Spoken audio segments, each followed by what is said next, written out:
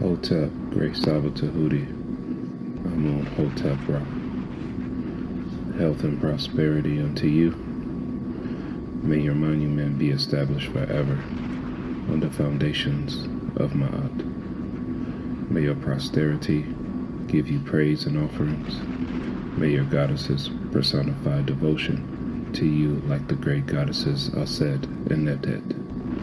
Tua Saba Tehuti, Amen, Hotep Ra. Uben Ra, Ma'at Hotep, Glorious Tehuti Amun Hotep Ra.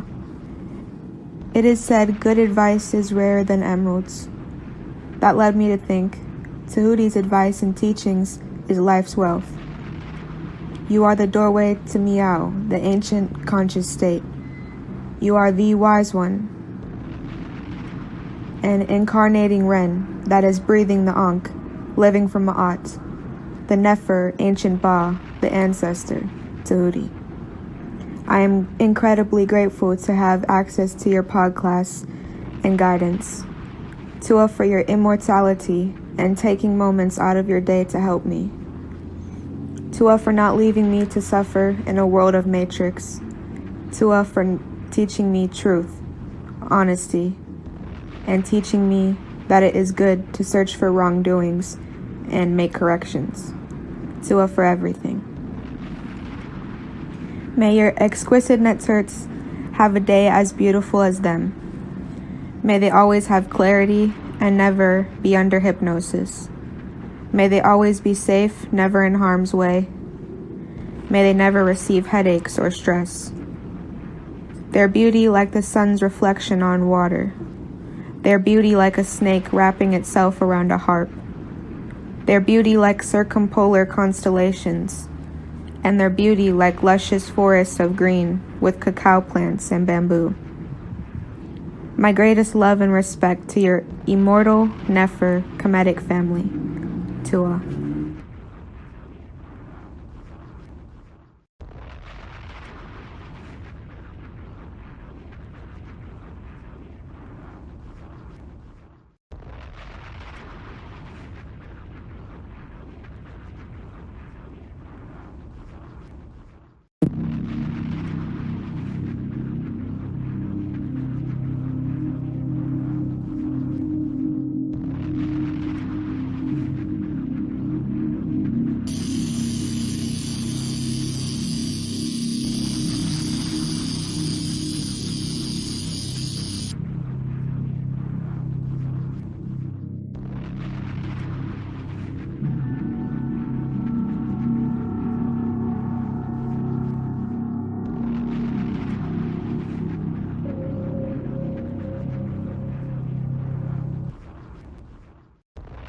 If you're to take, but look, I just want to say, listen, yo, Tehuti is a close brother of mine, excellent scholar.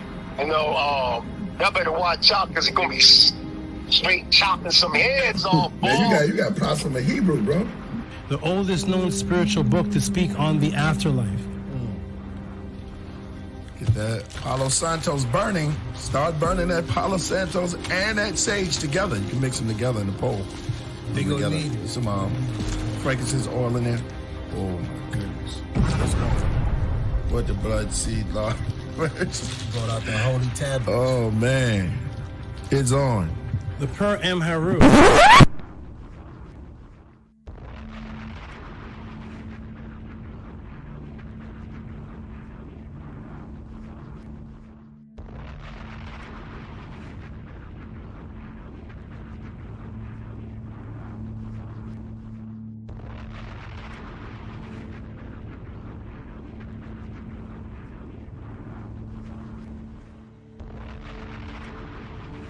Coming to you live. He has been teaching for over 20 years. A 9-0 record in official public recorded debates.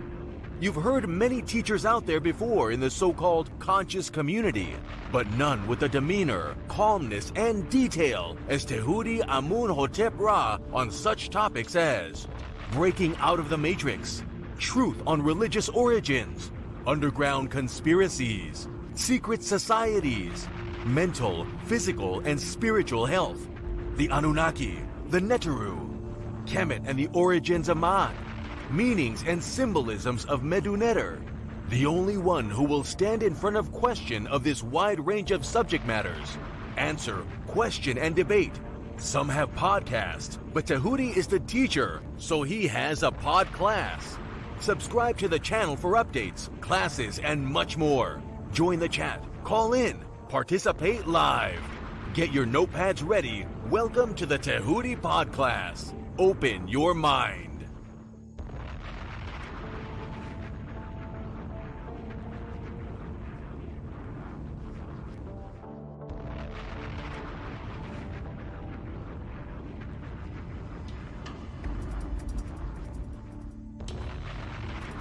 He has been teaching for over 20 years.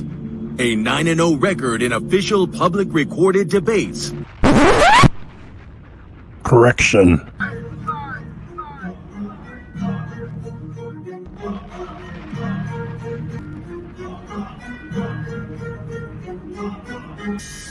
All right, man. You already know what it is. That's the anthem for the debate music. Y'all already know. We got our brother Tehuti in the building. And he is going up against a heavy hitter, you know, who have been featured on this platform for a while now, Vocab Malone. I don't think Vocab, I hope Vocab put in his homework. I hope he knows a little bit about Tehuti and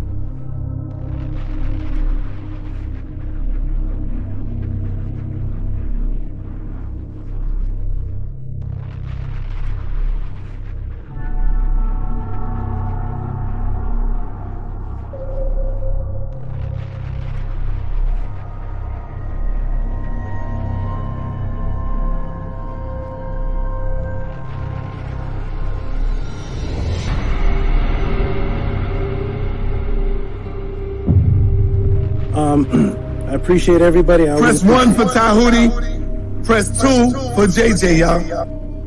Yes, I appreciate always being here. It's fun, it's educational. It's good to hear all these crazy views and just hear where people are coming from. Peace and love, everybody. Check me out every Friday, 7 p.m. Pacific on the Tehuti PODCLASS on YouTube.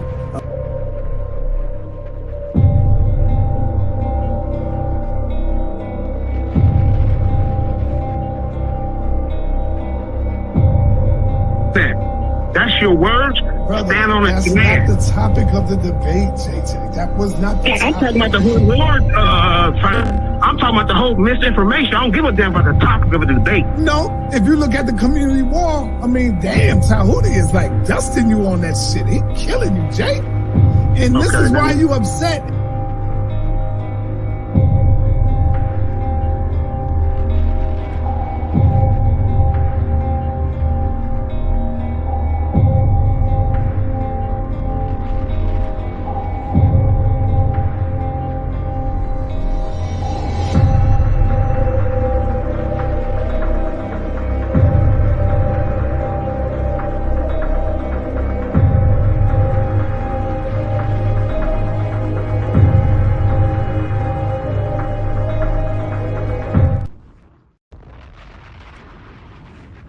Correlation of her not being a literal person with having the sun on her head. I'm trying to link in why you're bringing up the sun is on her head.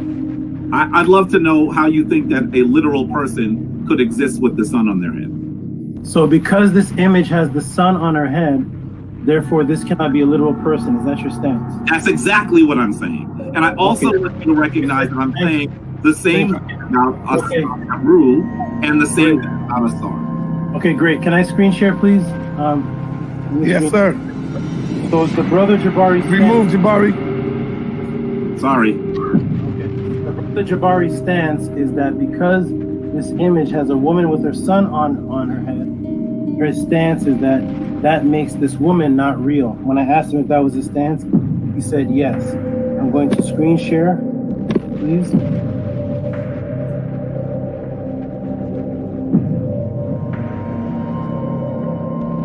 That is the premise that we are using. And I want to know is was ANKHSHESONQ Was Ankh-Senamun a real woman, Jabari? Yes or no? Ankh-Senamun. Or was that a myth? Are you referring to Ankh-Senamun, the wife of Tutankhamun? Yes. Was that a myth, mythological Neter, or was that a real person? She was a real person. Everybody see my screen? Yes. Everybody see Ankh-Senamun with the same sun on her head and the same two horns on her head that the statue of Ankhet has? Everybody, can you see that sun in her? Yes, we see it. Okay, this woman is Ankh-Senamun. She has the sun on her head, the exact same sun on her head, and she has the horns on her head that Aset had on her head. And I made sure I asked Jabari clearly, what is the purpose of bringing up the sun? Is it because this woman has the sun on her head? Does that make this woman a myth or untrue? And he said that is his stance. Well, here we have a real person that the brother Jabari just acknowledged as a real person with the exact same symbol on her head, and nobody's going to ask what's the temperature of the sun. So we need to erase. So wait. Let me see. I got to finish though. I got to finish. Go ahead. We need to remove, Jabari. You need to remove the statement that you made, the premise that because you said because, and you agreed that because this woman has a sun on her head, then that makes her unreal. When Ankh-Senamun is a real woman, and can everybody see the sun on her head? That's a real woman. So yes, real women are depicted with images of symbolic suns on their head. Can I ask you a question, dear brother? As soon as you acknowledge, my good brother, as soon as you acknowledge that having a sun on your head does not make you unreal. And you answered and you agreed with your stance. I think you're not my question. You are not answering my question. You are not, and I know you are, that's because you have a smirk on your face, because you know you're not answering the question. And this is a simple question. In fact, you asked me when we started to go back to the question. I don't know to watch the videotape of being beaten, but let me show you the videotape again. Because we could have started someplace else. But you asked the question. And I started by asking you how hot was the sun? All right. Let me say something. Let me finish on that. And I wanted you to explain to me whether it is possible for a literal person to have the sun on their head, and you are not answering that as yes or no. I'm not sure. That's your question. Is it possible? I've asked it like 7 times, brother. It's not possible. And that's why that is symbolism. Ankh-Senamun and Aset were you. Answer the question. You're not answering the question. Is it? No. Let me ask you again. It's not possible, but you set your premise on it. This is 8. I'm going to ask it to you one more time, and hopefully you'll give me a clear answer. Is it possible? Is it possible for a literal person to have the sun on their head? No. Oh, good. Thank you. Okay. All right.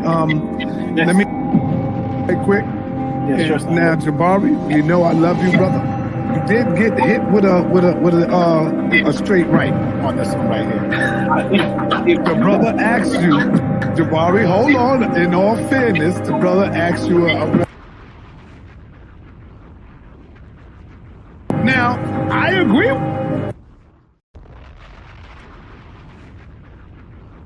But because of the answer to you when he asked you the question, you definitely said the woman have a sun on her head. She can't be real. Brother then showed you a sun on the head of another who you did say was real. That's all it is. Hey, Jabari, Floyd Mayweather, the best of them gets hit with a jab, brother. That don't mean nothing. Come back and show the brothers and sisters out there why you are the Floyd Mayweather of the House of Consciousness. That's it, brother. It ain't nothing. This is the reason why you have to.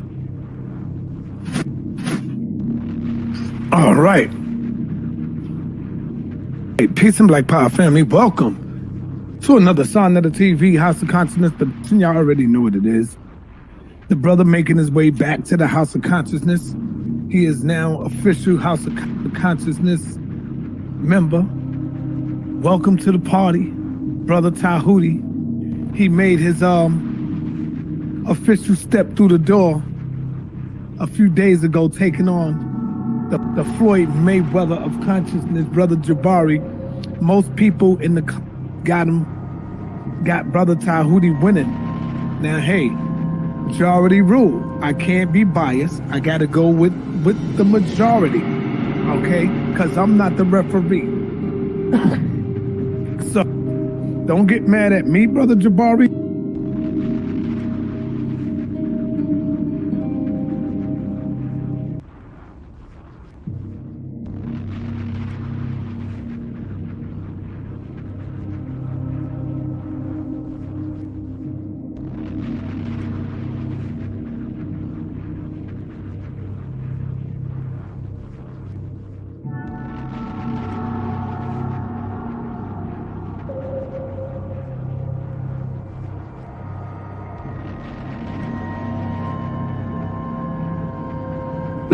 To be very clear, I have never had an official date with anyone.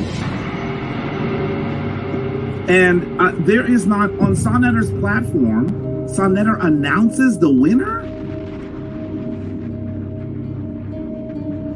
And on the people, on the platform. I got to keep it check, right or wrong. So as it stands now, I'll have to go ahead and give the win to Brother Tehuti. And there is not, on Sonetter's platform, Sonetter announces the winner?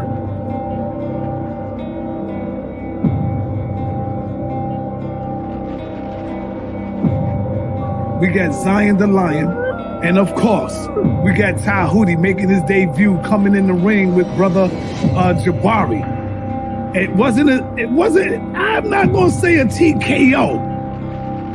I'll just say a little jabby jab. He won by a couple of jabs, you know. He took some jabs, you know. And now, well, we got the rematch coming with Brother Tehuti and Brother Jabari coming back this Wednesday, 9:30 p.m. And I know Jabari is not going to take him lightly on this one. I know everybody is looking at Zion, Tehuti. To be very clear, I have never had an official date with anyone. And there is not, on Sonetter's platform, Sonetter announces the winner?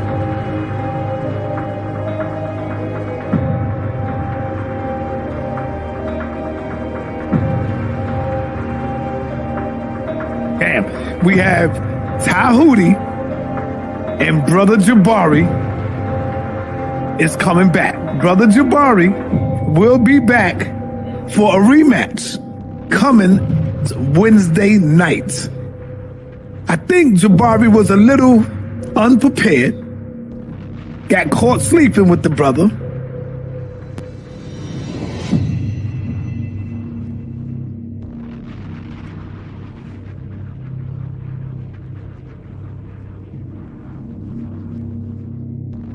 Shout out to HOK.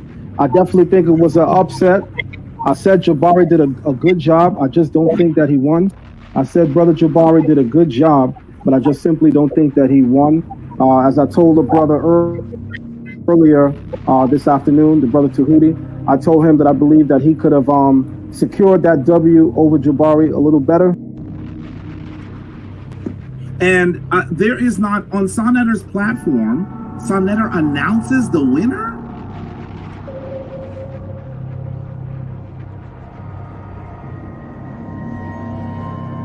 So, I just got to go with that. I just got to go with the win. We're going to be giving out some powerful trophies coming up soon. So now.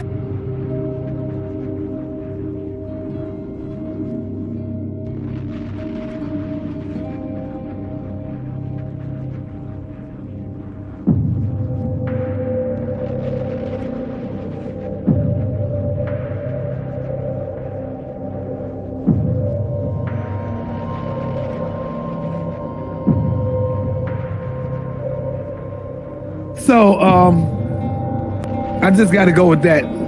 I just got to go with the win. We're going to be giving out some powerful trophies coming up soon. So now, Zion Lex is coming out. Tehuti is making his way. He's jumping out, going straight to the top right now. Brother Shaka gave me a call the other day. Yesterday, matter of fact, Sunday. Brother Shaka Upmost gave me a call on Sunday and said straight up, Sarnetta, yo, Sar, I think Jabari jumped out the window and he wasn't prepared for the brother's questions. Now, this is Shaka Upmost. And there is not, on Sarnetter's platform, Sarnetter announces the winner?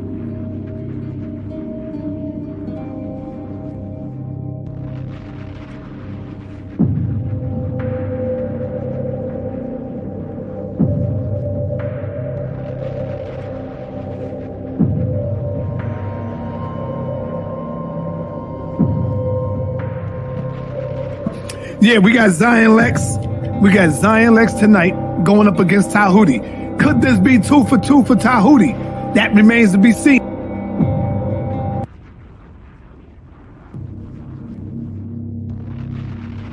I've beaten people. The winner was announced by Sarnetter. The winner was announced by the judges. I have the certificate, the proof. I have Sarnetter saying I beat Jabari. I have all the judges saying I beat KEMET. You have me saying you beat Jabari. Yes. You got me saying you beat Jabari. If I said you beat Jabari, he can't be Floyd Mayweather, bro. That is exactly the point. So shall I screen share again? I mean, I have to keep doing this to people. I must have been half asleep or some shit. I don't know. Go ahead, show it, bro.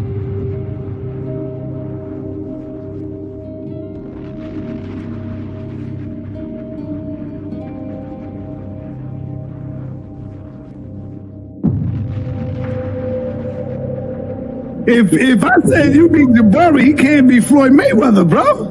That is exactly the point. So shall I screen share again? I mean, I have to keep doing this to people.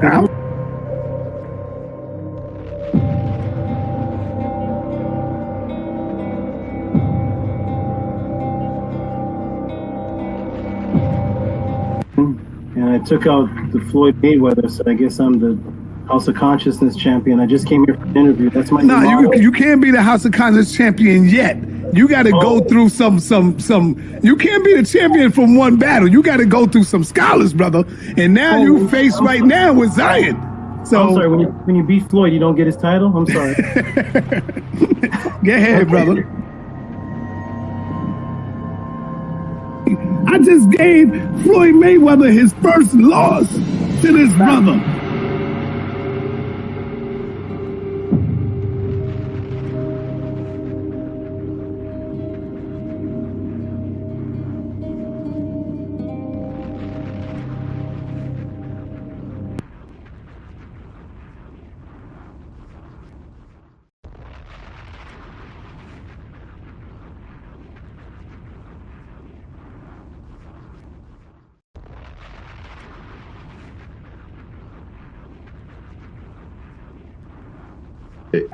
I have learned to understand how you teach. So you're a very directed person. So you put up how can I say, every time you speak there is there's a sword and there's a shield, right? So there's something behind that, right? It's very directed, so you have a very controlled thought process. So I see a lot of people fall into hell when they have conversations with you because of your they don't see that you have a war pose like aha. So you have a sword and a shield, and you're going to block and you're going to stab them because you already understand what is directed speech. So I've learned that from you. So.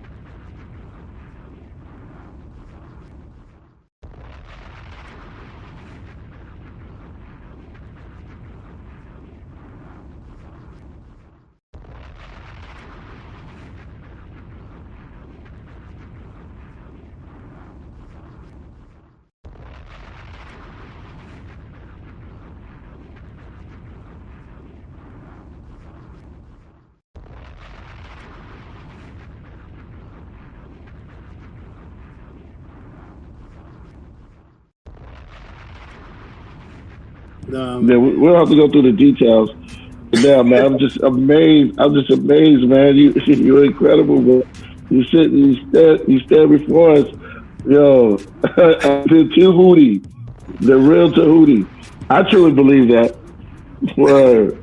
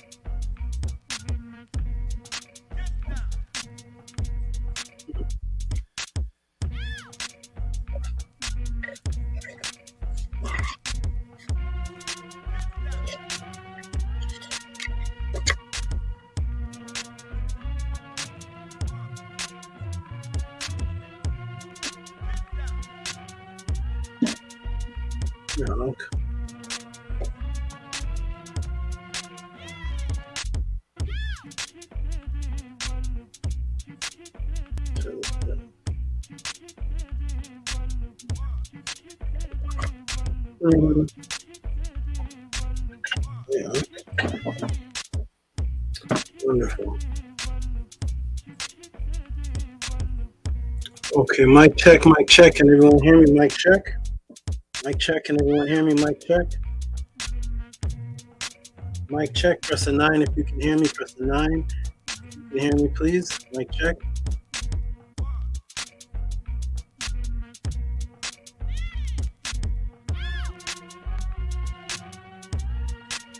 Let me check the room and see. The visual settings are disappearing. Check, check, check. Mic check. Gotta make sure that's good. Let me find this a little bit. And check the visual settings.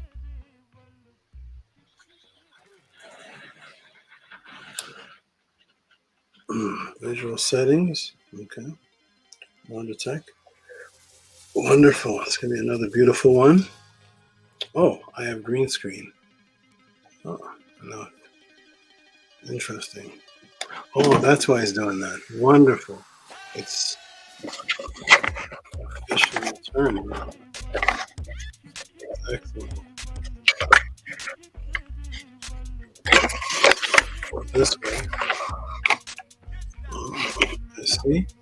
Fix a little something here. Ah, there we go. Okay, much better. Much, much better. Let me put it on this.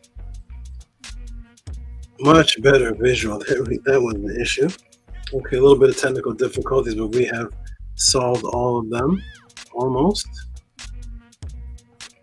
Almost. One moment, let me do this.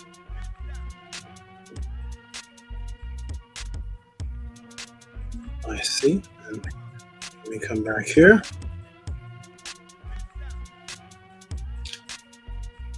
Okay, mic check. Welcome, everybody. Greetings. Welcome. We are here. Welcome to the Tehuti PODCLASS, another one. Let me go ahead and check the room and see how people are today and who's in the room pressing 9s. Anyone can hear? Oh,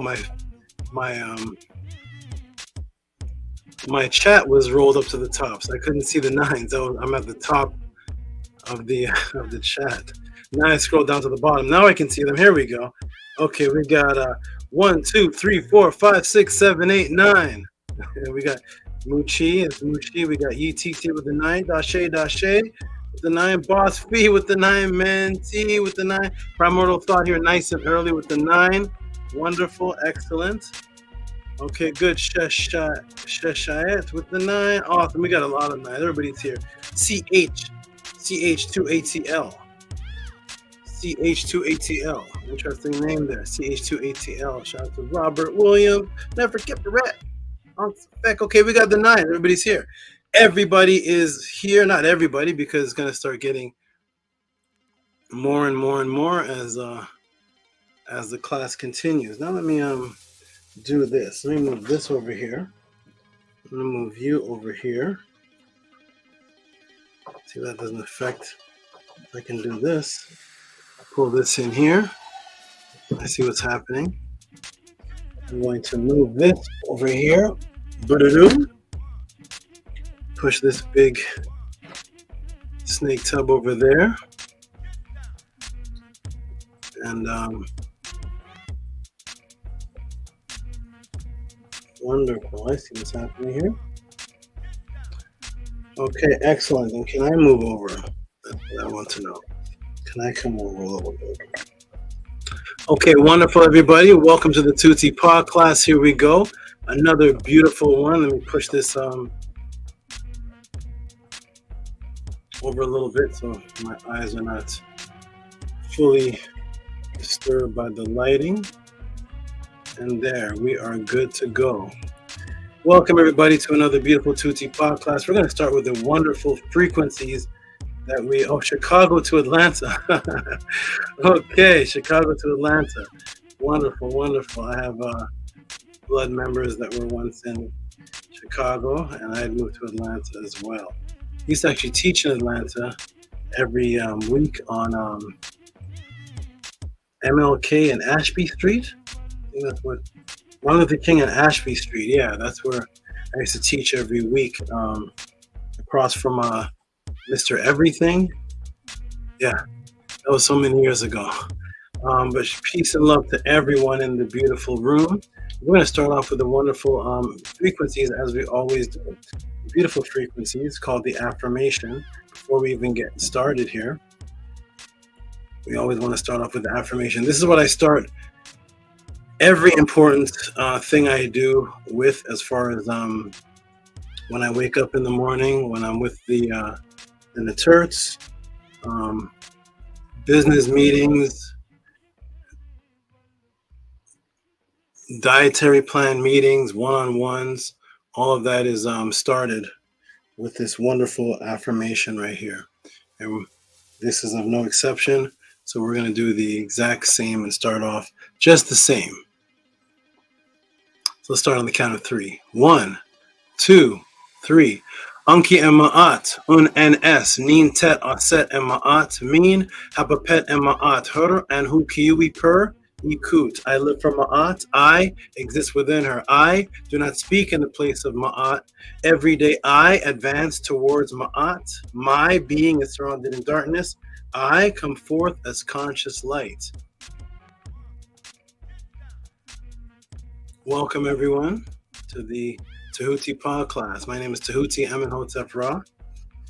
And of course, because I imbue the animals inside of my spiritual system and culture, I always come with one of my animal guides, one of my animal associates. And this one, his name is Ankh, which I did a class once on the Ankh here at the PODCLASS. And then I showed everybody what the snake was, and that was the snake that actually imbues the Ankh on his body. And that's the reason why I have him. He is Ankh. And that is Ankh. Say peace to everyone. Ankh. This is the real Ankh. Shout out to everyone and peace and love. Okay, for all the new people in the room, peace and blessings to you. Let me go ahead and put the banner at the bottom of the screen, because we are all about reciprocity. That's actually what's keeping me here, to give you all the gift of being able to answer these questions at such efficiency. So I will go ahead and start off this wonderful class. Welcome everybody to the Tehuti PODCLASS. My name is Tehuti Amenhotep Ra. For all those new people who are watching, always do the introduction and always throw in about 3 more pieces of facts in history that I don't throw into the last introduction. You just have to listen closely. My name is Tehuti Amenhotep Ra. I've been a teacher for several decades, and I've actually been a question answerer. That's what I prefer to call myself, a question answer. Most people can claim that they are teachers. No problem. If you show somebody how to work a Nintendo, you are a teacher. You've taught them how to work the Nintendo system. You've taught them how to work the computer system. You can teach people how to use a vacuum, many things like that. But I prefer question answer, which is the door opener. And that's why at the bottom of my name, right, how does it work? Right here. It says SABA. SABA is the word for a door or a stargate. It is an opening to light. When someone asks a question, the ability to answer a question automatically puts you in a position where that person can choose to listen to you, or they can choose to say that you're not suffice. As soon as that person listens to you, they become a student for those couple of minutes that you're answering, or for several decades, however long the relationship begins from that point lasts, which is a better relationship to me than a teacher that just comes and teaches what he wants to teach. You will see how this system works as it continues. So it all started off when I was with these several years ago, when I was about 1/3 of the size that I am now. And I was with these. I would go out into the wilderness, into the fields, into the swamps, into the ponds, and I would spend my time with the animals. For most of my childhood, my mother would ask me where I am. I'm at the ponds, I'm at the swamps. I would come back with turtles, snakes, and all type of interesting things until one day, not until because I continued, but one day I ended up finding that I was developing a relationship when I would catch the animals, particularly a turtle, and I would bring the turtle to the pond with me and release him, and he would stay beside me and swim beside me, and I would cause other turtles to come and swim beside us, and then there was like a little swarm of turtles swimming beside us, and so I decided to take him home again and bring him back to the pond again. And I would jump into the pond and let him go, and he would swim beside me. And at that point, that's when I started truly developing this relationship with animals. And the relationship is that I am the submissive one to them. I'm not their master teacher. I'm not Tehuti to them. They are the teachers. I submit to their mental framework. That means if you're going to be around lions, tigers, bears, gorillas, serpents, alligators, you have to submit to their framework. They don't submit to yours.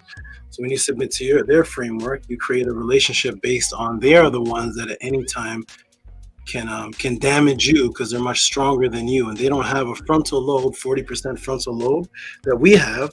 So their instinct is to naturally defend themselves in a way that doesn't fight, it's to kill. And so developing that relationship, I became closer and closer to the respect of them. As I would come out of the fields and ponds and swamps, I would find that people were trying to convert or discuss religions with me, because the household that I was in was a religious household, and I was not much accepting of it. I was from the beginning, I was always wondering, what is the root of this? And I would ask questions about what's the root of this? What's the origins of this? And I wouldn't get sufficient answers. I remember KRS-One came out with a song called Why Is That? Dum, dum, dum, dum, dum. Why is that? And I started asking my family members the questions that were in the song. And I started playing that song during what's called the Sabbath. And that caused a lot of ruckus, because you're not supposed to listen to worldly music on the Sabbath. But I brought to my household that, hey, KRS-One is talking about the Bible. He's breaking down the Bible. So that became acceptable. I started being able to play KRS-One songs that talked about the Bible inside of the household, but they were questioning songs. And I would follow right along with them and ask the questions that were in those songs. And I found that I was being taught that we were separate from the animal kingdom, that we were some type of superior. And I never ever did accept that we were the superior. I couldn't comprehend that at any point in time in my youth. How are we superior? And this snake will never need a pair of glasses. The snake never has to go to the dentist. His teeth are not going to rot out. He doesn't have to get his wisdom teeth taken out. He doesn't seem to get heart attacks. And I've never known a snake to get a heart attack. Where's the Alzheimer's? Where's the Alzheimer's in beavers? I've never seen a beaver have forgetfulness. I've never seen the same squirrels get dementia and people there, and they're in the old age home. And it seems like we were rotting. It seems like we were deficient in some type of way. I've never seen a suicidal squirrel. I've never seen a suicidal chimpanzee. I've never seen animals want to commit suicide, go through states of major depression, molest their own children. I've never seen the sickness that we were doing that the animals didn't seem to do. They seem to be right and exactly what they were supposed to do. The serpent seems to always do the right thing. He always seems to do exactly what serpents have been doing for millions of years. They don't seem to go off track. There's no addiction to do things that destroy them. And I found that people were actually addicted to things that destroyed them, and animals were addicted to biological imperative. Animals were addicted to that which kept them and their families alive, whereas people were eating cotton candies and getting diabetes and heart stroke and cancer. And I'm looking in the fields for the snake with cancer. I can't seem to find the snake with cancer getting heart stroke. I can't seem to find the eye problem, the dentist problem. I have breathing problems. I can't find the cat with edema. I can't find the dog with hyperhidrosis. I can't seem to find the animals going through this thing that people who are supposed to be the superior ones in the image and likeness of God were going through. And I said, we must be doing something wrong, or they are just superior to us. And I would ask the pastor questions based on these type of things, and actually would use nature to debate people and use nature to ask questions, and nobody could seem to answer the questions. As time went on, I found an organization, a group of people on the streets that were, his name was Mutawakil. I like that name, Mutawakil. And Mutawakil was in a long white robe, and he started asking me questions and posing questions to me, and some of them I couldn't answer. And I was like, I like this. I like being posed questions, because I'm out there posing the questions of the Christians. Let me be posed questions too. And I liked what they were doing by asking people questions and kind of trapping different religions. And I liked that they were doing that. So eventually, as time went on, I went on to join that particular organization. But I continued the teaching style that I had. So I'm in my household now. Now, when I say join the organization, at that time, I was like reading the books at that time. I was considering myself a part of it, but I hadn't did any type of vows or anything. I was reading the books and taking them back and using that to add on to the questions I already had about religion, and asking my mom questions till there was a point in time where I had to leave the house, but I had nowhere to go. So therefore, the same thing said in me that was inside of the animals, which is biological imperative. I need to survive. But something else happened that never happens really with regular people that choose a belief system, and that is, I got put to a challenge. One, if I kept teaching this belief system and questioning people, I'd be thrown out of my house. So we came up with a wager. And the second was, in order for me to continue to live in the house, I had to debate my mother's pastor, and she was the judge, and she's already on his side. So therefore, biological imperative set in even stronger, that I had all odds against me. And this is the very first debate of Tehuti, was to debate the pastor or be thrown out of the house.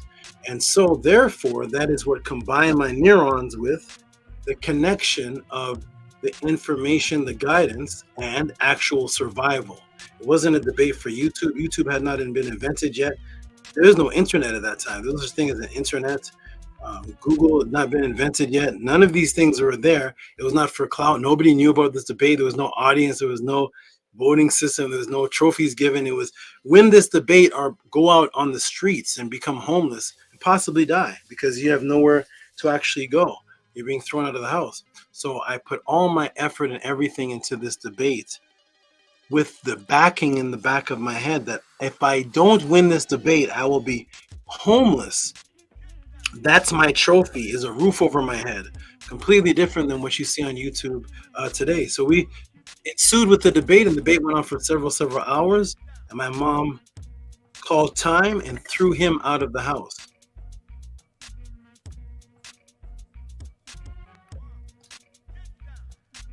Threw him out of the house.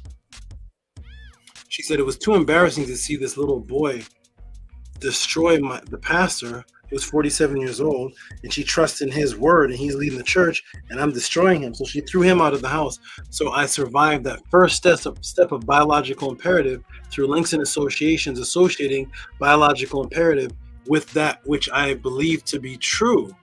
Once that happened, another set of biological imperative happened again, which was a couple days later. We had a letter on the door, notarized from the courthouse that there was a restraining order against me. Now, I had not remembered beating up any of my ladies. I didn't remember fighting anybody. Don't know who this restraining order is for against. I'm looking at the letters, and the restraining order is for the church. I'm a young man, and I have a restraining order against churches. That was strange. I never knew there could be a restraining order against buildings of a belief system. If anybody's ever heard of that before, press 1. If you heard of anybody in your entire life or in Earth history that has a restraining order against churches, not against the pastor, but against churches. As a young boy, I was not allowed within 50 to 100 feet to go near churches. I looked close to see who this restraining order was from. It was stamped and notarized by the judge, and a restraining order was issued from the pastor that I just beat. The pastor immediately put a restraining order against me, against churches. I'm learning what this is. Biological imperative said it again. So now I have another choice. I just got the roof over my head back. But now if I go outside and start teaching people, and I happen to be 50 or 100 feet away from a church, and I'm breaking down things to the brothers and sisters, I could have my freedom taken away. I don't know what the punishment was. Either it was community time or fines or something against my record. If I was to go, whatever the punishment of restraining orders are, that was what was this was years ago. I don't remember what it said, but it was a restraining order and the punishments that followed a restraining order against buildings that are not breathing. Not a particular address. Now you could, I don't want anybody around this address. You could have a restraining order and say, well, I live here when I go to work. He can't come around here. He can't go to work. But the restraining order wasn't against an address. There was no address. It was against a belief system. I had a restraining order against a belief system, and any church that represented this belief system, I was not legally allowed around. I'd be thrown in jail. I don't know, thrown at that age. I don't know what age you go to jail. I think it's 18. I may have been 18. I may have been. I think somewhere. I don't keep track of my age, but whatever. I was biological imperative. So what did I do? I went into the churches, but this time I went into the churches, breaking the restraining orders, went into the churches with my head down, and I would start asking people in the church. I would time it. I would look to see what time is Bible study, 7 o'clock. Wonderful. 7 o'clock is Bible study. I'm going to go in there at 6:45. Why, Tehuti? Why are you going in there at 6:45? Because I want to get there before the pastor sees me and recognizes me, before anybody knows. I don't know who knows. Is there an AP? Is there a warrant? I'm not sure. Is there like pictures of me that I don't know how they would know, but I went in there before the church would start, and I would ask all the students and all the members in the church questions that they could ask the pastor when he steps in to start the Bible study. So I'm just asking questions as a new person, questioning them, not question. We never got into any arguments because I'm not asking you a question to challenge your belief. I'm asking you a question to think about. And so that caused them to think about it. So when the pastor walked in, how I set it up snake style back then, when the pastor walked in, the entire congregation, or at least the people I was talking to in the Bible study, at least 7 to 10 of them would start asking him questions from what I asked them, and he couldn't answer. And I found that more effective. I found it more effective that if I give the believers the questions to ask and the pastor's looking into their eyes and they get the feel that he's not satisfying them, that is more impactful than me trying to convince them of anything. You get the feeling of what it's like when you're looking at your pastor and you're asking him these questions and he's not answering you. Now you're in the category with me. Me and you are together now. I'm not debating you. I'm just a person that's asking questions too. And that was my very first snake style. And therefore, when I would see these people on the streets, they would come up to me and start asking those questions. And on the streets, I would answer them. Not inside of the church. That was a system set up since I was in my youth days. And so I would set up these questions and I would go into different organizations and different meetings. And I would ask questions to the people in the meeting. So knowing that I could get in trouble, I found that the police were doing something called Scared Straight. And they were gathering youths, black youths, to scare them straight. A lot of these black youths weren't into any crime or interested in all, but they went to these meetings. So I went there too. And I raised my hand and started asking questions. But this time I asked them directly, and then I walked out after the question. But I started asking about the definition of a gang. We looked it up in the dictionary. But I never said, do you think the police system's a gang? No, I didn't never say that. I just walked in and said, I want to form an organization. This is me as a young child. I want to form an organization, or a young man. I want to form a group of brothers and sisters. And what we're going to do is we're going to go to different areas and we're going to decide what's right and what's wrong. And when people don't agree with that, we're going to kidnap them and throw them in our truck. And we're going to put them in our basement because they don't agree with what we said. I set this whole premise up and they said, no, that's a gang. You're gang banging. I said, yeah. Also, we're going to have weapons. We're going to make sure we have weapons. I will have different symbols on my chest to represent what part of this group is that I'm a part. So people will see me and they'll be able to identify me. And I'll have certain signs too. And I'll have a gun and I'm going to kidnap people if they disagree with how I think things should run. They said, that's a gang. And we looked up the word gang and it matched. That was fine. And then I said, how do you describe the police system? Is the police system something that you personally spiritually believe in? Do all the laws something you personally believe in? Do you really believe in that? And I started asking them questions, and then I try to walk out, and all the police and the whole Scared Straight broke into this big like riot type thing, and everybody said, "Yeah, man, what's going on here? What's wrong? What gives you the authority to say what's right and what's wrong?" And it was just mayhem broke out, and I'm trying to sneak out, do the snake style again, and the police say, hold on, buddy, where are you getting these questions from? How do you know about these things? Why do you ask these type of questions? And then they wanted me. What was that? They wanted me to join with them because the power that I had could influence the youths. They're listening to you. So these were the type of things that I would do for biological imperative. And when I ended up joining this organization, I ended up moving full-fledged with them. I think somebody's on the move. Crocodile Varanus is there. Let's see where Komodo is, but I think somebody's on the move behind me. We're going to find out. I'm going to find out. I hear some noises, but I'll get to that later, shortly. No problem. Let them run around. It's what's that? It's like a jungle in here. It makes you wonder. It's like a jungle in here. I live in a jungle. So, 1 second. That was me accidentally. Sorry. Oh, that was you? Okay, good. It was a human. It was a human. Okay. It was a hominid. The hominid was making the noise. Okay, none of the four-legged or no-legged. There's humans in here.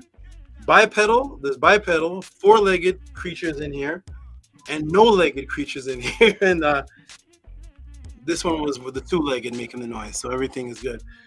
So anyways, I went and joined this organization and ended up being part of this group.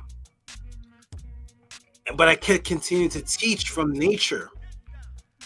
The teacher at that time, I heard somebody was in the class last week and they said, me and Tehuti have the same master teacher, Malachi Ziyork. And I'm looking around like, I'm looking at the PODCLASS chats. I don't usually comment to the chats, but I'm like, Malachi Ziyork is my master teacher? I didn't. Really? Oh. Interesting. Oh, you're talking about 24 years ago? Okay, well, in that case, then prior to Malachi, whoever was the church pastor, when I was that Christian, that was my teacher too. But nobody wants to claim that part of me. Claim the Seventh-day Adventist part too. But I got out of that. But I got out of that other organization too. So why not claim the Christian? Me and Tehuti have the same preacher. No. That was when I was 8 years old. With the Malachi thing, these are all stepping stones. When I joined that particular organization, I started teaching, and the teacher started saying that everybody in the organization should teach like me. He liked my preferred my teaching style over everyone's teaching style because I would teach using the snake style, animal type style. And he told everybody in the organization, if you want to learn how to teach, go to him and learn. He'll teach you how to teach. He told the entire organization. He didn't tell 2 people. And so many people started coming to me. But the teachers who are already established now, this kind of I've never felt jealousy. I don't know what that's like. I have no comprehension of that feeling. But it seemed like the definition of that feeling matched the behavior of the other teachers that were there. And so they started saying that I cannot teach the way that I'm teaching. So now I'm in a state of confusion. The actual teacher is saying, learn from him and how to teach. And the teachers that are my peers are telling me that I cannot teach like this anymore. And I said, this is something evil is going on here. Something is not correct here. They said, you're not teaching from the books. And I said, yeah, I don't. Yeah, I'm not teaching. I am, and I'm not.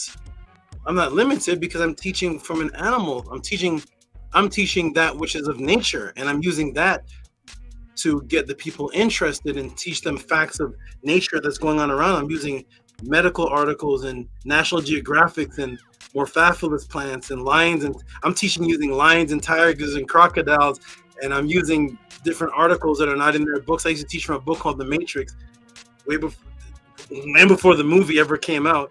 And so they didn't like that. So they came to my property with torches to burn everything that I had. And I was like, oh, why? Why do you want to? It's not from the master teacher. I said, I know, but the master teacher said, you all should teach learn to teach from me. And then I went into a class one day, and that so-called, at the time, master teacher said, hey, you, Amenhotep. I said, peace. Yes. Teach everybody, tell everybody that thing you were saying about that plant life thing. And I started breaking down in the midst of his class. He's doing his class. He stops his class and tells me to start talking about a class I did in Florida that he watched a video of. He said, talk to them about that. I said, oh yeah, the Morphophilus plant of Indonesia lives for around 10 or so years ago. It was 10 plus feet. And I started breaking down this plant. He said, yeah, that right there. He said, I'm taking that. He said, I'm going to take that. I said, okay, yeah, thank you. Yes, I'm honored. And he said, I'm taking that. He said, he told the rest of the organization, don't be mad that I'm taking his stuff. You all take my stuff. Why can't I take that? So he started talking about taking the things that I was teaching. And then he pulled me to the side one day and he told me that, he said, the level that you're at is, I can't take everybody where that is because it will get more people will leave. So it has to be a group effort, a group thing. I can't teach people where you are because people will leave, but you'll be here, but I have to teach them on their level. I can't teach them where you are. That's when I knew there was something going on, that I was not a part of this. I was not a part of. I'm a part of this, but I am surpassed this. When I see the teachers start telling everybody, taking from my stuff, telling the teachers, everybody teach like him, telling me people can't raise to the level that I am. And then I had a class one day. He had a class and he stopped his class again. He said, "See that brother there? I'm in Hotep Ra. I'm in Hotep." He didn't call me Ra at the time. I'm in Hotep. He asked these like trap type questions, and it traps me. Everybody's like, "Huh? What do you mean trap? Nobody can ask." This is the master teacher. He said, "Yes, it traps me." And he said, "Go ahead and show everybody. Do it to me. Go ahead." And I started asking him one of the trap snake style questions. In the midst of his class, he stopped his class, and then he puts his hand up like this hand like this, and he says, "See, I'm on a cross. I'm crucified." He said the student gets to the point where he surpasses teacher. That's when I knew this was a stepping stone. This is a beautiful thing, but it's a stepping stone because I'm not supposed to be in an organization. I passed through these things. So anyways, the teachers threatened me at the time and I had to leave, and I became basically homeless again. Biological imperative set in again. I had nowhere to go. My aunt helped me get an apartment. And she asked me a question one day. She said, "All this awesome stuff you're teaching, do you get paid for it?" And that was the only question that I couldn't answer. I was like, I answered it, but I didn't understand the answer. But I didn't care. I said, "No, I don't." She said, "Why?" I said, "I don't know." I said, "Because I'm doing this of my own, I don't know." She said, "Yeah, but there's teachers and lecturers out there that are getting paid for less than what you're talking about. You're breaking out all of the stars and all these different things. There's lecturers in universities and people that get hired." And I said, don't know. I didn't know. But she had the best point ever and my best point ever. So I went on and I had no money now. Here I am doing all these teachings and I have absolutely nothing to show for it, like physically. So I'm here looking for, in my new apartment, looking for quarters in the couch to feed my son. I'm a single father at the time. I'm getting quarters so that I can buy cereal for my son and me to eat. And I had no money. But I was always into health and biological imperative and being interested in being in shape and being fit.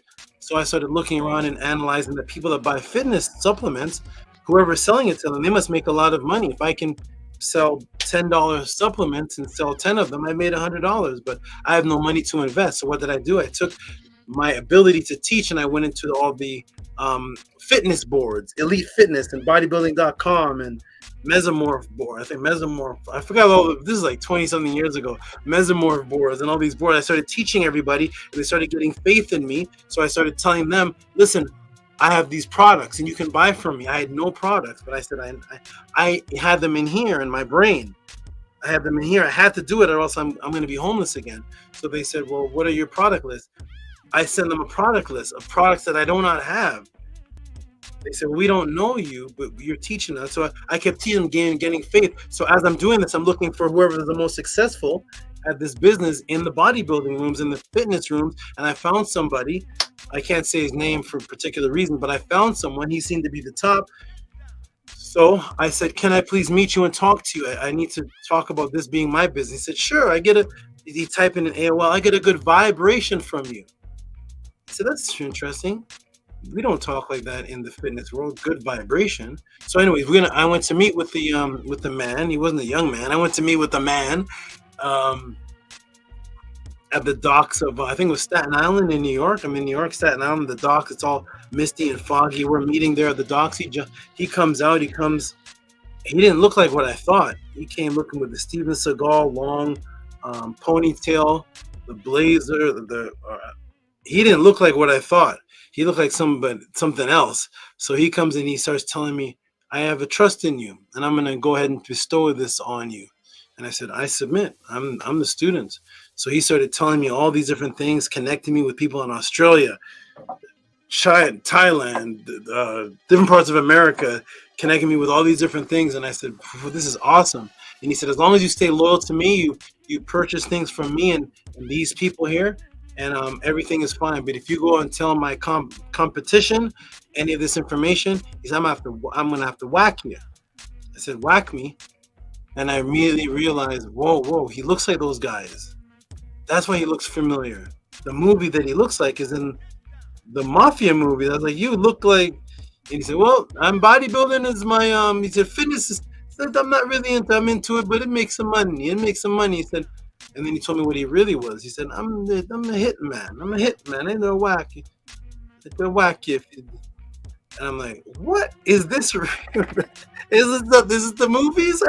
There's the actual what hitman? What the who? Press 9 if you've met and talked to a hitman lately from the mafia. Is that? Does anybody know any hitmans that they can just call up and bring to the panel or call up on your phone? I know this hitman for the mafia. He's telling me he's a hitman. That's what he is. I said, oh, whoa, wow, okay. I definitely submit. He said, yeah, but if you mess up, I'm gonna put you in the cement to the shoes. Cement to the shoes. We'll put you in the boots, and we're gonna put the concrete in it, and we're gonna tip you over there in the lake shore over there. I'm gonna watch you sink with the fishes. And I was like, yo, this is from the movies, right? Is this what is it called? I forgot what the channel is called. I'm like the channel where they secretly videotape, candid camera. Like, what is this? What is the mafia? Cement shoes. I've never heard of this other than the movie. So I vowed to, that was my teacher, my master, I don't want to be putting cement shoes. And I went on to make an income off of fitness, biological imperative, by teaching people how to be fit, by teaching people how the heart works, how the stomach works, the different vitamins, the supplements, and different things, the herbs and things you could take, and everything you could take to become strong. And I went on with that, and I brought it back to that organization, and I started teaching them, hey, you can make this a business. You have to deal with me, though, because I can't break my vow with the hitman guy, because he'll kill me and you. So deal with me. People came in, they started dealing with me, they started making money. I said, now we can take our money and we can invest it in real estate. We can go into ROIs, we can go into, I'm going to tell you how LTVs work. I'm going to tell you how the loan to values. I'm going to tell you how percent hard money loan, 16%. My aunt was into real estate. I said, I'm going to tell you about all these different things. And now we're investing our money in real estate. So we're doing both the fitness thing and the real estate, and everything's going smooth until the people in the organization rob me. They robbed me, not at gunpoint, but they robbed me by the so-called master teacher's sister, and another young man went into a business deal with me and wiped me out of tens of thousands of dollars because I invested my money into that, and it was in their name because I'm a very trusting. I trust who I'm working with. You can ask Scribe, you can ask Menkura. I'll put things in your name because I don't care about it. I don't care nothing about this kind of balling out or whatever those things are. I just want to have the roof over my head. I want to be around my animals, and I just want to teach. So I don't care about and I want to be off the grid. So I'll put things in your name, and you can make this chunk of money. I'm going to show you how to make money, and just give me this portion because I taught you, and now you're changing your lifestyle, your family, and just recognize me as a teacher and give me this portion here, and you'll be better off than me. I created 2 millionaires. I've never seen anything close to any kind of millions of dollars, but I created 2 millionaires came from my influence as people on television. But I don't care about any of that. I just want to be around my animals and to teach and to get into my systems of immortality. I don't care about those things. So they ended up robbing me. But fortunately, I took my money and I invested it into magic. What are you doing? What are you doing? You okay? I invested into magic. So when I lost all of that and became homeless again, basically homeless again, I took the little bit of money that I had left and I invested that into playing cards and a fork and playing cards and a spoon or something of that nature. And I would just walk the streets and start doing magic, but I wasn't doing it for any tips. I was letting people just tip me when they wanted to because I didn't know anything about that. I just walked around and I would have like a coin floating beside me, and I would just ask people for directions. Hey, I was in Atlanta. I would say, do you know where the such and such is? Where's the Texaco? And as I'm talking, there's like a coin flying around, hovering here, hovering around my body. I'm just talking normally. There's like a fork moving around. I'm just talking. What? Wait. Where'd you get that from? Okay. African Lion Safari here. Okay, so by doing this, people started giving me tips. Make a long story short, I was performing. I moved to Canada.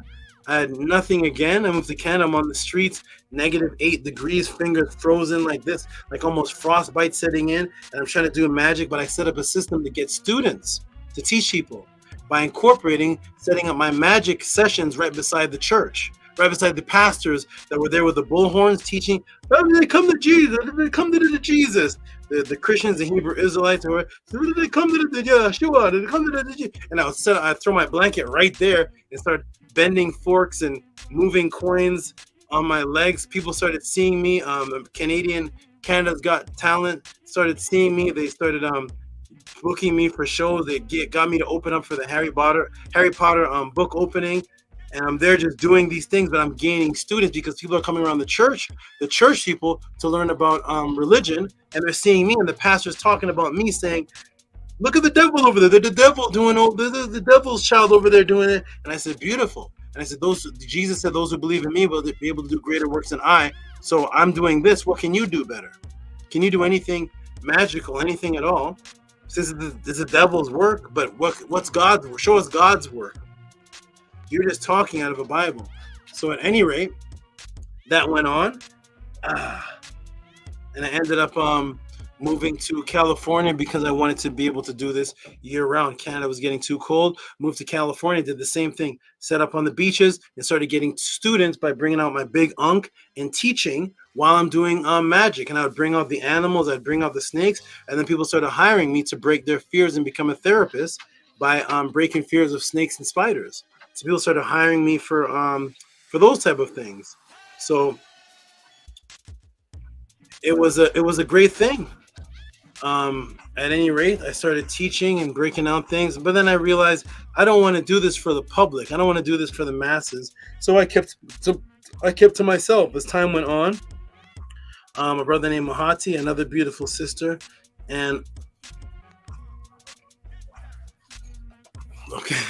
another beautiful sister, and Nana started talking to me about, hey, you know what? People on YouTube need to see you, because remember when I first started teaching, there was no YouTube. People on YouTube need to see you. There's this, you need to get public, because there's these other teachers on YouTube that are teaching, but they're just no good. What is that? Hold on a second, everybody. Move this over here. Up. Oh, you're a little angry. Okay. So you need to get on YouTube and let people know who you are. Again, because you have all these followers, but you kind of went into isolation. And there's people on YouTube. There's people on Killer Priest, and I remember Killer Priest. And so I ended up going into finding a group of a brother named Mahati found a group called the Lion's Den. And I ended up going there because I thought it was an interviewer. I went there for an interview. They ended up setting me with this big debate with their champion. It seems like everywhere that I went, I would get set up with a debate with the champion. And I'm not the champion of these things. So I ended up setting up a debate with the champion, ended up beating him, and they declared me the new champion of the group. I said, I just came here for an interview. So they're bringing me different people, and I'm just beating people one by one. But we'll give you the big names. We're going to give you the Unk West and the this and the that. And I said, where the hell is the Unk West? We're going to give you the Zion Lex. I said, I don't know any of these things. I'm not a part of this life. I don't know what this is. I literally came from the swamps and the ponds, living with my family, going out to the swamps, join an organization, live with them. I never got the life, the clout life, and going to the clubs and or find out who's the hottest. I don't know anything about that. It literally went from a youth in the swamps to getting a little order, joining an organization, moved away from all society, teaching, and then came back into society, not knowing anything much about what was going on in the modern stuff. I just came back and started teaching again, and then I was I don't know about these people, so I was like, they don't sound familiar to me. Like Marcus Garvey sounds familiar. I don't know these names, but they put me against person after person, and I kept beating people, and I became the champion of a Hebrew debate league. And I'm like, this is fun. This is really fun. This is cool. I get to actually teach people. So I kept on going on with that, and then eventually went on to the Sonetter. I found out about, well, I knew about Sonetta from the time I lived in Brooklyn. I knew about Sonetta from before these people did, but they said, yo, Sonetta wants to talk to you, do an interview. I said, cool, do an interview. As I'm doing an interview, a brother named Jabari comes and says he wants to challenge me. We had a phone conversation. And here's where the confusion came in. We had a phone conversation, and in the phone conversation, we had an agreement. And the agreement was, I said, I see how you guys do debates with like 15 minutes and then 15 minutes and 3 rounds. I said, but I believe that you Jabari, and I believe that Jabari has some decorum. We're both supposed to be into studying Ma'ad and Kemet, so we shouldn't need any rounds because we're not going to be cutting each other off and calling each other's names. There's no need to have controlled rounds. Let's have what's called a conversational debate. And I introduced this new concept that it was going to be a conversational debate. Same type of debate, winner declared, everything, but instead of having these rounds, just let's have a talk back and forth and let the audience decide on the talk that we're having and the points. And then Senator said, that's fine. Jabari said, that's fine. And we had a conversational debate. That's why it started off like that, in a conversation. And then Senator said, you know what, we need to put the time in. Senator put the time in, ding, ding, ding, put the time in, and all that again. So we had this conversational debate. And at the end, the audience declared me majority the winner. Senator said, you know, people just hate Jabari. Did they hate Jabari? I said, I don't know who Jabari, I don't know who these people. He's a Floyd Mayweather. I don't know who Floyd Mayweather is. I did not know who Floyd Mayweather. I don't know what this world. I don't know. I know jiu-jitsu and the animals. I don't know. I know Bruce Lee, Jet Li, Hoist Gracie, Rickson Gracie, and animals. I don't know anything. I don't know what the Floyd Mayweather is. So he said, "Then Floyd Mayweather." So it was this big explosion when I won the debate, and I didn't understand the big deal. I didn't comprehend it. It was this big explosion where everybody started chiming in, and Jaka Akmos called in, and Tazariak started saying, isn't that the brother with the spider on his head? He beat Jabari, and people started, I mean, he's unprepared. And so I understood, we have to have a rematch. Let's have a rematch. He set up a rematch date without my permission. He said, rematch on Wednesday. He declared, Jabari's having a rematch. It was, I guess, so strange to see this person, Jabari, lose. I didn't understand what the big deal is because he seemed to me just like everybody else I talked to. So anyway, that went on. I went on to Killer Priest, got challenged to a debate there at Killer Priest. And this is what leads to the Tehuti podcast. And here we are right here. And here's what leads to this. So I'm doing the Killer Priest show. Everybody, AD said we never seen nothing like this before. He throws money in my hand, dumps his wallet out. He said, Killer Priest needs to pay you.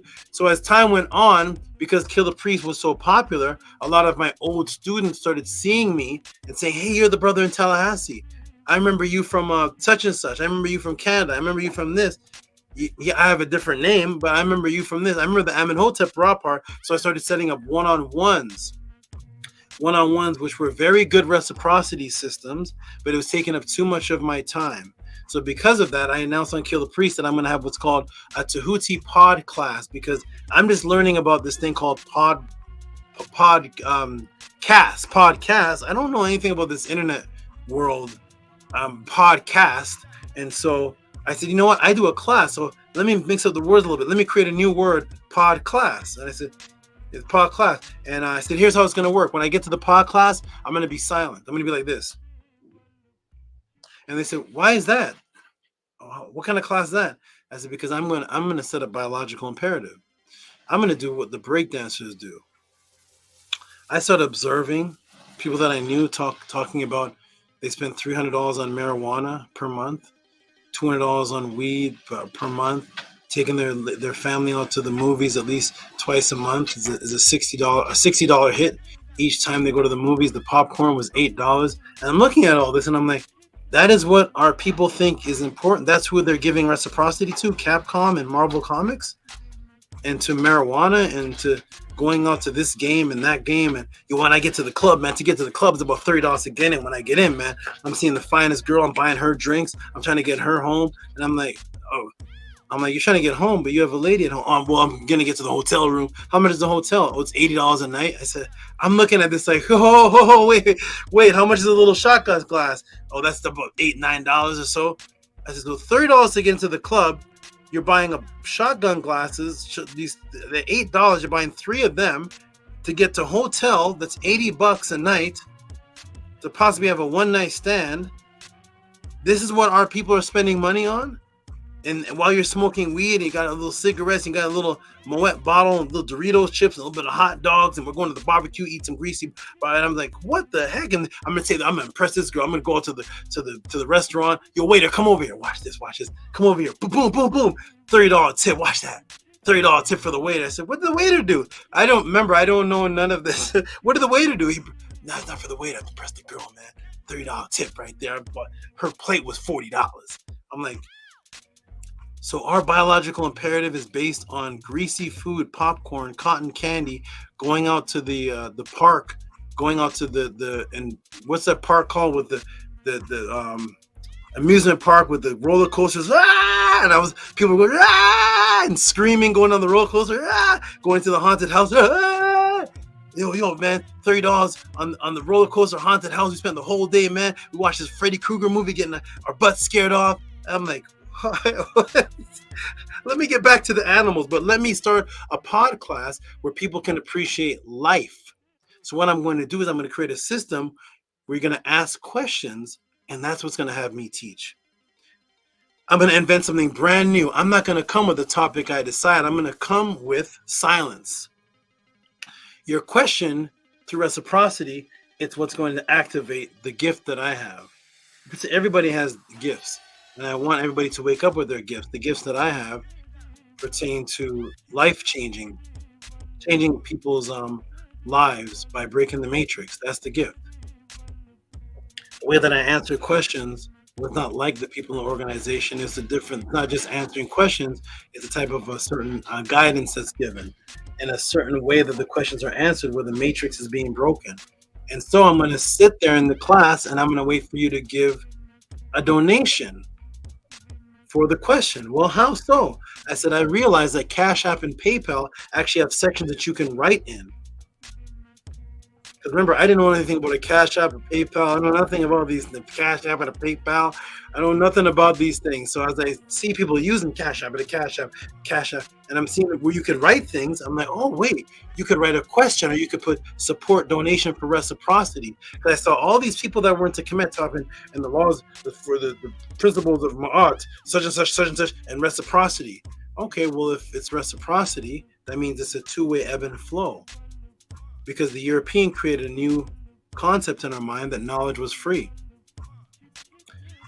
And it was never free. That's why people pay tuition to go to school. While they came to Africa and to the Aztecs and stole the knowledge. That's where they came up with that concept that knowledge was free, because they were able to dig up the mummies and steal the papyrus and break into the temples, steal the knowledge from the Aztecs, steal the knowledge from the Native Americans, steal the knowledge from India, steal the knowledge from the ancient people in Kemet, steal the knowledge from people in Zimbabwe, steal all the knowledge, set up a museum, put all the stolen items in the museum. But then in order to run a museum, in order to be the curator, in order to do these things, you have to go to school to get the college tuition, to get the paperwork, to say, I am a professional curator of the museum. I'm a professional archaeologist. But how did you become that? Oh, I paid a tuition, $80,000 loan tuition. What did you get after the tuition? I got a paper saying that I was qualified. Did you get a job? Did the tuition get you a job? No. I had to go looking for work. Oh, so you just paid for the knowledge. You just paid for the knowledge, because after you get out of school, the school doesn't give you a job. You have to go looking for work. And most of the times, most people that go to the school don't actually end up getting the job. So you paid strictly for knowledge while going and stealing the information from the indigenous people. And that was the concept that made the new statement that they created, that knowledge was free. They meant to say, your knowledge is free to us because we're going to steal it. Our knowledge, the slave master's knowledge, is not free, because Queen Elizabeth had educated people around her. They sent their children to the best school. You know, Queen Elizabeth, the one who sent the slave ships out, King James and all them, their children were in what type of school? What children were Queen Elizabeth, the slave masters, founders? What schools were their children going to? Were they just on the street shooting dice? They were sent to the best schools because they could afford it. And those became the slave masters, and those became the people that were the conquistadors. You think the Knights of Templar was set up for free? Catholicism was free? No, they set it up with money and tuition and college university funds all the way back from Aristotle to steal from everybody. and the stolen knowledge became free. I came to reverse that and said, listen, no. You're going to understand that death is what you've been paying for. Let's reverse that. What did you get out of the movie you watched? The Avengers, Spider-Man. Teach me something. Raise me up on Spider-Man. You spent $60 to go see the movie. Raise me up. Raise my child up. All you got was visual knowledge, visual entertainment, and you paid $60 for it. Well, I think that life-giving knowledge and guidance is worth more than that. So I set up a system, and I want to show everybody how it works and how it is for the new people. And I want to show everybody this. So the system is based on a Cash App and a PayPal. This is how you send in your support to this class, to the movement. The movement is the House of ATTON. This is the class of the House of ATTON, PayPal and Cash App. And the way that you send in questions is through the same means, PayPal and Cash App. And I want to introduce everybody to showing people what type of questions are sent in. Here's an example. Peace, good brother. Let me see if I can make this sound bigger.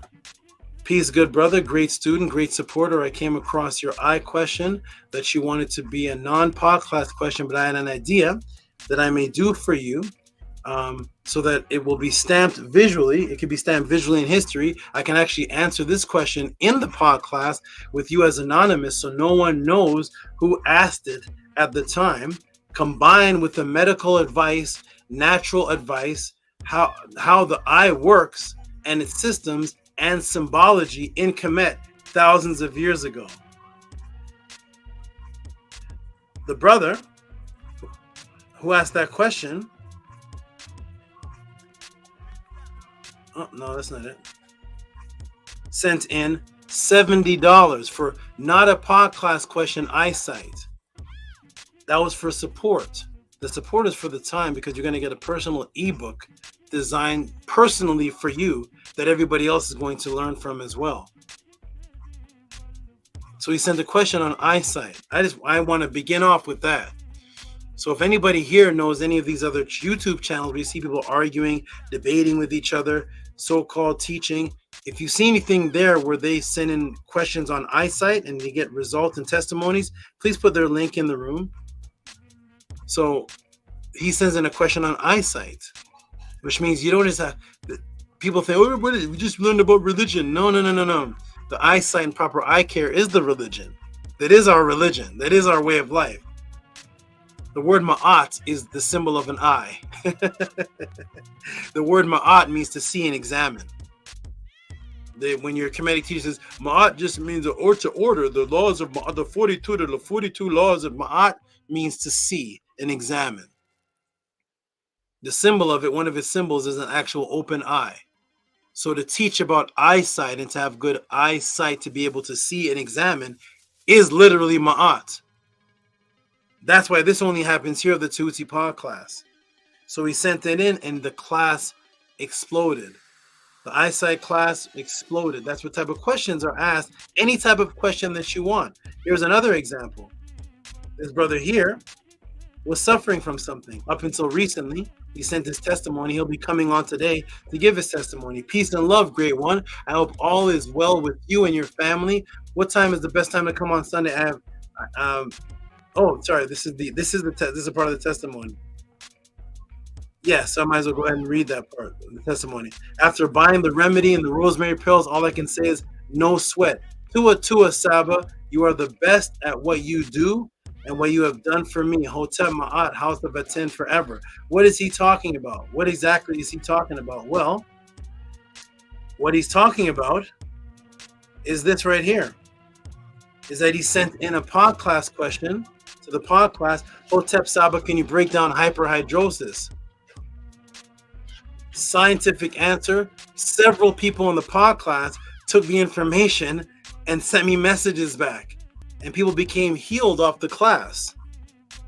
That is biological imperative. That is much different than, and the Hebrews are the mistakes in the Bible is stolen in the Bible. The Bible is stolen, the Bible stolen. The Egyptians are black, the Egyptians are white, the Egyptians are black, Egyptians are Mediterranean, Egyptians are black, and at the end of the day, you're suffering hyperhidrosis. At the end of the day, you're suffering from all type of internal pains and ailments because you don't understand that your health is the religion.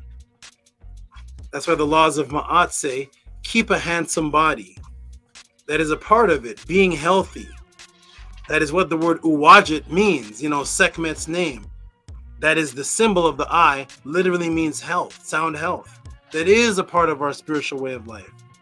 So those are the kind of questions sent in to the Tehuti PODCLASS. That's two examples right there. Hyperhidrosis and eyesight sent in the Tehuti PODCLASS. What else is sent in? Look at this, completely opposite. Not opposite, but completely different.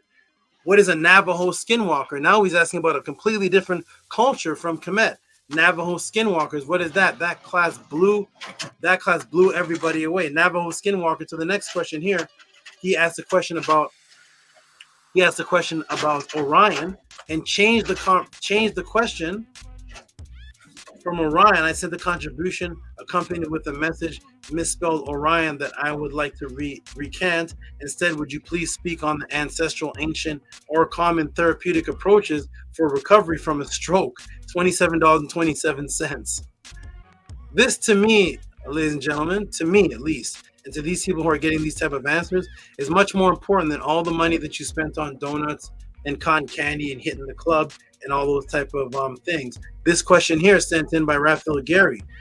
What's your take on the UFO meeting in Houston? Look at the variety of questions that can be sent in here to the Tehuti PODCLASS. This brother right here, Beged Leisure, he wanted to have a one-on-one in classes on out-of-body experiences.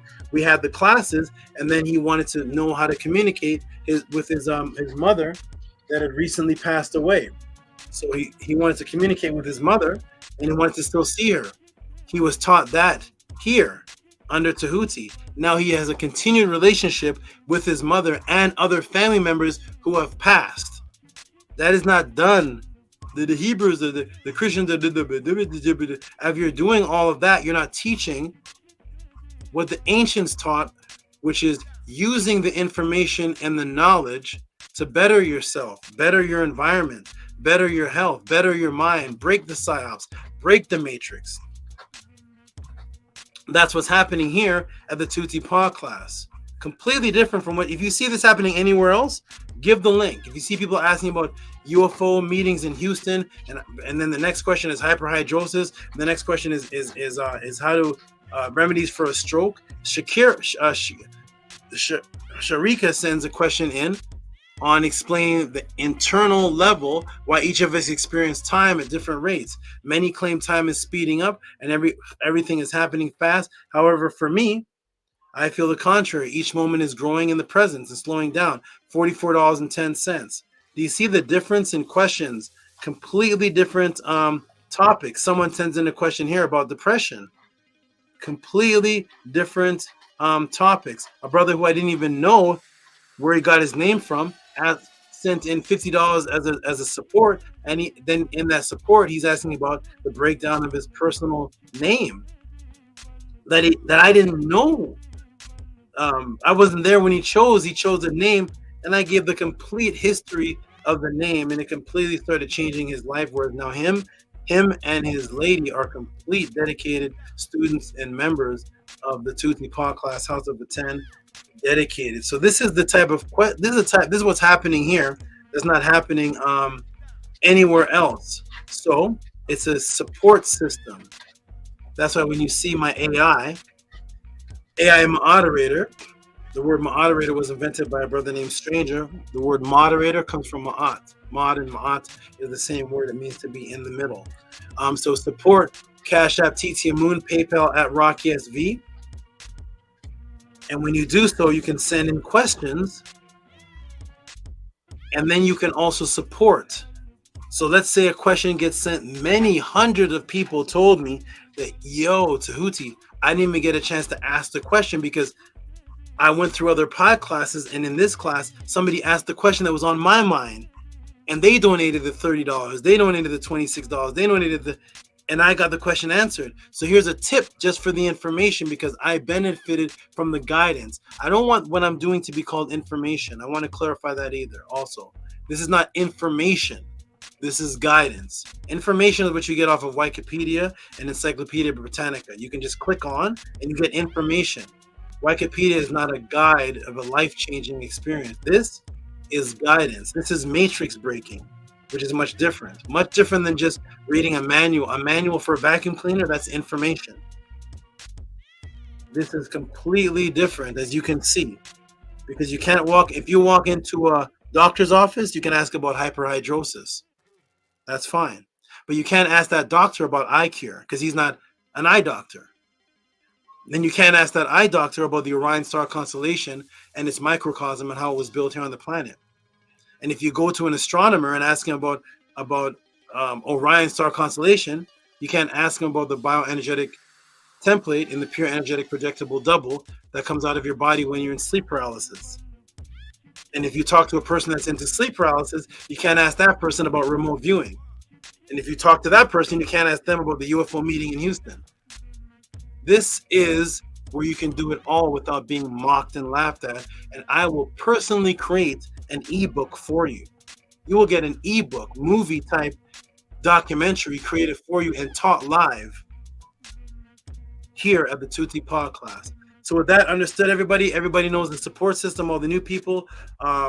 Most people know that are here, but there's some new people that are watching. It doesn't matter what you are. For example, this Muslim brother gave, oh, you're gonna have to go in the little thing. Keep doing that, little one. The Muslim brother gave $10 donation, and he's a Muslim. A brother named Stranger put a $200 bounty out on anybody that can answer questions to the quality of what they see in the PODCLASS. And if you do see that, we will cash out them $200 because we want to see other teachers do this. It's just hard to do this. It's easier to argue and debate with everything. It's easier to disagree with everything than to teach something. So with that understood, everybody knows the support system. What I'm going to do, I'm going to go ahead and put a link in the room for the team to jump in for a short time. I'm going to go, I may put this guy down. I have to go move another animal. And then I'm going to come back and answer the first question. What is the first question here at the Tehuti PODCLASS? Let me go ahead and show. So I showed it on the thumbnail. And the first question that came in the Tehuti PODCLASS, that came into the Tehuti PODCLASS is what the thumbnail is, which is, boom. Are we the Israelites? That question has already come in. And oh, by the way, I realized after I got this image here, this is the brother Tazaria, who says that he's not allowed to debate me because of this brother right here. This is General Yohana, and General Yohana had forbid this brother here to debate Tehuti. He originally tried to pass it off that he's not allowed to debate. He can't debate anybody on Kemetic topics. Since then, he had a debate with Shaka Akmos on a Kemetic topic and a debate with Chris Harris on a Kemetic topic. After he said to the world that this brother here did not allow him to debate on Kemetic topics. So if we actually remove the falsehood that is not a Kemetic topic, actually this brother declared to this leader that he's not allowed to debate me, Tehuti. Since that, he's debated so many people. And when it came to me, I questioned it again. Hey, what happened? You debate? He said, "Get your weight up, brother. Get your weight up." I said, "Did you debate JJ 7000? How's his weight doing?" The same brother Tazariak, just had a debate yesterday. I think it was yesterday or the day before, with some unknown, no-name person named the gloves is off. I forgot. I don't even know his name. Unbiased report or something. The gloves are off. Never had a debate on Sunnet in his life, and he just debated Tazariak, and he told Tehuti, who beat Jabari, Unquest, and Zion Lex, to get my weight up. Like, how fat do I have to get? How big do I have to be? And you're not talking about debating weight, because I debated. Jabari was my first debate. How much more weight do you have to get up from that? Beat Jabari, beat Zion Lex, beat all your top guys, beat them according to the agreement of our agreements, and some unknown person named Unbiased Review debates Tazariak I'm not sure if unbiased review has the weight loss, body fat. He might be talking about body fat. Maybe we're at the gym. I'm not sure what he's talking about. But anyway, so that was the question sent in. So the brother was, for the first time in his debate history life, I asked Sonetter, I said, has this ever happened before? He said, no. I said, has there ever been a declaration from the leader of a Hebrew organization that he's not allowed to debate this person? Senator was like, no, this Tazariak debates everybody. You could be high rank, low rank. He's debating no-namers. He's debating high rankers. He said, you're the only person we've ever heard Tazariak say that about. I said, well, I respect it. He's not allowed to debate me for whichever reason that may be, but unbiased report, I guess, has his weight up. And I guess Chris Harris wasn't representing KEMET. And I guess Shaka Akmos, who literally wears a Kemetic braid, wasn't representing KEMET.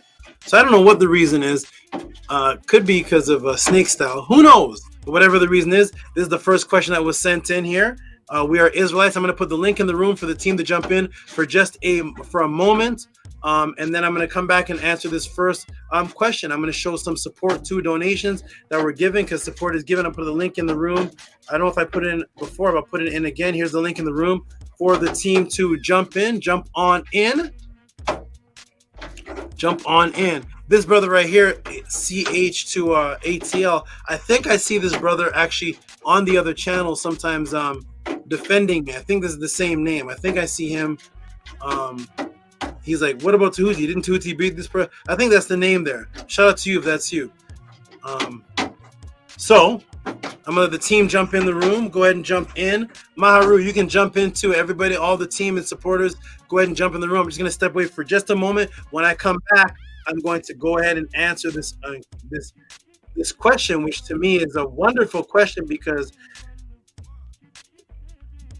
there are literally hundreds of thousands of people that are into this thing called the Israelites.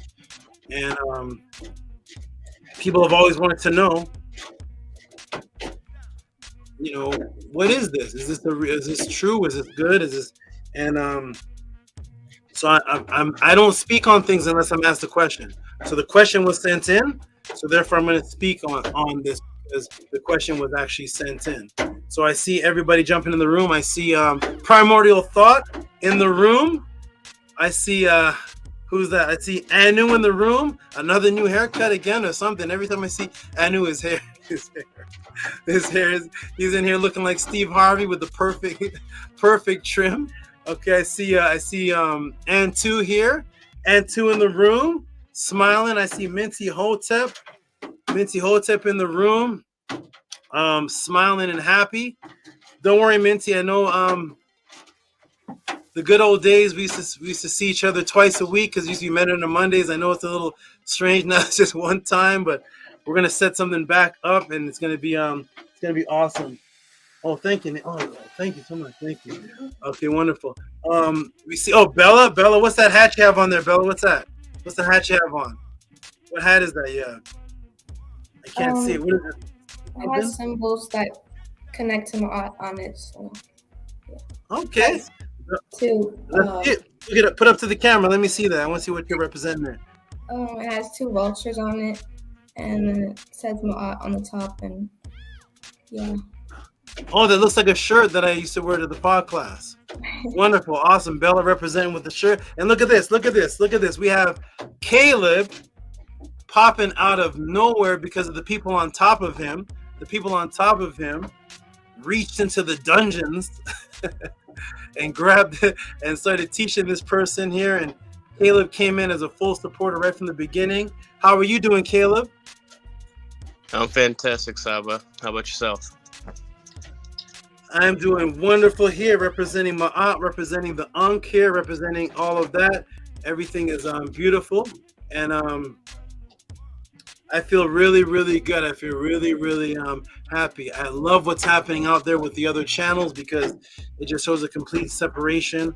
All the chaos and drama and all that. People are going to have nowhere to go to actually get the information and the guidance as they keep bickering. And they only talk about things that they're against. So as I'm seeing that, I'm like, that's more people for the podcast. So I feel really, really good, really happy. Let all those atheists bicker and argue with each other and all of that.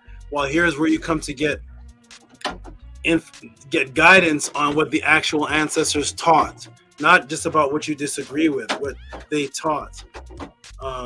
Wonderful. So I feel good. Thank you for asking. We got who else popped in here? Some names just came in. Annie, were you always here? You just popped in, Annie? Yes, me and Minku Ara. Okay, good. I saw the screen shift. How you doing, Annie? You doing good? Doing excellent, great Saba. Fantastic, wonderful, happy, healthy. Glad to see you. Glad to see everyone here on the panel. Excited for the PODCLASS. Peace and love to everyone in the chat. Peace and love to Ankh, the real Ankh. Yes, I'm doing excellent, great Saba. Happy to see you. Wonderful. Happy to see you too.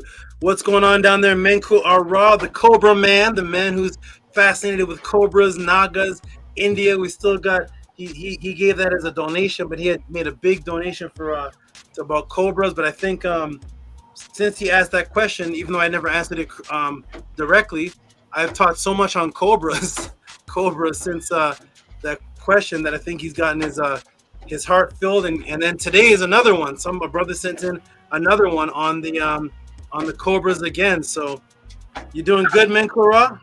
I'm doing great, Master Teacher Saba Tehuti. Great to see you. Great to see everybody on the panel. Good to see everybody in the chat.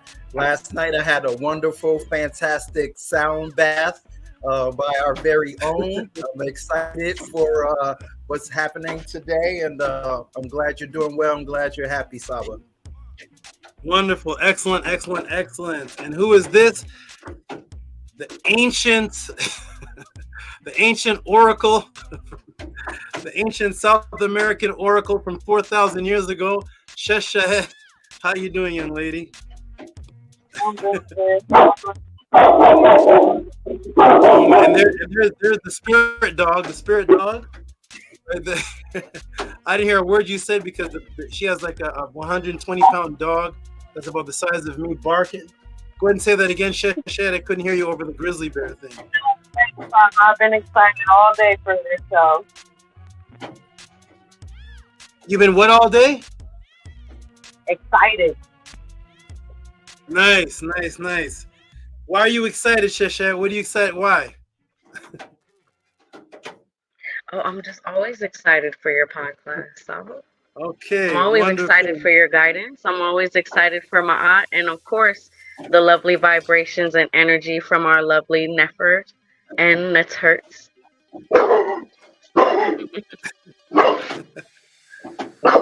Wonderful. Sounds like the dog's excited too. Yeah, he's excited too. Come here, my question came in about dog symbolism today. I saw that in the title. I'm excited to hear the answer for that. Okay, wonderful. Here's the. Is that a soundbite? She has like a bear dog, some kind of grizzly thing, and it barks. It looks like a dog. I don't know what. There it is. Is that it? Look at this thing. What is that? Look at the head is bigger than an XL pit bull. Look at this thing. Oh my goodness, that is the.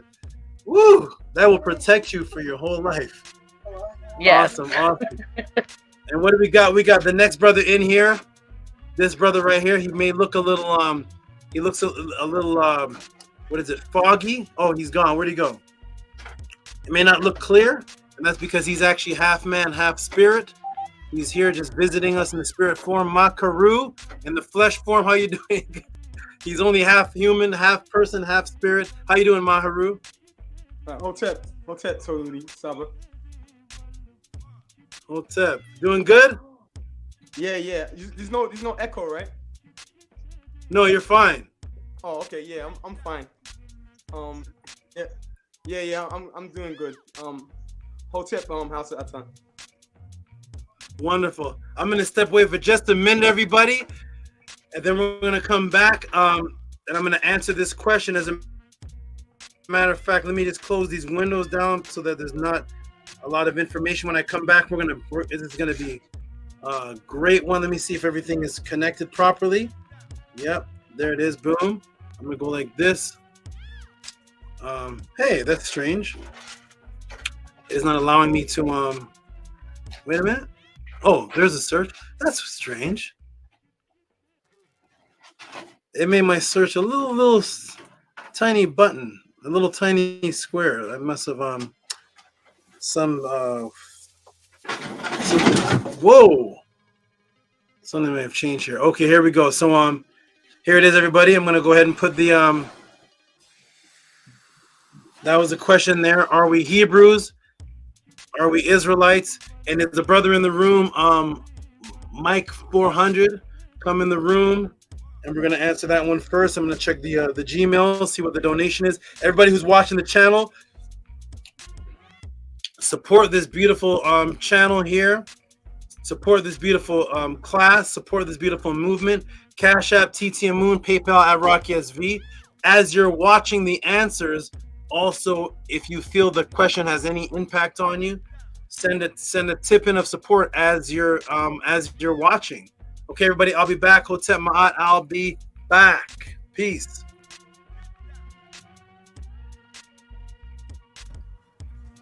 Hotep, peace and love, everyone. Hotep. Yes, as the great Saba says, support. The links are posted at the top of the chat. Send in your questions. If you appreciate anything that you see happening, support it. Let Saba know, let the House of ATTON know that you support what's happening. So yes, I'm looking forward to this class. It's going to be wonderful as always. Very powerful. So we'll go around the panel and let everyone speak. Let everyone tell us how you're doing and anything that you want to speak about. We have a lot of people here on the panel. It's great to see. So peace and love. Send in your questions, and we'll start with the great brother Primordial Thought 9. Hotep, good brother, how are you? Hey, peace, everybody. It's always good to be back amongst great consciousness. I definitely miss y'all. I've been doing well. Pretty busy. Trying to, keep it together, making sure, keep moving forward. Number one, thank you for that wonderful project you dropped yesterday. That was an amazing, I know you call it an EP, but it was a nice little album. I liked it. It was definitely very powerful. It's good to receive tones that heals the ka, that gives energy to the ka and to the ba. And just know that I appreciate you, brother, for that great project, that creation of yours. And it definitely energizes me. And but other than that, man, yeah, we doing good. Family's good. Just focusing and trying to make sure we do our part. Wonderful. To our great brother. Yes, Tua for also being a part of it as well. And I'll post a link in the chat for anyone who may be wondering what that is. So I dropped an EP, an extended project yesterday, Scribal Sessions Volume 1. There's the link if anyone wants to go check that out and play it on SoundCloud. Tua for everyone who's supporting that as well. So, okay, yes, let's go to Bella. Hotep Bella, glad to see you on the panel again. Peace, how are you doing?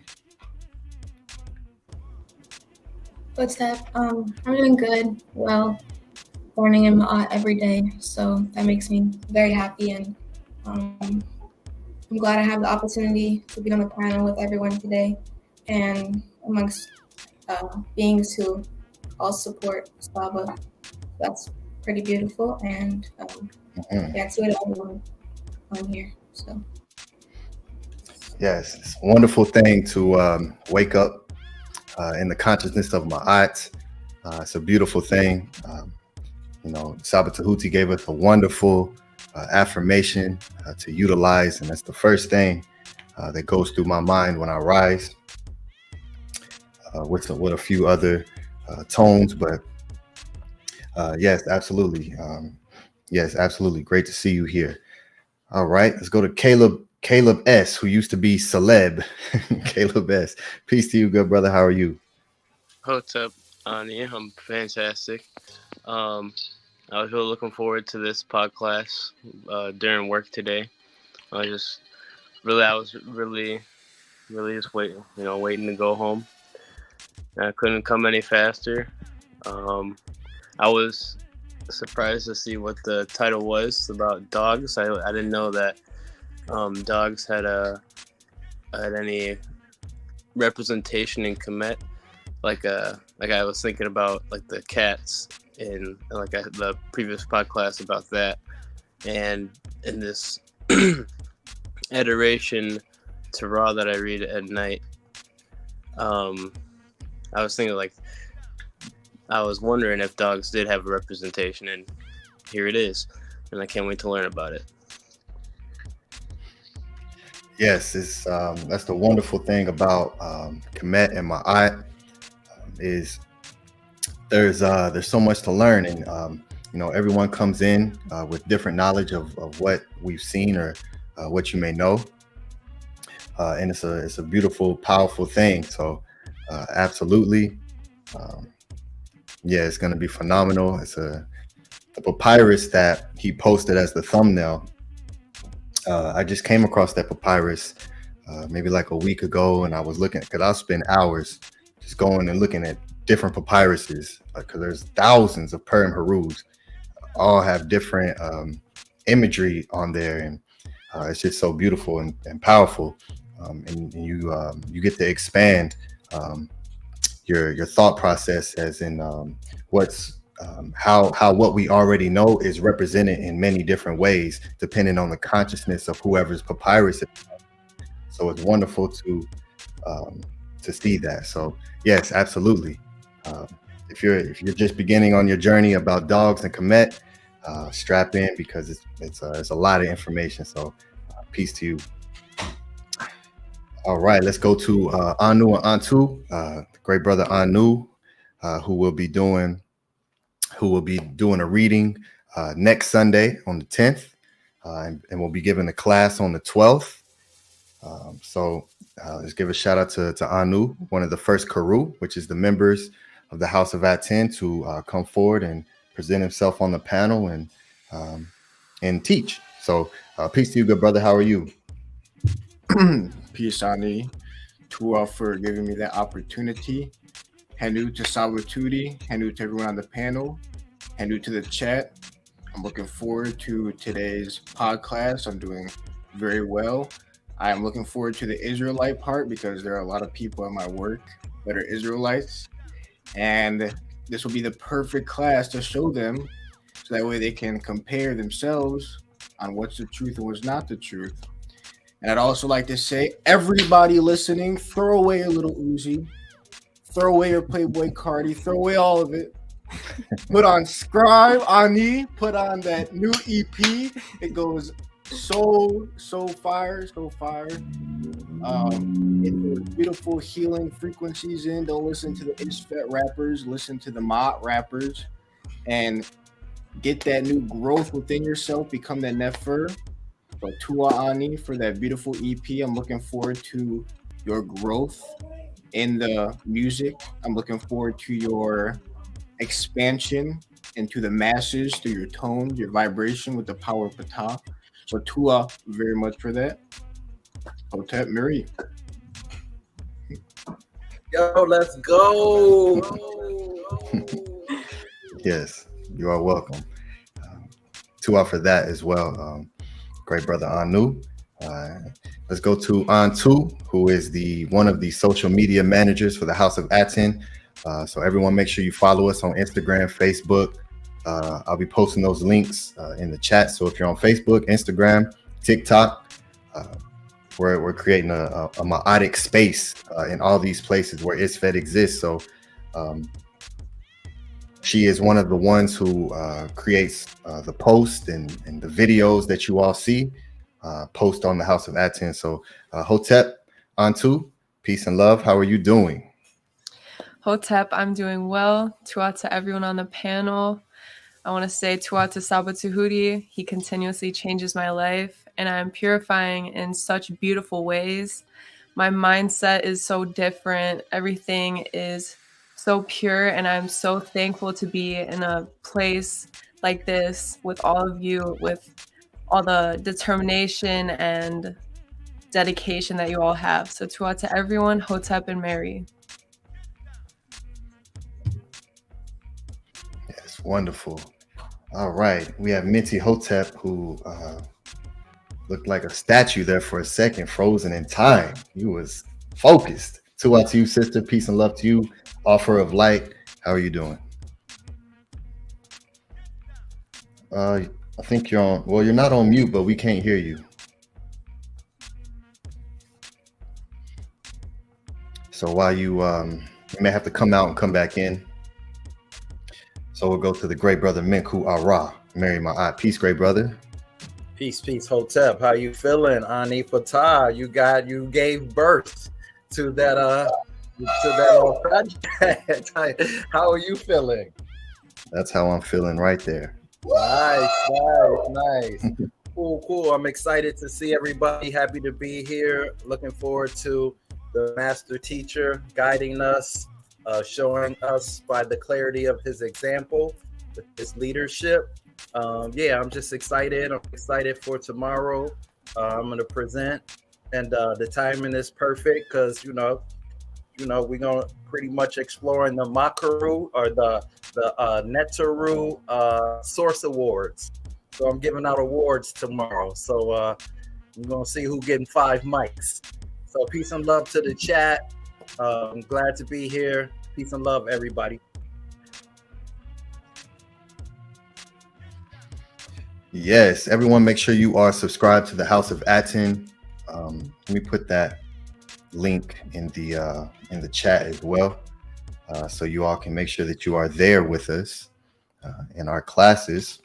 My great brother Menku Ara, as he said, he's always extremely creative with his classes and his approach to teaching. And it's a beautiful thing because everyone has their own individualized, distinct, unique way of presenting information.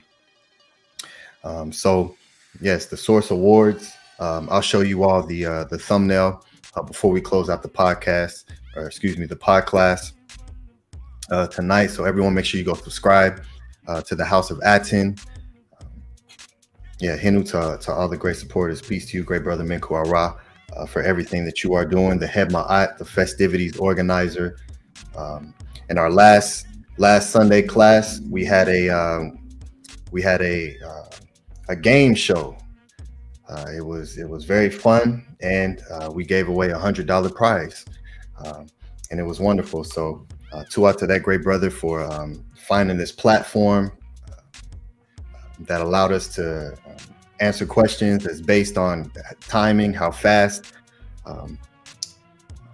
you answer, and it was fun. It was a lot of fun. So House of ATTON is a place where you learn, and you also are given opportunities to also win prizes. We've done many giveaways, talent shows. So this is what we're doing. So peace and love to Seshait. Welcome. Always glad to see you on the panel. How are you doing, sister? I'm doing great, brother Annie. I'm doing great. Happy to be here. Happy to be imbued in all of this good energy and these good vibrations. And of course, to soak up all that SABA has to teach us for today. So, that's always what I'm looking forward to. Soaking up this knowledge and this guidance like a sponge. Yes, absolutely wonderful. Another fantastic addition. All the great Karu that you see on the panel, the Metanetter word for household member, and all of the great Meru, which is the Metanetter word for supporter. Those who support SABA Tehuti, who utilize those links to ask questions, and to just support, pay your tu'a ishin, right? He gives us so much. So it's very important that we also give reciprocity, because everyone is receiving. Everyone who's sitting in this classroom is receiving. information that can change your life. And what did you give to be in this class? Right, YouTube door is open freely. It's free. You can just walk in, and you can take the information and you can leave without giving any support. But the information, because it's associated with the Natiru and what SABA Tehuti teaches and the Heka'u, those who truly allow themselves to be in the presence and the consciousness of the Natiru understand that it's alive and well. So the reciprocity that one gives to receive this information, it becomes beneficial for you. Yes, you can learn, but the actual application of it is another thing. So Tuan Hinu to all the great supporters. I see some. Okay, there we go. I was just about to ask about Brother Atef. I see Bijan Farrell's in the building. Peace to you, Atef. Look like you're in the car taking a nap. Peace, good brother. You got the seat leaned all the way to the back seat. Yeah, I'm peace. Hotel, peace and love to the chat. Yeah, I'm in motion. I'm on my way home. I just wanted to, show my support. I love to see everybody on the panel. It's beautiful, and congrats on that Nefra album, my good brother. I love it. I was looking for it. I was up at midnight. I had ran downstairs and like Christmas, and it didn't come out at midnight, so it's all good. But I love it, brother. Congrats. It's phenomenal, brother. Great body of work. Tua, yeah, I put a lot of time and energy into that in the midst of everything that's being created.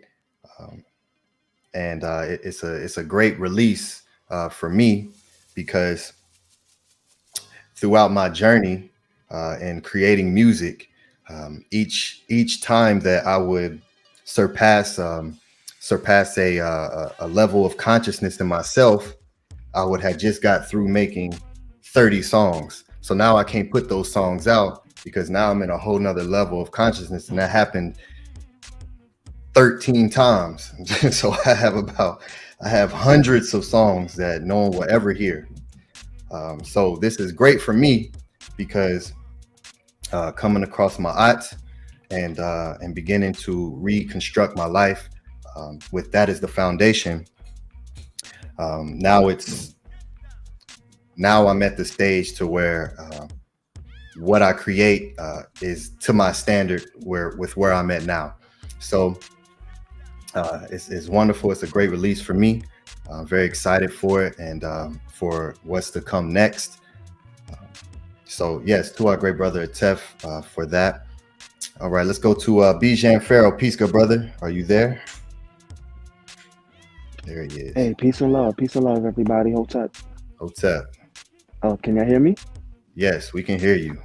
Okay, good. Hey, how's everybody doing? We are doing excellent. Glad to see you on the panel. We've been waiting. We've been waiting for you to be on the panel. So, brother, welcome. Yes, thank you. Yeah, I've been working hard, man. I've got to pay my bills. So, but other than that, I'm doing great. I just want to come on for a few seconds before I get ready to go to work. I just want to say Hotep, Henu to Saba. You definitely changed my life in so many ways, and I'm thankful. Since our first one-on-one, my whole circle, I just did a whole circle in my whole life. I just feel so different now. My dejed been hurting me, so right now I'm doing good. I'm doing better. Yeah, so I just want to say, with the hyperhidrosis thing, all I got to say is no sweat. You know what I mean? And a lot of people saying that, this is a scam, and, and it's definitely not a scam. I could say Saba scammed me in the good way, you know what I mean? So I've been taking, my remedies, my rosemary, my sage, and it's definitely working for me. So I just want to say peace and love and Henu to Saba, and I'm forever in your debt. Forever in your debt. Thank you so much. Tua, Tua, Tua. So peace and love. Yes, Hotep to you. Uncle Jastinet to you. May you heal up completely. To you, great brother, for all the support that you give to Saba and the House of ATTON, and the wonderful questions that you ask. And yeah, it's a beautiful thing that we can connect from all different parts of the planet and come here and sit together under one frame of thought, and learn and build and expand and break past limits and overcome fears. It's a beautiful thing that's happening here. So yeah, I don't know if anyone's ever been scammed before. I know I have a few times, and you walk away with nothing. so you know, yeah, Tua, great brother, for your words. It's glad to see you here. Mini ok. All right, so let me show the because I need everyone to go over to the houseofatton.org as the website is being reconstructed and recreated from the ground up. Everything is being done completely brand new with so many additions. So just everyone go here, put in your email address. Put in your email address here, get added to the newsletter that we send out. When you sign up, you'll get 100 points towards the loyalty and rewards.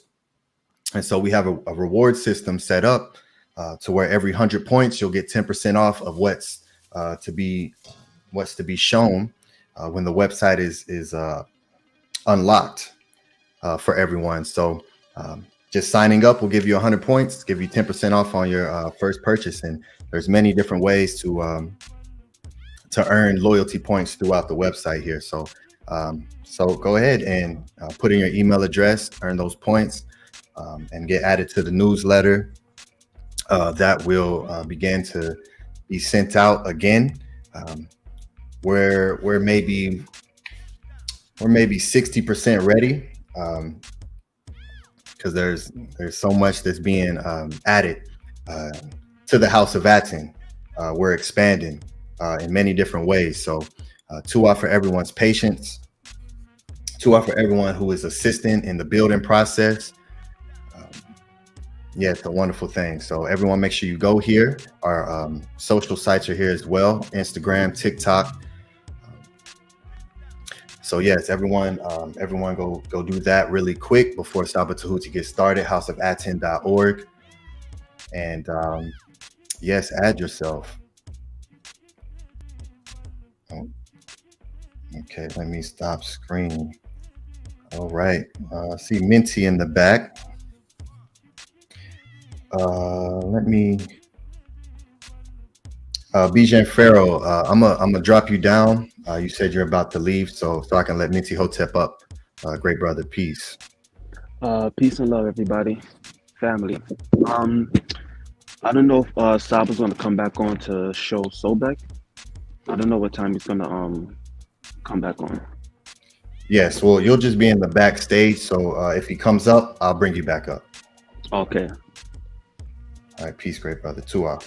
Peace. All right, Minty, let's mic check. All right, mic check. Can I be heard? Yes, we can hear you. Okay. It's like a rush of energy every time that happens. So Hotep Marie, it's great to be here. It's great to be in the presence of greatness. Hotep Henu to Saba Tehuti. Yeah, just to echo what everybody said about your EP release, that was amazing. I feel like right now in this time and space, everybody needed to be healed by your tones, and I appreciate that, Brother Ani. You're very welcome. Yeah, the track, yeah, we're here and we're the best. Yeah, I listened to the album about 4 times on repeat. The 90 track, was that Hmm. SABA Tehuti's written and you just spit it? No. When we went to visit Saba Tehuti, he has his own freestyle to that beat. It's called 99 Allahs. Yes. And so I just took the beat and I wrote to it as well. So that's what that was. He inspired that because when me, Atef, Menku were with Saba, we were freestyling, had beats playing, and that was one of the beats that he rapped, and it was fantastic. So that's what that was. Yeah, that was really great. Yeah, it's just beautiful to be in the presence of like-minded and great people. So Henu and Hotep to everyone here. Yes, Tua to you. Another wonderful Karu, great supporter. Yeah, the family environment that we're creating is a beautiful thing. So yeah, peace to you as well. Yeah, I can't wait to get into this breakdown with the dog and the sob. That's been coming up for me too recently, so it should be fun. Yes, it will. Peace to Stranger, who said, I was bumping the EP riding through Colorado. Excellent. Good to see you, good brother Stranger. Peace to you. All right. So yes, houseofatten.org. For all the new people who are coming in, and you know, the chat room is a place where we communicate, and we don't ask questions in the chat room. We utilize the links, Cash App and PayPal links for any questions that you all may have, and for supporting. Once you receive the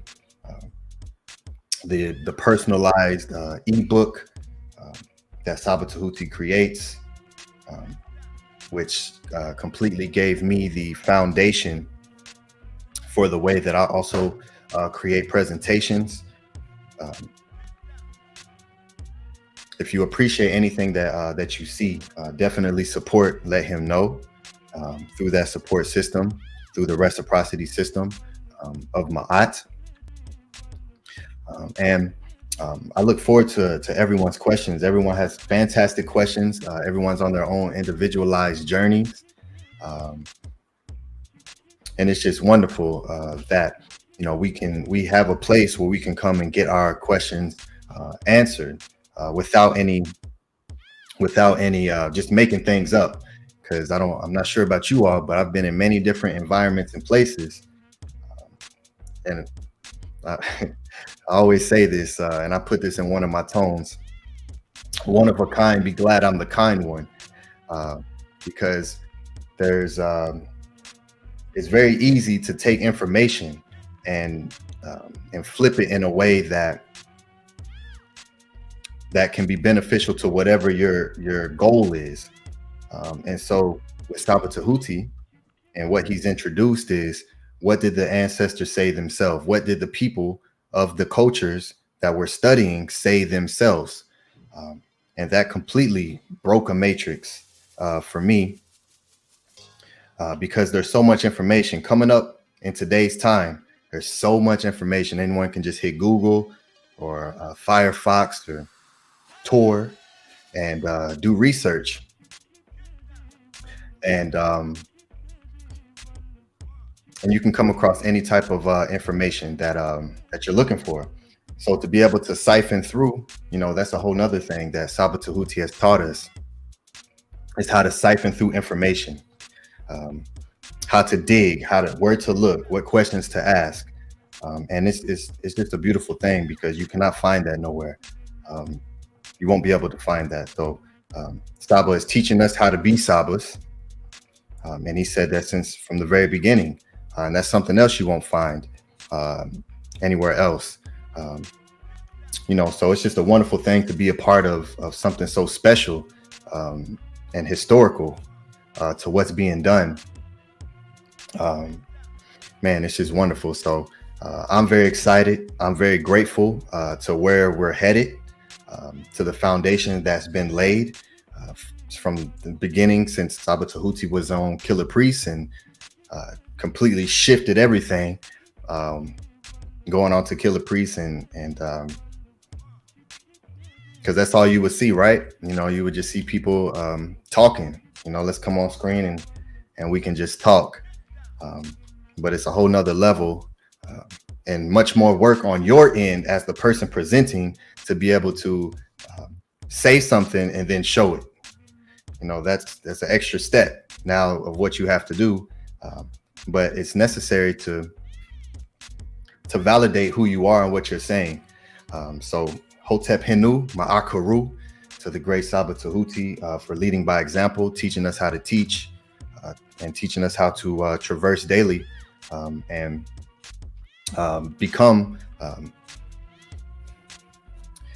be able to confidently say and represent the Natiru in a real way. So this class right here is gonna get is gonna get great. It's gonna get a lot of great response. I love the thumbnail option. I love the picture options.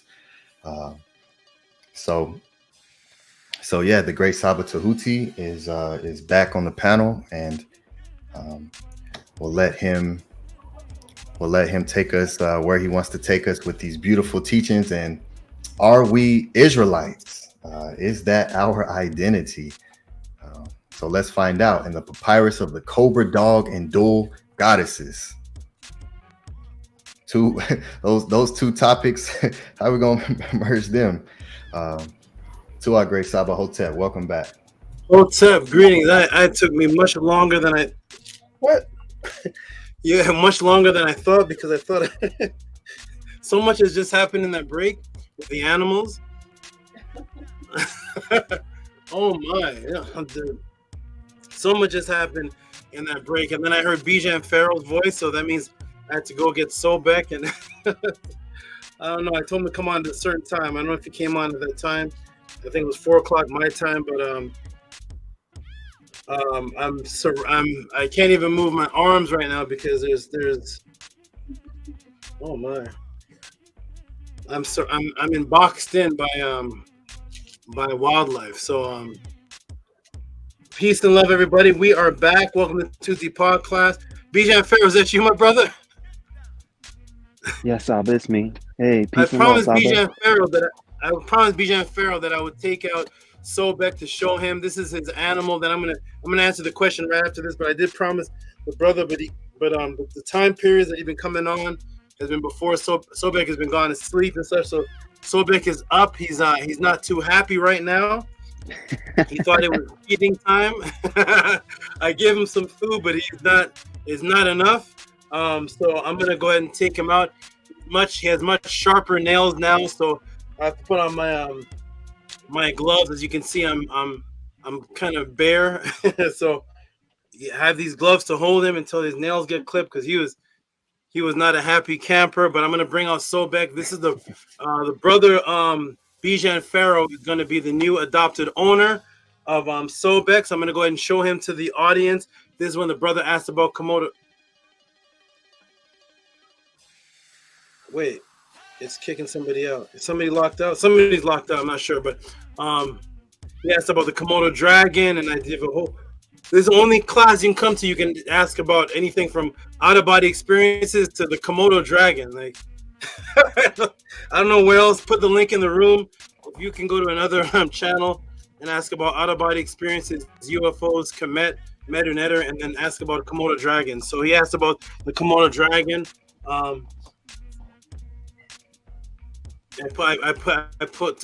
brought something of that same family out. This is going to be his new adopted little creature. Well, it's little right now. It's twice the size of when you first saw him, Bijan Pharaoh. He's twice his size. It's in my hand, and his little head was sloping over here. His he was this big. It was from my finger to here is the last time I pulled him out. He's doubled that, and he's going to triple that. So, oh, you're totally in the screen. Yeah.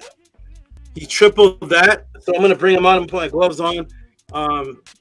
Yeah, by the time he's done, how tall are you, Bijan Pharaoh? I'm 6'1". 6'1"? Okay, Yes. yeah. He's gonna he'll be a little bit bigger than you.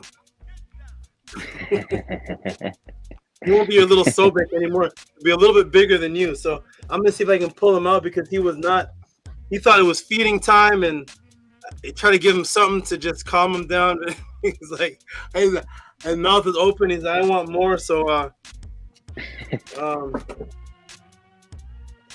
and oh man, he smells like maple syrup. I don't know what this particular species of lizards gives off a smell of strong maple syrup. It's the strangest thing in the world. It smells like straight.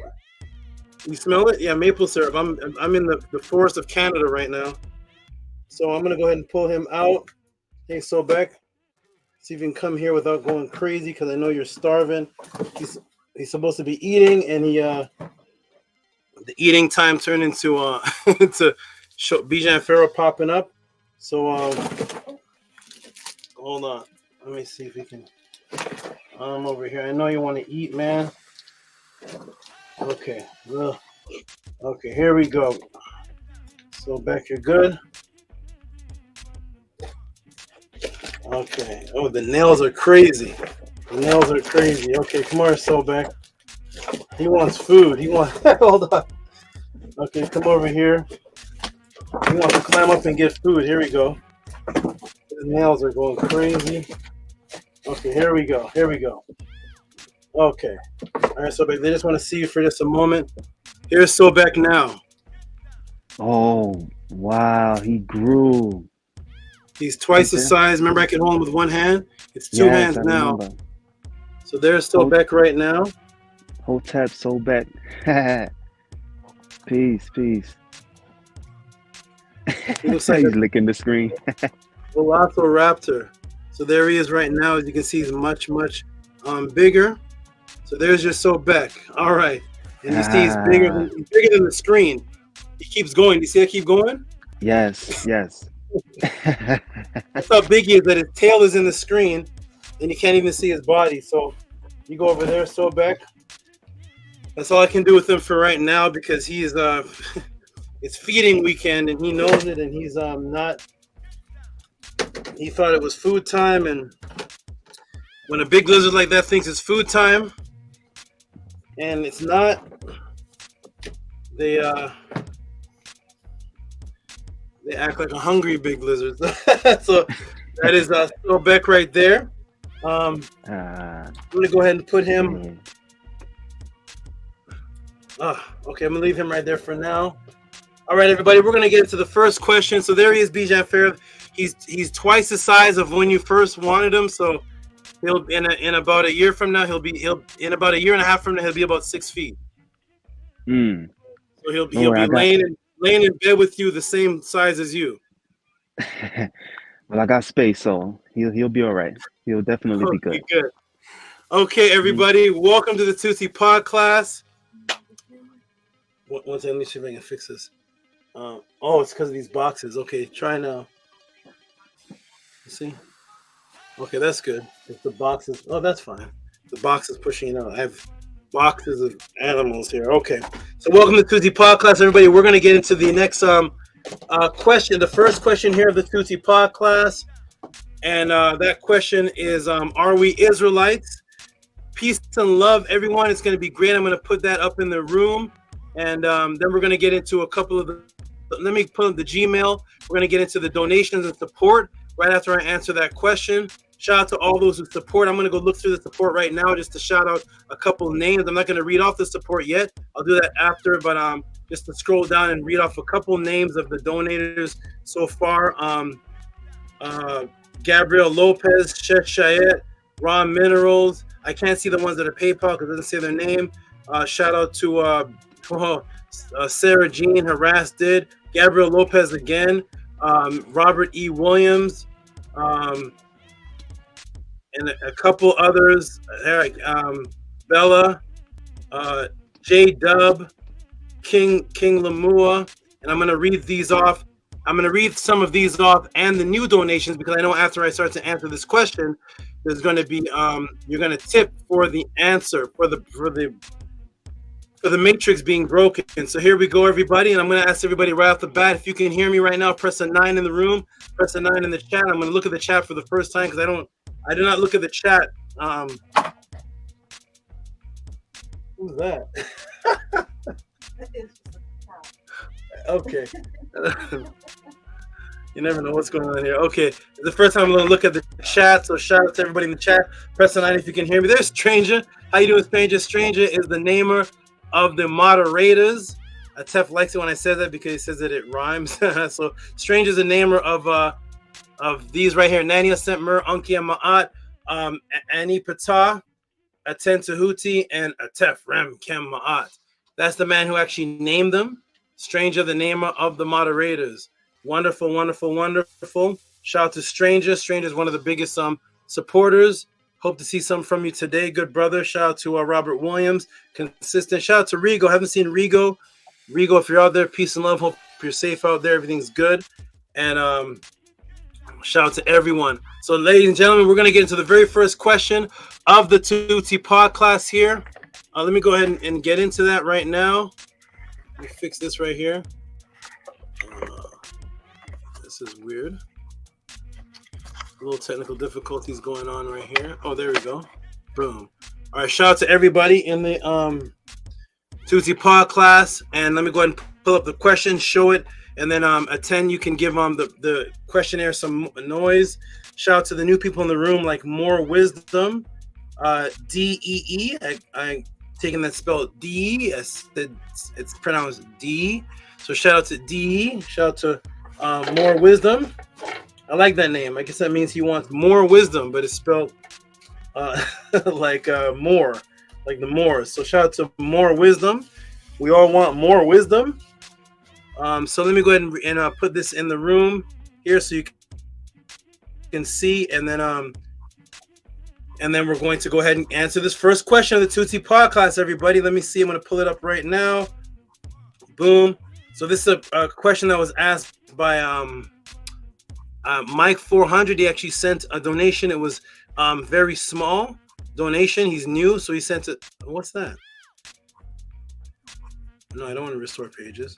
That's strange. Okay, there it is. The layout is strange. Why is it showing like? 1 second. Let me restart that again. Let me retry that one more time. The layout is very odd. Let me go like this, and now it comes out normal. I hope. Okay, I'm going to expand it. I'm going to make it normal. That's very strange. Okay. I'm going to manually expand this. I'm not sure why it came out of such a... And now, okay, here it is. I'm just going to expand it and show the donations, because what happened was the brother gave a donation. It was kind of small. And I said, well, if you want more of an elaborate answer, instead of me just speaking for a couple of minutes, if you want more of a Tehuti PODCLASS answer, then... go ahead and send more, or if you just want me to go ahead and answer really quickly, I can do that. So the brother ended up sending more. So let me go ahead and put this on the screen. He actually, I said you can donate the other question you had. He had one other question, and you can send some more. And so I'm going to show. There's 3 of them here, so it all equaled $20. Let me go ahead and show this on the screen, and then. Atef RNE, you can give this man some noise right here. So if you look on the screen, there it is right there. 5, 5, and 10, so that's $20. And the question is for our black people Israelites.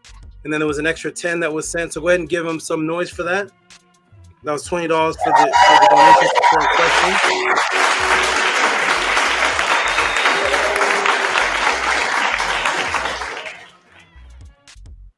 All right, and there he is right there, Mike. Mike 400. That's you, right? Is that you? Is that you? Wonderful, wonderful. And Mike 400. Also, if you after the question is answered, if you want to come to the panel and discuss what you think of the answer or give your appreciation for the answer, you sure can, because you are a supporter and you can definitely do that. Okay. Wonderful, wonderful, wonderful. All right, everybody. So beautiful people, jump in the room, jump back in the chat. We're going to get into this question. Let me see one moment. If the crocodile piranha starts scratching, I have to put him in somewhere else, because we don't want that distraction. All right, peace and love, everybody. We're going to get into the first question. It's not the first question sent, but it's the first question that I'm going to address here, the Tutsi Pod class. And that is, are we Israelites? Very important question. Every question that's sent here, the Tutsi Pod class, is very important. And of course, this one is important for its own particular reasons. And there's many people that are Hebrew Israelites, claiming to be Hebrew Israelites. Many people are saying that's the correct path, that's the correct way. And I don't blame anyone when they first get into their awakenings for doing such, because we only have a limited amount of resources to grab and claim as people in the diaspora who are seeking for something. And most people are not archaeologists. Most people do not have great resources. So there's a small pool of choices to grab from. So those brothers in the Hebrew Israelite movement who believe they're Hebrew Israelites, shout out to you. We're going to walk through it. And for those new people, you're going to make your decision after this question. So peace and love, everybody. Welcome to the Tutsi Pod class. Let's get into the first question I'm going to address here. And here we go. Everybody ready? Let me go ahead and put the timer on. And here we go. Welcome, everyone. Put this on. And boom. Okay, are you ready, Unk? See the Unks? Are you ready, Unk? Are you ready? We're going to get into this question here and see what we can break down for these people. The beautiful people, the beautiful future Natiru and Naturts. Here we go, everybody. Boom.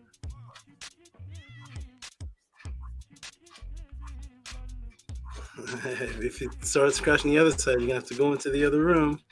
Okay, here we go, everybody. Boom. And boom. Here we are. Everybody ready? Here it is. Boom, boom, boom. And there it is right there. Let me shrink it down so everybody can see. And let me go ahead and start this. Okay. Welcome to the Tutsi Pod class, the question and answer class of the House of ATTON.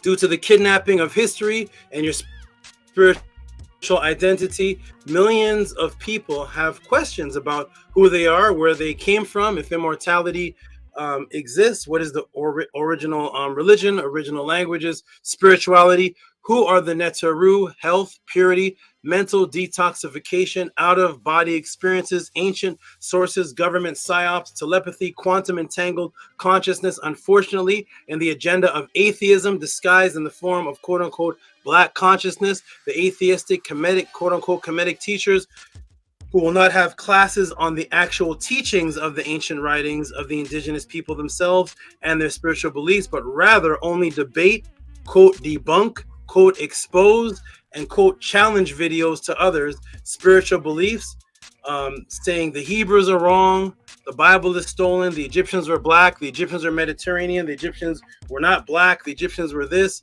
were that, everything in the book, everything, but never giving you any indigenous written spiritual disciplines in its place, never showing their hand of what they actually believe in, because in truth, those so-called conscious teachers actually don't believe in anything.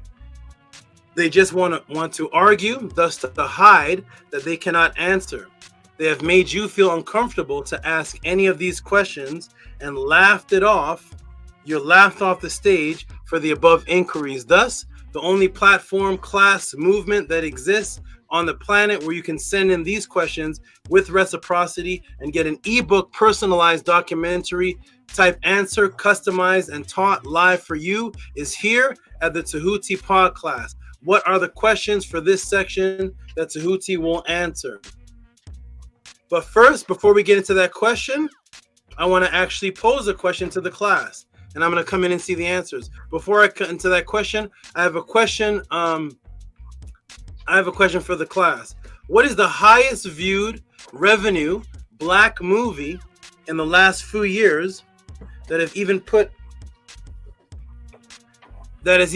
out a set of articles, YouTube videos about the movie being a sense of black pride? Let me come to the chat room and see. So what is the most popular movie with a mostly black cast that has come out that's made the largest revenue of all the recent any black movie within the last 5 years, that some people even use as a motivation for black pride? Go ahead and type it in the room.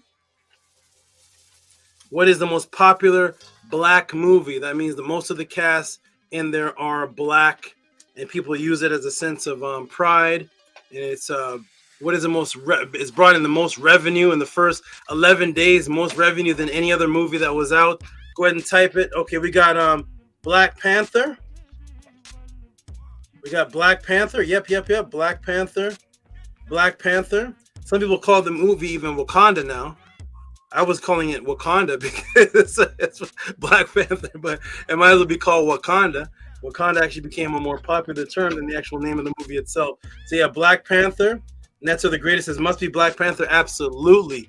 It made more money in the last 11 days than any other movie. That includes white European movies, sci-fi, Star Wars, any movie that came out. Black Panther crushed it when it came out. So yes, the movie is Black Panther, or some people may refer it to as Wakanda Forever. Wakanda Forever. And when people say Wakanda Forever, you notice their accent changes? When they say Black Panther, they say Black Panther movie. When they say Wakanda Forever, all of a sudden it's Wakanda Forever. It's like a Nigerian voice. I don't know if anybody of your friends, if you've ever noticed before, Wakanda Forever, the actual accent changes. They say the Black Panther movie. But when they say Wakanda Forever, Wakanda Forever, Wakanda Forever. Anyways, you are all right. Absolutely, D. Absolutely, Net to the greatest. Robert Williams, everybody, Nook Panook, everybody knows the answer is, of course, the Wakanda movie. Good. Now that we have that down, let's get into the answer to this question. Welcome to the Tehuti podcast, because you know, whenever I ask a question in the beginning of something, you already know. Nefer Keperet says, laugh out loud. Yes, I love the Black Panther and the Waylands Forever movie. Okay, good. Shout out to everybody. Here we go, everybody. Ready? Let's get back into it. Welcome to the Tehuti podcast. Are you ready? Here we go. Boom.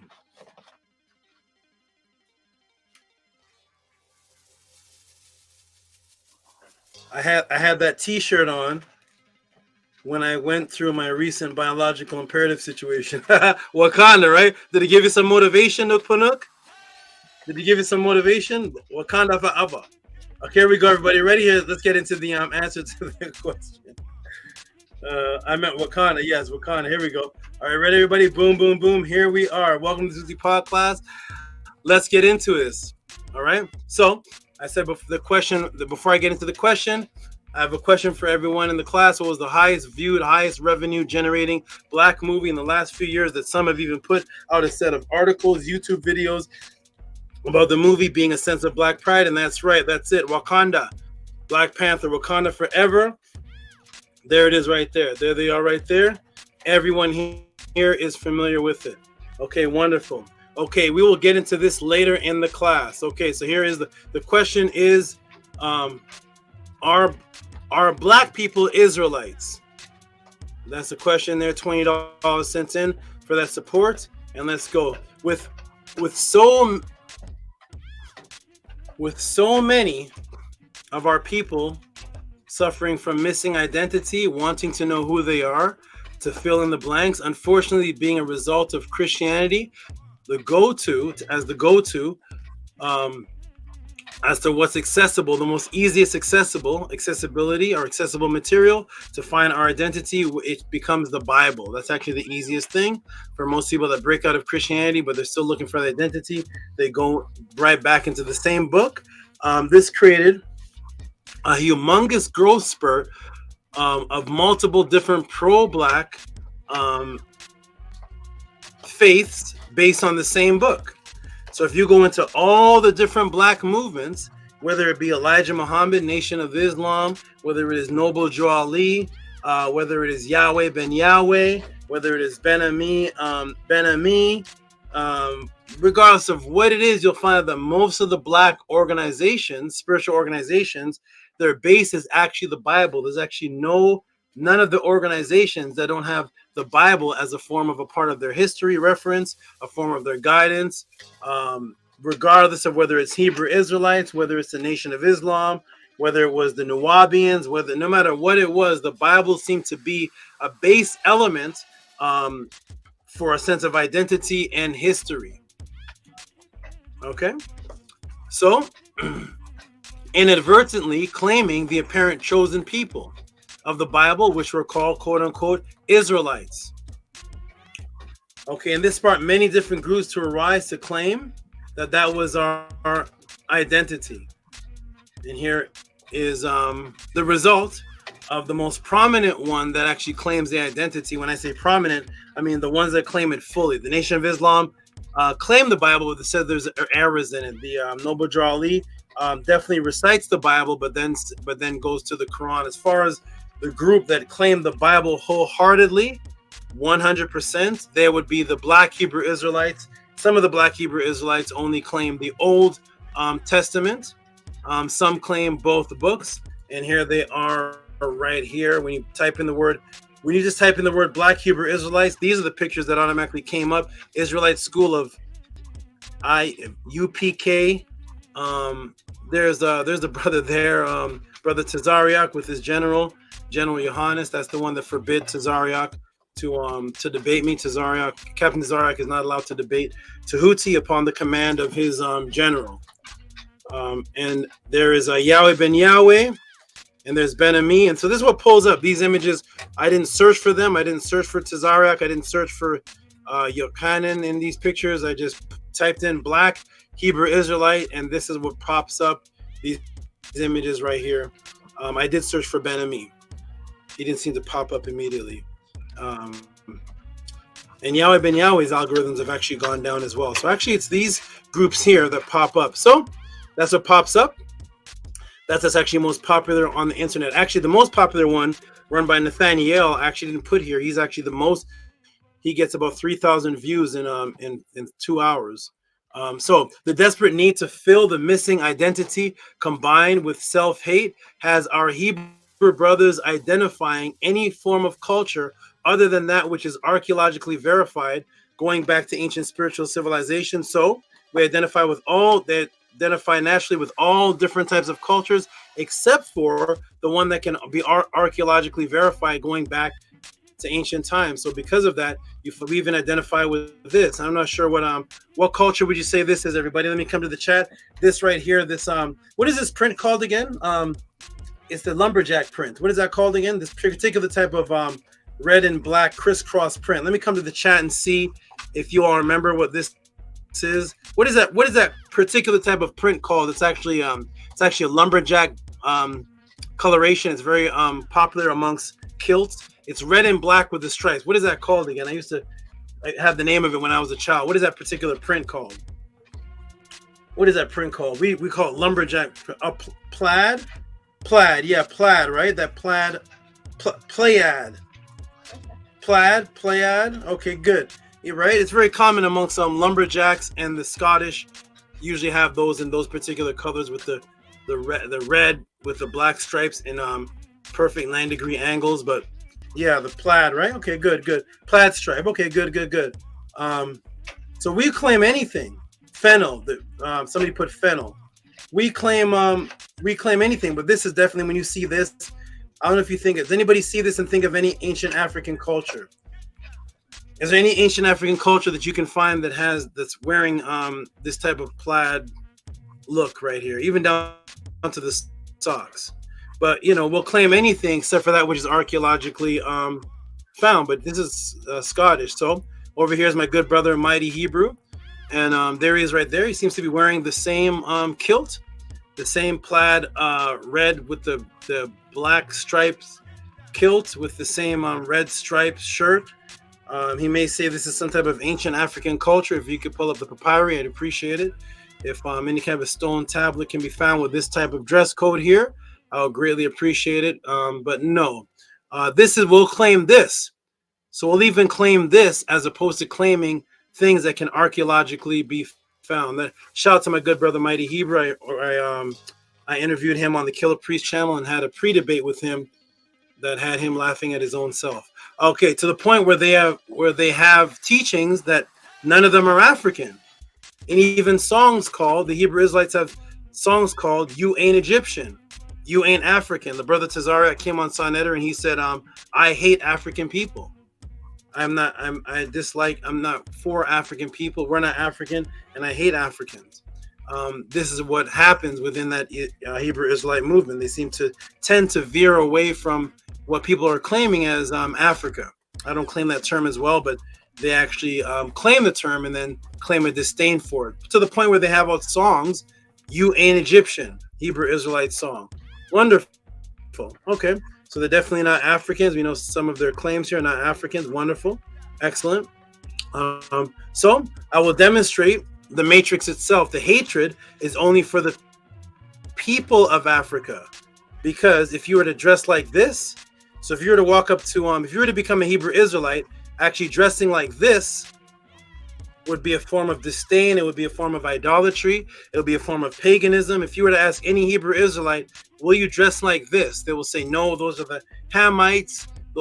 And this is the dress code that you see coming all the way from ancient Kemet from 3000, 4000 BC, all the way up into present time in tribes of different parts of what they're calling Africa today.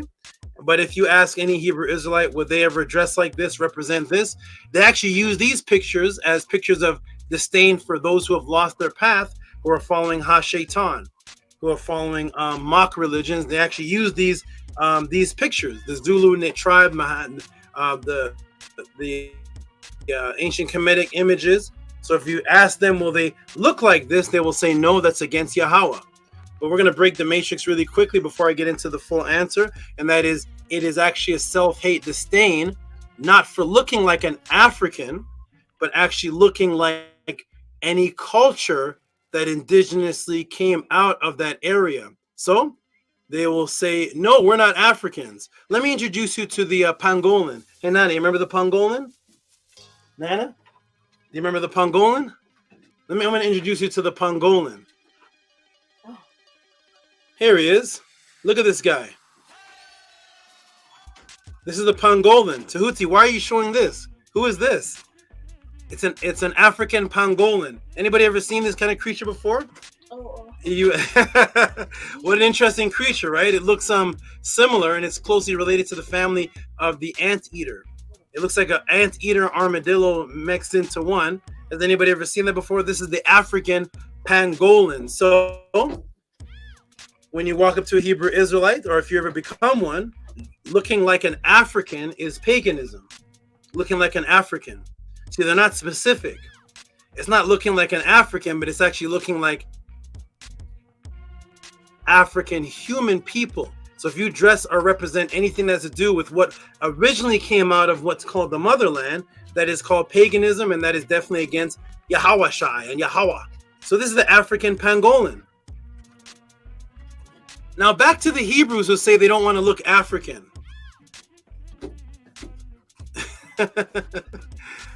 Can somebody tell me what's going on right here, please? I'm just curious. I like this outfit. It looks like an African Pangolin. That's what it looks like. Anybody? Who's this guy? Is one of the generals? Huh?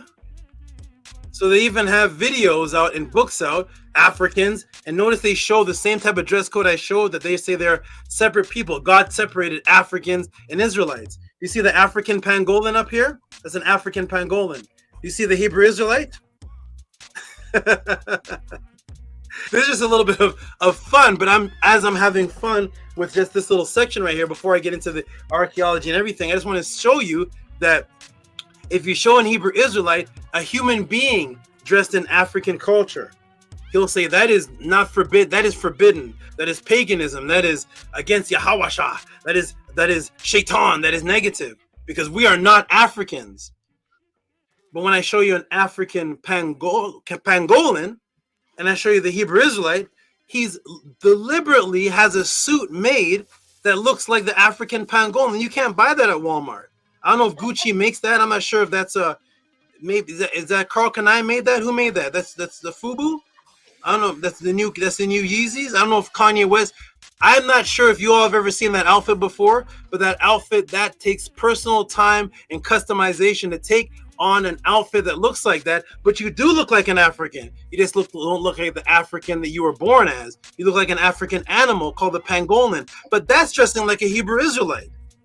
But when I ask them, can I find that dress code in the Bible? That's where the Hebrew Israelite dress code is specifically described, right? But it's not in there. So both the Mandingo, both the Zulu and the Africans' dress code is not in the Bible. That dress code that you're wearing is also not in the Bible. When you look like an African person, you know, your own so-called race, that's the devil. But when you look like an African animal called the pangolin,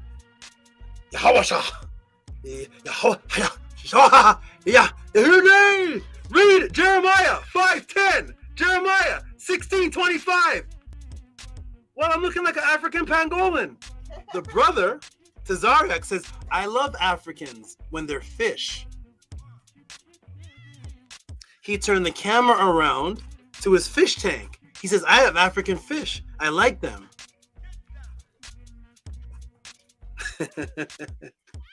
So if you are interested in becoming a Hebrew Israelite, you automatically are against that which looks like you, because you're not actually against Africans, you're against African humans that look like you.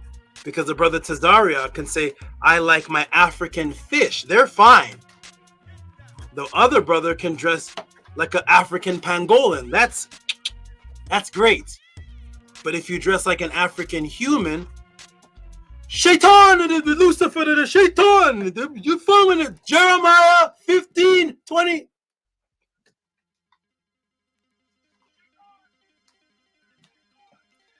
Anyone explain that to me, we will cash up you $500. So I will get the how. We're not even into the answer. We're not even getting. I'm just showing you the illogic chaos before we even get into the.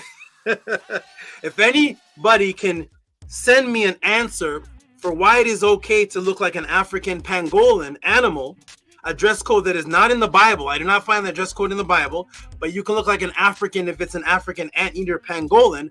But if you look like an African Mandingo, if you look like an African Zulu, if you look like an African Kemetian, that's following the devil. So is it that you're against looking like an African? Because you look like an African pangolin.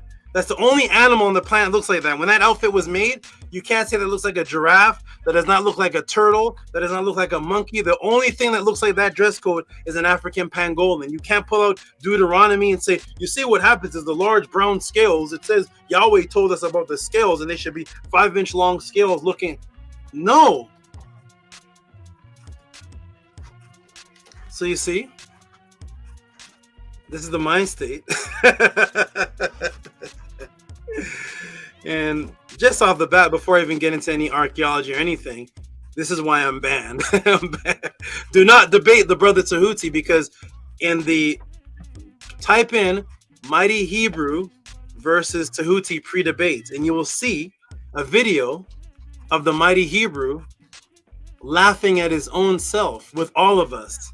We're all laughing, and he's laughing at his own self, because I will have the Hebrew Israelite. I'm not coming disrespectfully. I'm not name calling. I'm not cussing, but I will have a Hebrew Israelite laughing at their own self, because you look like an African pangolin. You just don't want to look like an African Ramesses. You don't want to look like an African Mentuhotep. You don't want to look like an African Ptahhotep. You don't want to look like a Mandingo. You don't want to look like an African Ifa. You don't want to look like an African Yoruba. But it's okay to have African fish and to look like an African pangolin animal. That dress code is okay. Let's get into it, everybody. Welcome to Tehuti PODCLASS. Here we go. Let's get right back in. If anybody can show me that dress code of that Hebrew Israelite in the Bible, we will cash app you $500 before the cash app is done. If not, then you have to justify why it's okay to look like an African Pangolan, but not look like an African Zulu. Break that down for us. Here we go. Let's get into it, everybody. Welcome to Tehuti PODCLASS. And now we're going to get even deeper into the actual psyops. So here we go. Are you ready? Here we go. Oh, there we go. Okay, so Beck, you're doing good. You're doing good. Unk, you're doing good. And here we go. Let's have some fun. And let's break it down. Here we go, everybody. Africans, God separated us. God separated us. Africans, Israelites. Hey, where were you? Where did they go to get the slaves to bring you over here? Africa. Wait. I thought God separated you from Africans. Isn't that where you came from to fulfill the prophecy? Okay, so here we go. Let's get into it, everybody. Boom. As long as you don't identify with the African quote-unquote people that look like you, aka self-hate, but do dress like an African armadillo type creature, is identifying with the Hebrew Israelite pride. The psyops is very, very deep. So, are we really Israelites or Hebrews? Well, where is the first place anyone in history has ever made the claim that they're Hebrew Israelites in history? The answer is the Holy Bible. Here is the very first place where an Israelite culture actually has its origin, and it's the only place. So let me come back to the room again and say, other than the Bible quote that I'm about to give, the Bible, does anybody have any record, any ancient writings of the origin of Israelites outside of the Bible? The origin. That means that every culture has an origin of why they're named what it is. They have a history that goes back that explains why they're named that particular thing. To be an Israelite, is there anywhere you can go outside of the Bible to get the history origin of why that name actually exists? If so, we shall go to that archaeology, we shall go to that papyrus, and we shall go to that stone writing, and anything in history or archaeology or anything can be found that shows the history of what was the beginnings. There was a point in time where nobody on the planet was called an Israelite. Then there was a beginning of when people started to become Israelites. What is the historical text of the beginning? Well, the only place we seem to find that anywhere on the entire planet Earth is the book of Bereshit, Genesis, the Bible. By whichever way you call any one of those things, they're all the same thing, whether it's the first book of the Bible, whether it's the book of Genesis or Bereshit. The first place and only place you find the origin is in here. And guess what the origin is? Right here. This is the origin. Let's go ahead and read the origin, because we're trying to find out, are we Hebrew Israelites? So here's the origin. That night, read Genesis 32:22. That night, Jacob got up and took his 2 wives, his 2 female servants, and his 11 sons, and crossed the ford of Jabbok. After he had sent them across the stream, he sent over his possessions. So Jacob was left alone, and a man wrestled with him till the daybreak. When the man saw that he could not overpower him, he touched the socket of Jacob's hip. So that his hip was wrenched as he wrestled with the man. Then the man said, "Let me go, for it is daybreak."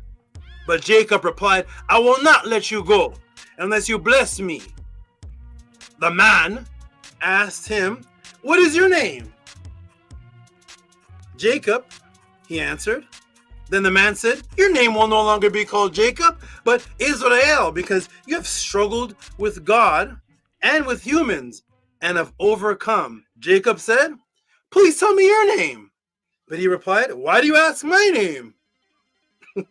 Then he blessed him there, So Jacob called the place Peniel, saying, "It is because I saw God face to face, and yet my life was spared." The sun rose above him as he passed Peniel, and he was limping because of his hip.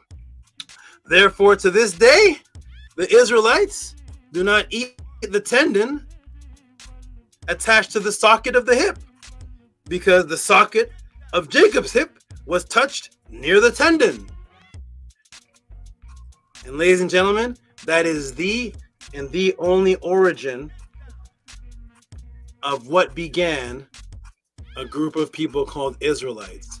And there it is, ladies and gentlemen. There is the origin of the entire culture that they're saying is you.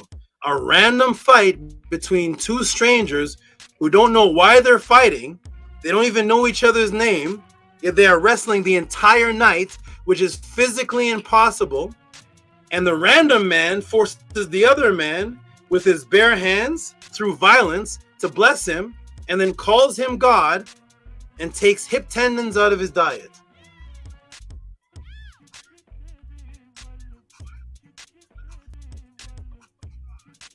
Yes, complete nonsensical, irrational ridiculousness. Fight, which is reason is never told to you. Imagine basing your entire identity and spiritual path on a meaningless wrestling match that no historical culture vouches for. No tribe in history has this story. No civilization has this story. No papyrus, no stone cuneiform. Well, you know, here at the Tehuti PODCLASS, our motto is ancestral artifacts over religious opinion. Imagine that. Imagine telling people, you know what our origins are? The reason why we have this name? The reason why we have this culture? Do you know what the origins are? A fight between two strangers. What was the fight about, Mom? Mom and Daddy? Daddy, what were the two men fighting about? I have boys that want to fight me in school. What are they fighting about? We don't know. It's just a fight, bro. A fight broke out. Just a fight. Did they have any problems with each other? No, they didn't know each other because they don't even know each other's name. They don't know who each other is. They don't even know. There wasn't any kind of grudge. It wasn't any kind of jealousy. It wasn't any, no, we don't know. They didn't even know each other. Imagine fighting somebody for one whole night and you don't even know the person's name. And there's no conversation written as to none of them saying, why are we fighting for? Hold on. Who are you? I don't even know you. Why are we wrestling for the whole night? If you can show me a human being that can fight over 20 minutes, fight for the entire night, 6 o'clock in the evening, fight! Yo, man, it's 9 o'clock. We've been going at this for 3 hours. 9 o'clock. 9 o'clock, man. Yo, can I eat? No, man. Fight! Yo, man, it's 11 o'clock. We're still going. We're still, yo, it's 1 in the morning, man. It's what? We're still fighting, man. We're still fighting. Yo, it's 3 a.m. We're still fighting. Forget that. Yo, what's your name? I don't know. Who are you? I don't know. We're still fighting. It's 3. Yo, it's 4:30 in the morning. I'm like, come on. I got one last punch in me. We can, who are you? I don't know. Hold on. Yo, it's 5:30 in the morning. It's almost 6. Daytime's coming. When the daytime comes, we've been fighting the whole night, and I can finally ask you, what's your name? Why? Who are you? What's your name, man? As a matter of fact, I don't know who you are. Can you bless me, though? I just want you to bless me. I don't know what your name is, but can you bless me, man? I won't let you go. I promise I'm not going to let you go, man. I'm going to hold you tight. I'm going to hold you very, very tight. I don't know who you are. Why are we fighting? Nobody told me why we're fighting.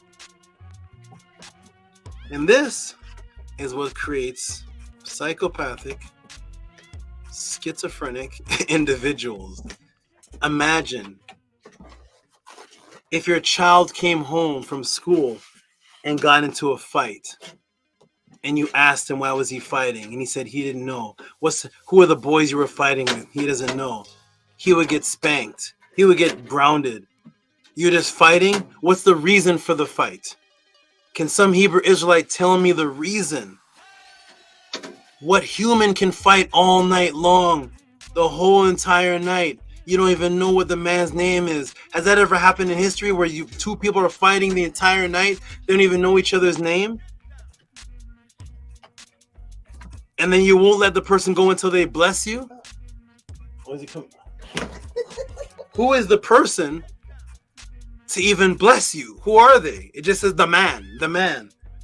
What type of origin is this? And then you're called Israel because of this. And then you change your diet because now you don't eat the tendons and the hip sockets anymore. No, you don't. No, we don't eat those hip sockets. Raise your room, everybody, if you guys eat hip sockets. Every hip socketers, hip sockets, socketites, sockets, hip socket chewers. Hip socket? No, anybody in the room eating hip sockets lately? I don't remember the last time I ate a hip socket. I don't know the last time I ate a hip socket to take it off my diet. But we're going to make a vow that from this day forward, because of this fight that we don't know who, why, what, they don't know each other's name. But guess what? From this day forward, we're not going to eat hip sockets anymore.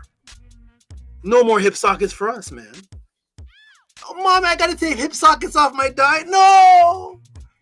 Imagine, you guys, imagine everybody here taking hip sockets off your diet. What kind of life would you live? What kind of torture is that?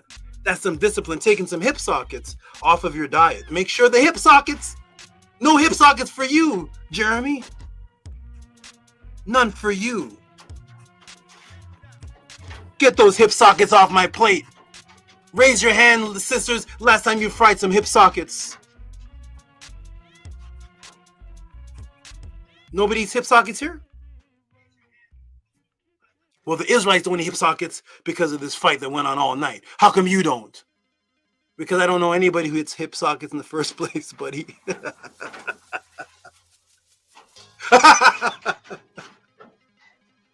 We have to have an all-night fight in order to take hip sockets off the diet. Raise your hand if grandma cooks hip sockets. This is what makes people cuckoo. This is the whole origin. This is, so when you say the name Israelite, it's because of this fight. Why is the fight happening? Nobody knows. Who started the fight? Why would they fight all night? What is going on here? We don't know, everybody, but welcome to Tehuti PODCLASS. No Hebrew Israelite knows why Jacob and this man even started the fight. What is going on here? It must originate with Israelites, right? Because, let's go back over here. So in order to have the name Israelite, this story here must originate with Israelites. The story itself has to originate with Israelites, right? Because every culture story originates with themselves. If a culture story originates from a foreign culture, then that's an introduced, colonized culture. Because your history of your culture has to begin with yourself, with your own culture. The Chinese culture does not begin in a Russian story. So, what is the factual dating of the Israelite story? Did this story even originate with Israelites? It must originate with Israelites, right? Because if not, then that would mean another culture invented the Israelite culture, and simultaneously mean the Israelite identity they want you to claim is actually foreign to you and invented. So where does the story originate? It originates right here. Here is the origin of it. Let's see. Here it is right here. It originates on a papyrus that looks like this in Greek. Here it is right here. This is called the Septuagint. It's actually a composite work that starts as far back as 3rd century BC with a group of men called the Ptolemies. And then it was eventually fully compiled by 132 BC. So it went from 3rd century BC to 132 BC. One second here, hold on. Oh, okay. The Septuagint, and the origin of it, the title refers to a legendary account from the pseudepigrapha letter of Aristides. And the story is that the Ptolemaic king, 3rd century BC, asked to translate the Torah or the Pentateuch. The word Pentateuch comes from the word five. It's the Greek word for five, penta. Pentateuch, 5 books. So that means that what took place here in this legendary so-called account would mean that we're only supposed to have the first 5 books. So we know that this Old Testament Torah, the Torah is really supposed to be only the laws. Then it got turned into the first 5 books. Then all of a sudden, the Septuagint turned into the entire Old Testament. Somebody tell me how that happened. Who was the translator for that?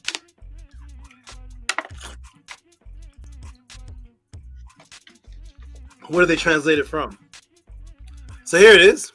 So the origin goes back 3rd century BC. If somebody can find a Septuagint older than 3rd century BC, we'll cash up you $200. Yes, we can cash up you $200. Just find this Septuagint or the book of Genesis or this Israelite story going back before the Greek manuscript right here. Yes, this is a Greek manuscript. If there was a group of people called Israelites that had this story, there'd be a Hebrew manuscript because that is the culture. They would write it for themselves. But of course, the European, through European racism, they have everybody believing, and I'm going to tell you this right now. Let me come to the screen. They have everybody believing, the psyops, that when it comes to ancient Christianity, when it comes to the ancient, as long as it comes to God's chosen people, none of the indigenous people can write. Too stupid. You know, that's what the colonizer Catholics believe. The brown-skinned indigenous people, they're too stupid. They can't read and write. They're illiterate. They're illiterate. So there's no stories of Jesus and any indigenous culture. They couldn't read or write. Only read or write the Greek. Well, what about the Hebrews? The Hebrew culture was there before Greek culture, wasn't it? Was it not? Weren't Hebrews there? So the Hebrew writings are it's in Greek. It goes back to the Septuagint. We can't find a book of Genesis that goes back before the Greeks. How come the Hebrews for thousands of years they didn't write one? There's no books. They didn't have thousands of priests that carried. Nobody had their own independent readings of the book of. No. Oh, it's all in Greek. So if we go back to Christianity, all the writings are in Greek. Because, indigenous people, they couldn't read or write. Nah, not even one of the millions of people. None of them could write any of their own language. When it comes to the Hebrews, none of them either. None of the Hebrews could write their own language either. Nobody could write anything. Nobody wrote about Moses. Nobody wrote about Jeremiah. Nobody wrote. It's all the Greek. It's all only the Greeks. So then what did they translate it from? Somebody show me what the Septuagint was translated from. Cash App, $500. As a matter of fact, the Hebrew Israelites can make a lot of money this class because I vow to you that I shall. I vow to you that we will. Cash App, $500. Come to the Tehuti PODCLASS and come you can actually make more than you make at your work here. Just show me the book of Genesis in the Hebrew script prior to the Septuagint. Cash App, $500. That would be equivalent to asking me, hey man, you're reading from the Wallace Budge English translation. Okay, cool. Wallace Budge is of the 1800s, 1900s. Yeah, but Tehuti, is there an indigenous writing of the Purim Haru? Indigenous writing that's actually in the language? Of course there is, because the indigenous people wrote it. So of course there's Aztec stories in the Aztec language. Why would the Aztec stories be in Russian? The Aztec stories, the ancient Shang Dynasty would be in the Shang Dynasty language. Does that make sense, everybody? Or would the Shang Dynasty stories be in German? Would it be in the conqueror's language, or would it be in... So where is the indigenous stories before the invasion? You see, before the invasion, we can say, yeah, there's ancient African stories written on the walls that are still in African papyrus. Then after we got conquered, now our stories of Marcus Garvey are in English. Our stories are in English. But before we were conquered, we can go back before that, and you can find the Purim Haru and the Meta, you can find ancient African stories in their African language, because you can go back in time before the conquering. So let's go back in time before the conquering of the Hebrews, which would be 1400 BC, because there was no Greeks conquering in 1400 BC. So therefore, the Hebrew writings, starting with Moses, has to exist from 1400 BC until the conquering. Then I can understand after the conquering, maybe something starts in Greek. That's understandable. But can we go back before the conquering? A little bit before the conquering? No, they rewrote all those ones in Greek too. Those were they went back before the conquering and rewrote all the ancient Hebrew Israelite stories in Greek as well.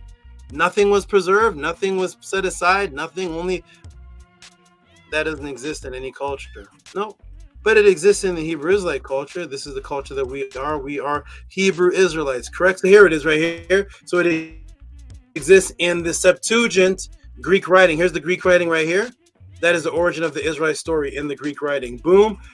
The very origin of the story is not from any ancient Israelite writing. It is Greek. So with over supposedly 2,000 plus years of Israelite scribes, Israelite cities, schools, synagogues, Israelite empires, Israelite wars, Israelite festivities, the so-called written accounts, the only attestation to the Israelite origin and stories is from a Greek book.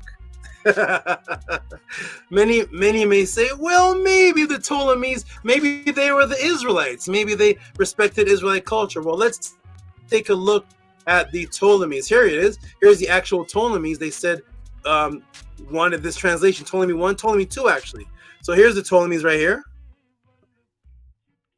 He doesn't look too Israelite. Looks like he's submitted to some other culture. Doesn't look too Israelite to me. Ptolemy 1, Ptolemy 2 had no interest in Hebraic law or books.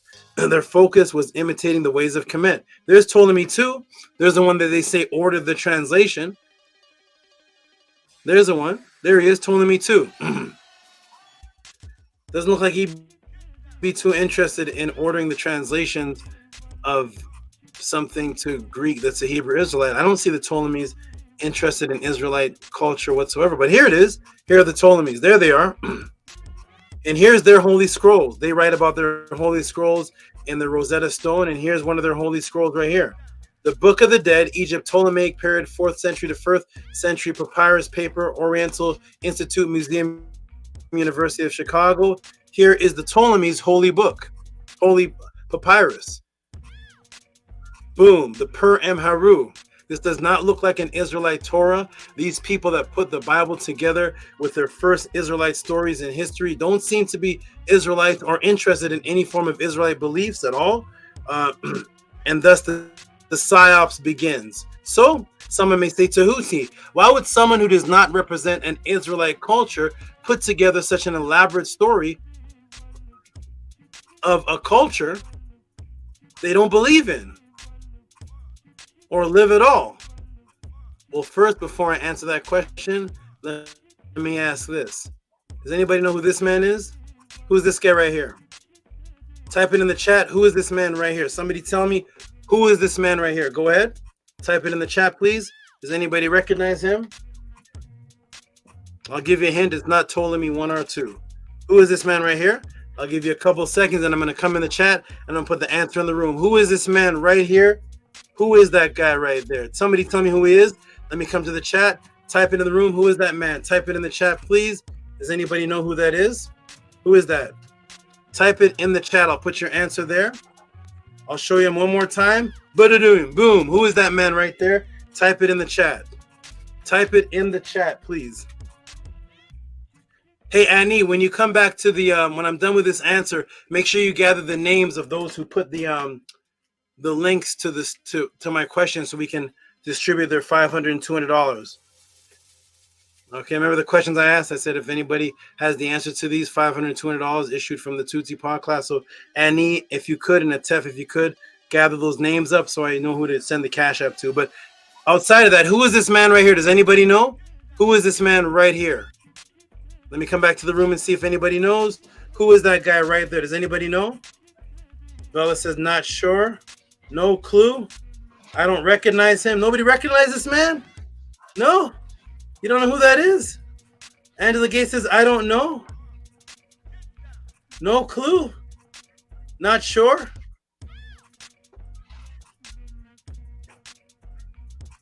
Annie, does somebody have questions for the pod class? Shout out to John Rashid. Have questions? Send it in. Absolutely. Anybody recognize him? Looks like Woody, right? Doesn't that look like Woody from Cheers?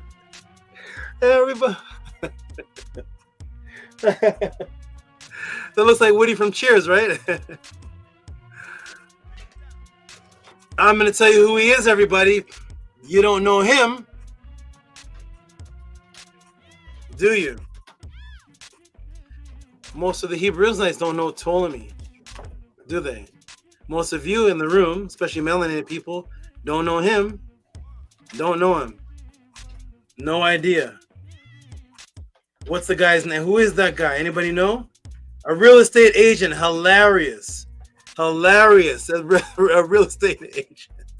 I don't know. Okay, nobody knows who the guy. Who is that man right there? Who is that man? And what's his name? Anybody know his name? Who is that man? Let me come back to the room. Let me come back to the room. Here he is. He made this, everybody. Anyone know? Nobody knows who this is? Nanny, do you know who this is? The guy on the screen? Who's that man? Do you know that guy? It's not Woody from Cheers. Who is that? You don't know him, right? He made this, everybody. Wakanda forever, Wakanda forever, Wakanda forever, Wakanda forever. Wakanda forever, Wakanda forever. As his best creation. Here he is in comic book magazine, comic book article, Marvel's Kevin Feige. Now let me introduce you to the God creator of Wakanda forever, Wakanda forever. Kevin Feige calls Black Panther Wakanda Forever the most important movie we've ever made. I think Annie put in there Marvel Comics, right? Imagine that, everybody. Let me come back to the room. Annie put Marvel Comics, right?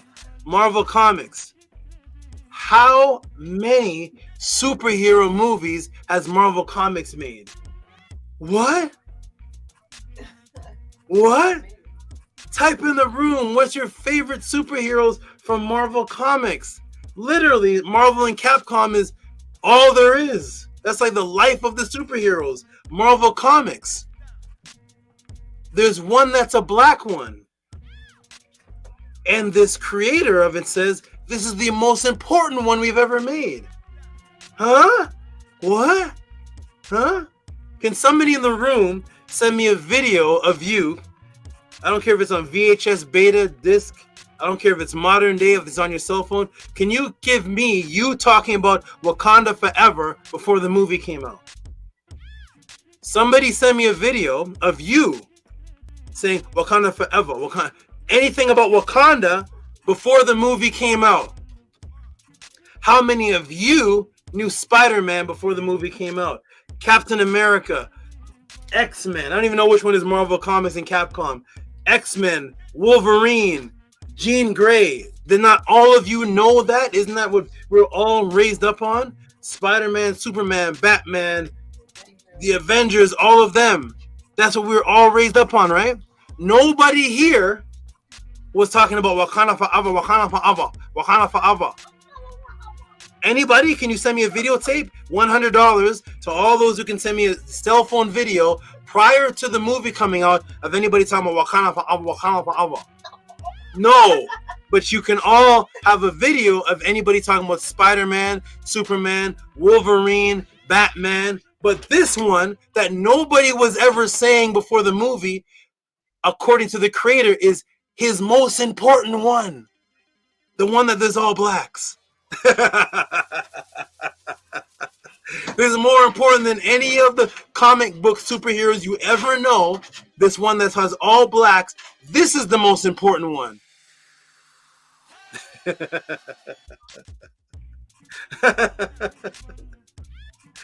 Did you know that, everybody? This is the most important comic book movie that Marvel ever made. Forget all those you were raised up on. Forget all the superheroes you ever know. This one. And nobody before the movie was talking about Wakanda Forever, Wakanda Forever. But everybody from in the 1960s was talking about Spider-Man and Batman and all of that, Batman all the way.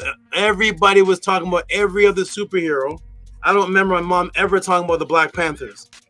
Anybody talking about any Black Panthers? My mother, if you have a video of your mother talking about the Black Wakanda Forever, no.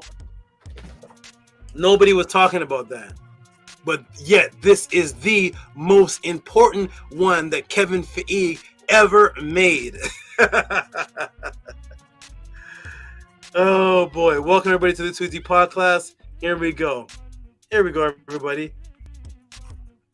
Marvel Kevin Feige calls Black Panther Wakanda Forever the most important movie we ever made. Do you know that he made movies that they're not even just Marvel? Do you think Kevin Feige only made Marvel? Was only involved in Marvel? Kevin Feige was involved in different types of movies outside of just Marvel movies. So that includes the other type of movies too. This is the most important one, everybody. Here we go. Remember the question I started off the class with? Do you remember what I started off the class with? Let's go back to the beginning of the class. Right back to the beginning of the class. Well, before I get into this question, I have a question for the class. What is the highest viewed, highest revenue Black movie in the last few years that some have even put out a set of articles and YouTube videos about the movie being a sense of Black pride? We're going to go right back, right down here. Wakanda Forever, Wakanda Forever. Here we go. Kevin Feige. Here he is right there. There he is right there. There he is. So some may say, Tehuti, why would someone who does not represent an Israelite culture put together such an elaborate story of a culture they don't even believe in or live at all? Well, first, let me introduce you to this man here. There he is. There's your Wakanda Forever. Remember that question I asked? Boom. There it is.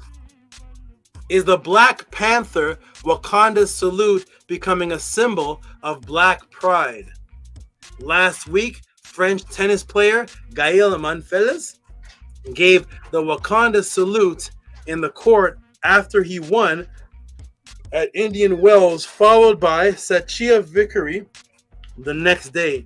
That came after players in British soccer team Manchester United, Jesse Lingard, and keeps going on. Paul Pogba made Wakanda salutes with a pitch in February. Monis told journalists, according to Sport 360, I think that the movie Black Panther. I think that movie Black Panther is great. It's great for the community, for our community. It means quite a lot. It's not just a sign. It's everything. It's not just a sign. It's everything. It's everything going on, and definitely. It's a shout out saying that I'm supporting the Black Panthers community. What? Hold on, ladies and gentlemen. Let me come to the screen. Raise your hand if you're part of the Batman community. Anybody a part of Gotham City community? Huh? Huh? Anybody a part of Wolverine community? Or is anybody here, any of your friends a part of the Spider-Man community? The Wakanda Forever Black Panther community? He said this movie, it is not just it means everything. The motivation, it's everything to these. How many sports players are that? 4 just in this one article. Wakanda Forever signs after they win, because this means everything, because this means a lot for the Black Panther community. I want to ask this guy about Stokely Carmichael.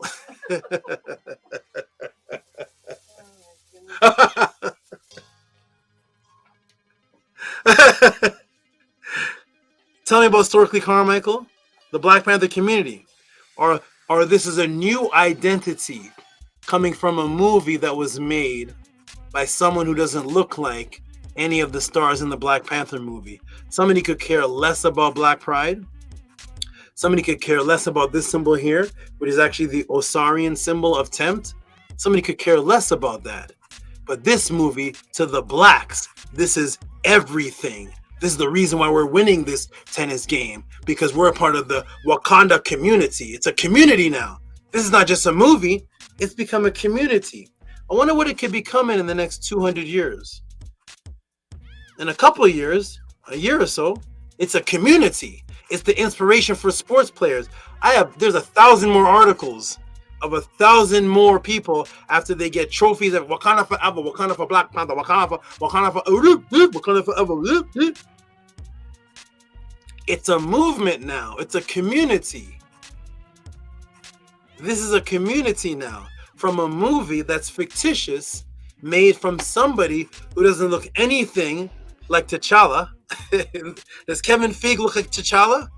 He looks kind of like the Ptolemies that put together the Bible story that you can go into the Bible and show somehow that people are black. You know, like I can go into the Wakanda movie and show T'Challa and them are black, but the actual one who put it together, that saw the power in this, who doesn't care nothing about black pride, said that this is the most important movie he ever made. And the blacks are saying this movie is everything. This is the Wakanda community. So the question to Tehuti, why would somebody who's not a part of the culture create elaborate stories about some other stories and cultures and deliver it to a community that they could benefit from?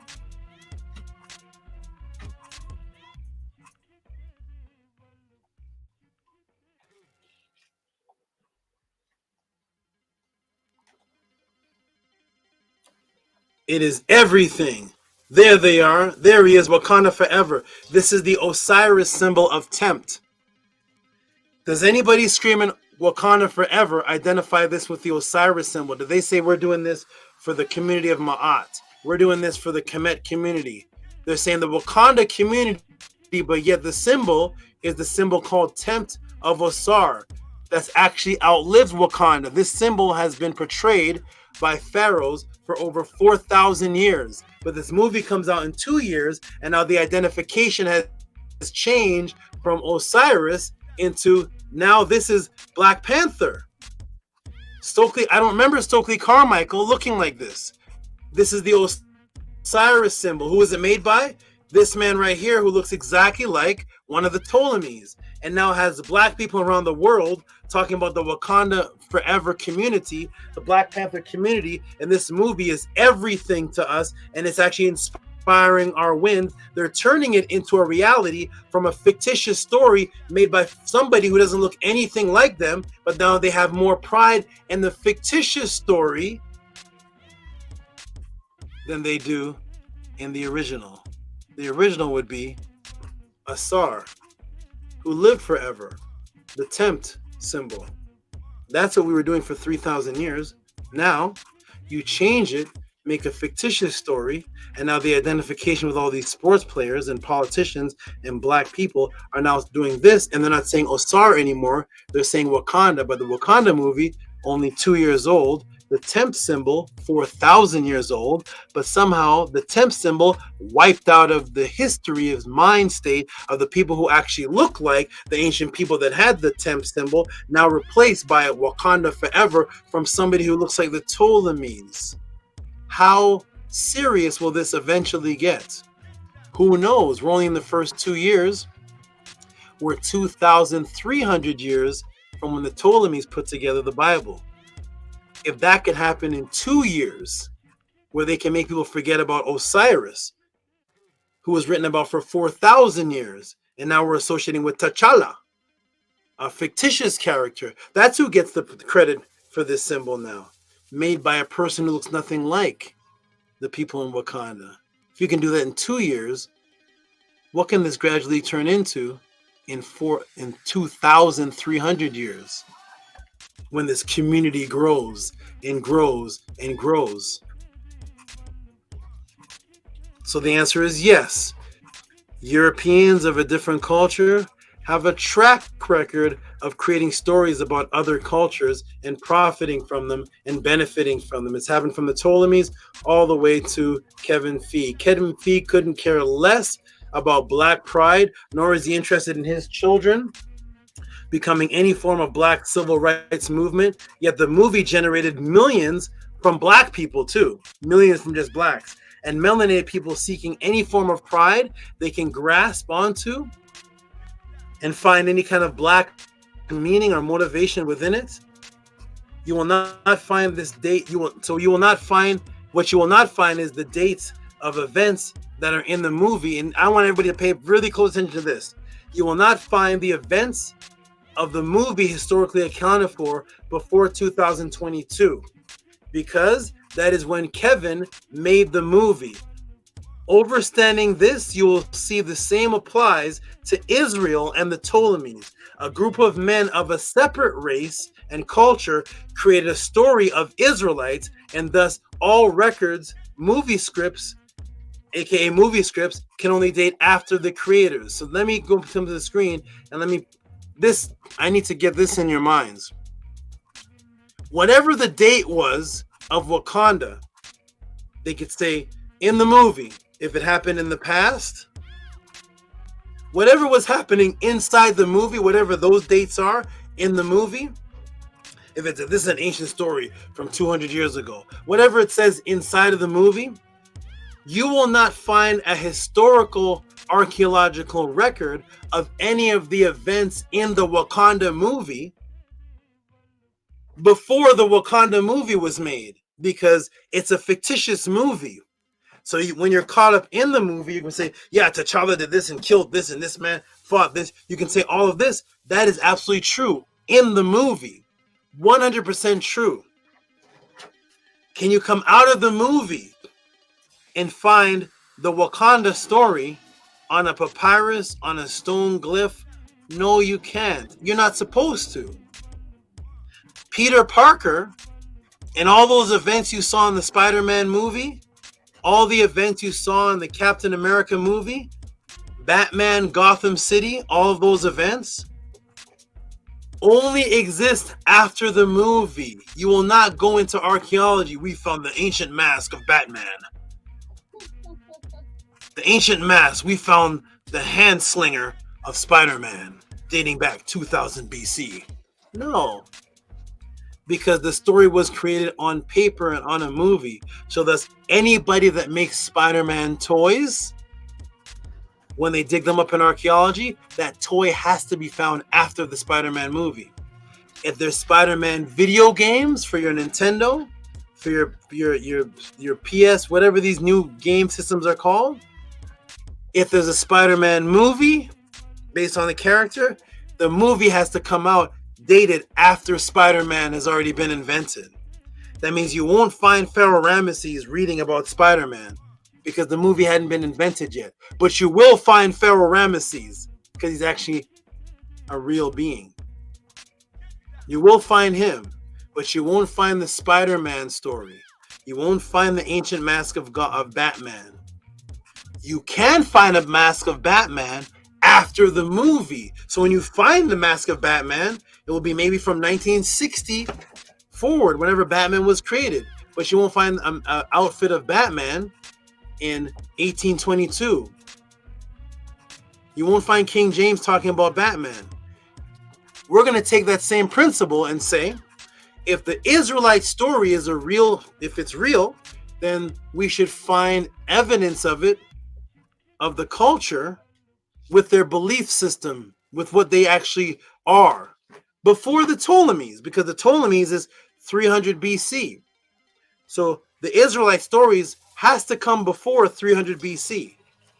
Let's investigate and let's see. Welcome to Tehuti PODCLASS. We're just seeing here. Let's just see. This is no emotion. This is no opinion, but let's just see what actually is found. I want to find it. So here we go.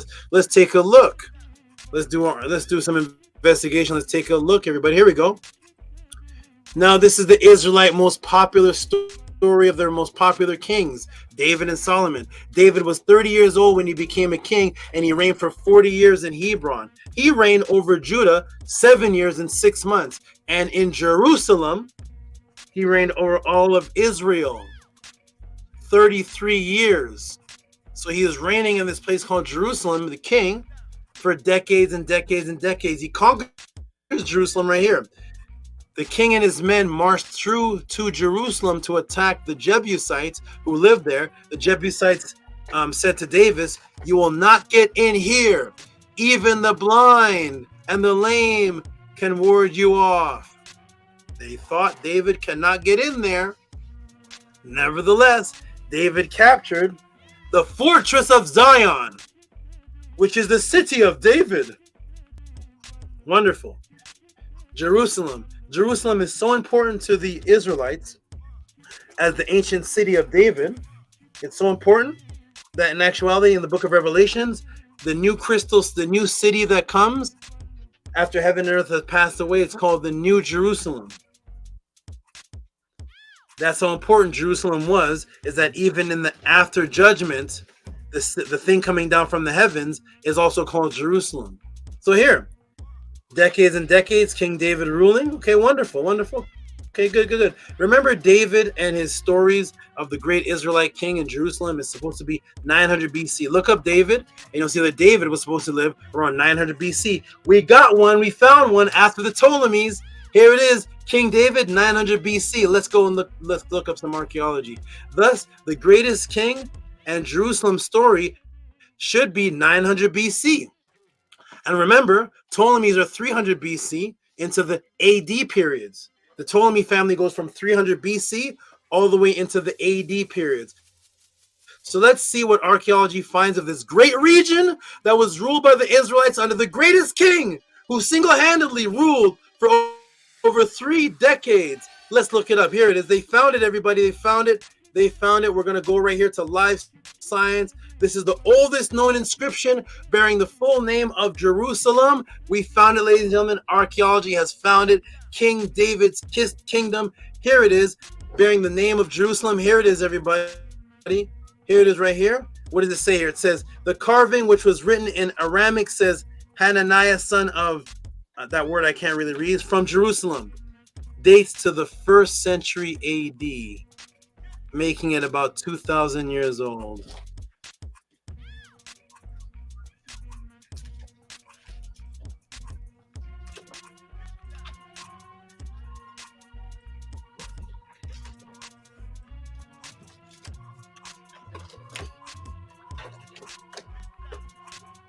The 1st century AD.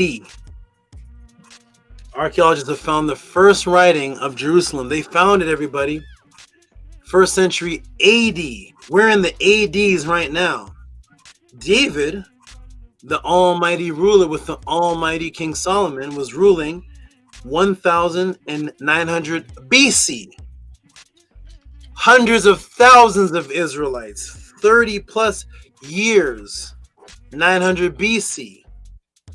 The great Israelite city of Jerusalem. They found it. They found finally the city called Jerusalem in 900 and 100 AD. Does that make sense to everybody? Does it make sense? Does it make sense? Imagine looking up Donald Trump and Biden. Imagine 2,000 years from now, coming in, digging up America, and you're looking for Donald Trump and Biden. Just not even a whole city, not even a whole conquered city, not even 30,000, 800,000 people. You're just looking for the history of 2 men, Donald Trump and Biden. You tell me the first records of Donald Trump and Biden, the oldest records would be found in 3000 AD. Donald Trump and Biden are here with us right now. When they find out the articles, books, magazines written about Donald Trump and Biden, his birth certificate, the hospital, whatever they find, won't the date match the time that he lived? You tell me they're not going to find any record of Donald Trump and Biden ever existing until it's 2024 AD.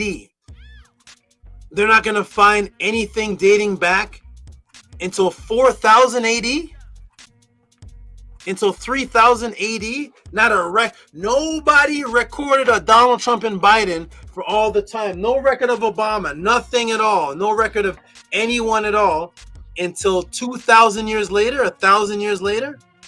King David ruled Jerusalem and had all types of, read 2 Kings, read Kings and Chronicles, see what King David and Solomon had.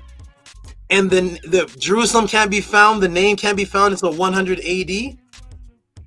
1,000 years after David? Or is it a couple of years after the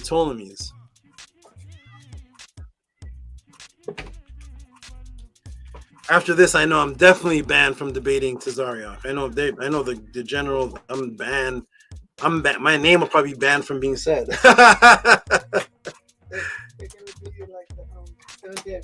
Yeah, they're gonna put a restraining order against me from YouTube.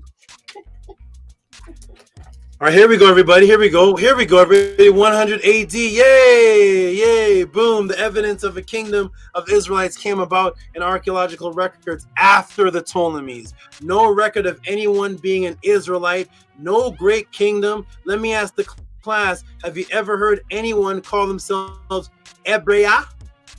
Let me get some water. I'm going to ask the class right now. I'm going to give a few seconds to come and answer. Have you ever heard anyone call themselves Ebrea? Ebrea. Anybody here? Check out there. Anyone call themselves Ebrea? Any of your friends say we're the great people of Ebrea?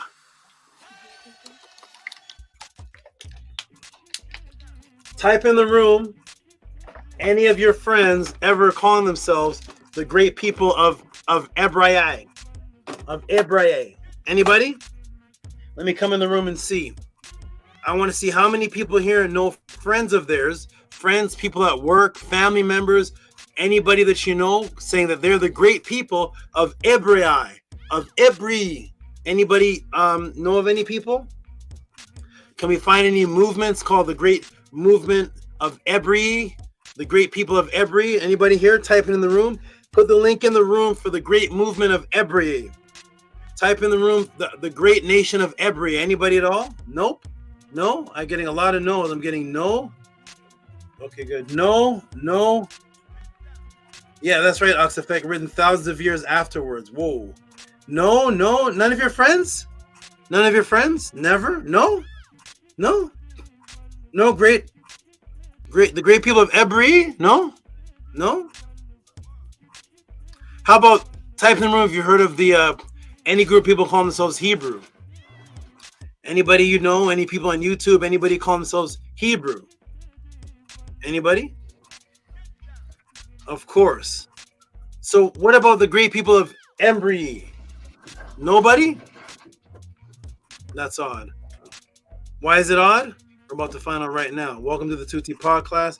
Hope you all supporting a Cash App, TT Moon, PayPal at Rocky SV. Here we go. Ready? No great people of Ebri? No? Well, what is the word that usually the Israelites call themselves a part of their identity? It starts with H. Of course, it's Hebrew, right? Here it is right here. This movie came out, Hebrews to Negroes. Anybody ever heard of it? Hebrews to Negroes. This is the popular name. The brother calls himself Mighty Hebrew. They call himself the Great Hebrew Nation. Okay, good. So we've heard of that. No problem. Great. So this word Hebrew is spelled like this. That all the black Israelites tell us this is our identity, right? Hebrew Israelite, ancient identity. Must go back before the Greek Ptolemies, right? Let's look this up. Remember this exact word, the preferred word. So that means that if this is our identity, then this terminology must go back before the Ptolemies. If this identity goes back before the Ptolemies, it should, right? But if this identity came after the Ptolemies, then that means you won't find record of it before the Ptolemies. Just like you won't find record of Gotham City before the movie and comic book Batman was created. But you'll find Gotham Cities now in video games, on board games, on all type of things now. But before the Batman movie, you won't find it. So if this Hebrew Israelite is actually a true culture with people proud of it, just like there's thousands of people on the streets right now. We are the Israelites. Jeremiah 15:10. We are the Israelites. We are the Hebrew. You can go to YouTube and find thousands of videos. We are the Hebrews. We are the Israelites. Don't tell me this pride came after slavery. Was there anybody? This was my debate with Zion Lex when I won. The good brother Sonetter tried to give Zion the win, but the crowd said I had won again. But it's because my debate was based on me introducing this to the debate world, which is, what did the ancient people say about themselves? Did any ancient people of themselves say, I am a Hebrew. I am an Israelite. I am proud. I follow Moses. Is that recorded somewhere in history? Or does it only begin after slavery? Does it only begin after the Ptolemies? Well, let's go look at this word here, everybody. Hebrew. We're definitely going to find this going back at least what, 1800 BC, maybe going back to Abraham's time. Let's go look at it, everybody. We're going to find out this Hebrew. Let's see what it goes back to here, though. Hebrew. This is the preferred word of the Hebrew Israelites. Let's go back and look at it. Here it is. Hebrew.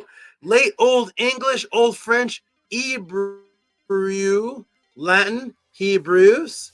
It's from Greek, Hebraeus. From Aramic, Ebrai, corresponding to Hebrew, Ebri, and Israelite.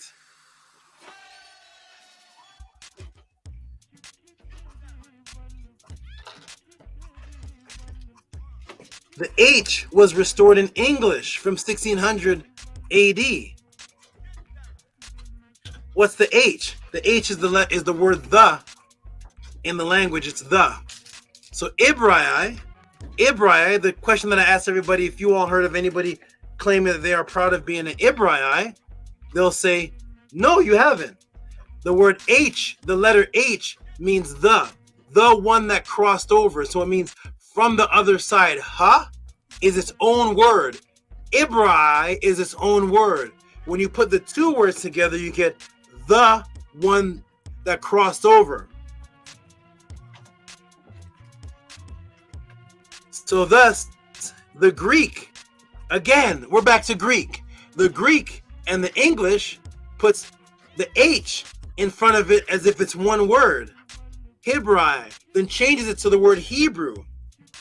$500 for the word Hebrew, $500 for the word Hebrew, going once, going twice, $500 for the word Hebrew, Cash App, $500 for the word Hebrew.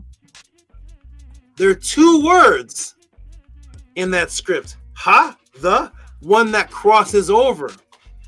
They mashed the two words together and said, I am a Hebrew. Okay, translate each of those words in English and say the sentence. You'd be saying, I am the. The H is the. It's the. It's not one word. So the I am is not a part of the word Ibri. The is not a part of the word Ibri. None of those are a part of the word Ibri. Ibri is the word that was there. But when it came into the Greek and Latin, this new word was created, Hebraeus. And now today, the people of today choose the Greek and Latin over their own supposed language. If somebody was to ask you right now, what's my identity? I would say, well, many things are my identity. Well, what culture, what was the name of the people that represented your identity? Well, we were called Shesh Ma'at, the followers of Ma'at. In English, it's followers of Ma'at. The original people call themselves, in English, it's followers of the truth. The ancient people call themselves Shesh Ma'at. The country was called Tamaray and it was also called Kemet. The Greeks called it Egypt. Would you, wanting to regain your identity today, knowing that the place was called Kemet, would you still push the word Egypt? Would you still say, I am Egyptian? Is there any pro-black person on the planet Earth right now that chooses the word Egypt? That's the Greek Ptolemaic word, that is Egypt.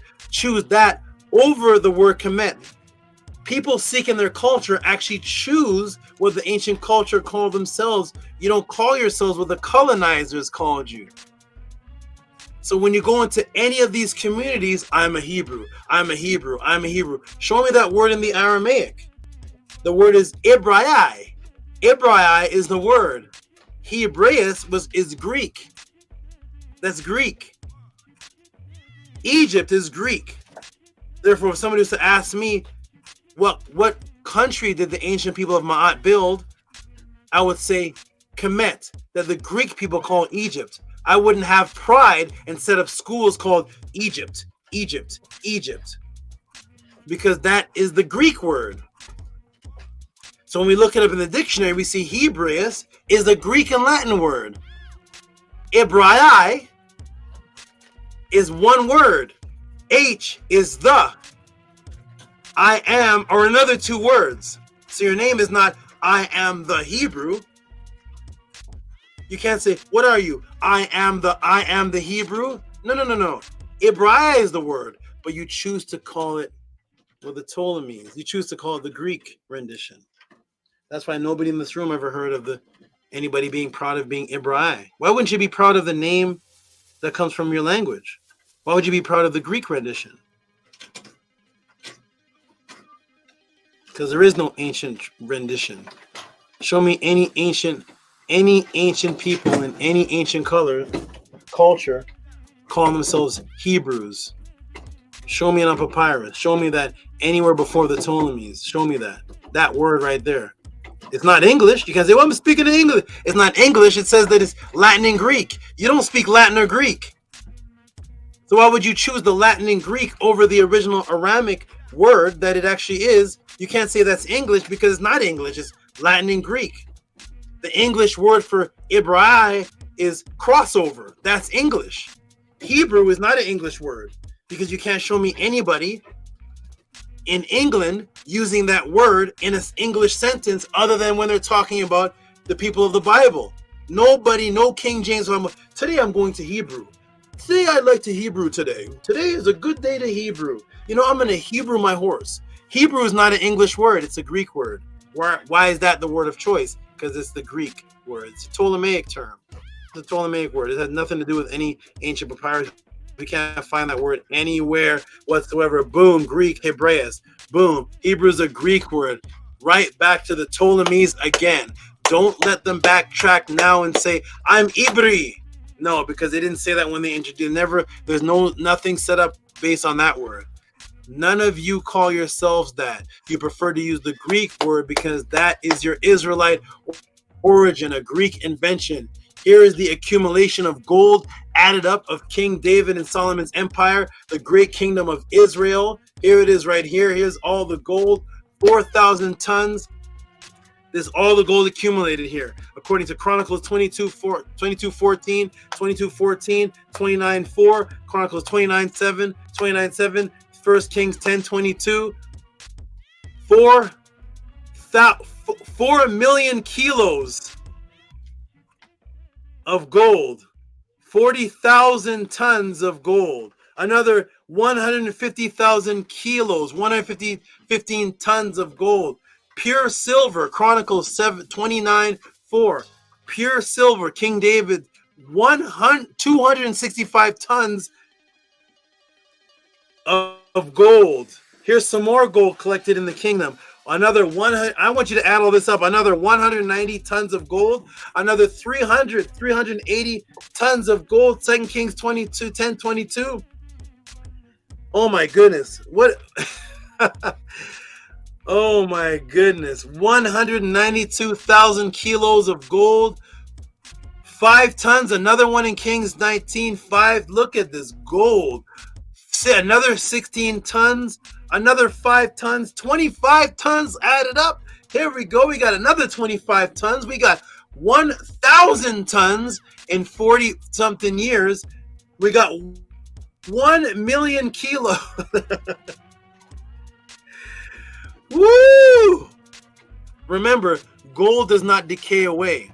So what was found of the almost 1 million kilos, over 1 million kilos of gold from the vast riches of the empire, many millions of kilos? What was found? We found it, everybody. We're in Sign News. The finds suggest the biblical kings David and Solomon actually existed. 6 clay seals found in archaeological sites of Kemet, Sumali in Israel, offer evidence that supports the existence of biblical King David and Solomon, says the team of archaeologists. What did they find here? These ancient, these right here. Here's what they found. This is what they found. Many modern scientists dismiss David and Solomon as mythological figures and believe no kingdom could have existed. We need to find all this gold. In the region at the time of the Bible recounted their activities. The official clay seals or bulle unearthed by Blakey's team, Corbett, a small biblical period of 10th and 8th century BC, located in the northern part of Israel. provide evidence. Here's what they found. You know what they found? They found a scale bar upper image 1 centimeter. They found something that was 1 centimeter. Here, did you see right here? Scale bar upper image 1 centimeter. This is what they found. This, whatever this is what was found. Do you know how big a centimeter is? Here it is. This 1 centimeter thing was found. We just called off millions of kilos of gold, tons, hundreds of thousands, tons of gold and silver. They found a 1 centimeter little, whatever that is. That was found of this kingdom of decades and decades and decades of conquering empires, collecting tons and tons and hundreds and millions of kilos of gold, conquering other cities, taking their possessions. They found 1 centimeter. 1 second, everybody, at one moment.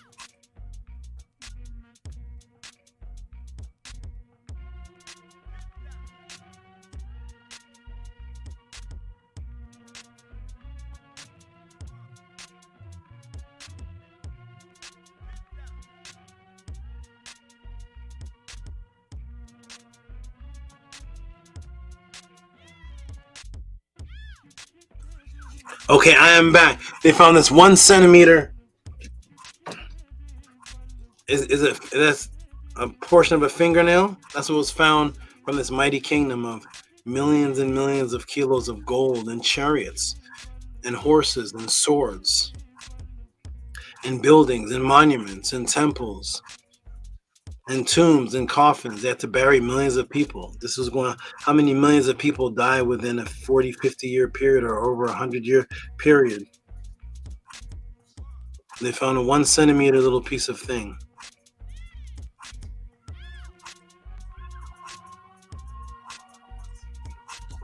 That's all you need for your faith. That's it. 1 centimeter, everybody. Here it is. Now, again, here's an example of an actual king who owned gold. This is what you find. Boom. This is Tutankhamun. This is one of the hundreds of. This is one of the kings in ancient times. Here's what they found when they went into Tutankhamun's tomb. This is what they found. This is after the robbery. I want everybody to know that Kemet had been robbed. Kemet had been robbed by multiple cultures, breaking in, taking over Kemet in the BC eras, in the AD eras, tomb robbers, gold robbers, multiple invasions into Kemet. And look at all this was found. You see chairs, you see shoes. You know why? Because this doesn't rot. You can't rot away shoes. This is after robbery, after invasions in Kemet. They found thousands and thousands of chairs, combs, gold, coffins, tombs, beds, chariots. Gold does not rot. They found this, and over here with King David, they found 1 centimeter piece of stone. This isn't even gold. All the gold just vanished and sunk into the ground. Kemet has been pummeled and robbed much more times than any ancient Israelite kingdom, because there's actually no ancient culture that talks about robbing any ancient Israelite kingdom. And we got gold chairs, we got beds, we got papyruses, we have stones, we have all of this.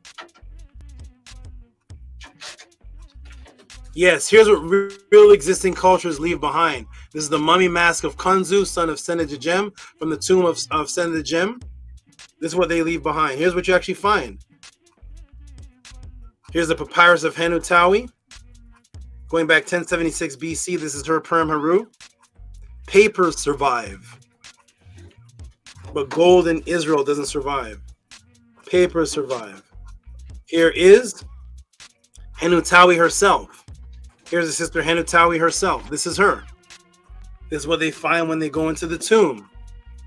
They actually find this sister still looks intact with the braids and everything, still right there. Because this is what you find when you go into a civilization. Just like if they came to America 1,000 years from now, you'd find millions of bodies and toothbrushes and Nintendo bits and pieces and stone jewelry and wedding rings and and all type of chairs and couches and museums, and you'd find this in America. If you came back 1,000 years later and dug up archaeology, you wouldn't even have to dig it up. You'd still see America, because to dig it up would assume that something pummeled over it. Nothing pummeled over it. Language, writing, chairs, buildings, statues, proof of their spiritual path. And make note of this. I want you to make note of this. Do you know what you're looking at right here? What are we looking at right here? Do you know what this is?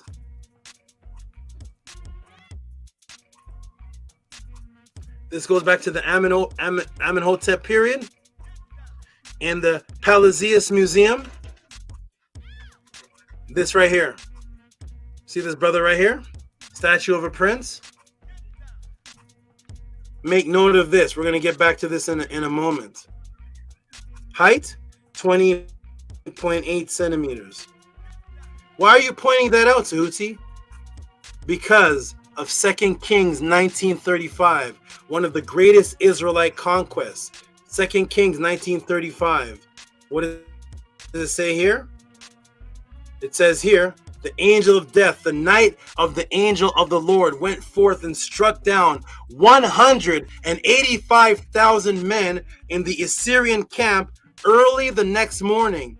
There they were all corpses of the dead. 2 Kings 1935. I want you all to know right now that the largest library in the history belonged to Ashur-bani-pal of the Assyrian area, who conquered Kemet in 600 BC. Henry Austin Layard, or Austin Henry Layard, found 20,000 plus tablets. They found another 10,000. It was 40,000 tablets in the Assyrian Babylonian history at Nineveh. How could 185,000 Assyrian soldiers die in one night, and there's not one record of this? That would be the end of the Assyrian civilization.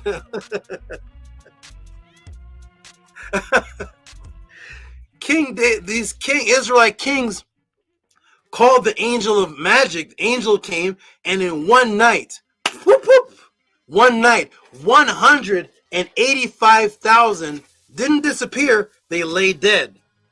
Were they buried? Are they stinking? Did they rot? Who found them? How many people were there in Assyria for 185,000 of them to lay dead? 185,000 people lay in one night. That means that women woke up with no husband. Daughters and sons woke up with no father. Men that hired these men woke up and they didn't come to their work. Their cousins, their aunties. These men, just 185,000 times that by at least 30. Why do I say that? Because these people have a mother, they have a father, they have children, they have aunts, nephews, nieces, family members. So outside of the 185,000 that are laying there dead, we have to take 185,000 and times it at least by 5, because those are the family members that would come looking for them. Huh? My Hebrew Israelite brothers, like, if you're laying dead somewhere, would your wife think, hey, he didn't come home tonight? Hey, he didn't come home the next night. Hey, what's going on here? Let me write about this. Let me contact authorities. Let me find out what's going on here. My husband is gone. Oh, wait a minute. We found 185,000 people dead, just laying there. It said they laying there dead. They chose the wrong culture to write it about. They should have said, and the angel of death came and killed 185,000 of the Agugalaga. What's that, Tehuti? Exactly. You see, claim that 185,000 died of the Agugalaga tribe. You know why? Because we can't find the Agugalaga tribe. We can't find that. So that you can always say, it's a mystery. The Agugalaga tribe, we don't, they were somewhere in the forest somewhere, and they died, and nobody really knew about the Agugalaga tribe, but they chose the wrong culture to write about. They said 185,000 Assyrians, the people that had the largest library in the world. Ashur Benapal's library of over 40,000 tablets of what happened to the Assyrian culture, what happens to them. 40,000 tablets. Israelites, we're going to cash app $1,000. 1,000. Because you're dealing with a culture that has the biggest, they're all about writing. They're all about writing. 185,000 of the culture has the most writing ever died. And is there one cuneiform tablet writing that any widow, you see, you have widows writing. You see? In ancient times, you have widows writing. You have sons writing about their dead father. You have sons and daughters building statues for their dead father's soldiers. I just did a class on that 2 days ago. You have soldiers and people that die, and their sons and their daughters make a statue of them and write about them, and even try to communicate back with the dead. And they have books of the dead, and they have different things, funeral ceremonies. 185,000 Assyrians died. Can I see a sentence on it? No. You know why? Because if 185,000 people died in Wakanda, you wouldn't see a sentence about it until after the Wakanda movie, and people would be writing about it as what happened in the movie. You wouldn't have any family members saying, "I'm missing T'Challa. I miss him. I miss him. I miss him. Oh, the people that died in Wakanda, I miss them." No, because they never existed outside of the movie. So of course, if you just write a story, the mighty king and David and the mighty king killed 185,000 of these men. Of course, the real people, they don't even know you wrote that. But if you actually killed 185,000 of the Assyrians, what? Who had a more powerful army and a set of writers than the Assyrians? You chose that culture to say, and they all dropped dead magically. You'd have daughters and sons writing about it. The kings would write about it. They wouldn't even know what happened, because remember, they just dropped. They would just drop, and people would wake up in the morning and just see 185,000 bodies. People be like, "What in the world? Let's make some clay tablets about this. Yo, something happened. Where's my father? Where's my dad? Yo, you're not coming to work in the morning? Hold on a second. Auntie's looking for you." Well, he's not one writing. You should have said 185,000 of the Agugalaga tribe. You picked the Assyrians? That's the worst. That's the worst. They picked the Assyrians. They picked the Assyrians, ladies and gentlemen. The people that have the most set of writings on clay tablets on the entire planet. 187,000, and they were all there as stinking corpses. I wonder how that place smelt. I'm curious. Imagine how deep of a matrix and psyops you had to be under to believe you came from a culture called Israelites, who had kingdoms of millions of people, thousands of tons of gold, millions of kilograms of gold, conquered and killed hundreds of thousands of neighboring cultures, and not one trace of them. But here in archaeology, you can find a 20 centimeter statue. That is why I brought up, make note of the statue. See this? This statue right here is 20 centimeters. In the Nile Valley, they're finding 20 centimeter statues. This is the size of Assyria.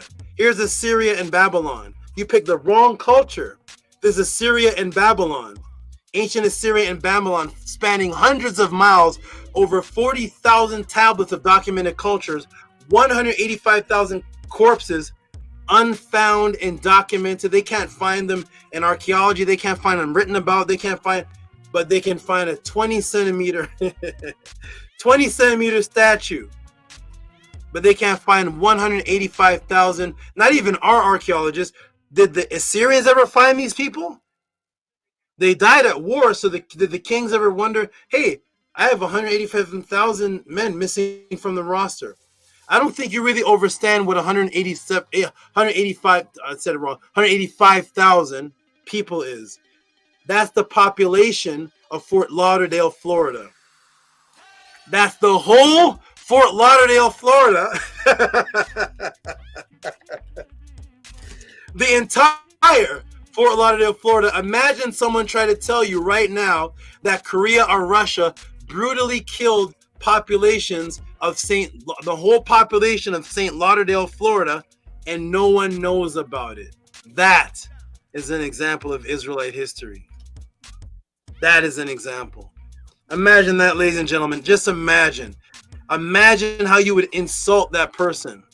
Imagine how you would feel that person is insulting your intelligence if they came to you and says, hey, you know what?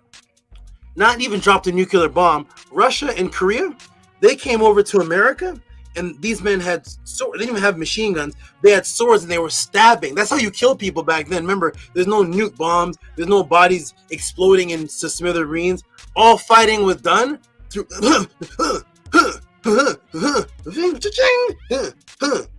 That's how fighting is done. 185,000 people stabbed, the whole Fort Lauderdale stabbed to death, and you don't know nothing about it. Doesn't make the news. Nobody's mother's talking about it. The whole Fort Lauderdale stabbed to death, and the bodies are still there. No one's talking about it. No one's missing their family. Nobody who has family in Fort Lauderdale is saying, yo, listen, where's Aunt Beverly? Where's Aunt Ruth? Where's Uncle Jeff? Nobody. The whole Fort Lauderdale is there bloodied and stabbed, and nobody in America writes about it. Nobody's missing any of these people. The only way to believe that is if you accept yourself as a Hebrew Israelite. That's the only. The Babylonians didn't. Did the Babylonians believe that? Did the Syrians believe that? Anybody believe that? They're missing 185,000 people, the whole population of Fort Lauderdale. When you ask an Israelite what is their national holy language given to them by God, and what is the oldest record of their old holy books, their default go-to is the Silver Scrolls, actually called called KH1, KH2 scrolls. Let me take you to the Israel Museum and show you what they're referring to. Here it is, the Israelite scrolls, KH1, KH2. Here's the writing right here. Do you see it? There's the writing found on the scrolls. Wonderful. That's what they say. And this goes back to, it only goes back to 650 BC. Here's their oldest writings, they say. They will tell you this script is on what's called Paleo-Hebrew, but I'll show you the terminology was actually added to by Jews and continue the psyops. This is actually added, this concept of Paleo-Hebrew. Let me introduce you to Solomon Birnbaum, the Jew who created this psyops to further compound the artificial, quote-unquote, Israelite Hebrew culture. Here he is right here. Let me introduce you to everybody. When they talk about Paleo-Hebrew, here's the one who created that, this guy right here, this Jew right here, Solomon Birnbaum. There he is right there, Solomon Birnbaum. When you look him up, what does it say? Paleo-Hebrew alphabet, the Paleo-Hebrew script. Also, Paleo-Hebrew, let me shrink this down a little. Paleo-Hebrew script, Paleo-Hebrew, Proto-Hebrew. You see how they keep putting the word Hebrew in there? Paleo, Proto. As long as it has the subconscious word Hebrew in there. Now it's Old Hebrew, which is giving you the insinuation that it's actually some language called Hebrew. Is writing system found in the inscriptions of Canaanite languages, pre-biblical, including pre-biblical and biblical Hebrew, from the region of southern Canaan, also known as biblical Israel, Judah, and is considered to be the script used to record the original text of the Hebrew Bible due to its similarity to the Sumerian script, as the Talmud stated that the Hebrew ancient script was still used by the Samaritans. The Talmud described it as Lebanon script, and it goes on to say the use of the term Paleo-Hebrew alphabet is due to a 1954 suggestion by Solomon Birnbaum. A created terminology for the psyops in 1954 by a Jew that's taken the word Hebrew, putting the word paleo in front of it, and now renaming this. What date does it go to? 1000 BC. Hebrew Israelites, were there any Hebrews before 1000 BC? Because this old Hebrew, or Paleo-Hebrew, dates back to 1000 BC. Uh-oh. Boom. No ancient indigenous people call this language Hebrew at all. It traces back to lands of Canaan, and as you can see by the dating system, language is 400 years after Moses. The first supposed Israelite author. You see here? Moses was supposed to be 1400 BC in Kemet. That's 400 years before the Canaanite script or the Paleo-Hebrew existed. All matrix psyops to create a false culture to assert themselves and distract people from ancient indigenous culture source Ma'at. Question for the class. Which pharaoh is this? Does anybody recognize this pharaoh? Let me see how good you are with your pharaohs. Which pharaoh is this, everybody? Let me blow it up a little bit. Does anybody recognize this pharaoh? I'm going to put on for a few moments. I'm going to come to the screen to see if anybody knows which pharaoh is this. Which pharaoh is this, everybody? 1, 2, 3, 4, 5. You got it? I'm going to come in the room right now and tell me which pharaoh is that. Type the name in the room. If you recognize them, if it looks like anything familiar, which pharaoh is that? Type it in the room, please. Unkimat's dropping bombs. Which pharaoh is that? Which pharaoh is that? Does anybody know? You all saw the picture? Just tell me. And don't worry, it doesn't matter if you're right or wrong. It doesn't matter. I just want to know if that image looks familiar. Somebody put a Ptolemy. Whoa, a Ptolemy. Okay, a Ptolemy. Which pharaoh is that? Anybody know the name of that pharaoh? Does it look like? I'll tell you right now. It's not a Ptolemy. No, way before that. Which pharaoh is this? This is way before that. What Ptolemy is this? What pharaoh is this? Anybody know? Okay, we got one. We got Thutmose. Okay, Thutmose. This is way before the Greek, way before the Ptolemies, way before Greek invasion, way before that. Which pharaoh is this? We got Thutmose as an answer. We got two Thutmose. Amenhotep. Okay, we got Amenhotep. We got Thutmose. Okay, good. Here we go, everybody. Ready? Here we go. I'm going to get back into this so we can close this awesomeness out. Here we go. Boom, boom, boom, boom, boom. And we got Thutmose, Amenhotep. We have the Ptolemy. We have the Greeks. Okay, good. This is way before that.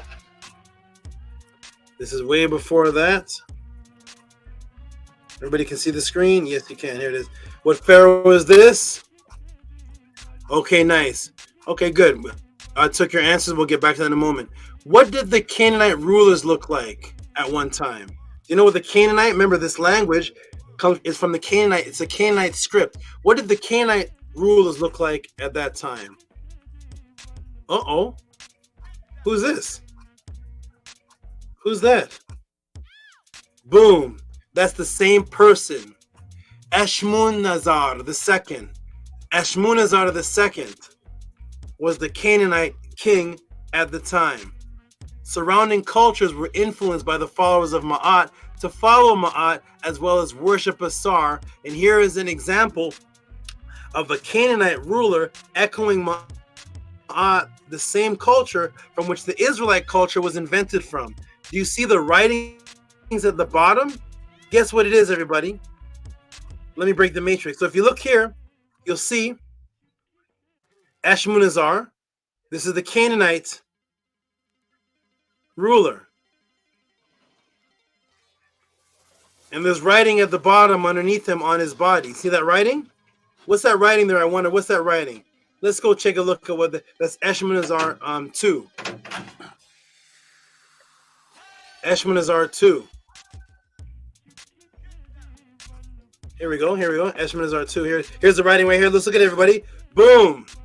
There's the writing right there. There's the writing blown up of Ashmunazar 2. Boom. The same script that is being told to you is quote-unquote Israelite writing, stolen to create an artificial culture. Remember they told you that this is Israelite, it's the Canaanite alphabet. That is this, Ashmunazar's alphabet, the Canaanite alphabet. Ashmunazar could give two craps about Moses. This is not Moses' writing. This is the writing of the Canaanite writing found on Canaanite pharaohs or Canaanite rulers. That's the Canaanite culture, not Proto-Hebrew, the Proto-Hebrew. Ashmunazar never heard of a Hebrew.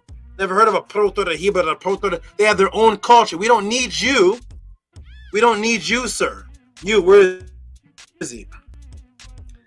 Where's the Jewish man? Here it is. Where is he? We don't need you, sir. You, Solomon we don't need you. Back in what date? 1954. We don't need you, Solomon Birnbaum. We don't need you in 1954 to give the Canaanites a new title of their language. So this is the racism. This is the racism that takes place, where the European teaches you that you have no right to name yourself. You can't talk about the name of your language. You can't even talk because there's no ancient writings of Jesus in the Hebrew, and there's no ancient Hebrew writings in any kind of ancient language. It's all Greek. Only the Greeks could talk for us. Now, the Canaanites have a surviving culture longer than any European culture.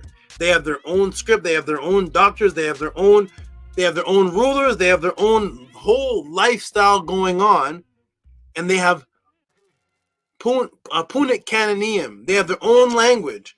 Here we are in 1954. Forget about that, man. Forget about that. We whites, you know what? We're going to rename you. We're going to rename forget about the Canaanite script. We're going to call this Paleo-Hebrew. That's right. We know more. We the Paleo-Hebrew, the Hebrew Paleo. And now you have Hebrew Israelites quoting the European Jew as opposed to quoting the culture that the language was made in. The culture is Cananea, and that's the language. 1954, a European man comes and forget that. From this day forward, we're going to add the word Hebrew to that culture. Ashmunazar II never heard nothing of what I'm talking about, but we're going to add Hebrew to it, and we're going to call it Paleo-Hebrew, older to Hebrew, just to promote the psyops. When the people had their own language and they had a name. Because as time's going on, more Europeans are adding to the story to create the Hebrew culture. So therefore, you have to give the culture has to have a language. But wait a minute, they don't have a language. The language is Canaanite script. So we're going to call it Paleo-Hebrew. Why not just call it what the people said it was? Because you can't. Because if you do, it will reveal the psyops. The psyops is that you're making it up as time goes on. You're making up the Hebrew culture as time goes on. Thank you, Solomon Birnbaum. Thank you in 1954 for creating Solomon Birnbaum. Thank you, sir. Thank you. We needed you because, you know, the ancient Canaanites, they're uncivilized. They can't name themselves. They can't call their script what they call it. We need you in 1954 as White Daddy. You need to name the Canaanite script. And now that is what this script is that they find the silver scrolls in. It's in the same script.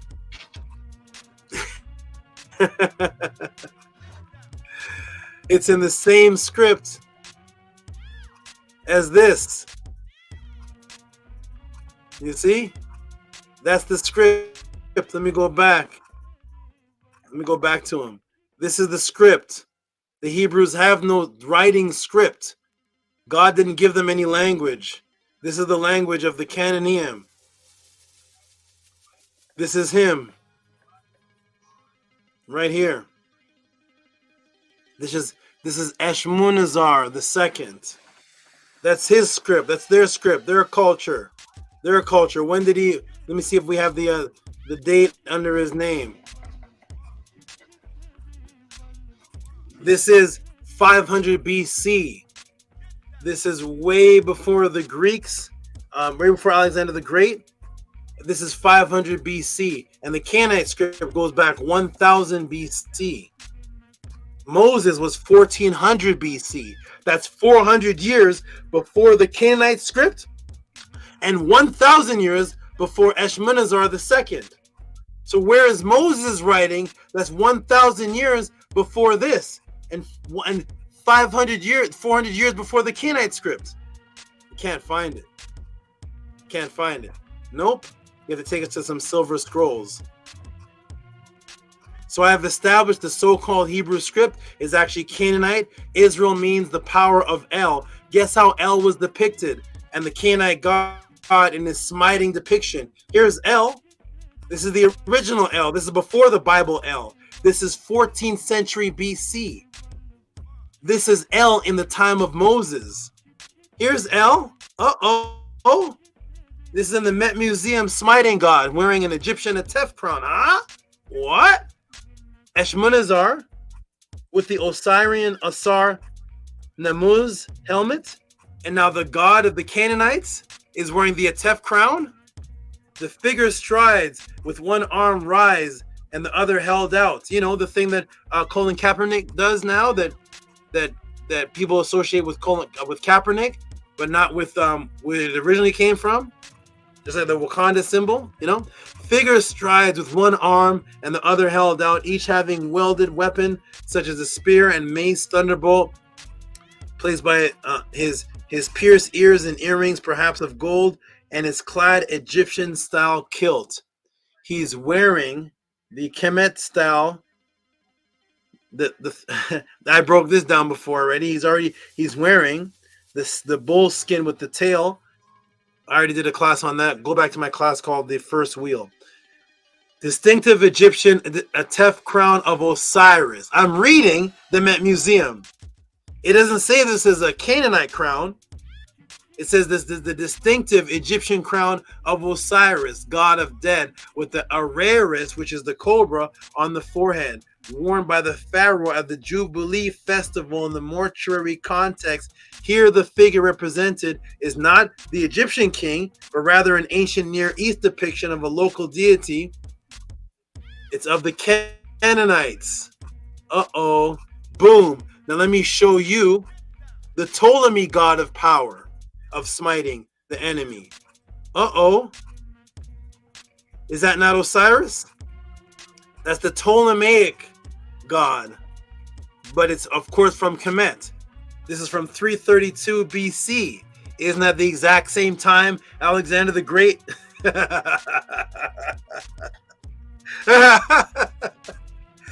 that Osiris? Hold on, Canaanites. So the Canaanites, you have your El,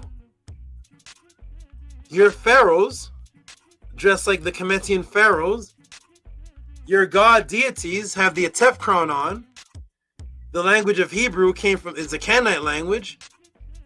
This is all invented by the Ptolemies. The Ptolemies' god is Osar, that they trace back directly to the time of Alexander the Great, 332 BC. That's the Ptolemaic time.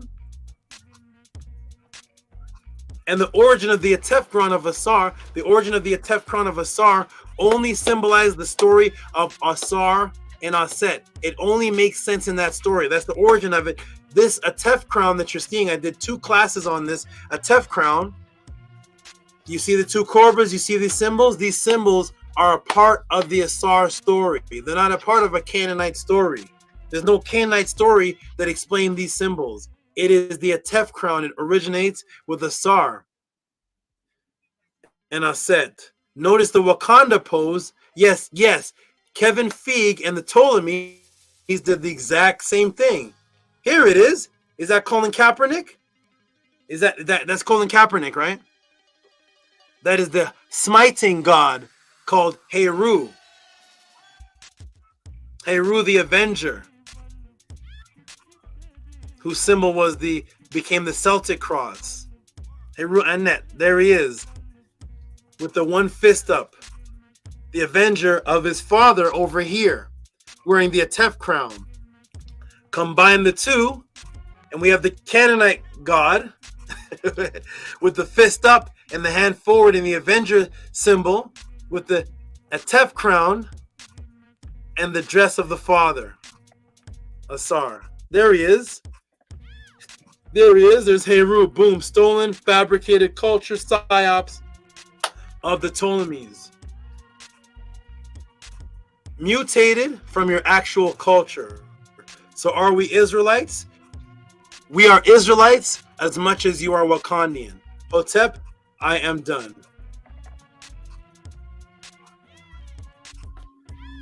One is as historically true as the other. Matrix broken. For those of you who appreciated this live ebook class and matrix breaking guidance, more than the waiter that you tipped, more than the cotton candy that you purchased for your children, please send your reciprocity tip of support called Not an Israelite, or whatever creative title you come up with, to the Cash App, PayPal at RockySV, to PayPal at RockySV, Cash App, TT Amun. And there's my answer if we are Israelites. Hotep, I am done. Boom. I'm going to put the link in the room. I'm going to check the chat to see the people in the chat. I'm going to check the Gmails. Here's a link in the room for the team to jump in. So I'm going to take a break, but I'm going to check the chat, the Gmails, to see who is supporting this. If the brother who asked the question, he can come to the panel. He paid his reciprocity to ask the question. He can definitely come to the panel and tell us what he thought of the answer. That's the beautiful thing, is that you can send in a question here and come to the panel and discuss shortly what you thought of the answer that you sent to me. I didn't choose to teach this. I'm teaching this because the question was sent in and reciprocity is sent in, and thus the person that asked the question can freely come up and say, yo, Tehuti, that answer sucked, man. And I won't kick you off the panel. You can come to the panel and say, that answer was trash. I'm still a Hebrew Israelite. I'm still a Pangolan. I'm going to dress like the Pangol. I'm still that. I'm still a Hebrew. In 185,000. I believe it happened. The Canaanite script is my. You can come to the panel and say, I'm Paleo Hebrew. You can say all of it, and I will just bow. You'll get no screaming from me. You'll get nothing. It's your question. That's the beautiful thing about the podcast. This is the answer to your question. However you feel about it, you can actually come voice. You can come and say, yo, that blew me away. Wow. I was just about to convert. I was a Hebrew Israelite. Oh my goodness. I can't believe I was involved in that mess. And I won't keep you on the panel longer or kick you off, because it's all fair here. The person who asked the question can comment on the answer. The customer is always right. So, if you didn't like that burger, speak to the manager. You're right, sir. The burger was no good. I'll try to answer it again in the future. I'll do better again in the future. That's how the beautiful wavelengths are here at the Tehuti podcast. That was 2 hours. What?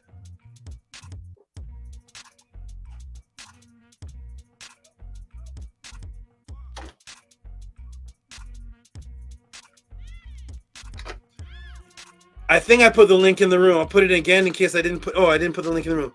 Team, jump on. Mike 400, jump on.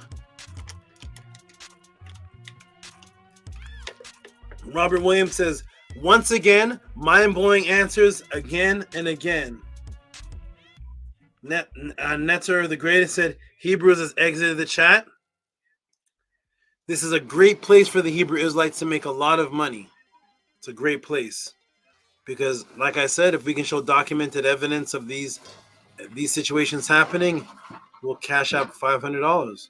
It's actually easy. That's like somebody saying, show me documented evidence that there was a Per Em Haruv. There's a pyramid. Show me the documented evidence of the things that you, of this and that. And I say, oh, here it is. And guess what? That which I teach on, that there's no documented evidence, I will say, and there's none of that. You see? I will say, and there's none of that. If there's none, I will say, is there none of that? Show me the documented evidence. Show me the body of Aset. Where you say the Nitira were real. So show me the body of Aset. Where's Aset? Not there. Where's the body of Ra? I need to see it. Where is it? Not there. If you want to send in a question on where, why, that's another question. But no, not there. That's another question, though. All right, we got Bella. How you doing, Bella? I'm well. To for that teaching. It was beautiful and indisputable and very trustworthy. So to Nini wonderful. Glad you liked it. Glad you enjoyed it. the Colin Kaepernick thing you mentioned, I didn't realize it was a netter posed before, and I'd always wondered that. So to for that too. Nini you got it. You see how they replace memory? We think that's Colin Kaepernick's pose, and it's the smiting Heru's pose. Just like people think this is Wakanda, and after a while, a whole culture and civilization is bred off of the mistake of something as opposed to the original. How you doing, Annie? You doing good, my brother? Yes, I'm doing excellent. Yeah, that was beautiful. That was a one-stop shot. You put everything in there. The silver screen, you put everything in there, and it's wonderful because everything that there is to show you put in there. So that's amazing. And we and you showed the just through one per head or tomb, and just what all was just in what was in Tutankhamun's tomb, and he wasn't even nowhere near one of the top par EEs at all. And all of what we received from his, I can only imagine barely what Ramesses was, and Tehuti and yeah, it's just amazing, and it just shows how deep the psyops really is, and Tuak for putting that together the way that you did, and having people ask the right questions, and break out of that, because I always said the Bible makes you throw all logic out of your thought process. So to our great Saba for that wonderful class, and yeah, just Tua. And so you can see why, ladies and gentlemen, why I'm the only person that is banned from debating this man right here. This is the general, this man, and he has banned. This man is not allowed to debate me. He made it very clear. We have it on record. He is not allowed. He worded it as he's not allowed to debate. He's not going to debate any topics on KEMET, but he debated twice on topics of KEMET after that. So then he started saying, "You need to step your weight up." He changed the whole narrative. But he debated JJ 7000. So I guess I got to step my weight up past JJ. So when I get past JJ in intellect and debate, you guys let me know, and I'll let Captain Tazariak know that I surpassed JJ's record, and then maybe he'll be allowed to debate me. But as you can see, with a class like that, that's why I don't debate anymore. I don't debate. Debate that. Debate the class. debate that. How you doing, Primordial Thought? You good, my brother? Hey, Saba, that was when you mentioned all the gold that the character King David found, and all they can find was 1 centimeter. That was just that right there. You what you really did was you made me realize like a principle, I guess, that all the ISFED is, all the Sabu fiends are doing is they're like prepping for. They not only have people that are adults now existing like us right now confused as well, but it's mainly for the kids or the next generations coming, because when they come in, they're not going to think of Asar, they're going to think of Wakanda forever pose. And it's literally erasing history from the mind. So when a child comes into when a child is birthed into existence, this is what they're going to be able to see. So I see what you are doing, going against anti-biological imperative, and still saying literally that the material exists and they created all of this and they left this here for us to continue to keep pushing. So for that, there's no such thing as an Israelite no more. Like, you're completely done with that. It's been done, but you literally like just completely erase that now. That should never be a topic anymore after this. Nini Ugg, wonderful, man. I mean, they're not allowed to debate me. All right, so I'm not allowed. I have a restraining order from churches, and I have a national, declared ban from the leader of the Hebrew Israelite movement, that the secondary leader is not allowed to debate me. So all these strange things happening in history that very good, because it keeps them protected, and that's good. They should keep protected from me. It's much safer for their organization and movement. When I was involved with the Hebrew Israelites some years ago, they made chat rooms about me. The chat rooms were named after me. They're called Amenhotep. We're destroying his 6,000 idols.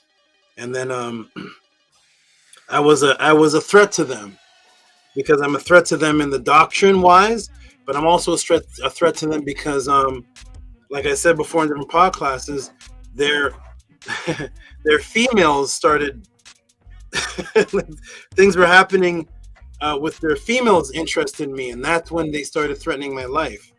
So their females were in their chat rooms, and I have pictures of most angles of their female's body. So it became very, very ugly and very, very bad. And Hebrew Israelite women were it was getting really, really bad. So the best thing to do is just to erase me, or to not debate me, because that would bring attention to this. And so yeah, it's crazy. How you doing, brother Atef? You good? Hotep, Saba, that was groundbreaking. That's gonna break the internet. That one right there, Saba. That was it. Everything is a lie. The amount of stuff that's stolen, it just doesn't make no sense. And then it's like they wave it in our face, and they laugh because we don't even know what we're looking at. We don't acknowledge, like the sister said, she didn't know that was that the pose of Heru. It's crazy, because even the Wakanda, the temp, we've learned that from you, the temp T. But it's a shame that our people don't know, and we celebrate all the wrong things. And I tell people all the time now, when I talk, people don't even like to talk to me no more, because I ask them, well, just show me where that's at. Can you show me? Because I ask the right questions now. Well, just show me. Well, what did the people say themselves? I tell people, just give me tell me anything about your culture or success without the colonizer. So don't use the language, don't use whatever their definition of success is. Just remove the lie, and they can't. They're stuck. So this was an absolutely groundbreaking breakdown, and it's absolutely necessary, especially right now for our people, because they're masquerading these lies in front of us, and then we turn around and celebrate it as if it's ours and it's something to celebrate. The lie isn't to celebrate, but the actual culture that ours is to celebrate. So 2 out for this breakdown, Saba. Nini Uk. I'm glad you like it. And the exactly primordial thought was saying, and Bella was saying, is as time goes on, you see how things are replaced right in front of you. So just like you all are saying, wow, Wakanda's only been around for 2 years, but Colin Kaepernick only happened a couple years ago. But we know that stance is Colin Kaepernick, and we know this as Wakanda, and that's only a couple of years in the making. So imagine the Ptolemies creating this, and we're 2,300 years from that. So of course, if you continue to do that, you're going to have the Israelite story and not know nothing about the origin of it if you already forgot in 2 years. All right, how you doing, Mankura? 2 years compared to 2,000. How you doing, Mankura? You good? I'm doing great, Saba. It's you know, it's really powerful to have you to speak on these very sensitive topics, you know, especially dealing with the trauma that, you know, our people have dealt with. And, you know, for people that have had so much taken away from them, to have a reliable source of clarity and stability and security and the continuation of your legacy of greatness, it really means a lot, because people really believe in this stuff. And, you know what I mean, for you to address things pertaining to spirituality and religion, people will fight you over this stuff. So, Yeah. so it's good to have someone that can address it in a way of integrity, with accuracy, and just the care that you put into answering these questions. It means a lot. So, to you, Sabu. Thank you very much. Thank you. And if any of you if any of you seen Mike 400 in the chat, because I'm not looking at the chat right now. If he's commented, if you heard the answer, let me know so I can post his comment up. I'm gonna look at my Gmails right now, refresh the page, and see if how many people supported that answer right there, and just how many and tips in general so far. I see a couple. I'm gonna go ahead and name them when I come back. I'll name a couple now. So first, here we go. We're gonna do a couple right now, and then I'm gonna take a break and come back. I see quite a few. That means you all really enjoyed that answer. So first, we're gonna start off with harass did. Now, when I say first, this is actually in the order. So let me see. Here it is. Okay, good. Harass did. Mike is in the chat. Mike 400 is in the chat. Okay, good. I want to post his comment on what he got from that answer. Originally, he only gave $5, and I said, "Well, no, you want a Tehuti PODCLASS answer?" So that's what he got. And I was actually very generous because tip Hebrews, called not Hebrews. Okay, good. Ibre. Nice. So yeah, I started that answer started being put together, and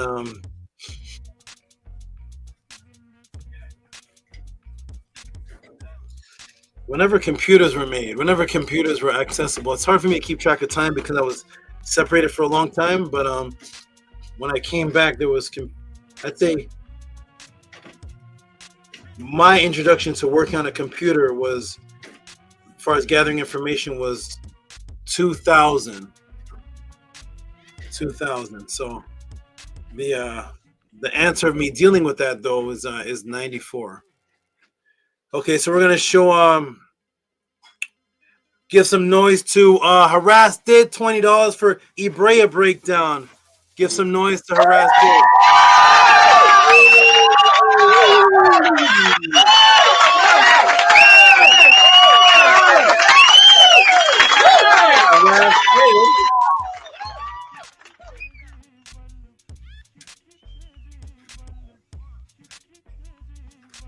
And we got, I'm going to do this one here. And then I'll do one more, and then I'm going to take a break.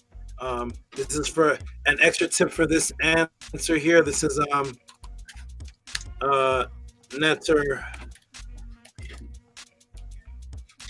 I'm going to put not Hebrew. Netzer gave an extra $10 tip for this breakdown. Netzer Ankh Hotep L. He loves these kind of things. He always asks questions about the origins and Bibles and things like that. So give him some noise for this. Give him a clap for this, please, please, please.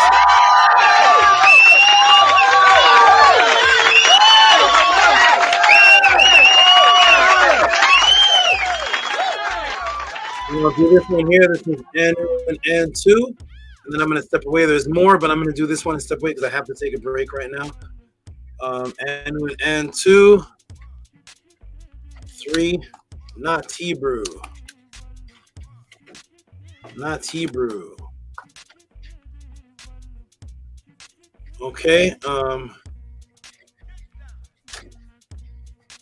and two gave a big one. Here's a nice big one for the, what does it say here? Primordial thought. Go ahead and read that for me, please.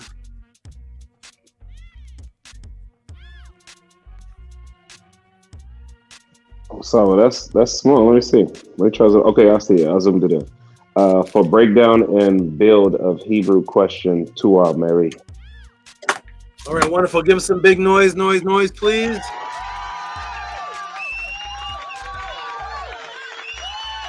Wonderful, excelente. Okay, and let me go to the chat to look for Mike 400. It's kind of hard because my oh, here it is. Okay, good. Mike 400 says great information. Answer with fire, fire, fire. Okay, wonderful. I'm gonna take my break, everybody. For those of you who like this answer, who got anything out of this answer, who appreciated the time, the jewels, like Ani said, everything all put together in one. PayPal at Rocky SV, Cash App TT Moon, that is also scrolling at the bottom of the screen. Please support the Tutti Pawn class, everybody, and support with what it is that is happening here, because this is not happening anywhere. Here's my AI moderator. Support with Cash App TT Moon. There's my AI moderator right there. For those of you who want to wave your phone over something, there's a QTR code. PayPal at RockSV, Cash App TT Moon. It is scrolling at the bottom. I'll be back. Hotep, I'll be right back to say the next question and answer that. That's going to be probably in 2 parts in this class. I'll be back. Peace. Hotep, peace and love, everybody. I want to give a shout out to that brother Mike 400. That was brother. That question there is going to change a lot of things moving forward. Just pay attention to what goes on after this. You know, just pay attention to the other communities and just see how they move forward, because they sneak learning. And you know what's so beautiful is that a lot of people now are admitting that. I had a brother, I think it was in a Discord meeting, and he said he was a sneak learner.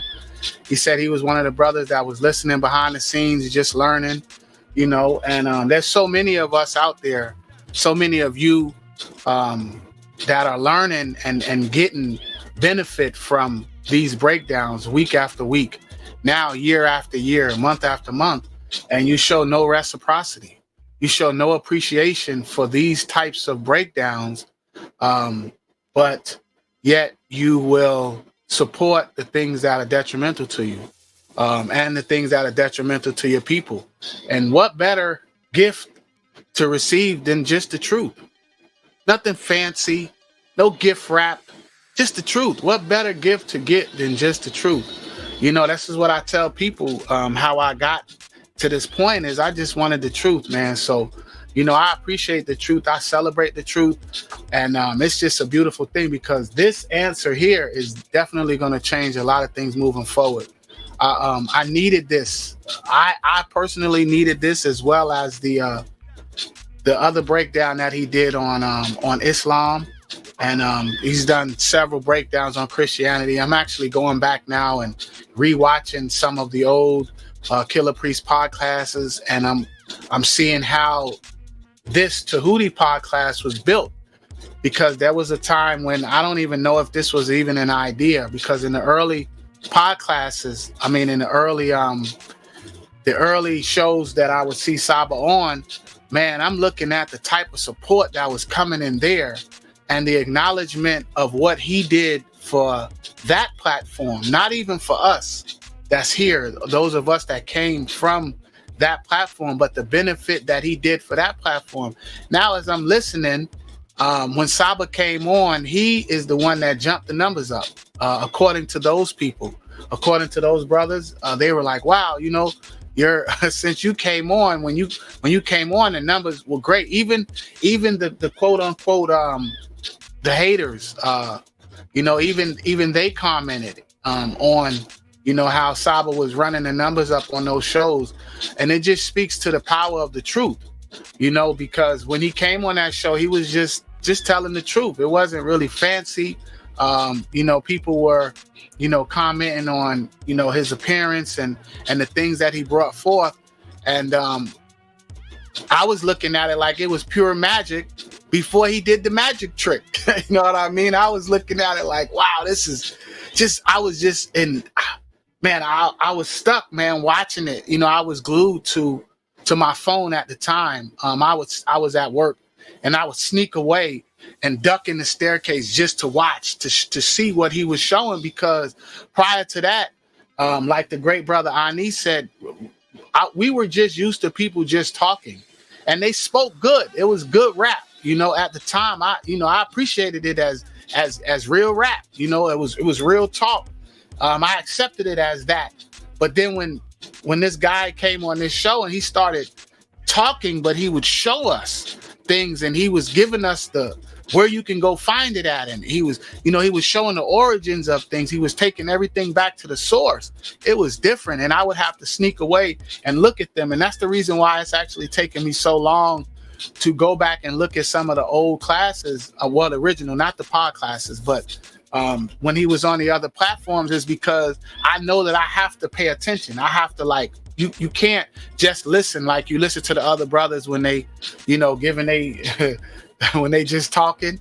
You know, you actually have to see. You have to actually, if you care, you know, because I was going to the papyruses. I was like, what did he per Imharu? I had never heard of that. I was going to look to find that. I was looking at these different sources that he was bringing up. Mind you, I had always heard primary sources, but people were never showing. They were not showing and proving.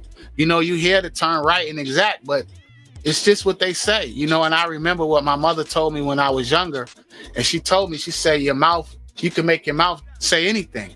You know, she said conversation run the nation, and that's what a lot of those people were doing. They was just talking, man. So, you know, I appreciate this truth. I appreciate being able to go look for myself. You know, I'm one of them people where, you know, my mama was like, the stove is hot. Yeah, I got burnt. You know what I mean? I had to find out for myself. That's not with everything, but with a lot of things, you know, I needed to know for myself. So when Saba would say things, he would show where we could find these things at, and I would go look for them. I would go look these people up. I would buy the books he was mentioning, you know. So I just say that to say this, that there's a lot of people out there that actually appreciate Saba, and, you know, it would be appreciated if you would show your appreciation. You know, it's nothing wrong with learning from the sidelines, because your appreciation is just an energy. So, you know, if you really appreciate the truth and you really appreciate the Saba like you appreciate the Doritos and the Cool Ranch, then you'll support, you know, period, point blank, because this answer right here is going to break the internet. You know, just watch what happens moving forward. So I'm not going to be long-winded. I'm gonna let the brothers talk. I need fire. You know, man, that's a great body of work, my brother. That is a absolute great body of work, and I thank you for that, because I could turn the Mozzie off. You know, I don't have to. you know, it's a beautiful thing, and I also want to say, I understand exactly what you say when you say you have a lot of rhymes and stuff that you wrote that people would never hear because of your transformation. Because I'm the same way. You know, I've gone through a lot of, and that's another thing too, while I'm on that, right? Don't be afraid to change. You know, like what's wrong with being corrected? For so long, we all thought that bunnies laid eggs. We all did the Easter bunny hunt. For so long, we all did that. We had our children participating in that. But once we learned that, hey, you know what? We did learn in school that mammals don't lay eggs. They warm-blooded. They have hair and these different. Oh man, why are we still stuck on the lie? Like, don't be afraid to change and grow and elevate and rise like the ATTON. There's nothing wrong with that. I'm telling you, I don't know nothing. I'm here to learn. I want to learn. I appreciate every question that is asked, because I want to know everything, because I have realized that everything else is a lie. everything is a lie. If you can't accept that, then I don't know what's wrong with you. So support the truth, support my House of ATTON, you know, ancient Tehuti and teachings under the Teru. You know, just do yourself a favor. Do yourself a favor and step up to the next level. You know, I actually didn't get to the level of being a Hebrew Israelite. I came through Christianity and then Islam, and then, you know, I wasn't looking for let's say a change or a different school of thought, but I always was seeking knowledge from the cradle to the grave as I was taught in those religions, because I practiced, you know, I participated, you know. So, you know, the thing about it is that just don't be afraid to change, evolve, and grow, especially when when you're getting answers like this, you know, because it's just a beautiful time, man. So I appreciate you, Saba. Henu to you, Saba. Henu to the great Ahati Ma'at. Henu to everybody on the panel. Henu to ATTON, Tehuti. Great body of work, my brother. Henu to the great primordial thought. I love how Ani's album starts with the affirmation and ends with your great affirmation, primordial thought. It's a beautiful, beautiful how do you say it when things go together? Synchronicity. That's not the word I'm looking for, but the way the album flows together. I really, really, really, really love that. I really like that. How he ends some songs with the tones of our ancestors. So Tua to you, great brother. Henu to the great Minku Arad Mary Ma'at. Henu to you, Bella. Henu to everybody in the chat that supports. Sheshayet, Anu, Antu, Harass, did for your culture. You know, we appreciate everybody. And I seen everybody on the panel earlier. Henu to all of the supporters. So Hotep Ma'at. Peace and love.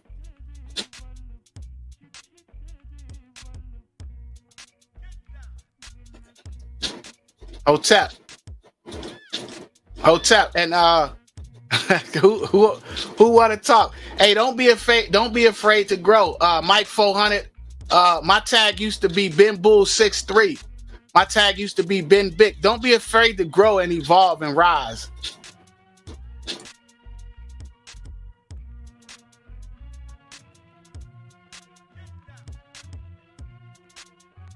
I gotta keep talking. No, you good at tough. He said I gotta keep talking. Hey, I keep talking, bro. I keep going in, bro. Hey. I knew Saba didn't get to ask Menku, so I was just kind of just waiting just to see if Menku was gonna jump on. But the truth, excited, man. The truth be excited, bro. Go ahead. Yeah, but yeah, it's a that growth part that you said to people who are living a particular lifestyle, and it's a lot of pride to just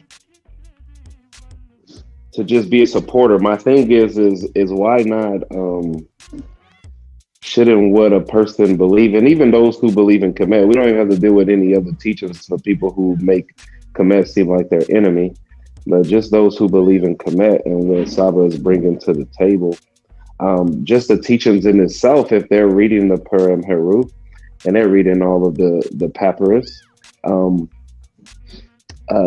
that principle should still be like, hey, let's connect, let's continue to grow, let's put all the Isfet to the side and continue to just evolve and build something.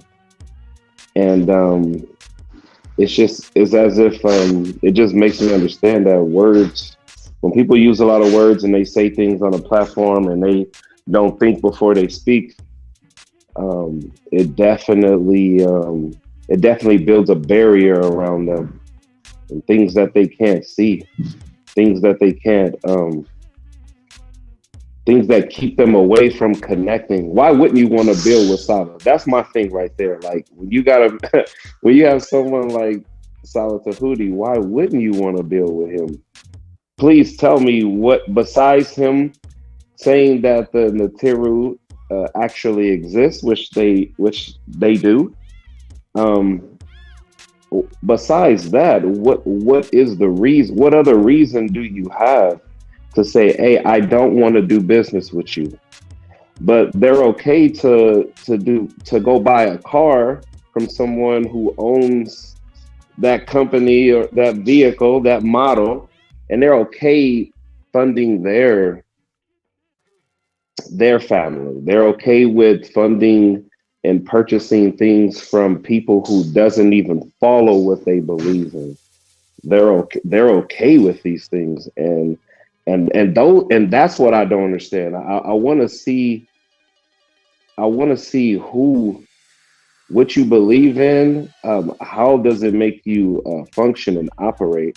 One thing I like to tell people is, I said, it's not what you know with the knowledge, is who you are with the knowledge.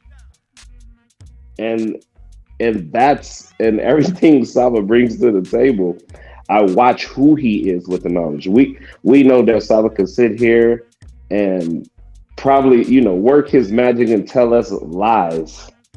And we'll run with it because we used to do it. We used to go to certain channels and we used to watch people because they're consistent at what they're doing. They're honorable at what they're doing. What they believe that they are honorable what they're doing. But we watch it and say, oh yeah, we want to follow them. And so Saba is like, to me, I'm like, he's showing me who he is with the knowledge. But all these people, they're showing us also who they are with the knowledge that they believe is true. And most of it is just Isfah. Most of it is the chaos. Most of it is the it shows the disconnect.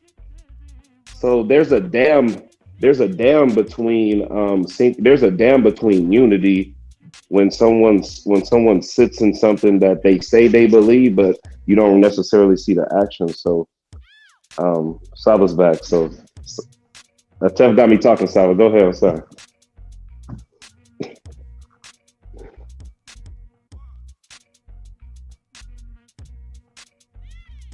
Saba, you on mute, Saba. Hotep. Hotep, thank you. Great, wonderful point. There, Primordial, wonderful. I was just thinking about that exact point before I sat down. I was thinking about that people do look for a reason not to support others that look like them. That's actually what they look for a reason, because they will support something they disagree with if they find something that they do agree with. For example, you can hear me, Primordial? Yes, Saba, I can hear you. I'm listening. Okay. For example, nobody supports killing and death that I know of. They say they won't, right? But there are, let's say you go to a restaurant and that restaurant has a menu, and that menu has peanuts and walnuts on it. And somebody goes to that restaurant and eats the peanuts and walnuts. They pay for the food there, and their child was allergic to it. It may make the news. Child dies at Olive Garden or some restaurant for eating peanut type oil, or this type of thing. They were allergic to seafood, seashells, sea type food, and then they die for it. They end up in a hospital, right? And you don't agree with that, but if you were to say, did that restaurant put that person in a position that was dangerous for their life, you'd say yeah, because that person was allergic to it. Okay, when you go to that restaurant, can you eat that food? They say yes. Even the person who goes to the restaurant who may get allergic to it and may die from peanuts, they'll just say, well, I just won't eat the peanuts. When you cook I love this restaurant, I won't order peanuts. I won't order lobster. I'm going to order the fish and chicken. So they pick something else and they support it. Even though someone may have died from the peanuts, but they'll find something that they like and they'll support that. When it comes to the Tehuti PODCLASS, I see people saying, I stopped supporting when Tehuti talked about the Sphinx on Mars. I stopped supporting when Tehuti was asking for more donations than I approve of.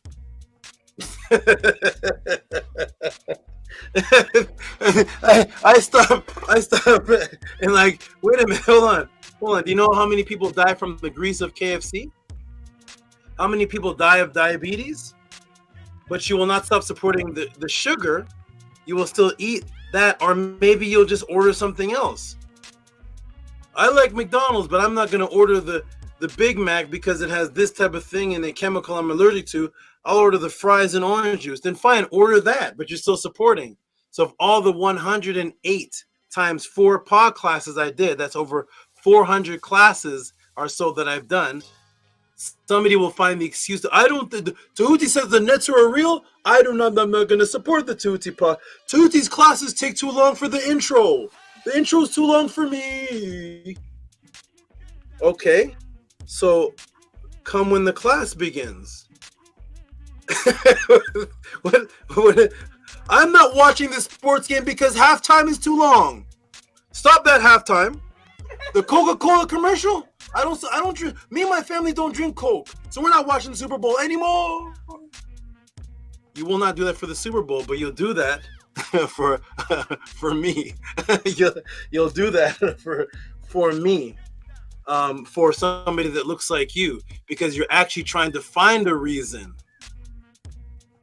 So you'll find one thing you disagree with, and that's fine because that question wasn't your question anyways. That's why for every question in the Tehuti pod class, I always call the person up to the panel or into the channel and say, can you please comment on what you thought of my answer? And everybody, I don't think I have a person saying, you scammed me.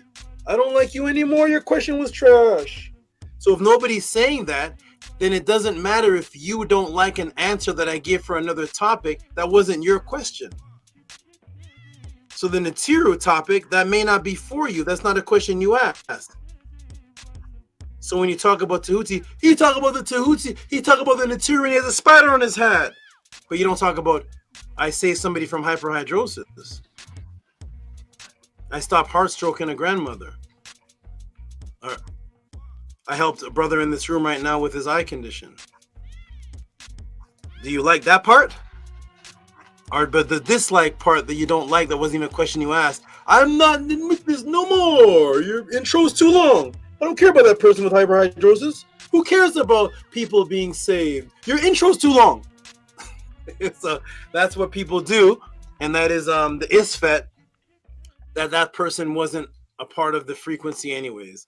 They're just looking for a reason. Everybody eats at restaurants with something on the menu they don't like. You still support the restaurant because you find something you do like and you support that. You don't like French fries, order the burger. You don't like burger, order the taco. You see the restaurant has a huge menu. You support this. I never eat burgers, but I like fish sandwiches. So when you go, we order the fish sandwiches. But you're not going to stop supporting the entire restaurant, are you? Because you don't like burgers. They're burgers. I don't like them. No, you're going to keep going. And everybody in this room supports every other culture and every other business. So it's okay. It's no problem because I have beautiful, wonderful supporters such as you, your beautiful lady, your Atef, his beautiful family. I have Bella. I have many people that support, and that is absolutely fine with me because I'm surprised that people like this anyways. I'm surprised. I went into separation because I thought that people only wanted the other channel stuff, all that weird type of your mother does this and all this weird type of things that my brain's not used to. I thought that's what people liked over understanding the papyrus of immortality. So I stopped. So I'm happy for all of you. Speaking of which, what we're going to do right now, because it's 7:35, we're going to get into support that was given from those who actually do appreciate me more than they appreciate the cotton candy. Anybody in this room that's never bought cotton candy before in their life or a chocolate bar, press 1. So I'm going to go to the people that do support the Tehuti podcast because they appreciate what this is that we're doing. So we're going to go. I'm going to refresh the page right here. We're going to scroll all the way actually back down to the earlier donators, and we're going to come back up to a little bit. And what do we have here? We have, oh, look at this. Wait a minute. February. Look at this. Just as I'm talking about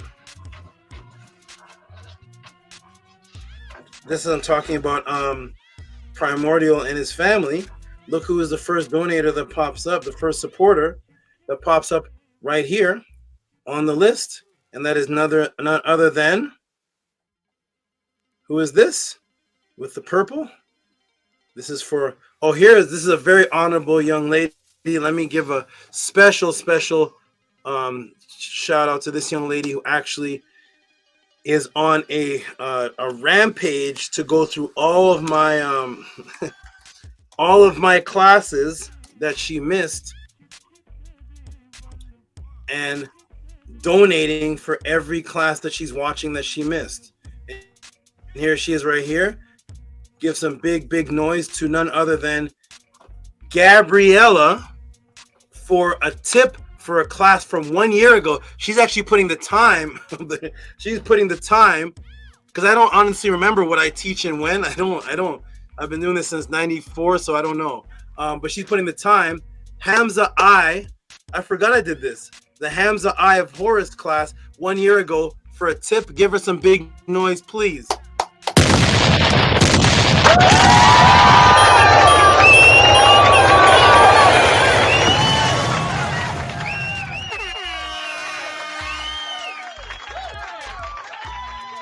Woo!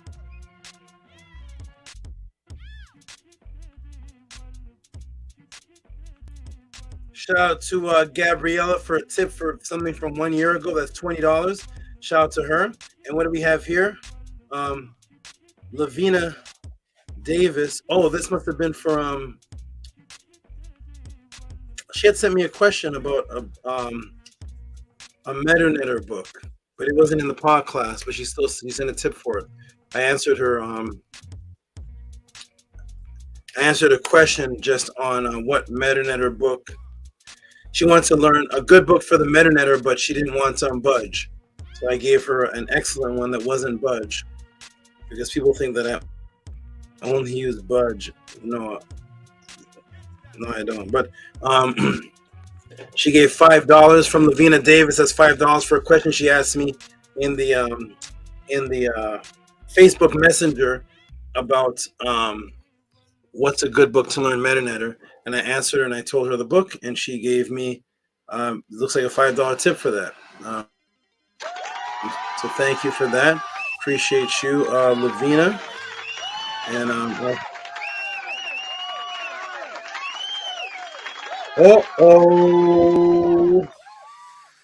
we got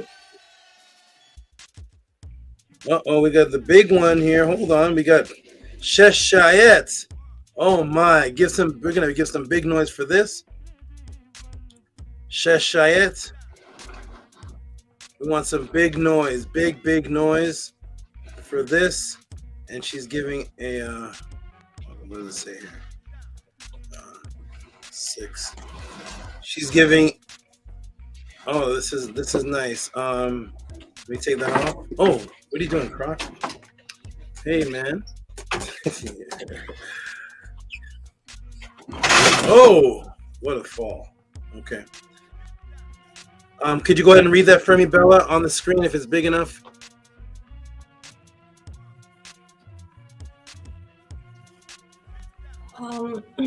It says for to a SABA for your for existence. Give her some, thank you, Bella. Give her some big noise, Sheshayet. Biggity big noise.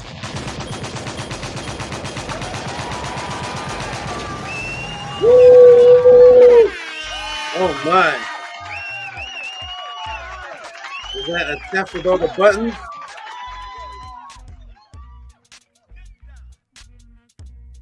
Where's Nefer Keprat with the buttons too? That's a tag team. Nefer Keprat and Atef go crazy DJs. Thank you, Atef, for that. Thank you, Sheshayet, if you're still in the chat. I'm not looking at the chat, but thank you, Sheshayet, if you're in the chat. That's a nice one here. We got raw minerals back to back for for the Dejed class. Raw minerals pops up. Hold on. So back the Croc. Hold on, man. You need to get some rest. Okay, tip Dejed. Give some big noise to raw minerals. Raw minerals. Right here. I think he's here. Here he is. When that shows up on the screen, there we go. Boom. For the Dejed class, tip $50. Give him a big, big, big noise, please.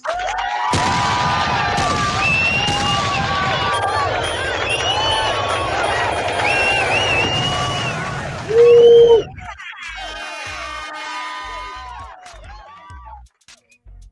Thank you, Raw Minerals. Beautiful support, my good brother. Thank you, Raw Minerals. These are the people that truly appreciate me.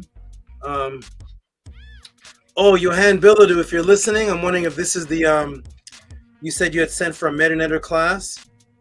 I wonder if this is what you were talking about. I'm just seeing this now. Let me see. It was all the way at the bottom here. So,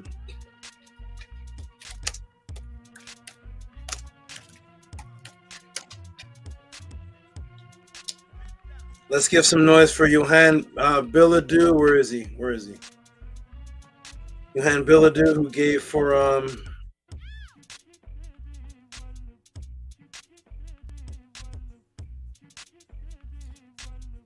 read that up for me, Tef, please. For Medu class number 47. Metanetter class 47. Okay, Yep. give him. Thank you. Give him a hand clap for that, please. Give him a hand clap.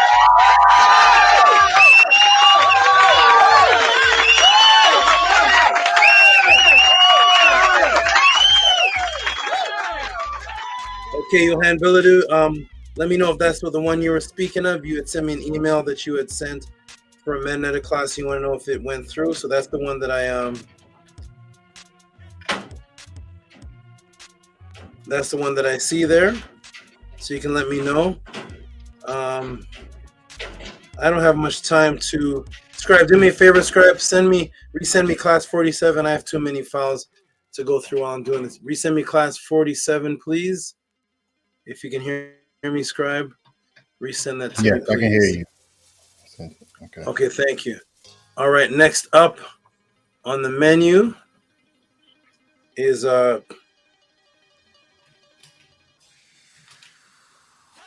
still in the Metanetter file. Johan Billadu, and the next up is who's this? It has been sent. Okay, thank you. Give some big noise to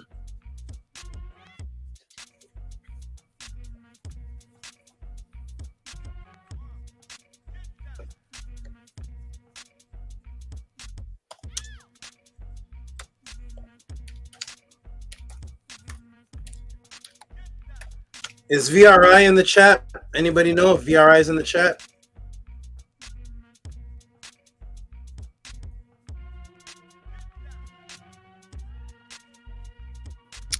I haven't seen him. Give some noise for VRI. He says, okay. Okay, give some noise to VRI. He gave $40 for diet inquiry. So give some noise. And if VRI, if you're in the chat, send me an email. You probably already have that.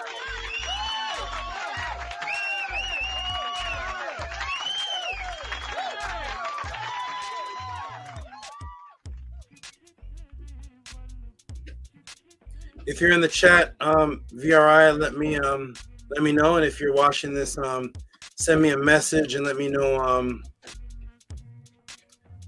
you want to set up a diet plan. Not a problem. We can definitely set up a diet plan for you. Contact me. I'll tell you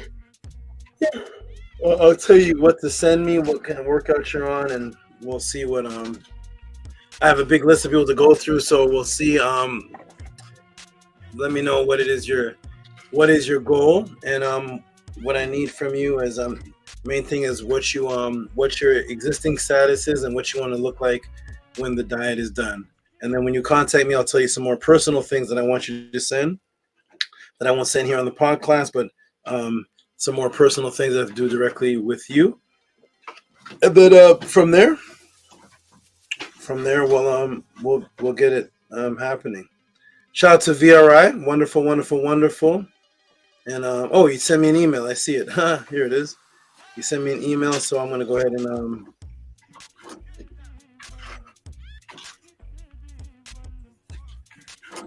I'm gonna go ahead and save this so I can read it later. And that's what I wanted to ask you about allergies and stuff. So let me go ahead and save this here. VRI, boom, diet plan inquiry 2. All right, Croc is gonna have to relocate. You heard me, Croc? Is that how you stop? To relocate, man. Okay. Wonderful VRI, excellent. Next donation is given by Johan Billadou again. Okay, here we go. Johan Billadou again. He sent for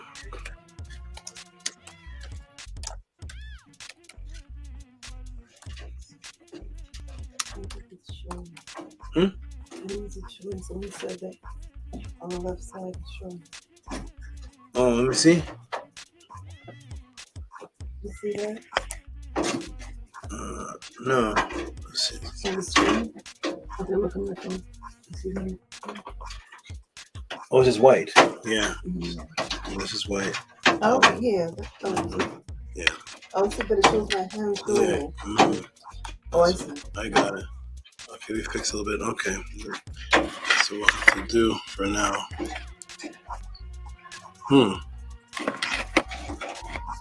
Okay. There it is. Okay, good. Johan Billadou.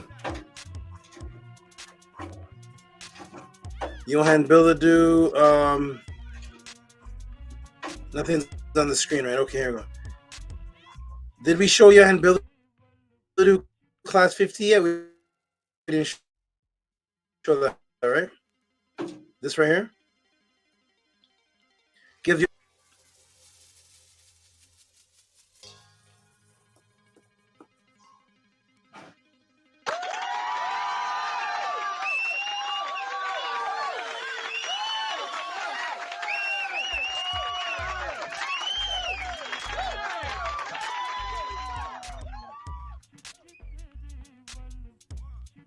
Johan Billadou, shout out to Johan Billadou.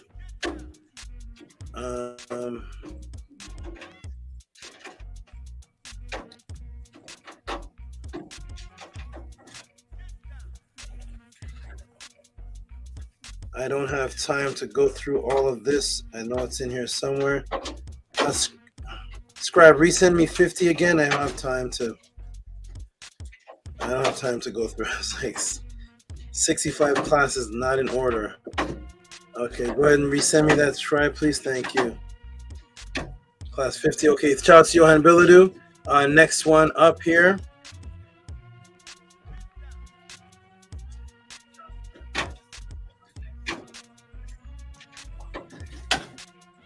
Okay, you're gonna have to go in the next room. Next one up, next donation here is 80 Thieves. Is 80 Thieves in the room?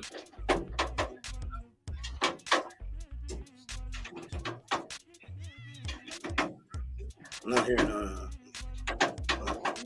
Yeah, other ones, yeah. Okay.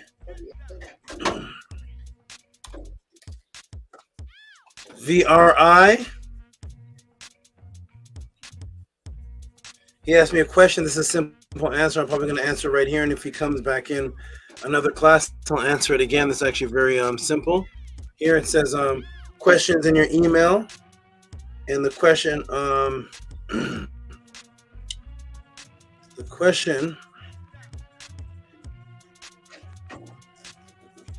the question is, he wants to know about this right here.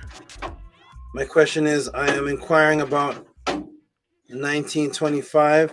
It says, for it is incompetence for you to be given bread. It is for an incompetence. Oh, come on, Kronk. Oh, 1925. Let me go up to it and see what he's. Okay, so here's what he's asking me about right here. I'm going to put it on this screen. This is from ANKHSHESONQ. ANKHSHESONQ, who was the last of the one of the last or the last known writers of Ma'at, and he was a political prisoner for the Ptolemies. And so this question right here is right here. It says, if it is for incompetence you are given bread, let learning be an abomination to you. And did I show the donation for that? Yes, I did, right?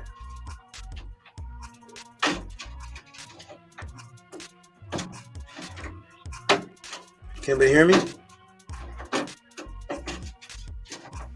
Yeah. Okay, thank you. So again, if for incompetence, yeah, you're gonna be in the next room, Mr. Crockman. Okay, if it is for incompetence you are given bread, let learning be an abomination to you. So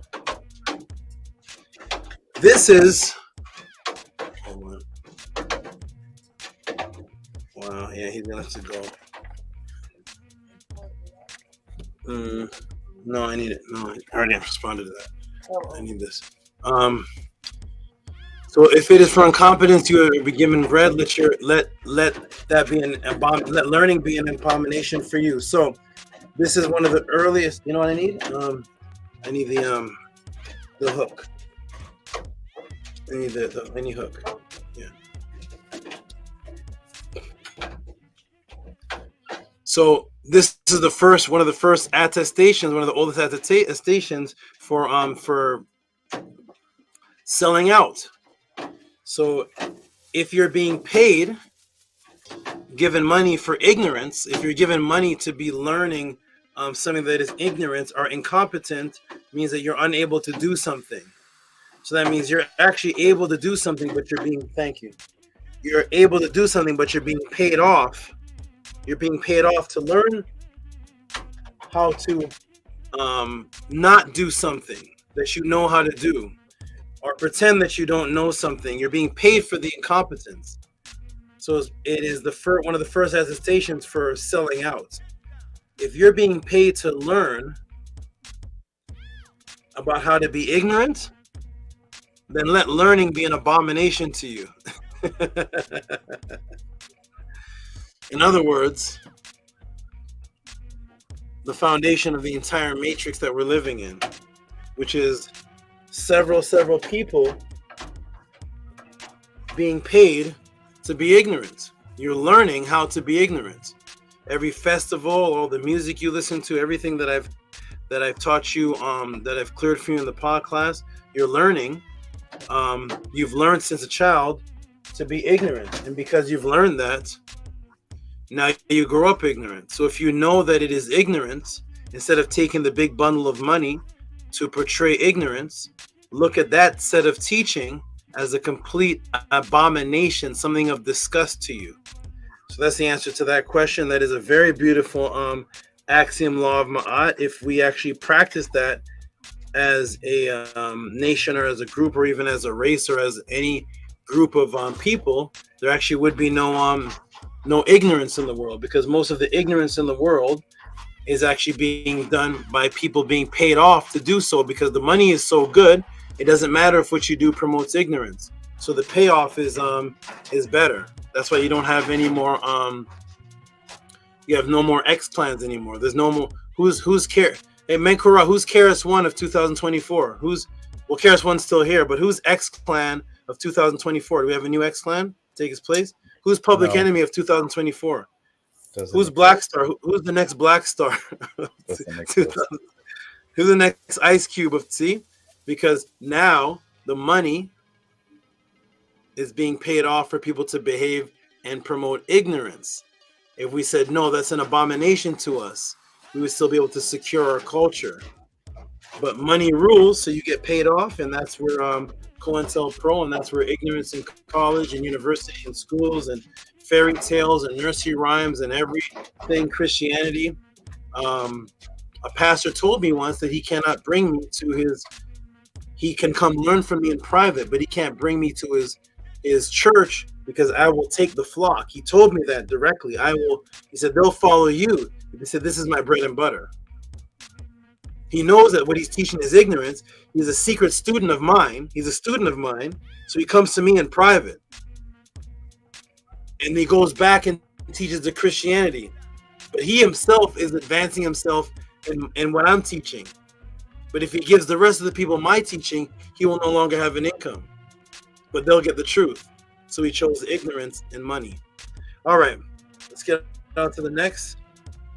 Wonderful question, beautiful question. We have Lavina again. Shout out to Lavina, who gave a wonderful donation here, support. And then we're going to do two more and a tip, and then we're going to get into the next question. So here it is right here. From the wonderful support of Lavina, who just stepped on the scene as a brand new young lady who stepped on the scene and immediately started supporting from her very first time being seen in the podcast. Give her some noise, give her some claps. Lavina, $25, please.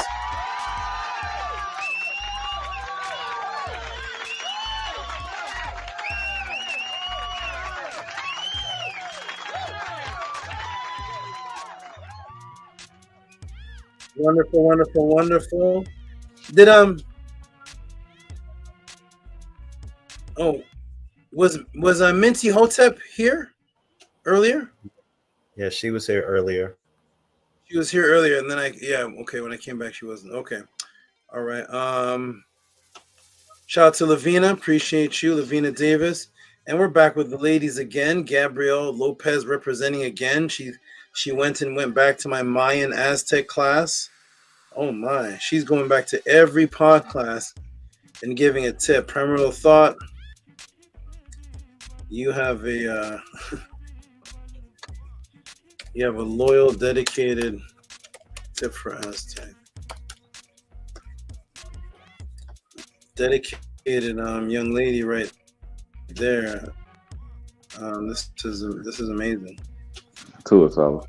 This is amazing. This is somebody who was not interested at the time, just turned into a supreme tipper of every class. Shout out to Gabriel Lopez. Give us some noise for Aztec, Mayan, Baphomet, Pale Women class. Wow, give us some noise. That's a lot of classes. Give us some noise, please.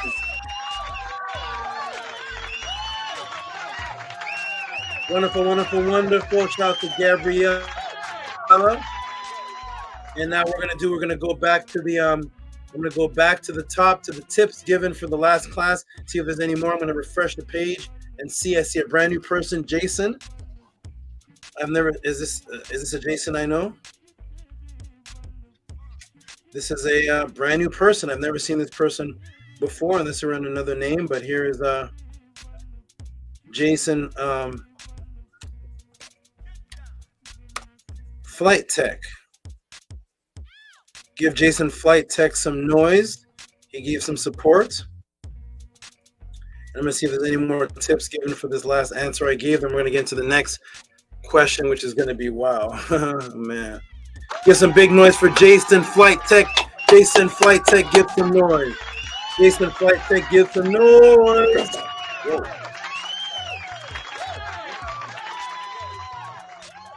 Okay, let me see if there's any more tips given for the last answer. And we got one from, here's one of my favorite names of all. I really enjoy saying this name. Let me get the received in there for magical purposes. Oh, look, it says magical in the in the tip. Okay. This is a tip from one of my favorite names of the PODCLASS attendees and students, who's very, very consistent. It's consistent. 15 tip. And this is from the man with multiple names, just like the ancient people of the Nile would have multiple names. Just like I have multiple names. This is another brother who has multiple names in one. Multiple names in his one name, and that is and some of these names are my favorite words. Shout out to brother Amun, Min, Ra, Sut, Atum. For the tip for the no Hebrews, not a Hebrew, $15. Give him some noise, please.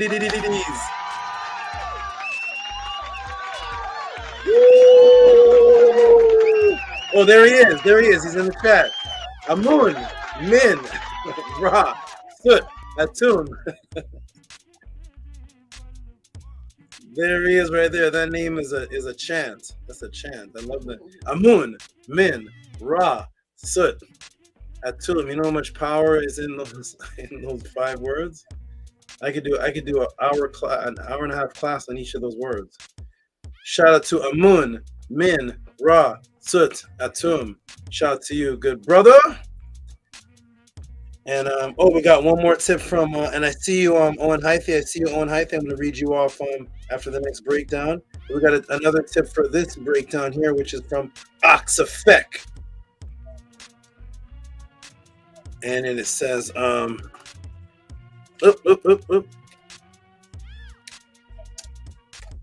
Hebrew. This is for Punic Canaanite. Okay. Shout out to ANKHSHESONQ who found a particular thing he liked or that stood out in the class and named the tip after that particular thing. You all can name the tip anything you'd like. Punic Canaanite script. $15.72. Give him some noise.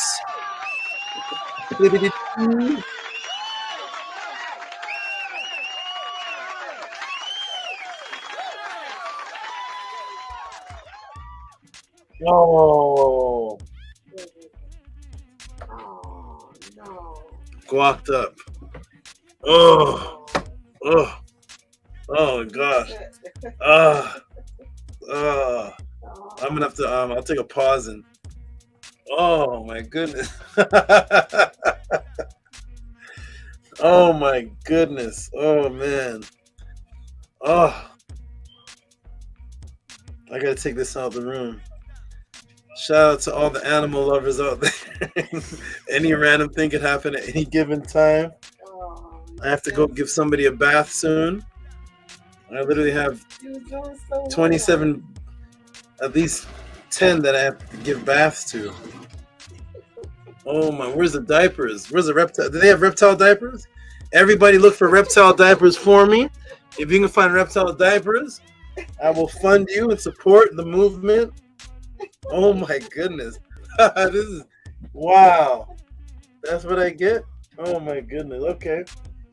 I'm definitely going to take a break in the middle of the next answer and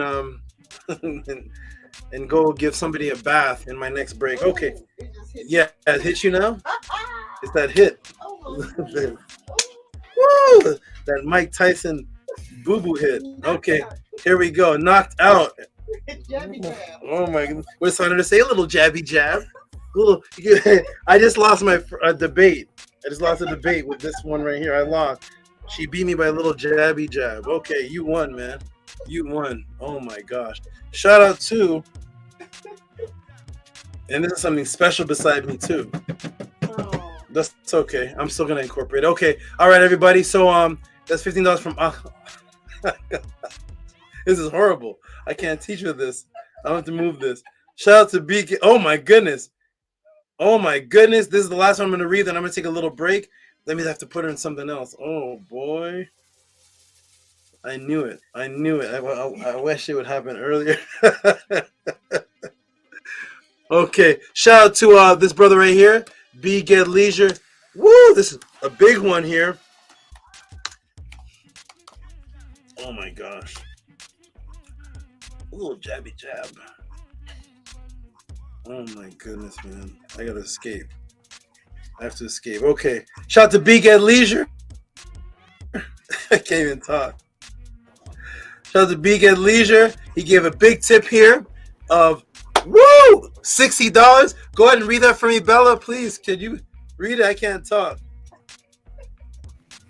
It says Hotep SABA. LOL. So-called Hebrew will send curses when white supremacists face east. Return the sender to That is Biga Leisure language. Okay, everybody. Give him some. Oh, it's gone. Give him some big noise. Oh my. Oh. Here we go.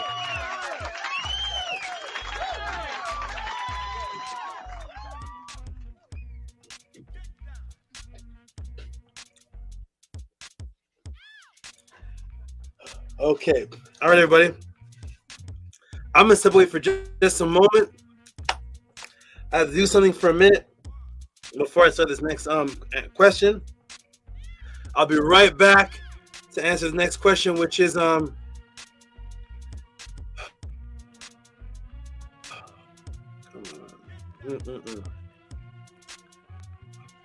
Okay, here we go. The next question is this brother sent. Oh my goodness.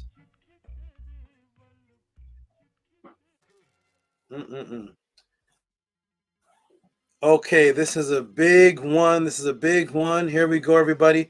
Here's the next question sent in for the Tuesday podcast, and I got to take a break before I'm gonna take a few minutes break before I answer because I have to go take care of something. Oh my! Hey, it's not letting me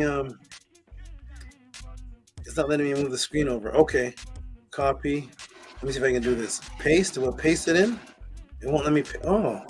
Very strange, family. Hold on a second. This is strange. It's not letting me shrink. It's not. Okay, let me expand it. The settings have changed. Let me go ahead and do it like this then. How about this? That work? Yes. That will work. Okay. So he sent me this and then he sent me a clarity to his question. Okay, so clarity to question. I'm gonna go like, is this the first clarity? They sent me two clarities? Wait. Okay, here's clarity to question. So here is one of the biggest supports given for a question. This is the biggest tonight. Support given for a question at the Tuesday podcast. Here is the question by Mark Strumble. Let me know in the room if Mark Strumble's in the room.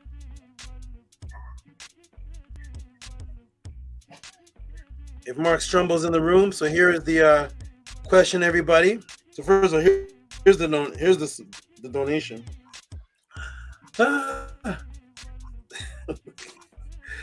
Give some huge noise for Mark Strumble, $150. This was sent last week. Can you give some transformers and everything for this, please?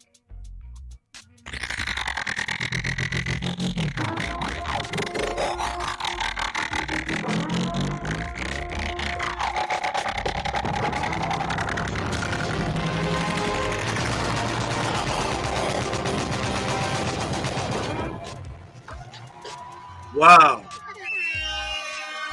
Big noise. Break it down. Build it up.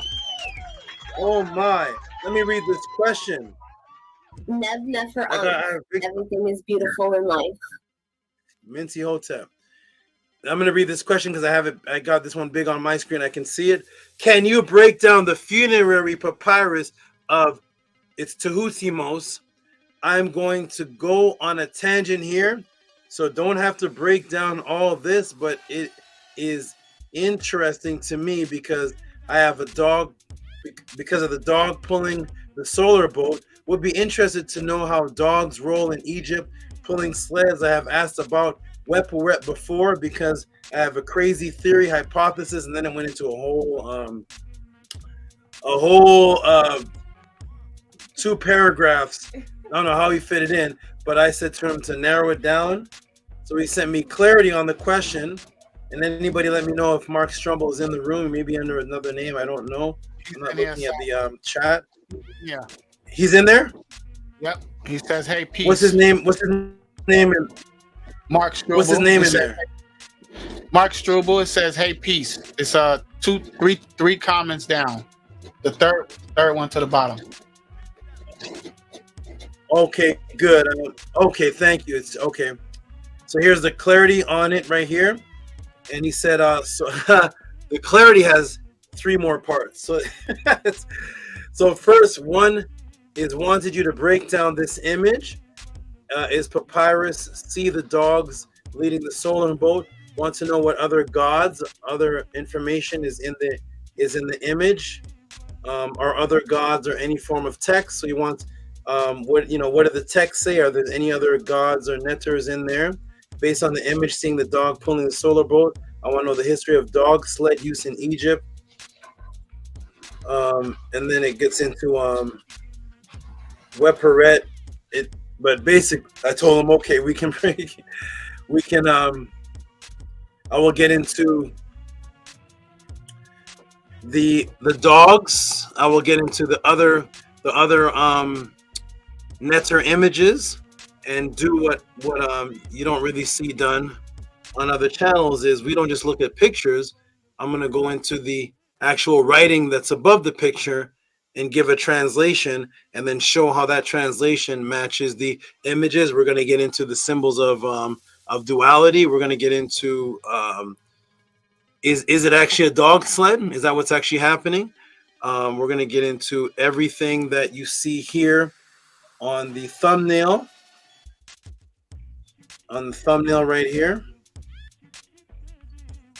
And that is Immortal Papyrus of the Cobra, the dog, the duality goddesses.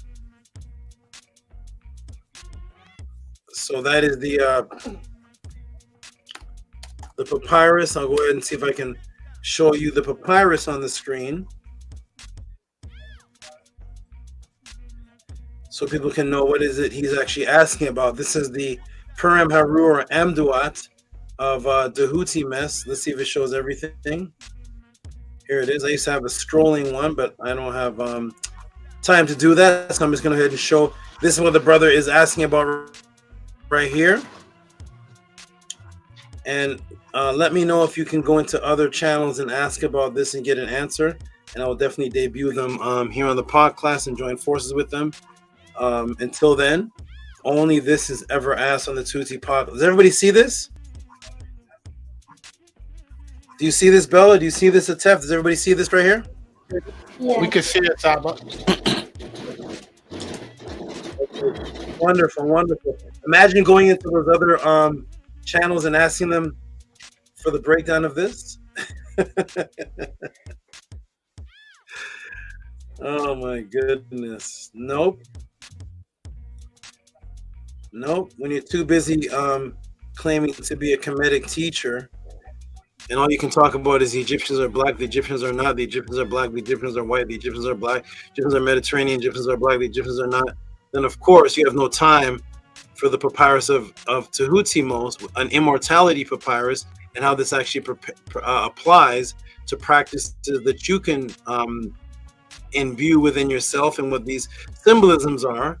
There's no time for that if you're just worried about the Egyptians are black, the Egyptians are not black.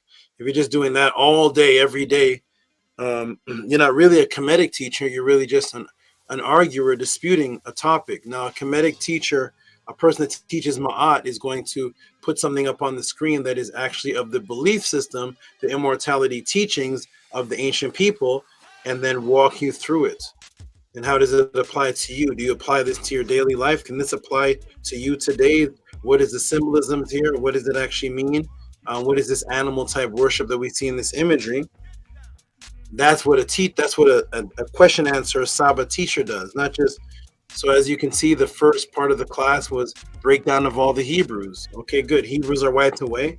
Now the Hebrews are wiped away. What is our actual teaching? That's why I put these two ones together like this, to show you after you break down the Hebrews, it's all said and done. You're gone. You don't exist. You have a 1 centimeter piece of rock. You're out of there. You're gone. Now we have no Hebrews to talk to. Now, what is your actual culture teach without talking about the Hebrews at all? Can you talk about your actual culture? And none of these Kemetic teachers, so-called, that I see on these channels do that. And that's why we're here, the Tehuti PODCLASS. I'm going to step away for one moment, move something out of the room. I'll be right back.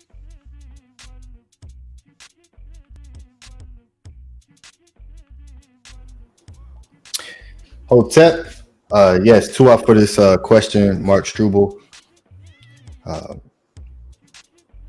Yeah, this papyrus is a beautiful papyrus that has a lot of interesting. I like how you picked out just the part about the dogs and what this is about to produce. With just that one part of the question, but in this papyrus, there's each section can have a class of its own, because that's literally what everything was about. Everything was there purposefully, right? And that's something that you learn coming into Ma'at and KEMET, is that everything is there for a very specific reason. It's not just there for looks. We just make it look good, but it has a purpose and it has a meaning. So this is going to be excellent. And as Saba said, an Amduat papyrus. So, this can go many different ways, and it's just a beautiful thing. It's a wonderful thing that someone like yourself is doing research to be able to find this papyrus and to ask the question, because most people probably haven't ever seen that papyrus. And this is a wonderful thing, and you can only bring that papyrus to here, like the great Saba said.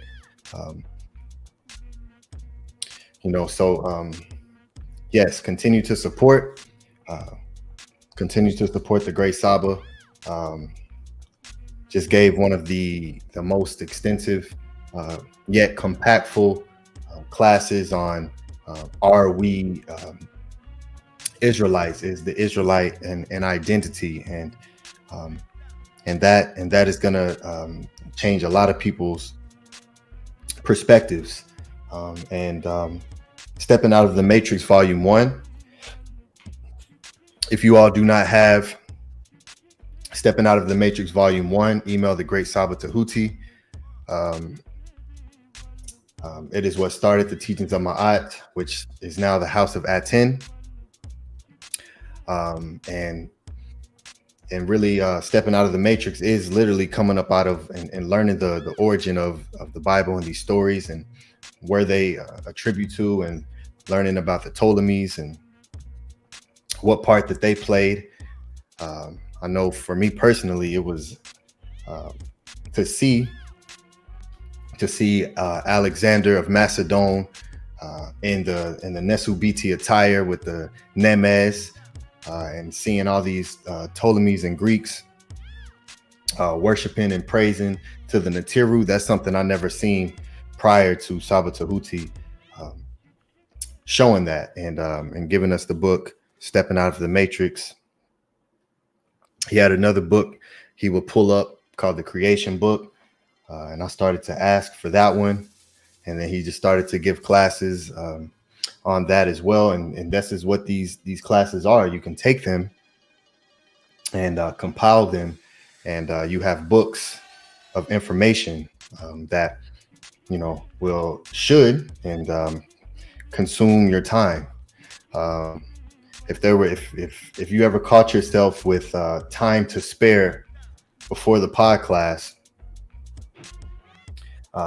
after that changes, because you're opened up to a whole nother reality, and there's so much information. There's so much life-changing, life-guiding information that the great ancestors left, and to learn the language and to be able to read the Medunetter to a point to what we have access to, and you start to realize that all the images that you see are words. So the story starts to be told right before your eyes when you start to study the language itself. So when you're looking at the papyruses, you start to see, like this is a Medunetter word right here, and but it's an image, right? And even just the way the people are standing, the way he's sitting, that's a word. Everything is a word, and it's just a wonderful thing that we have the ability to study these things and learn where the origin rests, where it exists, and how all these other cultures and religions started to then be produced from the great ones. And they say that too. You know, that's one of the most mind-bending parts, that the cultures and the religions that people are studying, in those stories, they'll all say where they got the information from, where they got their knowledge from. And yet it's very difficult for people to continue to move past that and go to where the source is. So yes, Tua, for your excellent question and for your wonderful support that you sent in with the question.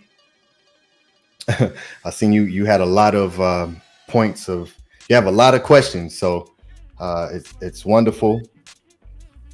I'm looking forward to this.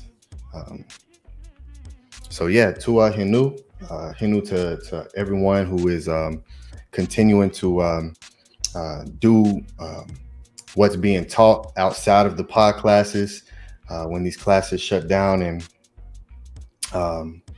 you know, your affirmations and your studies, because it's the necessary part needed to be able to continue to stay in the frame of Ma'at and continue to exist as a being of Kepara, of evolution. Yeah, this is going to be beautiful. It's going to be wonderful. houseofatton.org. Everyone, make sure you go there, put in your email address. We'll be launching very soon. I'll have a date for you all very soon. There's a lot of organization that goes into building what I'm building. So I'll give you all a date very soon. And yeah, I'm excited. We may have some things like what you see the wonderful Bella wearing with the House of ATTON on it. It's just going to be amazing. So yes, peace and love, Hotep. Minku Ara, Mary Ma'at. I love that his brother sent me a lot of great words. We have a group chat. And filled me up with a lot of energy and light. I just want to say Tua to you, great brother, for that. It makes everything worth it when I receive, great brother. So Tua to you. Nini Ugg. I was I didn't know what to say. I was like, I really last night after I got the project, the EP, I got the album, I was like, I'm gonna go listen to this in my car. And I drove around for hours listening to the tones. And I consider myself a culture specialist. Like when it comes to lyricism and hip hop, I've been in the culture for a long time. So I can give a good, I like from the range of different styles of artists. I really love lyricism. I really love lyrics. I'm kind of a little bit of a snob, a hip hop snob a little bit. I think I'm a little bit of a purist. I like all kinds of hip hop, but what I really love is stuff with substance. And so when I was driving around and I was listening, man, I was like, this is so dense. Like there's so much in there. And it's been a long time. Like, I'm older. I got to witness the golden era. We are so far away. We are like in the aluminum era. So to be able to witness the greats, like still to this day, I may talk about this tomorrow in my presentation, but I listen to the greats, and to be able to compare and contrast, you know, I feel fortunate because there's, you know, people that really, you know, love the music, and from a pop stance, right? There's youth that think they really got something with some of the artists that they listen to. And I'm not trying to be disrespectful, but, you know, from being there from the beginning, I can really judge, you know, really paying attention. Like, I'm a B-boy. I grew up as a B-boy, right? In the culture. And so listening to your project, like, just the way you put it together is like, I think I coined a new term. I called it a netter piece, like a masterpiece. And one of the terms that you use, I can't remember the song right now, but you said the netterverse. And so today it took me a while because I wanted to message you earlier, but I wanted to make sure I used the proper words and giving you your hinu for the project. I just love how you started it off too with our master teacher SABA Tehuti. So hinu to you, and you deserve all the adoration that you get for this project and everything that you're doing for the House of ATTON. Okay. You are great, brother. Hotep, Saba. Hotep. Can I say one more thing, please? Yes, okay. Primordial Fault 9, peace to you, great brother, too. He gave me a call last night, and I told him this morning.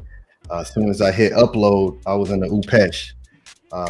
So I missed his call, but he said he wanted to let me know how he felt about the project. So I just want to give you to our great brother for reaching out.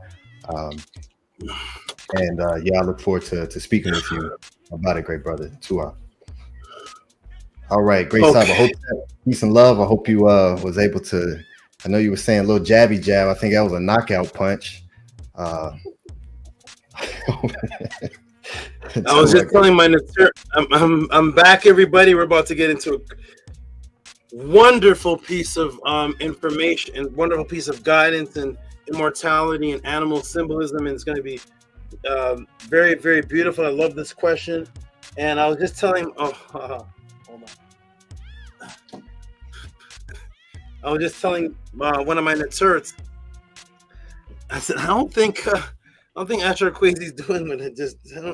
I'm not sure what's in that little break. I can't even say what I gave a bath to. That little break, I just gave a bath to something that I can't even say what that is right now. What's that? Yeah, I can't even say what I just gave a bath, a bubble bath.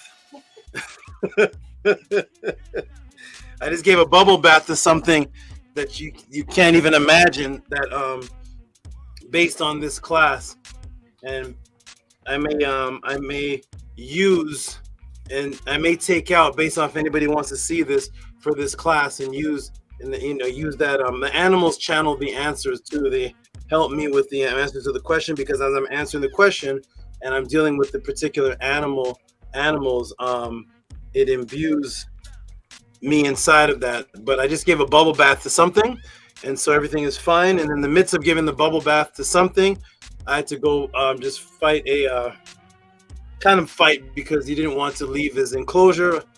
Crocodile Varanus. I had to fight a Crocodile Varanus out of an enclosure because he was very comfortable there, and put him somewhere else. And he the danger of that particular guy when he's upset, it's unfathomable. It's not like anything else that's not like anything. So he comes with talons. He comes with razor sharp serrated teeth, so he doesn't have to bite. Normal crocodiles have to bite and spin off the piece of your arm. So this particular species doesn't have that spin, because it just bites and takes it. It's a butter. Whatever it bites here, it's butter. Its teeth make anything butter. So everything is butter, baby, and it will slice through like anything. Everything is margarine, so it doesn't need to spin to take off a piece. It just bites and takes the piece, because it's like razor blade. So he didn't want to leave his comfortable enclosure, but I had to make him leave. So I just bathed an incredible animal, bubble bath an incredible animal, came back, had to take my shirt off, bubble bath an animal, come back and fight a crocodile varanus to take back into another enclosure and then sit in front of you, and now I'm ready to teach. So I was like, does Asher Kwesi do this? I know Moose Ashby does. I don't know. I'm not sure who does this, but welcome to the Tehuti PODCLASS, everybody. And I'm doing it all like this. Like I have to stay little clothed in my PODCLASS because my living environment has to stay at above 90 or so. So if I could come to if I was able to come do shows like an ancient comedian with just a bottom piece and no shirt on, I would do it. But YouTube wouldn't like that, so that's why sometimes I come and I have to be bare sleeved and bare, because it is the temperature rates of where I have to live for the animals that are from Africa and South America is extremely high. It's breathtakingly high. Sometimes it gets 100 degrees. So but at any rate, I am here. Here we go. We're going to get ready to get into this. The question that was asked, the brother asked the question, Mark Strumble, and here it is right here. We already covered the Israelite part. Now we're into the Immortal Papyrus of the Cobra, the dog, duality, goddesses. And we're going to get into this question right here. Let me go ahead and put the timer on, everybody. It is 8:33 in my time. We're going to go ahead and clear this. Last answer was 2 hours.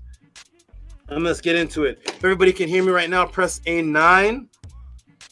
Press a 9, especially if Mark Strumble is here. Press A9. Press A9 if you can hear me. Wonderful. We're about to get into this, everybody. Let's get into the next question of the Tehuti PODCLASS. Mark Strumble is here. I finally see him. Here he is. Mark Strumble is here. Says, learn. Learn. There's the word right there. There's Master K. I can hardly see the screen with the little writing because of the stress that my eyes have to go through. So I see little. Here's Nefer Kepharet. Here's VRI. There's Mark Strumble.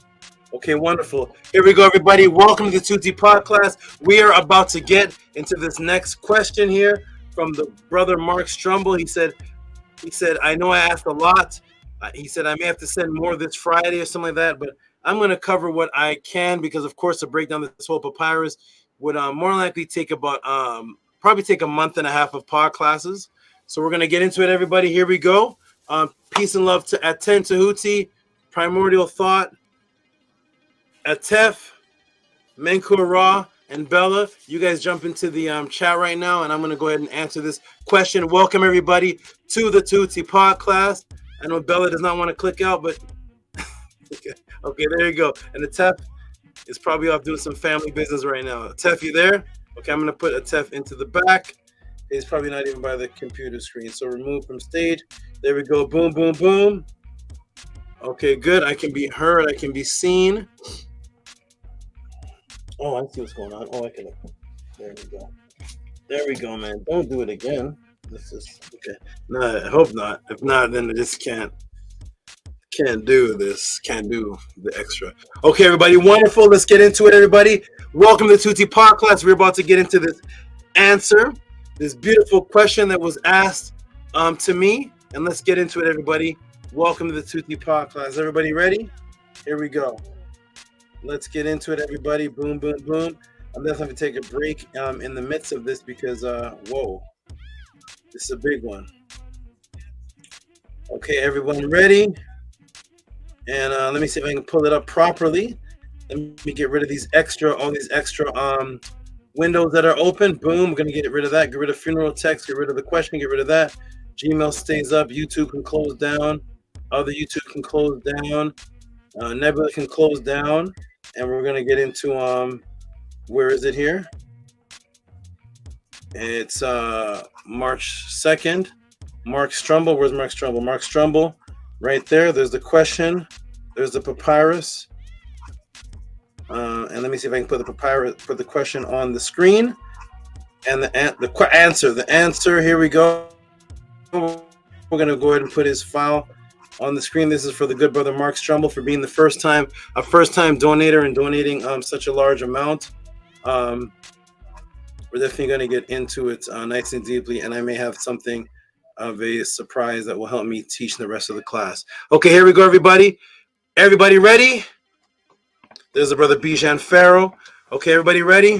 Let me move this away so the light doesn't bother me too much. And here we go, everybody. Welcome to the Tehuti PODCLASS. We're about to get into this next question. Let's get into it, everybody. Here is a screen share. That light is this. Okay. Boom, boom, and boom, everybody can hear me. Here we go. All right, let me put the timer on. This is going to be great. I'm actually very interested in this question and topic here. So let me see. Let me move that out the way. Move that there. Press start. Here we go. All right, everybody ready? Let's get into it. Boom. Welcome to the Tehuti PODCLASS, the question and answer class of the House of ATTON. Due to the kidnapping of history and your spiritual identity, millions of people have questions about who they are, where they come from, if immortality exists, what is the original religion, original languages, spirituality, who are the Neteru, health, purity, mental detoxification, out-of-body experiences, ancient sources, government psyops, telepathy, quantum entangled consciousness. Unfortunately, in the agenda of atheism disguised today in the form of black consciousness, the atheistic quote-unquote Kemetic teachers have made you feel uncomfortable to ask any of these questions, and you are laughed off of the stage for the above inquiries. Thus, the only platform, class, movement that exists on the planet where you can send these type of questions with reciprocity and get an ebook personalized documentary type answer customized and taught live for you is here at the Tehuti PODCLASS. What are the questions for this section that Tehuti will answer? And the question was right here, and this is what I showed earlier. I'll blow it up a little bit for people to see. First one wanted to break down of this image. This image of, it's kind of type strange, but this image of papyrus, I'm filling in some words. I see in this image of papyrus, I see the dogs leading the solar boat. Want to know what other gods or other information is in the image, other gods, or any other text. Breakdown of the text. Based on the image, seeing the dog pulling the solar boat, I want to know what is the history of dog sled is in Egypt. So let's get into it, everybody. Press the 9 again if you can hear me and see the screen clearly. A 9 again if you can hear me and see the screen clearly. And we're about to get into this beautiful papyri of immortality, the papyri of Tehutimos. Let's get into our actual teachings. Okay, we can actually teach here at the Tehuti PODCLASS and elaborate on things that come from our culture without focusing on, instead of the Egyptians are black, how about this? The dogs are black. These dogs are black. Why is that? Why is it black, clear, black, clear? We're going to get into all that, everybody. Let me check in the room and see. See what it is. I got a 9 from Angela straight out the gates, who's like, I think she was the very first person in the PODCLASS today. Harass did. Where's the beautiful Sheshat? I don't see her, but I know she's here. Beautiful Bella is here. Wonderful, awesome Robert Williams is here. Bijan Farrow is here. ANKHSHESONQ is here. Master K. Robert Williams presses a 9. Okay, VRI press a 9. Mark Strumble can hear, press a 9. Okay, good. Everybody can hear. Let's get into it, everybody. Support the Tehuti. Oh, let me get this off the screen. Support the Tehuti PODCLASS. For those who are watching, you just got here for the first time as you're watching the answer. And well, first of all, for those who just got here for the first time, if you're just tuning in, we are the Tehuti PODCLASS. We are the House of ATTON, the ancient Tehutian teachings of the Neteru. Welcome home. Welcome to the family. The House of ATTON, the ancient Tehutian teachings of the Neteru.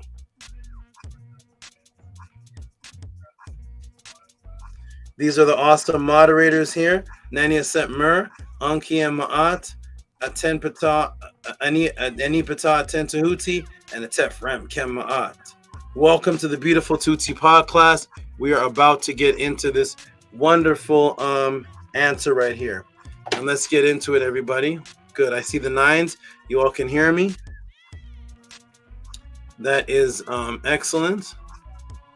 And that's scrolling at the bottom. If you look at the bottom of the screen, that is the support. And of course, this class, what we're going to get into is the Immortality Papyrus of the Cobra, the dog, the immortality papyrus of the Cobra, the dog, and the duality goddesses.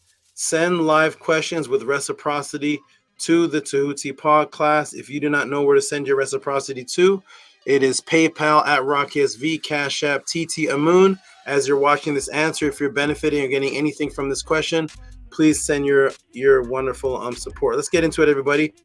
Welcome to the Tehuti PODCLASS, and here we go. Let's go back now that I know the screen is shared properly, and there it is right there. So a breakdown of all these different things as much as I can within the time period that we have. Here we go, everybody. Ready? All right. Wonderful question. And those who study Kemet, Nile Valley culture, Ma'at, quote unquote, black consciousness, please take note, because here's where the separation begins. Here is where knowing the Hebrews are wrong and the Christianity was stolen and the Egyptians were black or the Egyptians were Mediterranean just won't cut it.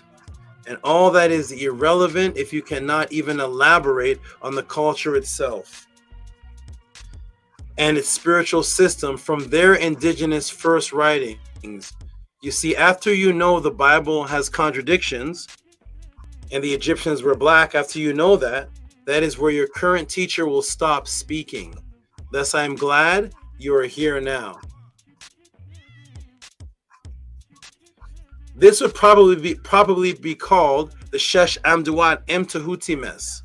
So that's what that papyrus would properly be called, the Shesh Amduat Em Tehuti mess, which is the writing, the conscious writing of that which is within the realm of light of Tehuti, the son of Tehuti.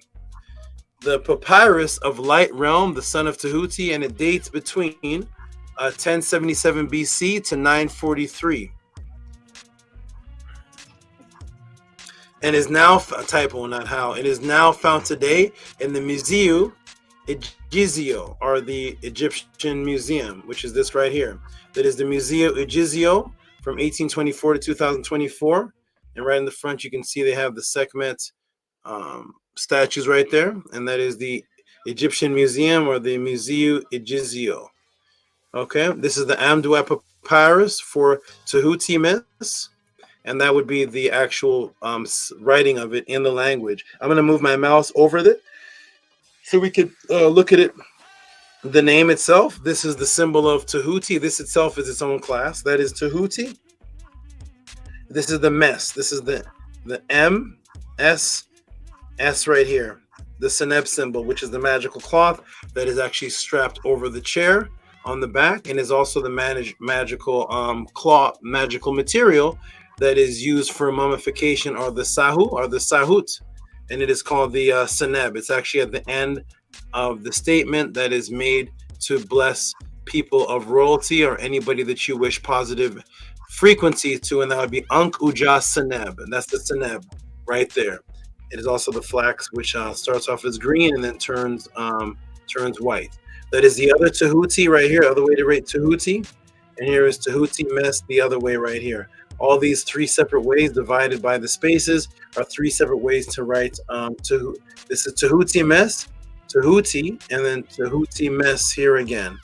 Let's continue, everybody. Let's do things quite thoroughly here. So, who is Tehuti mess, and what is this papyrus?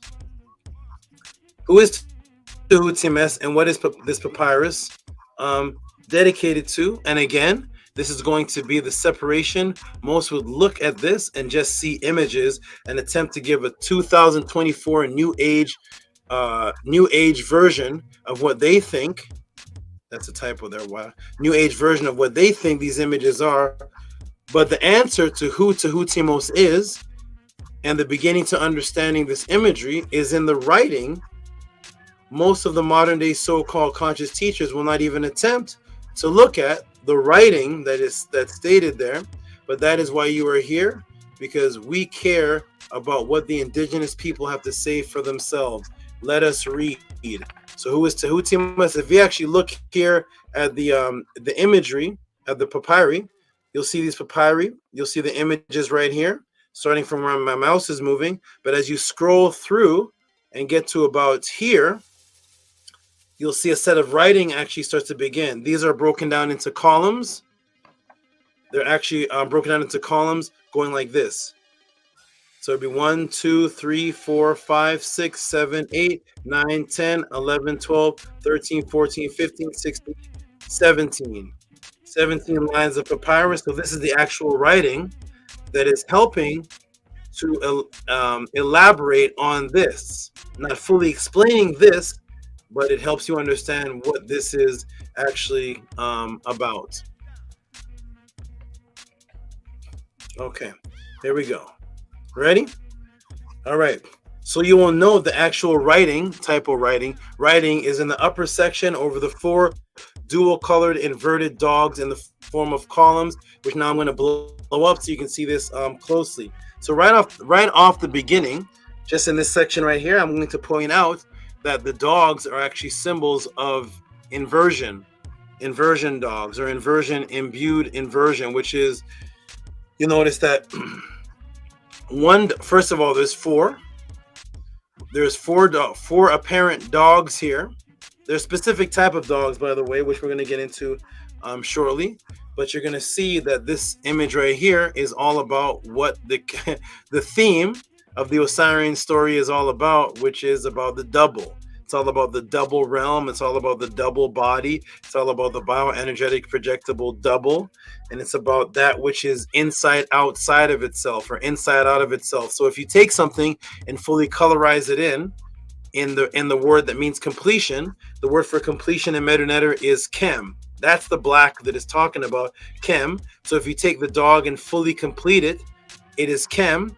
And then, of course, the one that is see-through is the inversion of this, because this one's full. This one appears to be empty, because you can see the papyrus through the dog. So full, empty, full, empty. 1, 2, 3, 4. Already donating that we're already in the theme of duality, which is the complete theme of all of Kemet, which is that it is a microcosm. Everything is double entendric, and everything deals with the dual realities, the so-called natural physical world that you're in, and then the world of the bioenergetic projectable double.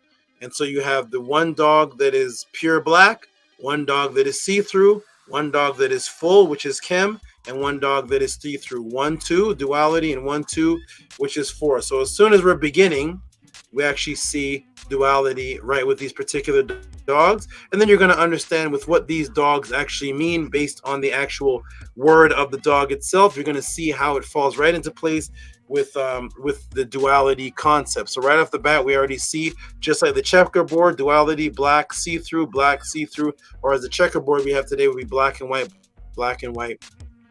And so these are the writings right here. And let's get into it. Okay, so here is the printed out for clearer visuals, because as you can see, it may look a little blurry on your screen, or you may not be able to see all the detail here. It may not matter to most people, because most people can't really can't read the Medunetter, but which is fine. So it doesn't matter. But for those who want to see this clearly, to see what I'm about to walk you through, here's the clearer imagery here. So right off the bat, we see the writing in red. That's a whole nother class of why the writing is in red. But here we see the writing in red, which is line 1, and then it right off starts. And if you look at how it starts, it's going to start from this side going this way. From this side going this way. So you may say to yourself, why is it line 1, 6, 9, 10? It's actually line 1, and then 2 is over here. And then 1 starts again, then 2, 3, 4, and it's going this way. So line 1 is actually a different ledger. It's actually up above. And then another line 1 starts over here, and it goes 1, 2, 3, 4, 5, 6. So here is a translation. Oop. Okay. So here's a translation. The immortal truth spoken by dark sun fertile hem, female of the realm of Ma'at.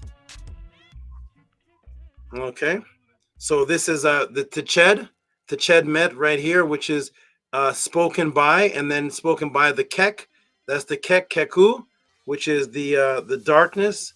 This represents darkness right here, and then over here is light. This is the light symbol. Sometimes it represents a day, but also represents light, direct light. When you see a line underneath a metanetter letter, it actually represents what the thing exactly is, which is the actual light itself, the actual sun, or the actual light itself, or the day, because this is also a sundial image. And then the Hemet, and then there's the Ma'at symbol right there, and there's the Hemet, which is this right here, and then the T, the Hemet, which is the lady of darkness, and thus she is saying is the lady of darkness and light in the realm of Ma'at. So the first translation is spoken by the immortal truth. So this doesn't just say spoken by, but it says the immortal. This here, the Techet, is to speak, but is also eternity immortal. So it is the immortal speakings that do not die. They do not die. It's the Techet speaking, which is actually the echoing, the same word as the Jet. The immortal spoken truth, dark sun, the fertile Hem female of the realm of Ma'at, because the word Hem is also fertility, fertile female. Very important, because the young lady Bella sent me a question asking about if a woman is not carnal, she is a waste. What does this mean? And that is because the female's manifestation is biological imperative to reproduce. That is why she's a female. That is why she's not a male. She is made for that purpose, and you are made for that purpose. And every animal has a male and female made for the purpose of their biological imperative service. So if a woman is purposely around not trying to become fertile or have a child, then that is considered a waste in the Nile Valley and other ancient cultures in the surrounding areas, because that is what you're blessed with feminine aspects for. So that's why the word Hem, the actual word for lady or woman, also is the word for fertile, because that is the purpose of her manifestation on the touchable plane. Okay, and then we're going to get into the purpose of the demanifestation on the other plane in this class right here, before she becomes physical. So here we go, everybody. Welcome to Tehuti PODCLASS. Here we go. Okay, so the next line is the immortal truth spoken by Ra, Neb, which is the sustainer of the two lands of the beautiful Nefer, which is long-lasting. Nefer, then the line is actually broken. Near the sky, sustainer of the realm of light. And that is, let me go back. That is right over here. So it's all of this, actually. It's actually all of this. Okay. So there's the word Nefer right there, Nefer, which is actually long-lasting. People think it means beautiful. It actually deals with the long-lasting aspect of the trachea. I already did a class already on that. So that is the immortal truth spoken by Ra, the Neb sustainer. I wish they could both fit. Let me see if I can shrink them down so they could both fit on the screen at the same time, but it is so here is the immortal words again, the immortal, the Techet, and this is the Neb, sustainer of Ra, of the two lands, the beautiful right there, Neter, right there, Neter, and then there's some damage, or whenever you see these columns and there's a blank spot or dot lines, it is there's damage done to the papyrus, which is amazing that they're even here for this long. So it's near the sky. I wish I could put them both in the same thing. Near the sky, sustainer of the realm of light. So this is here near the sky, the Neb, which is also with the Pet, which is the expansion of the sky, but also the expansion of the next realm that you go into. And then here is the realm right here. This is their symbol for the house or the realm, and this is the Tua, which creates the word Amdua when you put an M in front of it, and it is the realm of light. This is realm. This is the light right here, Tua, and this is what represents reproduction, or the feminine aspect, which is to produce something, which is why this symbol here makes something effeminate. It's actually a bread loaf, which I've done a class on that already. So there it is, the realm of light. This is the realm of light here. That's the Tua symbol, and this is the realm, and in the realm of light, this is the fertility reproduction area, which is what the realm of light is all about, which is about you existing immortally. In other words, for you to be a product of fertility, which is that which can. Oh, that's her. Oh, you're trying to. You're good. Yeah, but you can't, man. You're just gonna hurt yourself. Brace yourself. Okay, good.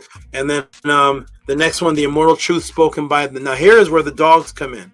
The immortal truth spoken from the SAB, Greyhound, Lightspeed to the bow of the solar boat. Let me see if I can put this in.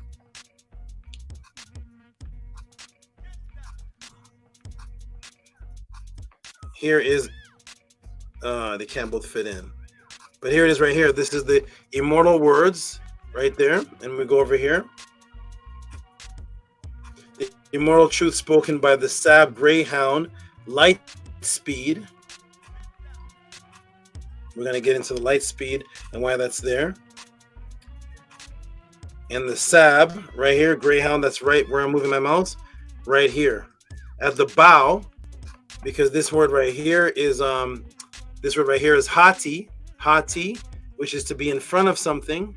Hati, which is the bow, which is the front of or the guiding of this right here, which is the solar boat, which we're going to get into the explanation of the words, one of the words for solar boat and what it actually represents. So that's this line right here, which is actually three of them. 1, 2, 3. Right here. All of this and this. Okay. And then the next one is priest of Amun, king of the Natiru, priest of Mut, scribe of the grain counting of possession of Amun, Tehuti mes, justified on the day of the exalted Natiru who are in the Neterkert. He says, Ra Harakuti, exalted Neter, living in Ma'at, great flaming disk of splendor, one Neter manifested in the beginning and every Neter manifested behind him, shining perfectly in the realm of the hidden. May the Neter who rests at the seat of granary, every good nefer, every good offering found in the fields of the Aru, mental creation, consciousness of the serpent. Woo! That was a lot, right? That was all this down here. That was all of this down here.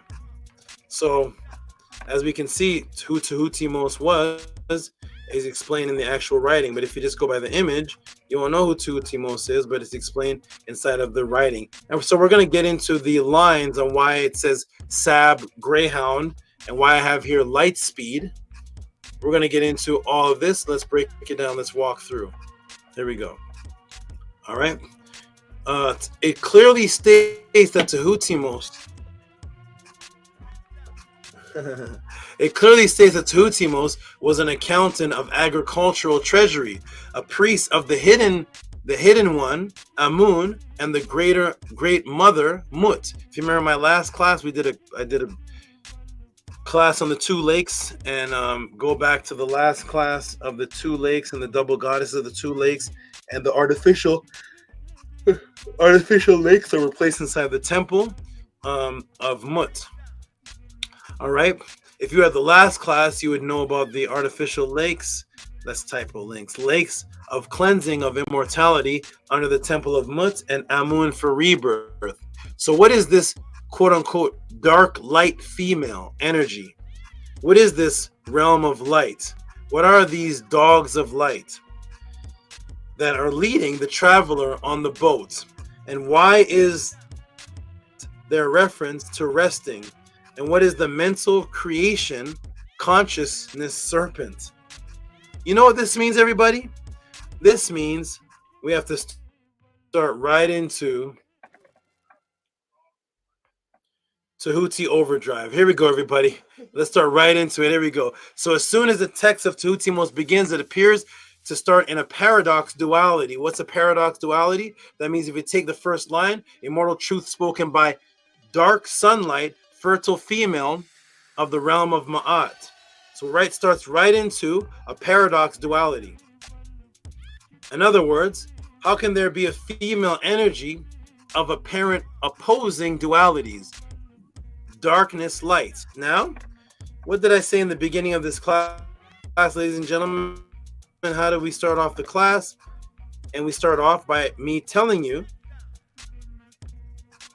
that the dogs that is showing are that paradox duality. And the first line is the paradox duality of the female, darkness, light. Two things that apparently oppose each other, but in actuality is dualities of the same realm. Darkness and light are a part of the same 24-hour day. So they're a part of one thing, but they appear to be opposites, but they're not opposites. They're actually a part of the same thing. So here we see darkness, light represented again, or in other words, darkness, clarity, the same duality that is going to begin the very first sentence of the line right here when speaking about the female who was the very first to speak in the line. It is the immortal truth spoken by dark sunlight, fertile female, realm of Ma'at. So this is a paradox duality, just like it shows within the dog. But how can there be a female of apparent opposing dualities, darkness, light? Well, the Medinite word for darkness is kek, and light is ra, or it is ku. Where can we find all these words working together thousands of years before the Matrix? Where can we find these words together? That is the darkness, kek, and I'll show you it's right there. There is kek, and there is ra, and the other word for light, that is what which you become, a being of light, is ku, a manifestation of intelligence or consciousness on the other side. Where can we find all of these words working together thousands of years before the Matrix? And we can find them right here. Here's where we find them right here on plate 6 of the Per Em Haru, that starts off with Het Hurt, the great house, and there it is right there. There's the same word kek within the night, and then darkness, which is sema'u, which I did a class on what the sema'u is. So there's the darkness, I have come to thee, and there's the ku, as glorious light. I am pure, my two hands behind thee, portion. So there is the darkness at the very beginning, and how you're coming as this ku being.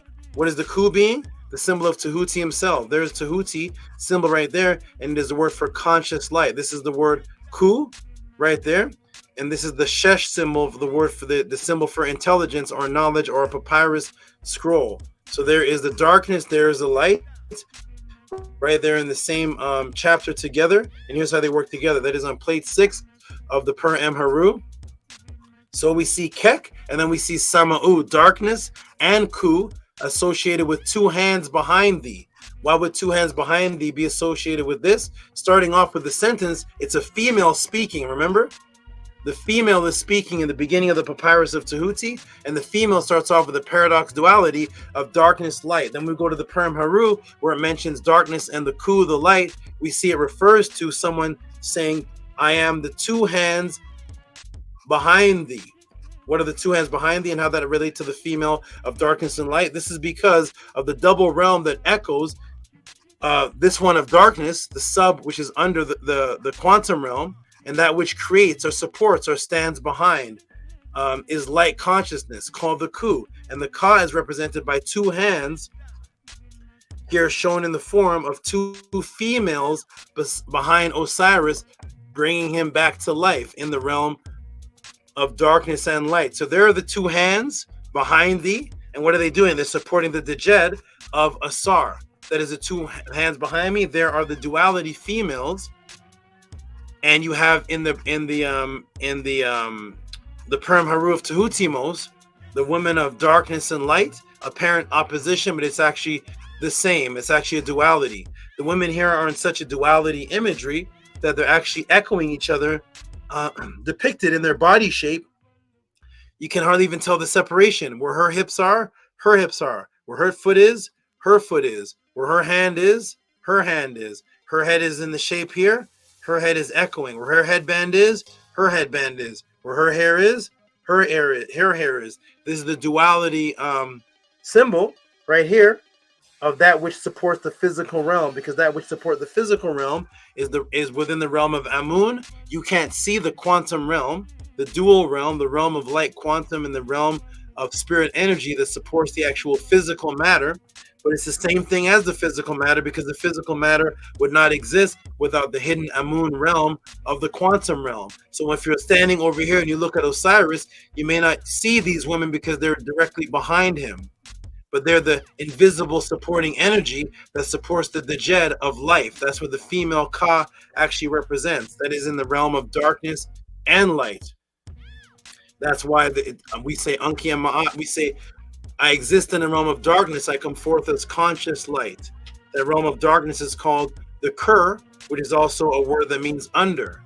Under. In that realm, you don't have the same light as you have here in the physical realm. It appears like a realm that is shadowy and dark, but you are actually existing in a form of light, or a form of a Ku, which is a word that means consciousness and it means light at the same time. So that's why we go back over here and we see here that in this realm of darkness, where you come to thee as a pure light, as a glorious light, you say, my two hands are behind thee, because the image of two hands behind thee goes back to the females of darkness and light, which is the duality females of Aset and Nebtet, with their two hands behind Osiris, right? The word for hand in forearm is Ah, which is doubles, dual, which is also the titles of Aset and Nebtet. Here we are in the Egyptian Hieroglyphic Dictionary. Here's the word Ah for the forearm and the hand, forearm and hand, and it is A'ait, because you put the feminine symbol there at the end. Look, great goddesses, great two goddesses. What two goddesses? The great two goddesses with the two hands that are behind thee, that are supporting you to raise up your light consciousness in the realm of darkness. That is Aset and Nebtet, the duality females right there. Those which appear to be opposites, but they're not opposites. They've tried to make you think that they're opposites, that they actually try to erase Nebtet from the picture by just talking about Asar and Aset. That's another class though. But here it is. So the word EE is forearm, and that's what makes something great. Like I've broken down in many classes, or a couple of classes before, that which makes the pharaoh great is the name itself. The name itself is Pur. I just showed you the Pur. The Pur is that realm. It is the house. So it's echoed in the form of an Aku, which is a Pur. That's what it is. It's a Pur. It's a house. But what makes the pharaoh great? The EE. That's why the way you say pharaoh in the original language is Par EE. It is the Pur, yes, but you can't be great without the word great, which is EE, which means what? The two hands. The two hands that are behind Asar, the female energy, that is the production energy, is that which makes you great. So without the two hands, you're just Pur. You're just a house. You're just that realm. But with the two hands behind you now, you're EE. So the actual word pharaoh has feminine energy inside of it. That is a complete different understanding from our understanding today of the word the kings. It's not the kings. Get some water, man. The word king is a masculine word. The word pharaoh is not a masculine word. The word king is a masculine word. Pharaoh is a word that is so beautiful in its original sense, par EE, because it's letting everyone know that you cannot be great without the energetic backing force of the female. You can't tell me anything about Asar while he was alive. Go ahead. Quote the papyrus. Talk to me about Asar. Let me know what was his likes and dislikes. What was his likes and dislikes while he was alive? You can't tell me it. What? You can't tell me anything. You know why? Because the story of Asar's importance only begins after he's deceased. And who's doing all the action? The two women are doing all the action. They're the one raising him up, pushing up his djed. So in other words, Asar is not powerful without the EE behind him. So thus, he's the Pur, that's fine, but he's the Pur EE. That's where the word pharaoh comes from. It's a word so beautiful in our understanding that we understand that it's the female that makes the pharaoh powerful. Two of them, the EE, Aset and Nebtet. That's what raises the djed. That's the invisible energy that you can't see, called the Ka, and that's why their hand is in the Ka symbol. Here we go, everybody. This is going to be, I don't know, this class. Ha! Here we go. Ready? The Egyptians are black, the Egyptians are black, the Egyptians are white, the Egyptians are white, the Egyptians are black, the Egyptians are black, the Egyptians are white. Yay! Here we go. Okay. And guess what the other image made in the attribute of the two great resurrection females? You see? The EE? What do we see right here? the two cobras. You see that? Great goddesses, the EE, two cobras right there.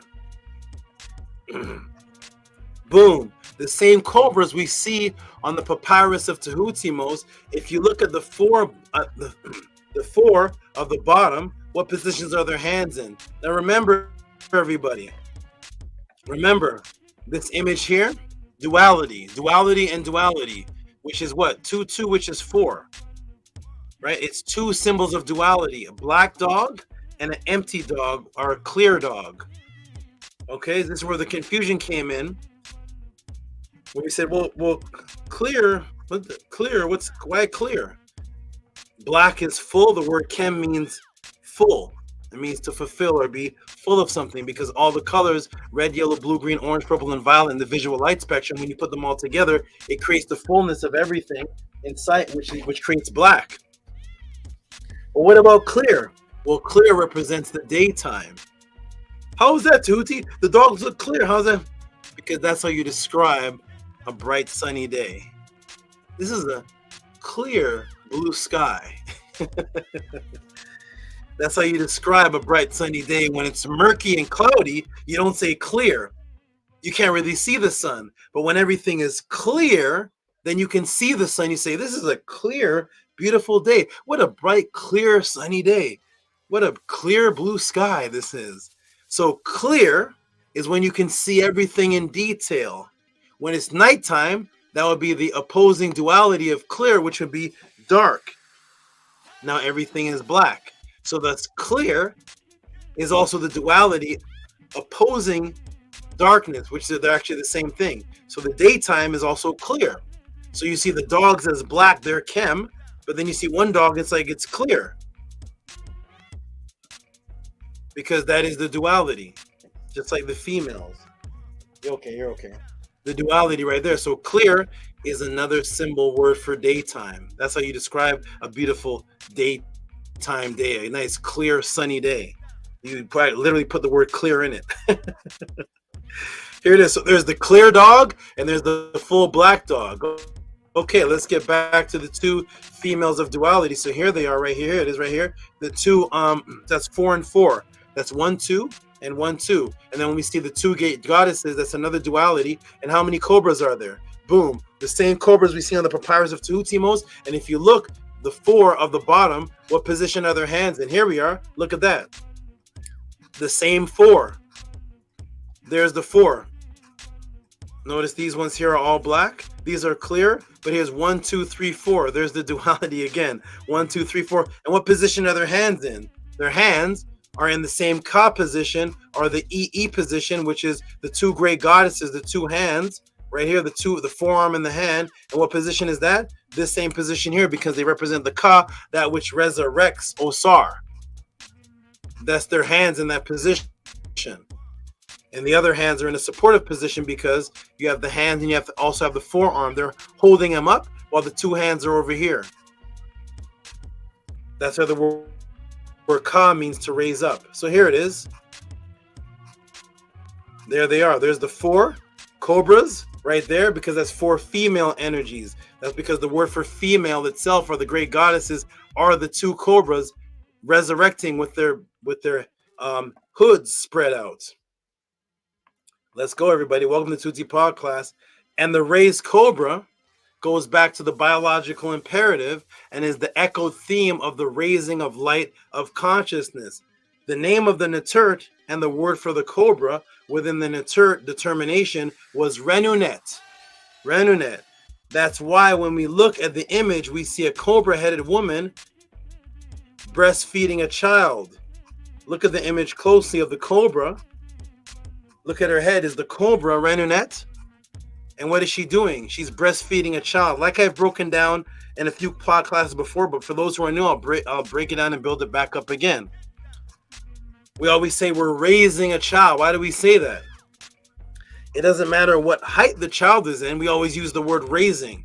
Let's get into child raising. I'm raising a child. What does that concept of raising have to do with the child? Literally, the difference between what would happen with a 4-legged animal and a bipedal human is that the 4-pedal animal, when the child is born, it goes from that stage where it has to stand up on all fours, and it raises its head and it suckles from the udders of the cow or the goat. It takes from the udders. It just has to lift his head up. With a person standing up and a baby born on the ground, the baby will actually die. The baby itself is not as capable as the animal baby. The way the structure works, let's see why God created this. Where's the God? The structure works is the animal standing up in its normal position just has to stand there. The baby getting up in its normal position stands there, raises its head, and it's right there by the udder. A person's natural stance, standing up, and a baby on the ground, like the animal, will die. The baby will die. So literally, for the baby to live, the child has to be raised.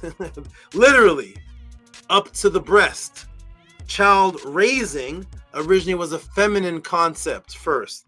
It had nothing to do with the male. It was literally, while the male was out hunting, while the male was out killing and fighting and protecting the territory and the land, every few hours or so, whenever the child had to breastfeed, the mother would have to go to the baby and raise the baby up to the breast. If the child isn't literally raised up to the breast, the child actually dies. Whereas a baby snake doesn't have to do that. A baby cow, a pig, the pig actually lays down. You ever seen a pig? The pig lays down and all the 10 babies come. But in your natural stance, your child will die. You have to raise the child up. So the raising of the cobra represented RENUNET. And the symbol for being a woman was a cobra, which was something raising something. And that is exactly what the Asara Set Nebtet story was about. It was about Asar resurrecting. Guess what the word resurrecting means? It means to raise, re-erect. It's raise erection. It's literally to raise up Ra, to re, because originally it was a circle, the Kepera. So when you look at the word re in English, when the Masons took it, they made re mean a circle. You know, rewind, like play again, and redo and recount. It means to go back in a circle, back to the beginning, because that was the Re. Literally, Re was the Kepera that appeared to go in a circle around the earth. So Re became a symbol of something everlasting moving in a cycle. So that's the Freemasons took the word, Re, R-A, let's make it mean to go back into a cycle. And that created Re, and eventually raising up the child, which the man was not a part of.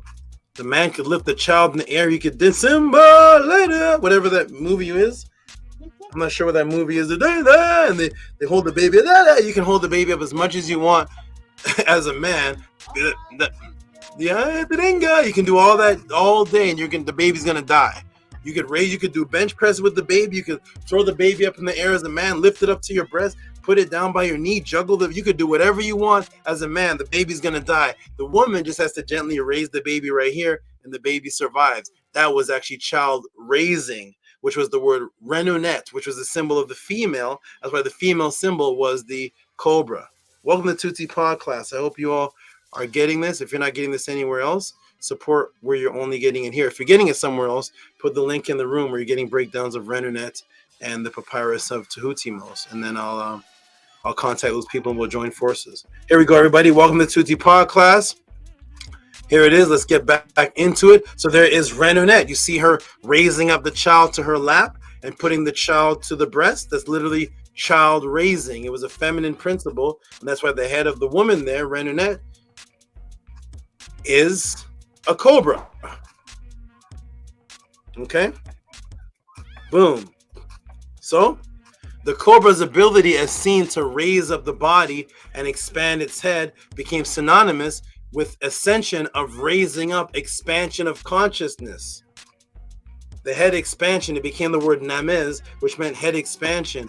And the immortality, its other name was namuz, which meant enlightenment. That's where the word namuz means, enlightenment.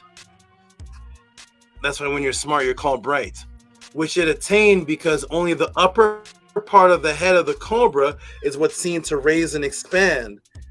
It became associated with raising the expansion of consciousness. And there's the real cobra right there. And if you look at the difference between a cobra and a regular snake, is a cobra has this, I'm sure everybody's seen this before, it has this expansion of the head. Okay, let me see. I'm going to stop right here just for a moment, everybody.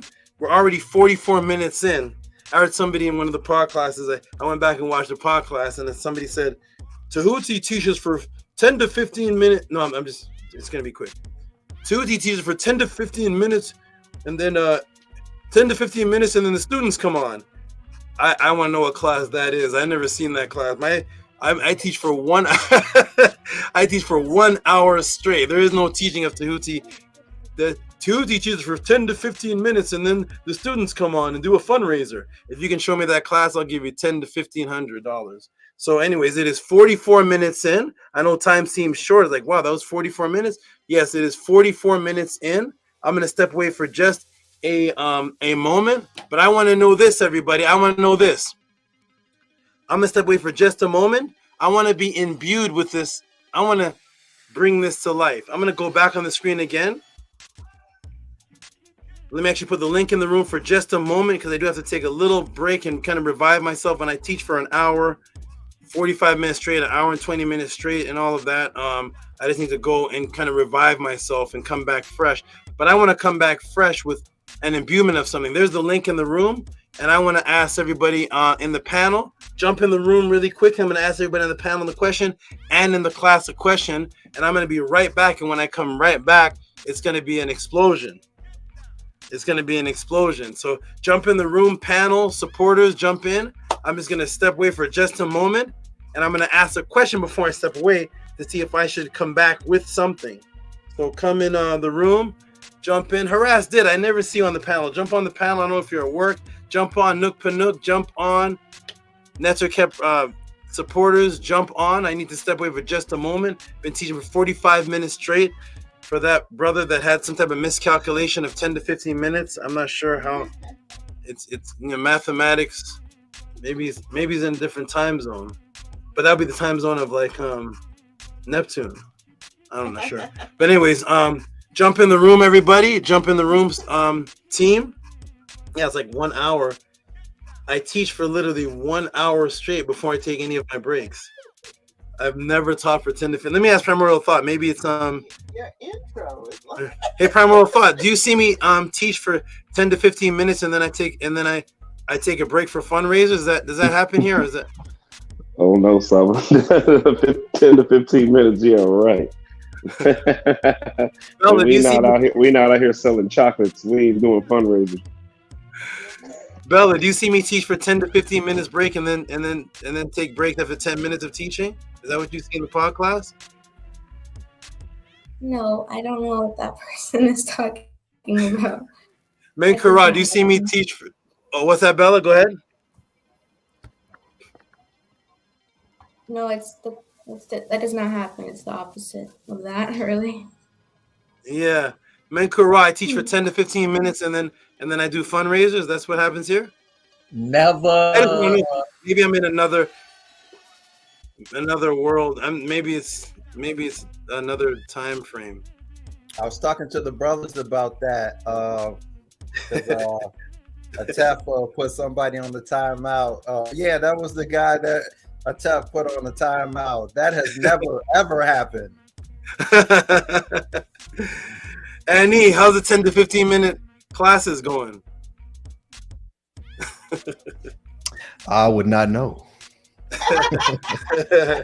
Well, there's somebody that says I only teach for 10 to 15 minutes and then I do some fundraisers. So maybe I was just trying to see, because I'm in another world, so maybe I'm not following time, but I swear I teach for 1 hour straight before this is the quickest I've ever taken a break, and we're in 44 minutes. We're in 44 minutes, and this is the quickest I've ever taken a break. Usually it's an hour and 10 minutes, then I take a break. Maybe that person fell. You know when you fall asleep and you wake up, you're like, ooh, that was 2 hours. It seemed like 2 minutes. That's why people like that never come to the panel and say that. Imagine coming to the panel and dealing with me directly and saying that. You would have to literally prove it with your watch, and you'd have to screenshot the clip and show it. And when you can't, then that would just show the ISFED in you is actually making up a reality for a narrative. It's actually not true. Oh my goodness, what in the world? So here's what I'm gonna do, everybody. I'm gonna ask everybody a question. I'll put this on the screen, and this is definitely for you, Menkura. Everybody, do you see this here? See what I'm teaching on here for the brother Mark? Here's what I'm teaching on right here. The duality, I'm teaching about the Cobra. I'm going to ask everybody a question. Primordial thought, I'm going to ask everybody. This may help me teach. This may help me teach. You've seen me bring Seta to the pod class, right? What if, who wants me to see me bring this snake that I'm teaching on here at 6 feet? How about a 6 foot? How about a 6 foot Cobra comes to the pod class and I teach with a 6 foot duality Cobra? How about I did a class one day and I brought a snake called Duality to the room. Do you remember that? What do you say? Minkra was happy. Remember, Annie, when I brought Duality, how you liked him? Yes, absolutely. What if I were to bring a Cobra version of that? Remember Duality was in that Checker Prince? Yes. I'm just going to ask Annie, what do you say? What did he say?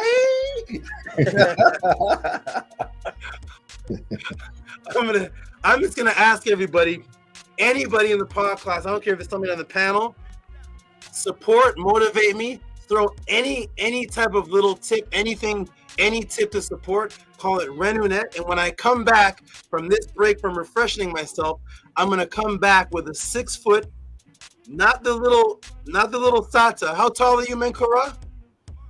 About 5'10", 5'11". How tall are you, Annie? 5'10". Okay, so I'm gonna bring a snake bigger than both of you. I'm gonna take a break, come back with a Cobra like this. And I'm gonna bring RENUNET to the screen that I'm teaching about. And I'm gonna teach with RENUNET. But it's gonna be a special one that's actually gonna be in the design of what exactly I'm teaching about, which is the 2 Cobras and the 2 dogs, one black, one clear, like Duality, my snake Duality, black and white checkerboard. I'm gonna come back with a Cobra like this, 6 feet with the design of the black and white Duality. I'm gonna check my emails when I come back. When I come back, if I see any tip for that, I'm gonna bring out a 6 foot Duality Cobra. I'll be back. What did he say? Why am I not surprised? Like, wow, so I did not see this coming. This is something else.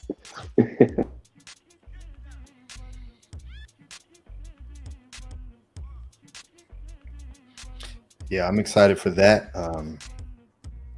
Everyone support. Send in your support to the Great Saba. Yeah, I mean, you see him teaching on the papyrus with the Cobra, and he's gonna bring a Cobra. So 6 foot Cobra. So, you know, everyone make sure you support. Yeah, this class is phenomenal so far. I love how you put the translation up there.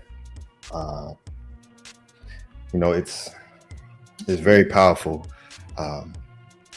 Seeing, you know, because these are, and that was something important that he said earlier in the Israelite breakdown was, you know, there's the book that they use, right? It's just one a collection of books, but it's not personalized or individualized for that specific person.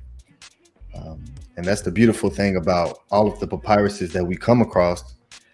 Yes, there's an underlining foundational writing system, but it's all individualized, right? It tells who that person is. And you can see it through the actual papyrus. And so with this being an Amduat writing, I'm glad that he's showing just how complex and extensive the language is. So when you read translations of papyruses, they'll use the same words for the translation.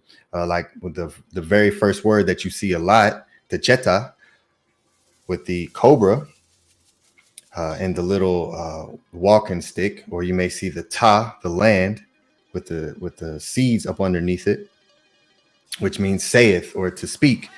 But I love how within his translations he doesn't just put that. You know, he'll say eternity, because that's what it is as well. And it's very extensive and it's very powerful because these words, the sound vibrational tones that we're writing is, you know, so the very first word is to speak, is to say, that is the same word for eternity, but you're writing it down, right? So you're writing down what you need to say and what you need to utter. So I love this class so far. The two hands, the ah, and the ee, very powerful. And of course the sob. And Kim, I love Kim being black. Is those a black dog and a clear dog. The ancient Kemetic dogs were black. And I love how, you know, you taught on Kim as well, being complete, which is, yes. So to our great Saba, welcome back. Uh-oh. No, I'm gonna check the Gmail. Let me see if anyone wants me to pull out the 6-foot cobra and teach with the 6-foot cobra about the cobras. Let's see how serious Tehuti. Hey, peace. Lavina just stepped in the room. Lavina. Her name is in duality. There we go. All right. And Mark Strumble says, "Haha, been such an interesting breakdown." Let me check the Gmails and see what's happening here. See if anybody sends anything. I'll reach in and pull out the cobra. I was actually gonna wait to do this for when the brother Menkura was gonna get his cobras, and then I was gonna say, good, you have those ones. That's good to start off with. Let me let me show you something I never showed the PODCLASS before. And pull out the 6-foot. 6-foot. Are you ready? Let me check the Gmails. I don't even know if anybody wants to see. Let me do we got, okay, here we go. I think woo! Okay, let me see. Okay, I'm gonna check. I see the donations here, and here we go. We see the donation. The first one here is from the tip is from Oxeffect. Give him a hand clap, and then woo, give him a hand clap. RENUNET, DUALITY.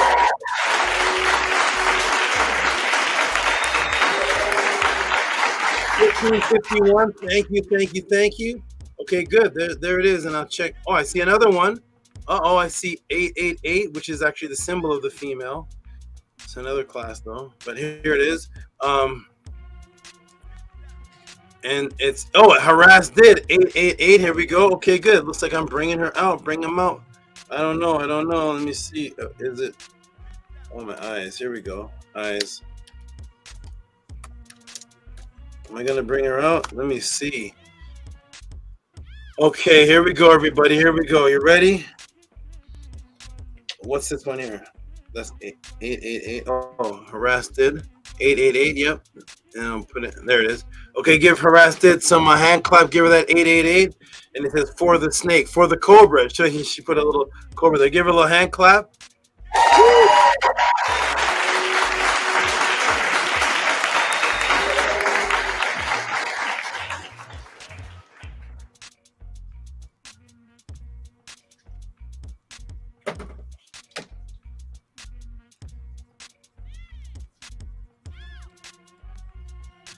Okay, everybody, here we go. I think I got 2 tips. That's oh,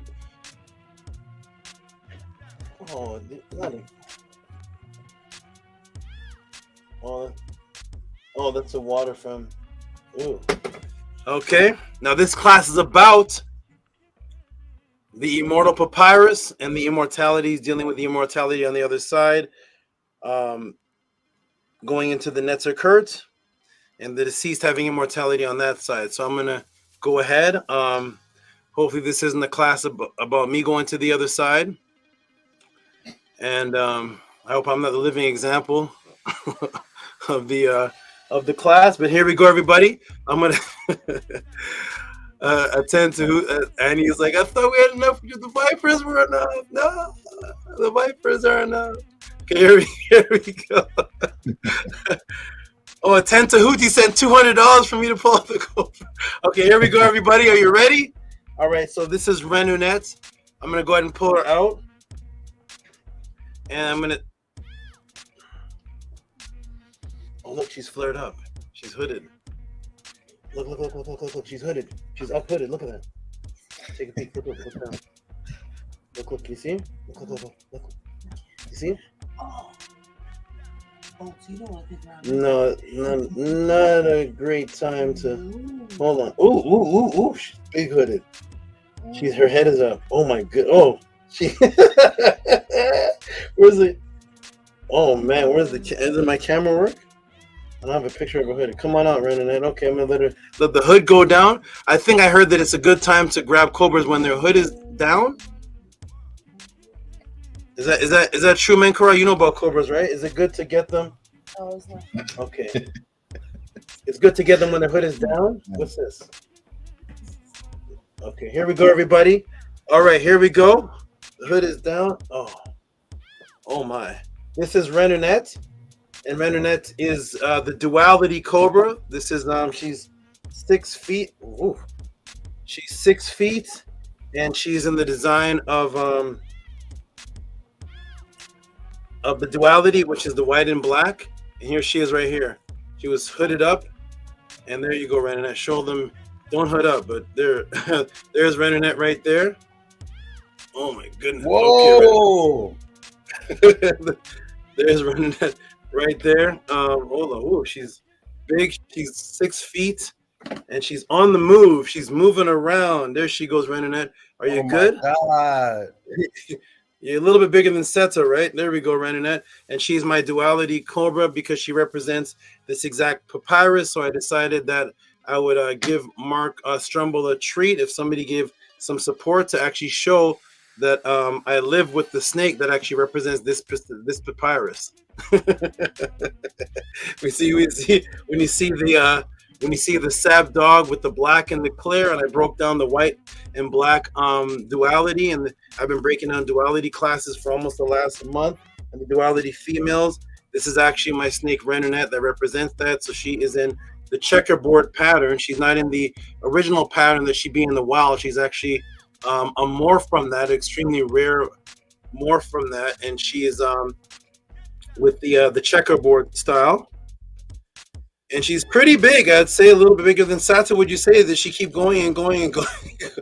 I'd say she's pretty big. She's 6 feet, and there she is. There's RENUNET. How you doing, RENUNET? You good? There you go. All right. Okay. How do you like that, Menkora? Is this the one you want instead? That is so beautiful. This is my favorite snake showing so far. And duality was like a 10 Annie's favorite. And so here's the duality in the Cobra form. See the design, white and black? That's what I'm teaching on right now. Nice. Yeah, when it flared up, she looked like a completely different snake. She stood up too. She was up. Oh man. I love underneath her too, how she looks. The bottom of her. You don't usually see it looking like that with those dots. There she is right there. All right, so there you are, RENUNET. You can just chill with me while I teach the class on you, because this is a class about RENUNET in this particular papyrus. So I am. Okay, RENUNET, you're good. You're okay. You're not gonna flare up. You're fine. Yeah, she's she's very large. She's almost as big as me. You're like frightened her that you open the thing. When I saw her flared up, Yeah. it could have frightened her because she was covered up and she's in an unnatural environment. She's used to the wood bark and stuff, so she's not used to that being like that. So she's flared up. This is one of the fastest snakes. This snake, just it coming out the tank, it jets out. The strike, it doesn't have to. So the thing about this particular type of cobra, it is that it doesn't have a striking stance. So a lot of snakes, you can read them because they coil up and they spring out, but this doesn't have that. This is an acrobatic snake. That means it can bend backwards and bite you. It can be any direction, and it's extremely fast. It doesn't have to go into any kind of none of this. It doesn't have to do that. You just start bleeding. Okay, all right, everybody, we're gonna get back into class. I think Mark Strumble, this was for you, good brother. This was for you. Did you know you were gonna see a cobra in your class about cobras? There you go. The music is perfect.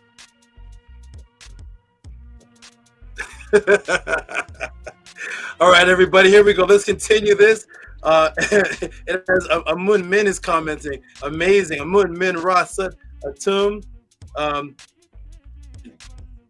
Mogul Neferheka. Nook's putting up bombs. Yeah, if you all like it, send some tips. It's fine. We're going to get into the answer. Here we go, everybody. Let's get back into the answer. I'm going to teach with RENUNET. I'm going to teach about the duality cobra, the dog. Okay, you can put me back on small screen.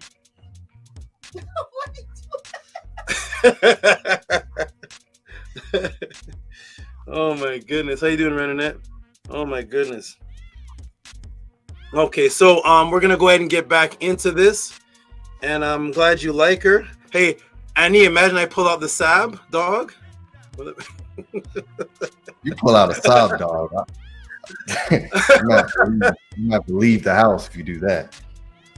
I've heard a dog in there a few times around there. I was like, I don't know, he ain't got a dog in there, does he? What's that? Oh yeah, I'll leave that to Shashaya. Okay, everybody. So I'm gonna come off the screen for just a second. When I come back, I'll still have her, but I gotta do something really quick and see if I can. I'll be just a minute. I'll be right back in a minute. Just a minute. Okay. What do you think about that, Bella? Let's put you on the big screen. She was very beautiful, very mesmerizing. So kudos to SABA for showing her.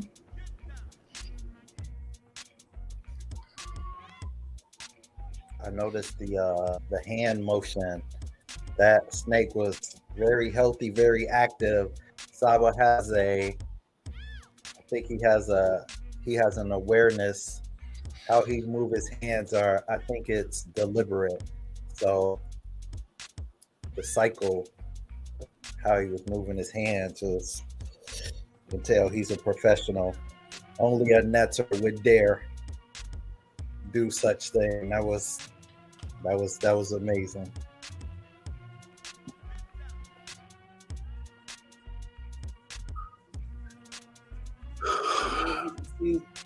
Big mama, yeah. That was long hair, but... Oh my goodness. Okay, just relax. Let me come back to the screen, everybody. Okay, all right. Okay, we are back, everybody. And let's get into these answers here. You hear that?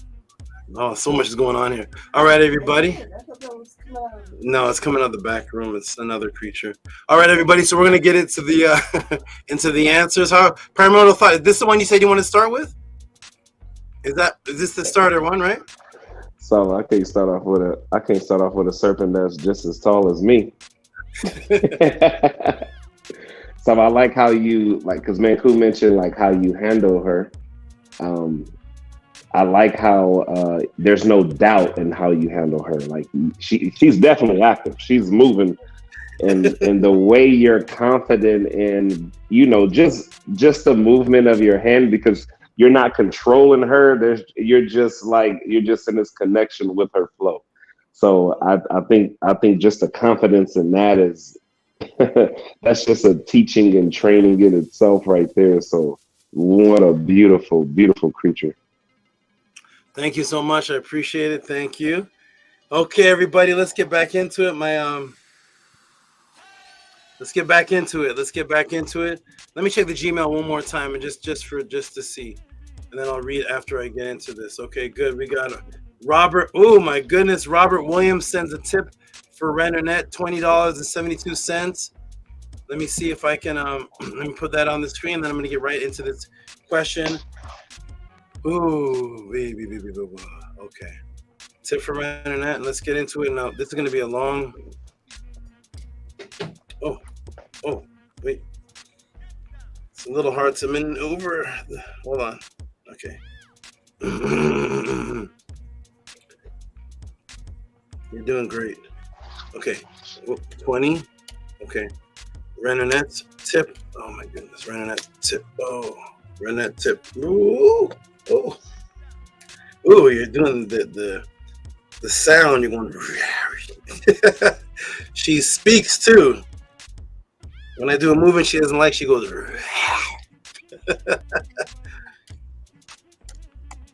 Yeah, there's no like trying to hold and control or nothing like that. You move with her.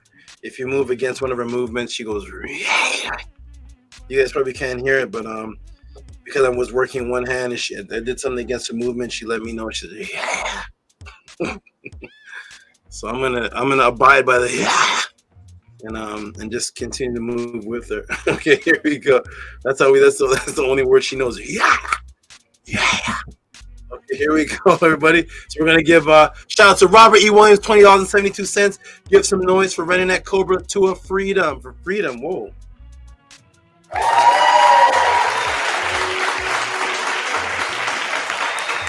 Shout out to Robert Williams. Appreciate you. Thank you. And we got oh, I'm gonna save this, Mark Strong, but I'm gonna save this one. Okay, everybody, let's get back into it. Here we go. Welcome to the podcast. I'm gonna teach for as long as I can, and then I'm gonna have to take another break to eat and refresh myself because I feel my eyes I'm losing nutrients. So here we go, everybody. You all jump back in the screen. Much love to Bella, much love to Minku Ra, ATTON, Tehuti, Primordial Thought. Jump back in the chat. We're gonna get back into this answer of the duality snake.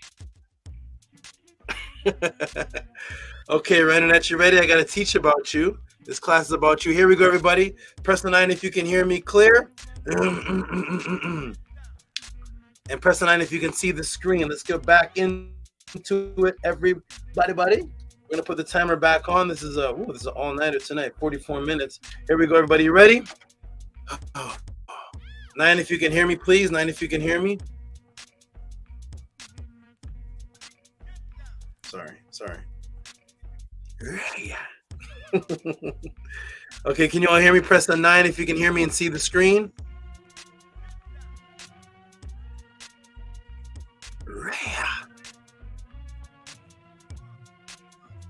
I don't see my screen moving. I don't know if I'm lagged or something. My chat screen is not moving. I don't know if you all can even hear me anymore.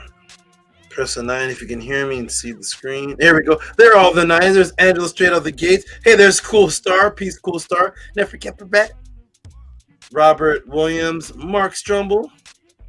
Okay, there we go. Amun Min and Bella. Okay, good. Here we go, everybody. Welcome to the podcast. Let's get back into it. This is a long one. This is a great one. And let's get back into truly teaching. So there it is right there. This is actually the exact same serpent that I'm, cobra that I'm holding in my hand, exact same species, except for this is what it looks like more in the wild, and the one that I have is what they don't really look like in the wild. It's a special one. Okay, so here we go, everybody. So it's the expansion of consciousness. I'll go back for those who just tuned in. Back one. The cobra's ability is seen to rise up. The cobra's body and expand its head became synonymous with ascension and the rising up of expansion consciousness and immortality. Its other name was Namuz, enlightenment, which is attained because only the upper part of the head of the cobra is what seemed to rise and expand. It became associated with rising, expansion of consciousness. That became the female symbol. The so-called mummy, which is really called the Sahu, was associated with the great egg of the great goose, and also sharing its white color. So you see the Sahu there is white, and it is the apparel of the rebirth of the deceased. And then we see this Sahut, which is also the egg, which is also white, and it is the goose egg, and the word for a child is the same as the duck and the goose, which is Sa. And the egg is white, and the mummy's apparel is white, and that's why they both have the same name, which is Sahat. These geese were also known to wake up farmers. This was a form of warning. If something or an intruder was to come in to the property, there would be a large set of cackling that the geese would do.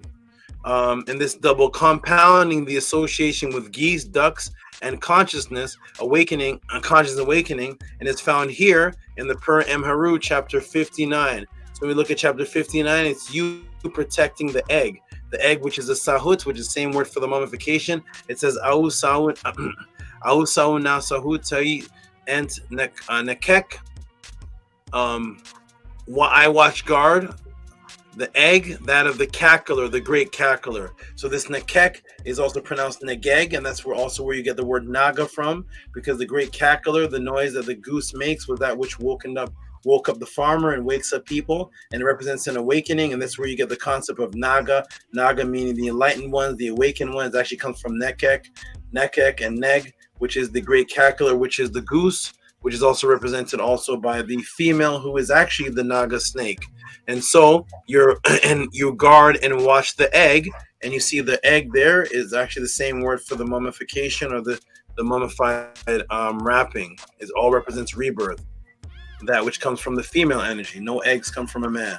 Now, one of the symbols for this immortal inner light within the darkness, which is the soul, was a pot with a fire coming out of. That's a type, a fire coming out. Now, this is in the Per Emharu, and this is the opening up of my personal book. So it's a pot with a fire coming out of it. And this is me opening up my personal book. Yes, that's my thumb there. That's my personal Per Emharu. That's where there's different notes and circles there.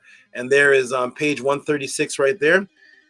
And if we look close and scroll down, you'll see the word for souls is the pot with the fire right there. And the bull. It's the word for ba'u, which is pluralization, but it's the word for souls. And it's the fire pot that you see right there. So you see the pot with the fire. Okay. Here we see two ladies of darkness into light consciousness again, with the raising cobras in the Amduat of Seti, as seen in the Amduat of Tehutimus, the same Amduat papyrus we're going over. And you see the red sun raising in between the two serpents, which is duality, in between two women. You see the red sun raising in between two serpents, duality, and that is in between two women, which is the duality principle again. And I've shown this before on the Amduat of Seti, and there you see the duality. You see the two women right there, 1, 2, and you see now the two serpents. And what are they doing? They're raising up the consciousness, raising up that red ball, or the red light right there. Also shown associated with the Kepara transformation, because that is the goal of what's happening in the afterlife. So 1, 2, two women, two serpents, duality women, duality serpents again. Here we see two ladies of darkness into light consciousness, again with the raising cobras, which is Renunet, in the Amduat, which is the realm of light. That's where the word Amduat is that which is within light, of Seti, as seen in the Amduat of Tehutimus, the papyrus we're going over. And you see the red sun raising in between the two serpents, duality, in between the two women, duality.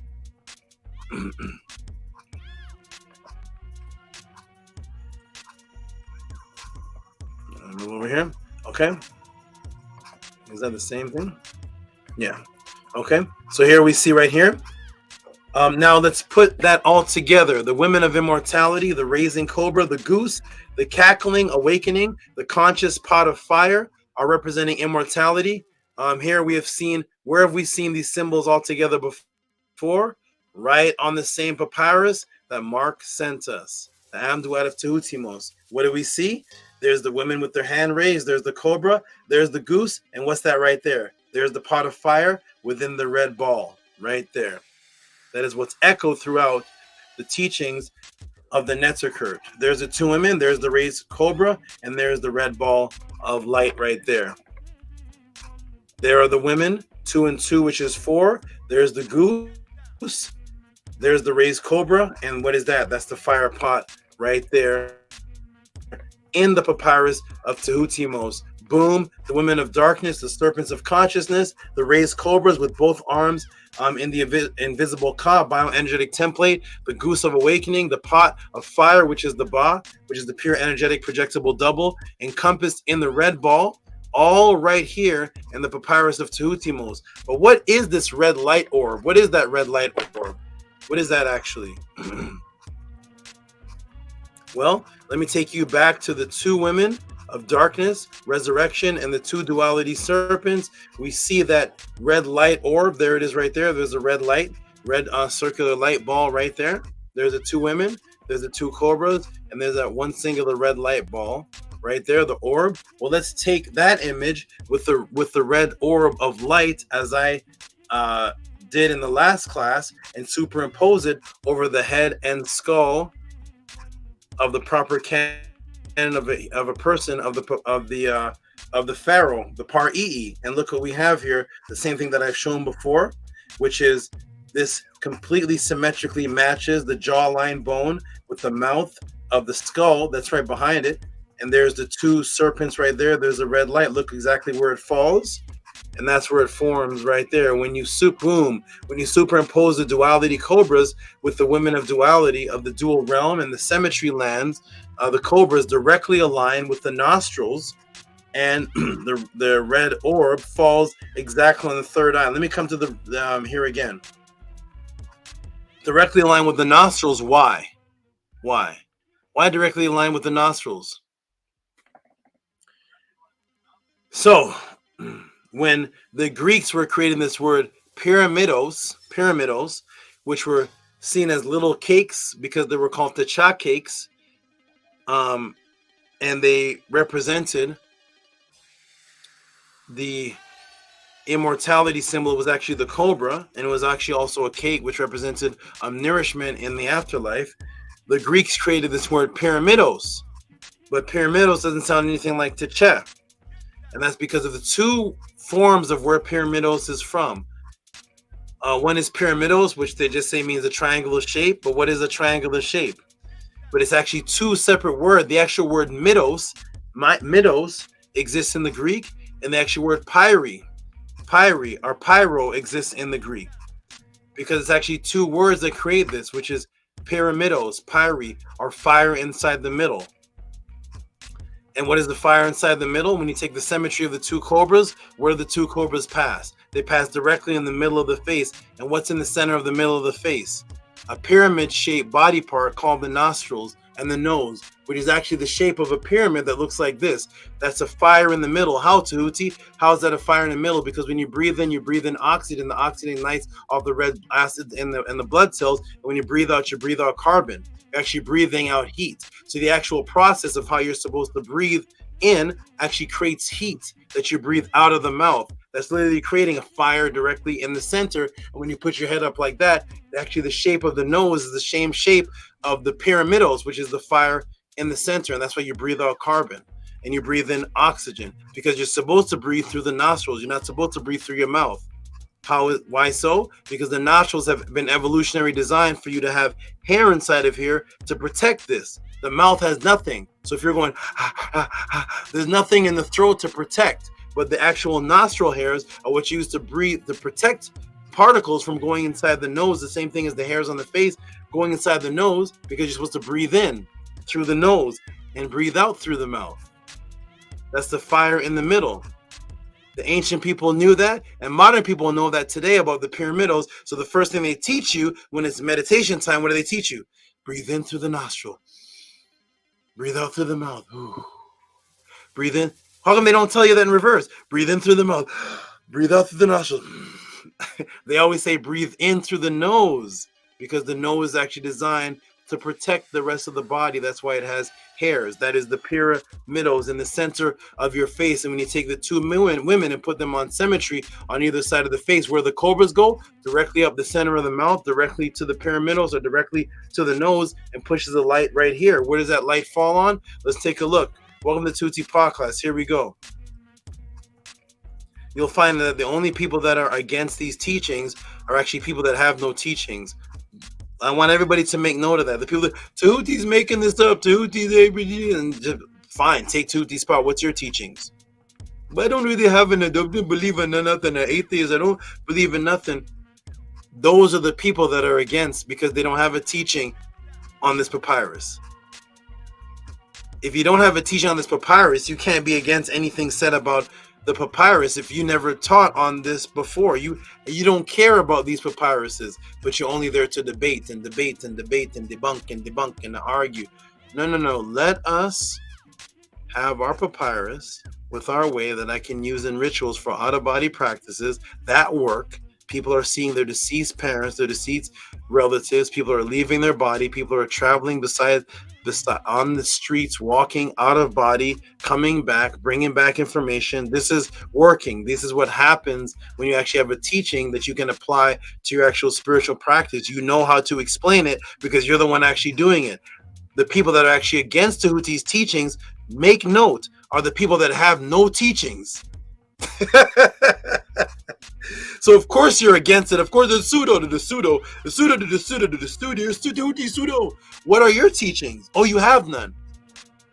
So of course everybody with teachings is pseudo. What spiritual teaching? What do you have? Teach us something that the ancestors taught that you apply to your wife and children that deals with the unseen realm. You don't. You have no teachings on it. So let's get back to our teaching that are actually working, because I have testimonies and witnesses that these teachings are actually working. You have no teachings on the papyrus of Tehuti, so please be quiet. Here we go, everybody. So you superimpose the cobras. They go right in the center of the body, right in the center of the head. And that is the fire in the center, breathing in through the nostrils, out through the mouth. And they're pushing something up, and look where it lands. It lands right there. There it is. You see the red orb falls exactly on the third eye. People may say, wow, Tehuti, this is deep. But with the ancient people of the Nile Valley, did they ever write about a third eye at that area of the brain, which would be the forehead area? When you ask somebody to point to the third eye, where do they point? Always to the forehead area. Let me ask the class, almost every single person in this room has used the term third eye, right? Most people in this room have used the term third eye, right? Was this written about in ancient indigenous writings? Did you ever hear or give credit to the followers of Ma'at for introducing that to the world? Let me come to the room and see. I'm going to check the chat and see. For all those, everybody in the room has used the word third eye, I would think, right? Well, this is such a popular terminology. Did the ancient people ever describe a third eye in the ancient writings? Let me ask the room. Go ahead and type it in the room. If so, give the reference. Did the ancient people, or is a third eye something that is a new concept? Is it a new concept by the New Agers, or did the ancient people in the writings of Ma'at speak on a third eye that actually falls right here where everybody's pointing to, which is on the forehead, which everybody in New Age says, well, it's a third eye, it's your enlightened eye, and they always draw it as a ball of light because light represents enlightenment, which is a higher form of consciousness. What are the ancient people that wrote the RENUNET? Did they ever talk about a light that's on the forehead that is also an eye? Did they ever talk about that? Did they ever talk about that? The ancient people of the followers of Ma'at. Somebody put third eye in India. Okay, wonderful. Third eye in India. Wonderful, wonderful. What about the followers of Ma'at along the Nile Valley? Or did India introduce this concept? Was it introduced by Indians? Or did the followers of Ma'at also bring this to the world? Does anybody know where? Is there a third eye mentioned? Has everybody in this room used that term before, the third eye? Have you used that term before? Yes, right? what I'm going to do here, the Tutti PODCLASS, since there's no reference to it, I'm going to give for the first time the reference to a third eye. Are you ready? Let's go. Ready? Let's see what's happening here. Let's see what our ancestors talk about. Let's see the pseudo teaching you the pseudo, or the pseudo to the pseudo. The Nook Panuk says Tua. Two ahead of time. Here we go, everybody. Ready? Because, see, look at this, everybody. I'm going to use this as an example. Ajna chakra as per yogic tradition. One moment, hold on.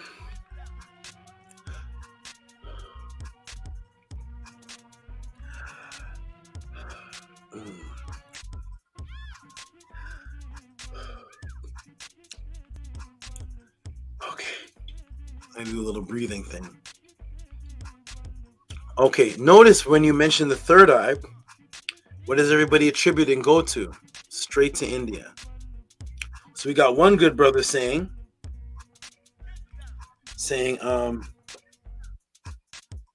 somebody put India. Here it is. Third eye was in India, right? Then we got another good brother saying,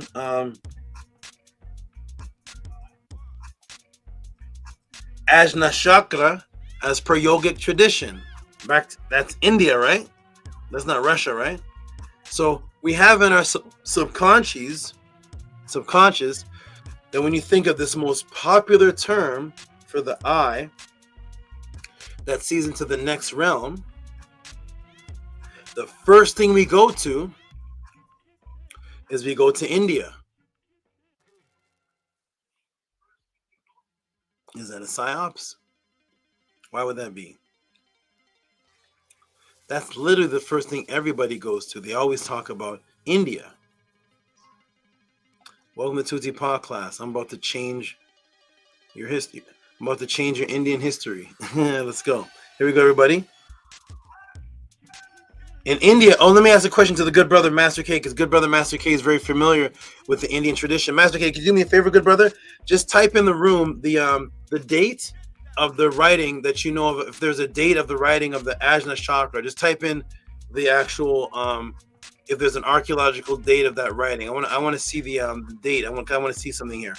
So everybody does apply this to India, but I want to know what is the date with the first writing of Ajna chakra in India. Just type the date. Would that be? Did they come up with this 2,000 years ago? Is there a writing that we can look up that traces back 900 years ago, 800 years ago, 2,000 years ago? I need something to actually look up with an actual that's actually dated. Does anybody know? When was this third eye first spoken about in India? Since everybody goes to India first, that must be the oldest reference to it. Let's see when this reference actually began. Does anybody know the date of when the Ajna chakra or the third eye was spoken about in India? Anybody know? Anybody know?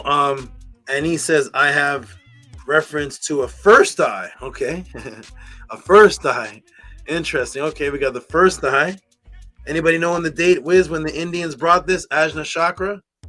Anybody have a piece of papyrus or writing that's actually dated that say they brought this? Okay, here it is. Here's an answer. It's from the Upanishads, probably in the AD area. I agree.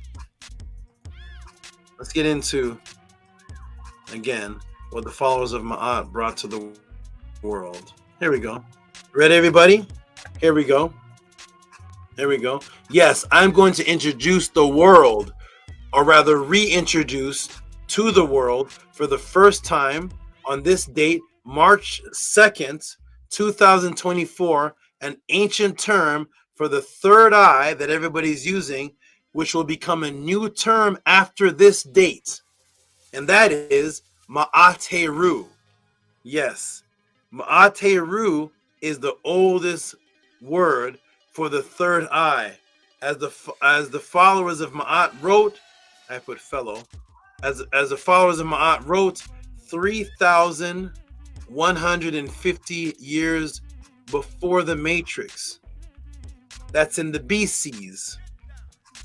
In chapter 112 of the Per Emharu of Ani. And here we are, chapter 112, the Prem Haru of Ani. And here it is. My soul, Ma'at Heru, which is establish my splendor, which is light. So the eye of Heru, the light eye, the eye of Kakaru, the splendorous light eye, where is it? On the forehead of what? Of Ra. And the rays of light upon the faces of those who are in the limbs of Osar. So the Ma'at Heru is an eye of Heru, a singular eye. It's not pluralized. One eye that sits on the forehead of Ra, which is the other word for light again. And there's the Netzah symbol as Ekeku, rays of light. That's the light also within the darkness. Notice the word for darkness was Kek. The word for light is Akek. It's the same thing. So let's go to the forehead. Where would the forehead of Ra be? And there it is right there. Right where the two serpents are resurrecting in between the two women. Right where you would point to calling your third eye. Which if you ask anybody, what is the red symbol a circle of? They'll say, oh, it's a symbol of Ra. There's the symbol of Ra, the light, the splendorous light, called the Ma'at Heru, on the forehead, that is the splendorous light. That is the first reference to an actual eye reference that is on the forehead area that you are pointing to. That everybody here says, the Indian. This is 3,150 years ago. And that's in the latest writing of the Netzah Kurd. We're in 2400 BC, then we have the pyramid text. But there is your light, splendorous eye of Ra on the forehead, literally called an eye.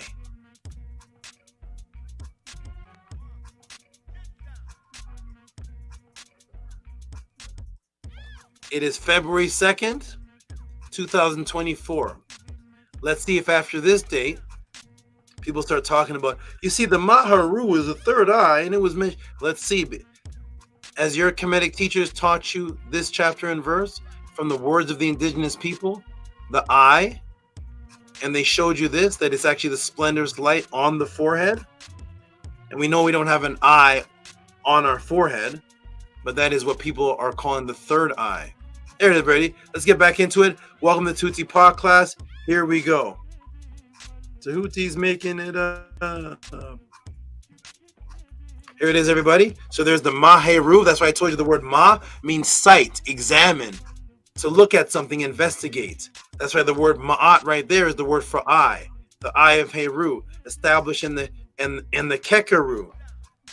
You see the word Kek right there, Kek, splendorous. But there's also Kek, which means darkness, and then there's Akek, which is light.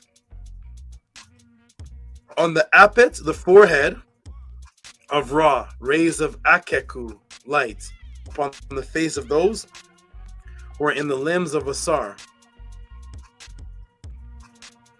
Okay, yes, that is the oldest term on the planet for the third eye, which you would be using from this day forward. Type of wish, which you should be using from this day forward, and you will hear others using it as well from this day forward, re-brought to you by the House of ATTON. Note where the Cobras are in the Tehutimos. Where are they? Note where the Cobras are. Where are they? Boom, they're replacing the head. Do you see that? The bodies. The head is the Cobra, because the Cobra represents the consciousness.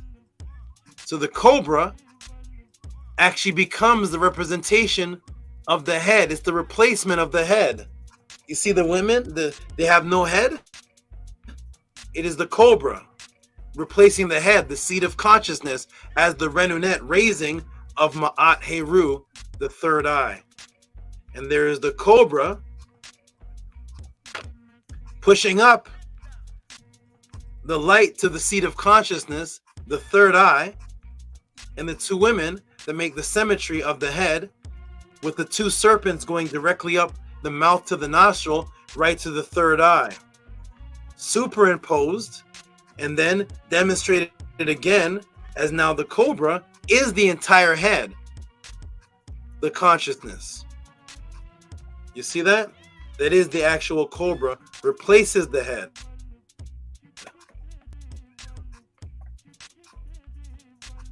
You will note that they are women also.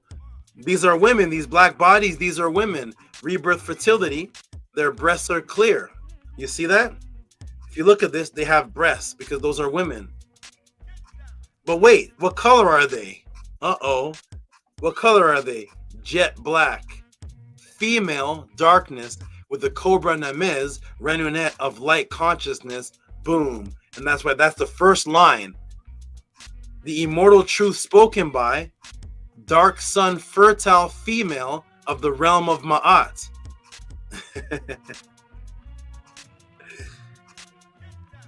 There are the jet black women with the seat of consciousness as the cobra, because the cobra is sitting there pushing up the light in the seat of consciousness, which is right there in the forehead that you're calling the third eye.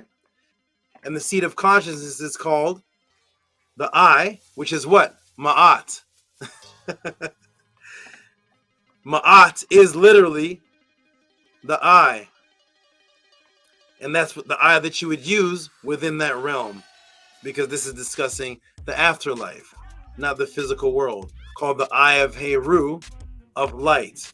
So of course, when you get down to the women that are all in black with the serpent now, jet black darkness, the serpent representing the conscious light, but their body is jet black, Renunet, raising the consciousness. And thus now it makes sense that the first line would be the immortal truth spoken by the dark sun, the darkness. It has darkness and light in the same sentence, female of the realm of Ma'at, of course, because there's the same serpent right there, and the females are represented by the serpent, which is also the word, the symbol for Ma'at, the eye. Ooh wee. And there is your first line. We're 1 hour and 13 minutes in, and there is your first line of the papyrus of Tehuti most, translated by Tehuti. Welcome to the Tehuti PODCLASS. By now, you should understand why your current so-called KEMET teachers only focus on the arguments of the Egyptians being black, that Egyptians are black, Egyptians are not black, and the Bible having contradictions. To teach this takes discipline, dedication that you have to actually live. And you must live it beyond YouTube views. Let us continue. The next part, and if you don't believe it, go ask your teacher, go ask your Kemetic, send this question in to somebody on any of those channels. They'll take this up. She's either the serpent, they'll take you right back to the Garden of Eden and start breaking down the Bible. They know more of the Bible than their own Kemetic text. Here it is. The next part of the question was, so that's the first part right there. There's the other gods mentioned there. Now it says, see the dogs leading the boat. And then part 2 says the image seeing the dog pulling the solar boat. Want to know about the history of the dog sled in Egypt. What is this dog pulling the solar boat? What is this? Is there history of actual dogs pulling sleds in Egypt? There's the duality, clear black right there. It's leading the boats. So let's get into this, everybody. Ready? Here it is. Wonderful. And again, the beauty of this image is its in-depth duality meaning. So first we will let you know that there never was an actual dog sled pulling there wasn't any dog sled pulling. That's not what this was. There was never any dog sled pulling any ancient boat in Kemet. As a matter of fact, that would be impossible, because if you put a dog pulling a boat on a sled on the river, the dog would drown. So you would never have this as actually having a history. There is no dog pulling a sled because it's actually not pulling a sled, it's pulling a boat. So you would never have dogs in a boat in the same environment because the dogs would drown trying to pull a boat. So it's not a dog sled, it's actually a boat, which represents something I'm going to explain. I explained before, but I'm going to explain again. The boat, and is being pulled by duality dog symbols. Not that there was any ever dog pulling an actual boat, because the dog would actually die. Okay, so the dog sled, it would drown. So what within the dual realm does this represent? This takes us to the next line of the actual papyri of Tehuti itself. And what is the next line? There it is right there. And the next line, which I've put right there, which is line 9. It's actually 7, 8, 9.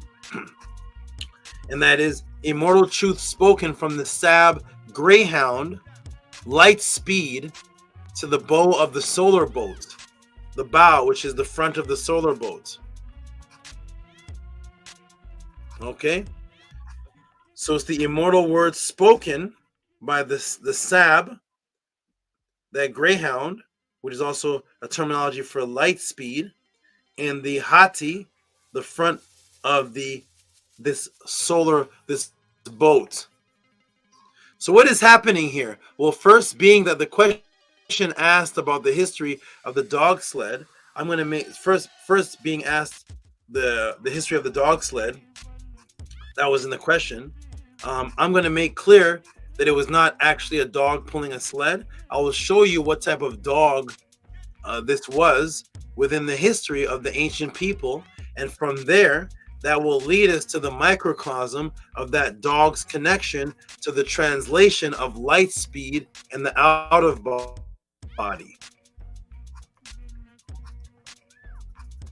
As you can see, this is the type of dog depicted in the papyrus of Tehuti, which is not the type of dog robustly built to pull a large sled. So you see Great Dane, you see those big husky type dogs. Those are ones built to pull an actual sled. This is a very thin dog that's agile. It is not robustly built. So we know that this was never a dog that was pulling a sled in actual ancient Egypt. It's not pulling anything. It's actually built for a certain design, which is going to come to relevancy in this breakdown and buildup. So it's not built to pull the sled, but actually very narrowly built for stealth. In Kemet, this dog was also called ANPU, and what the brother asked about in the question, which was wet peret. What is wet peret? I want you to make note of that. So there was ANPU, the actual being, and then the dog represented ANPU and wet peret. But why? Make note of that. So here's the dog. You can see it side by side. It's the exact same dog. You see it with the ears up. You see it with the slender built body. You see it with this is what a dog would look like in real life. There's your dog right there. There's your slender built hound right there. You see it. That is not built to pull any kind of sled, but it would break apart. But this is built definitely for speed. This is a very, very fast dog. So you can see this dog is this dog. It looks like it's pulling the sled, but it's actually something else is happening. There's your dog right there. And the dog netter was called ANPU, and then there was Weperet, which is what Mark Strumble mentioned in his question. So what is the history of this type of dog? And for that, we will go back to the tomb 60 TT60 tomb from tomb 60 TT 60 tomb from 1971 BC to 1926 BC. And what do we see here? Boom! What do you see here, ladies and gentlemen? What do you see? There's a dog right there. You see the slender built with the ears up. You see the thin legs. What is the dog doing? What's happening here? What scene is this from TT60? What is the dog doing? You see the hound right there? This is a scene from the tomb of Senet and Intefekur. So Senet and Intefekur, who was the governor of the city and the vizier of Senuseret I in 1971 to 1926 BC. Woo! This Kemetic hound, note the slender long body and ribs, is an extremely fast hunter, keen in smell and hearing, that guides and leads its owner to the pathway. That's what the hound does. It guides and leads the owner in a specific pathway. Here it is right here. Look closely. Do you see the hunter with the bow and arrow? Do you see the dog under him? It is the guide that leads the hunter down the pathway.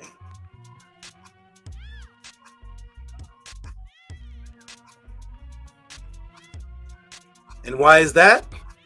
Because the hound is fast enough to catch a rabbit, and it can actually use its keen smell and hearing to actually run and follow the footsteps of the scent and the sound that the rabbit or whatever it's hunting left behind. So the hunter follows the dog because the dog is the guide, and the hunter follows the dog to find his destination for what?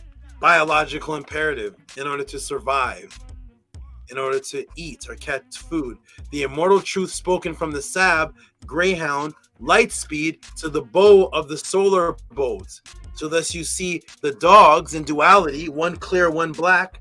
And what are they doing? They're in front. They're at the lead or the bow. They're not they're pulling the boat in the sense that wherever they go, the boat goes. Wherever the dogs go, the boat goes. Why? Because when we go back to the tomb of Titi, the Titi Senet, Titi scene from the tomb of Senet and Interfer, we see the dogs there. And what are they doing? They're gathering the animals. What is this dog doing? He's in front of the hunter. So the dog traps the rabbit and hunts it into a corner, and then the man can either shoot it with an arrow or catch it with a net. He's in the lead. Why is he there? Because he's leading. Why is the hunter there? He's trying to catch food, because you need food to live. So thus the ancient followers of Ma'at were so into the entendre that they actually use the actual dog that would lead you to the food that you need to survive, with a dog pulling a sled or a boat in consciousness that you need to have a resurrection in order to survive in the afterlife. And there's the dogs right there. And the netter are following the dogs. Thus the word seb for this type of dog in the Meru language, what is it? Boom. On page 593 of the Egyptian Hieroglyphic Dictionary, sebi, to lead, to conduct, to guide, to traverse, to pass through, march in front, guide of the words of the gods. The word for, there is the dog right there. Do you see it? It is Seb. See it right there? Seb, the jackal. The jackal, or the dog, was the guide. That's what's leading the hunter, because it's guiding you to that which you can survive off of, which is food, whether it's catching ducks, whether it's catching rabbits, whatever you're hunting. And thus, in the afterlife, of course, it's going to symbolize the guide of what you need to survive, and the netter following the dogs in the introverted symbolism here as the same dogs that are the guide. Thus it shows feet, conduct, to guide. The Seb, the jackal, the same thin dog. Welcome to the Tuti PODCLASS. If your current Kemetic teacher has ever taught you this, press a 1 and put the timestamp. Timestamp, book, YouTube, article, press it please. You can't teach all this When all you're doing is the Egyptians are black, the Egyptians are Mediterranean, Egyptians are black, the Egyptians are not, the Egyptians are black, Egyptians are black, the Egyptians are not, the Egyptians are not, Egyptians are not, the Hebrews are wrong, the Christians are wrong, the Christians are wrong, the Egyptians are black, the Egyptians are Of course, you're not going to know all this. So as you're in that debative, argumentative mode, when a teacher comes, a SABA comes and starts teaching this, you have no foundation because you don't teach any of this. So what do? He's wrong. He's pseudo. He's making it up. Okay, give us a teaching on this. I don't know. But you know what? The Egyptians are black. They're black. You never guess that they're black. No, they're Mediterranean. E1B1, E13. E1B1, E1B1, E1B1, E1B1, E1. Right? So that's when you hear teachings coming from the actual papyrus on the spiritual system of immortality, they're the pseudo, because you're empty. You're empty-souled. Your soul is empty. Because all you do is debate and fight and argue and debunk and debate and fight and argue for 7-hour channels straight. Debate and fight and debunk and expose. You're empty. You're empty inside. So that's if you're empty inside, you're not going to have the teachings of the people that were Kem. You know, it means complete, to be full. You don't have that. You're empty because you're just a fighter. There are those who learn Tai Chi and Kung Fu just to fight good on the street. And there are those who learn Tai Chi and Kung Fu to fight if you need to defend yourself. But you're learning it for meditative breathing purposes, for health, calmness of mind. You're not just a fighter. But of course, if you're just a fighter, then you're going to say, all those moves, look at that's pseudo moves. You're not generating any energy from your body. The PhDs don't say that. The PhDs didn't invent Tai Chi, silly man.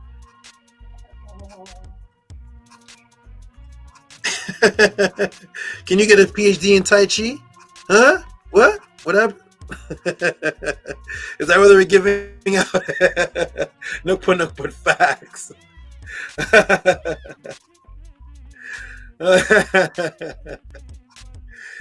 Nupunuk said, Sab, I wanted to go to the Upesh early tonight. No, you're not going anywhere. This is right up your alley. Here we go. So there's the Sab. They're the guides. That's the dog. Huh? That's the dog. Oh, guess what? Hey, the Egyptians were black. Look. The black dog. The Egyptians are black. Hey, I'm right with you. The dog is black. The dog is black. The dog is black. We got it, everybody. The dog is black. There's the Kemetic Egyptian right there. There's the black right there.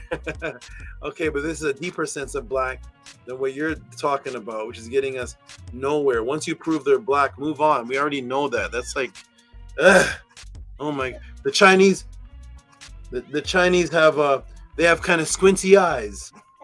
Guess what? Yeah, we know that. The people that made the Shang Dynasty are Chinese. Okay, good. Move on. What's the teachings?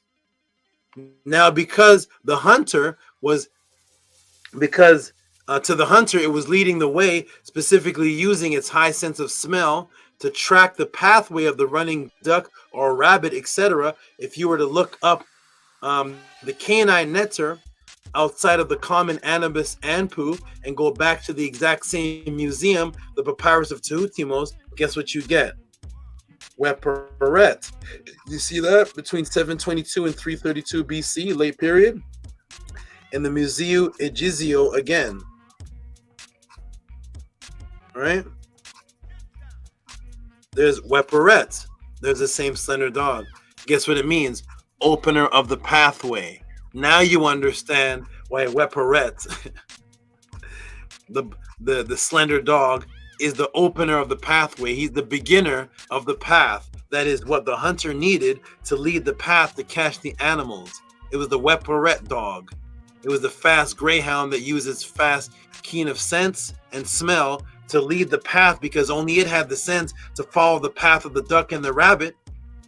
That's what the canines do. That's why the canines can find the crack and the cocaine and lead the cops there. People can't do that. So because that literally what the hound would do for the hunter in the physical life, thus imbued into the microcosm, became the symbol of the guide and the beginner of the pathway. Remember, the goal was to become an immortal being of light consciousness. Thus, if you are light, how fast would you travel? Yes, if you are light, then you would travel the speed of light. Was there any reference thousands of years before the Matrix being in an outer body and traveling the speed of light in a realm of quantum light? You know, photonic light? Let me take you to the Purim Haru, plate 15, and look what else is mentioned. Here it is right here. Ra, strong in the wind, strong, they in the rudder ropes, in the wind, thou sailest, there's the boat sailing, over the lake of fire, the Sa Nisert, the Say Nisert, in the Neterkurt, behold, you collect, there's the Temti, there's the Wakanda symbol that they took, behold, you collecteth the charm, this from the place, every place in which it is there, the form of a person, it is quicker than the greyhounds, Kaket, swifter than light, making forms of Kepara from the thigh. The thigh represents birth, and there's the word Kaket. Kaket, again, that means light, and Kaket, which is darkness, and it is another word for speed. So it is quicker, as quick as greyhounds, fast like greyhounds. You see the greyhound there? And the speed of light. Kaket, which is speed of light. There's a reference of you traveling the speed of light. Boom. You are on the boat of consciousness, traveling as fast as light. And the animal used for a comparison, yes, is the same greyhound. Remember I taught you that the smooth, fast travel, the fastest way to travel was on water, was the winding valley. That was a smooth way to travel. So represented a smooth, fast travel. Was on the boat of the Nile Valley. That's the fastest way you could travel. It's faster than a horse. Let me take you to the pyramid text, utterance 333. Wow, this is gonna be a long class. Long class. Here it is. Now it says he placed the stand, he set up the ladder. Those of the great arm. So it says Unas purify, or whichever pharaoh goes there, because when you put N, it can be any pharaoh that goes there, purifies himself. Upon the appearing of the earth, which he purified himself, he placed the stand, he set up the ladder. And what does it say? To say, greetings to thee, O Ra, traverser. There's your word traverser again, you know, the Sab. Traverser, voyager through Nut. Thou traversed in the winding watercourse. He grasped by the tail. He is indeed the netter, the son of the netter. Do you see that? The traversing is comparable to the winding watercourse. What's the winding watercourse? The Nile Valley. The Nile watercourse. So thus, does it make sense now that you would take something that is the fastest traveler on the Nile Valley, which would be a boat, and you combine it with the fastest dog that leads the way down the path, and thus combining the two, now you have the fast greyhound leading the winding boat down the Nile Valley, which is traveling the fastest at the speed of consciousness and light speed. Does it make sense now? Or did Tehuti make it up? And thus you have the dog pulling the boat of consciousness, because the dog is the fastest and the boat was the fastest. So thus the dog, swifter as the speed of light, is that which is leading the boat. Does the papyrus make more sense now? Or is it just the Egyptians are black? The Egyptians are Mediterranean. Egyptians are black. Egyptians are Mediterranean. They're black. You see? So thus, the speed of the Greyhound, the speed of light, is the speed in which the consciousness is traveling, because you are trying to become your light being again. And thus you ascend using the symbolic ladder that you're traversing upwards, moving in ascension down the symbolic winding water course.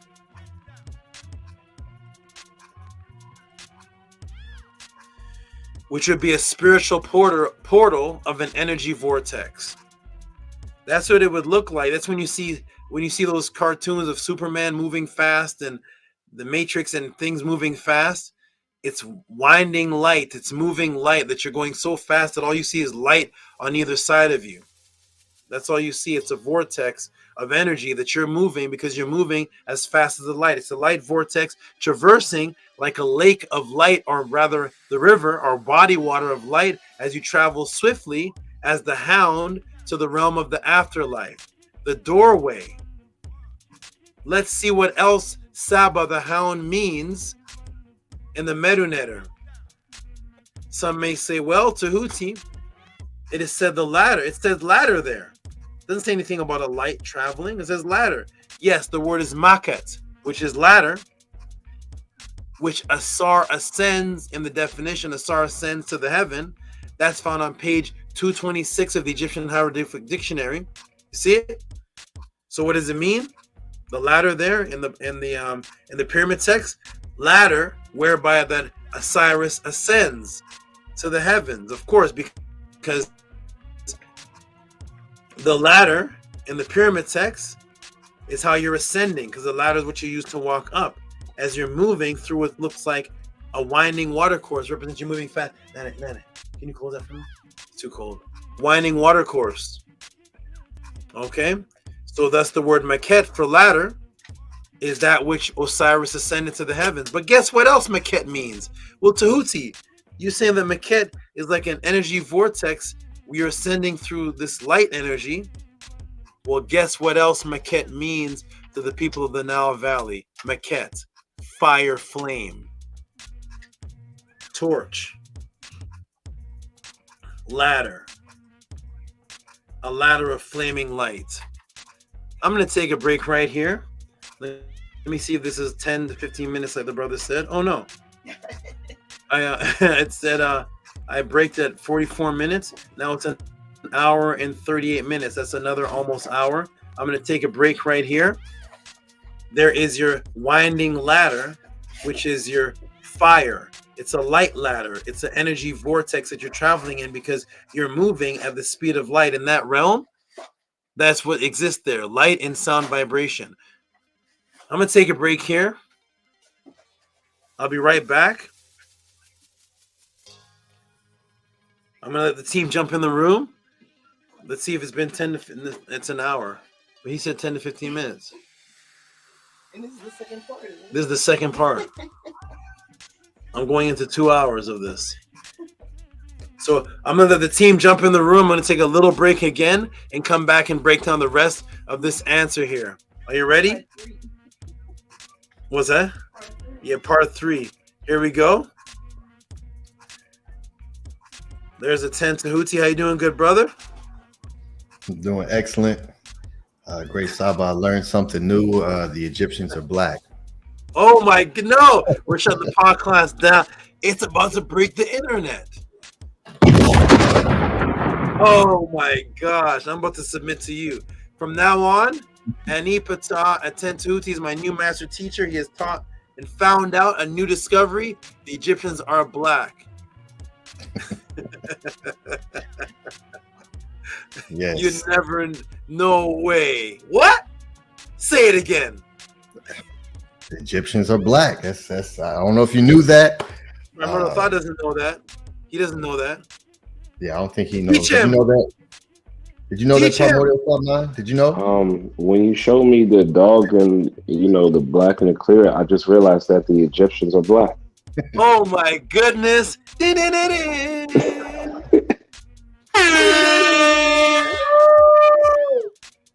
That's what this whole class is about, man. Minkara. I'm gonna take a break, everybody. I hope you're enjoying this so far. Hope you're enjoying this so far. RENUNET is active. She likes this. She's enjoying the warmth of my she's getting the warmth of my body, and she's all over the place enjoying this. Oh my goodness! All I need is a flute, right? Didn't you ask me about this, Minkara? Yeah. About the snake charmers and the flute? I guess I'm doing it without the flute, right? You're doing it without the flute. Okay, everybody, I'll be back. If you all like this so far, support the Tehuti PODCLASS. This is late. We're going late again. Another late breakdown. I don't mind because I have a break on Monday now. I don't do the Men Under Mondays right now, so this I can do these 10, 11-hour PODCLASS support. A Cash App, TTM Moon, PayPal at Rocky SV. This is becoming a combination of Tehuti PODCLASS and the Men class at the same time, except for I'm not teaching anybody any rituals here. I'll be back. Support.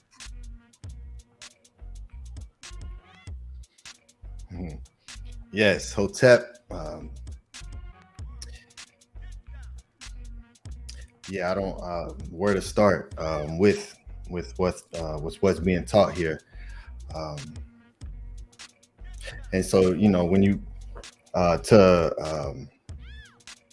to the person who asked the question,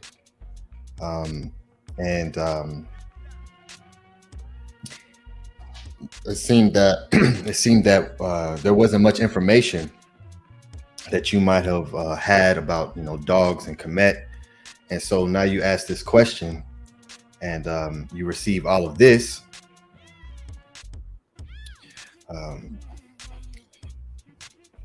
And going into the language and showing how deep and extensive the what it really is, and the vibrational tones that we attributed to these animals, and the story that we told, and why they would be pulling the boat of consciousness through the Netzerkert, and how Sab was breaking down the light speed, and he did a class on the jackal. If you haven't seen that class, definitely go back and watch that class, because we learn, because when you look up ANPU and you look up the dog, they're always attributed to the jackal. And then once people say, well, why they'll say, well, why is it the jackal? Well, you know, the jackal is the one who likes to dig up and be around death, and it's digs. And it's just amazing, because once something is inserted into the matrix, and enough people take that, and then they start reiterating that, then people just start regurgitating information without fact checking it. And so we learn, with it being associated with SABA Tehuti, taught and showed that it's actually a greyhound.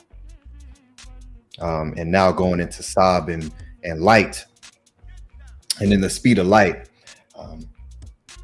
and the earliest reference of traveling in the speed of light, and in the literal light realm, which is the Kurt, which also means darkness or night. And you'll also, like Saba showed earlier, you'll see the sun there with as a determinative to also be representative of the light. So it's a light realm in darkness. So my being is surrounded in darkness, I'll come forth as conscious light. And so with what he's showing, it's extremely important to understand the symbolisms of the animals and the creatures that we use to tell the story of immortal life, and the process of the realms outside of this what people call the third dimensional physical plane, a more organic plane, and start tapping into light realms. And so, you know, it's a beautiful thing to have these writings, and to have Saba Tehuti to have brung them forward to us at the time that he did, to jumpstart this process. So And as you see, it's actually one of my, the camera's backwards, SABA, scribe. And it's also, that's one of the words and titles that would actually be used for the scribes on the walls, is SABA, scribe. So it's just very powerful and beautiful to be able to learn this and then attribute it, because all of what we're learning, when you take this and you internalize it, it then assists in your outer body experiences. It then assists in your ability to be able to traverse in these light realms, because you're thinking of all of this, and you know, it's very powerful. So I'll let either one of the great brothers can build on that, and what they like about the class so far. So much in here, so yeah, I'll pass to you, great brothers. All of this information is definitely new to me. It definitely gives. I definitely see the echo of you, Ani, from the great Saba, because how much you can elaborate even as you're watching this, like live. I think that's dope.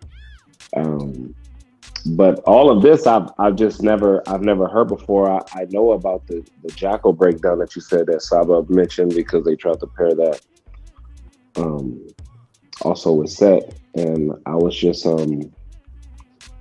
it's just taking it all in, because I like questions that I just don't know anything about. I would have never even asked this type of question, and so I'm just kind of just in this state of mind of just soaking in and learning what Saba is breaking down. So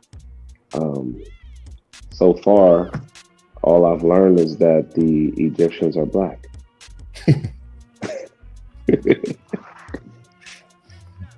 Like a pizza slice. You know. Oh, okay. I feel you like a pizza slice. I'm tripping. Pizza slice. Yeah. This breakdown is mech. Check out Ani's project is mech. You know, these are my favorite kinds of teachings, I have to say. Like, you know, Saba range is really, you know, vast, and he can teach on a lot of different things. But to discover these writings, these new papyrus, and talking about KEMET and Ma'at, these are my favorite breakdowns. And so I think, you know, I would never, you know, want to try and put limits on Saba, but he was preparing for this day to be able to share everything that he knows. And I remember one time I had a one-on-one with him, and I asked him a question, and he said, I love when I get asked these kind of questions because it helps me remember how much I know. And he was like, he documents, I think, everything that he learns, right? Things that he thinks. And he's saving them for people to ask the questions. And I remember one time I had a one-on-one, and I can't even remember what question I asked him, but he was like, oh, I had this answer since like 1988. And my mind was blown, because it's the big three, right? So he knows it, he recorded it, and he can deliver it with such clarity. I'm really big on clarity. Clarity is as good as gold for me, because when you're clear and you know, it's just perfect GPS and direction, and there's no confusion. When you know and it's clear, it's like peace, right? It's power. It's so many things. So much momentum comes from clarity. And so that's why I really love law of attraction too, because whatever you're putting out, it comes back, right? It's like this circular, it's this circular thing, and I just love that. I love the teachings about Ma'at because this is what I've been waiting for. You know, I've been waiting for someone who can teach me, and I can be confident in what they're teaching me is right and exact. The accuracy, the precision that he teaches with is just life-giving. It's I didn't think it was possible to learn about the ancestors, to learn about the Neteru. What more can you ask for, right? It's like sitting at the feet of a Neteru. That's exactly what's happening. So, man, this is incredible. And you know, Saba trained and he prepared, and his testimony, he did what was necessary for this day and time that we're in. And so I'm looking forward to what's going to come of this. And you know, it's a nice digital time capsule that generations can benefit from this. Like, this is what they tried to hide from us. This is the love they try to beat out of us.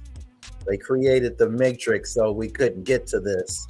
And I'm really excited about my presentation tomorrow because I'm going to touch on these kinds of things as well. I love how Ani keeps talking about traversing. I'm going to touch on that tomorrow in my presentation. So this is powerful. Like, can't say enough about Saba's ability to guide us and lead us in this information.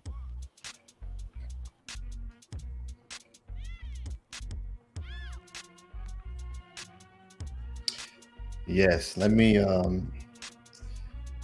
share the thumbnail to the great brother Minku Ara's class for tomorrow. What's the name of your class again, great brother? The Netzer Source Awards. We return into Source. And so I'm gonna just I'm a visionary. I'm clairsentient. I think I'm a seer.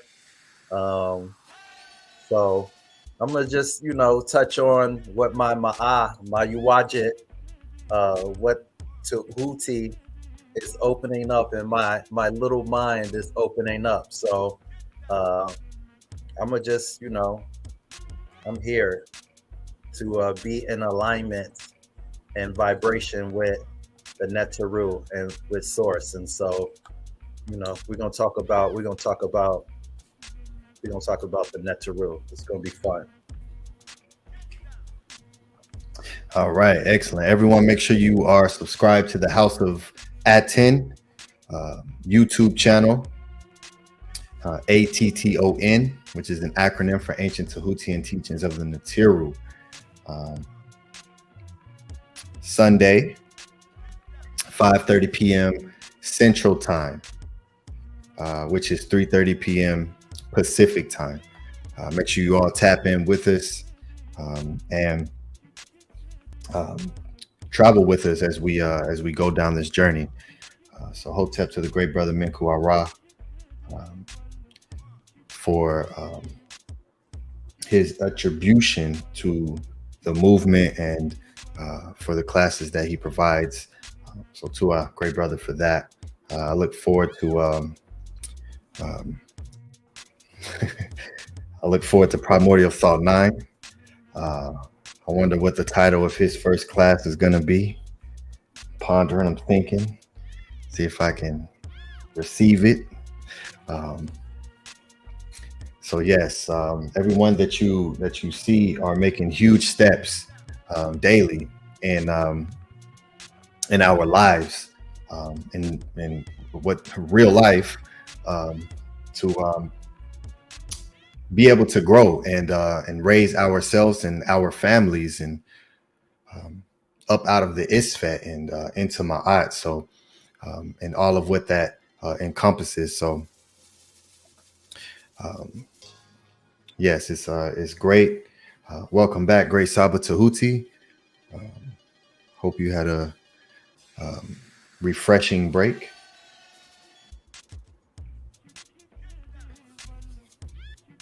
Oh, you're muted. Okay, it is good. I am back. Feel great. Let me know when you're gonna pass, Nate.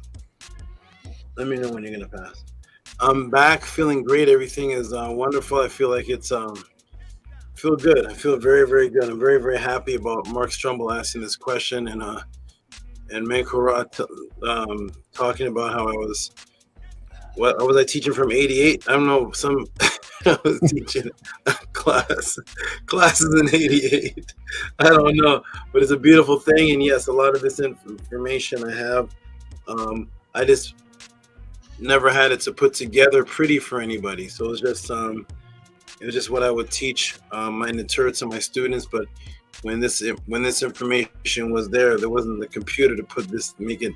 It's all pretty now. It's really good for me to see this in this pretty neon version. We didn't have all this, so it's a beautiful thing. So we're gonna get right back to it, everybody. We're gonna get right back to it. RENUNET is ready for me to continue, and we're gonna get right back into it. Okay, everybody, let's go. Okay, family, jump back in the room. Welcome to Tehuti PODCLASS again for those who just jumped in. And if you can hear me, press the 9. I'm a little dark, but that's, I think, Nanny, play this light a little bit. Let me see if you can move it around. Let me see. Okay, everybody, I'm going to put the screen share on the room. If you can see the screen share, press a 9. Right about now, we're going to get right back into it. I'm very pleased at this. Can you see that, everybody? Press the 9 if you can see that. I'm going to come back to the screen for just a moment. If you can see that, press the 9. I'm just moving around. I want to see something here.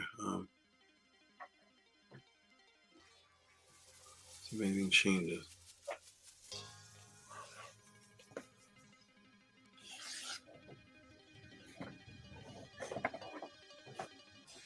Oh, yeah, but that's facing me. Face it away again. I think it's not going to change anything. I don't think it's changing anything. Okay, everybody, here we go. Well, that's fine. No problem. As long as you can see me clear, as long as you can see the screen clear, we are fine. That's fine. Yeah, it's fine. Okay, here we go, everybody. Welcome to Tehuti PODCLASS. Here we go. And boom, let's get into this. Let's finish this up. This big breakdown and build up. I'm gonna go share screen. Boom, right there. Boom, boom, boom, boom, boom. And then we share screen. Okay, here we go. All right, so we see that maquette, which is the ladder, is also the word for a fire, something lit, flame, like a torch. So it's a flaming type ladder. It's a way to travel in that realm that is associated with a light. They're describing this as a light. Yeah, they're traveling and making ascension.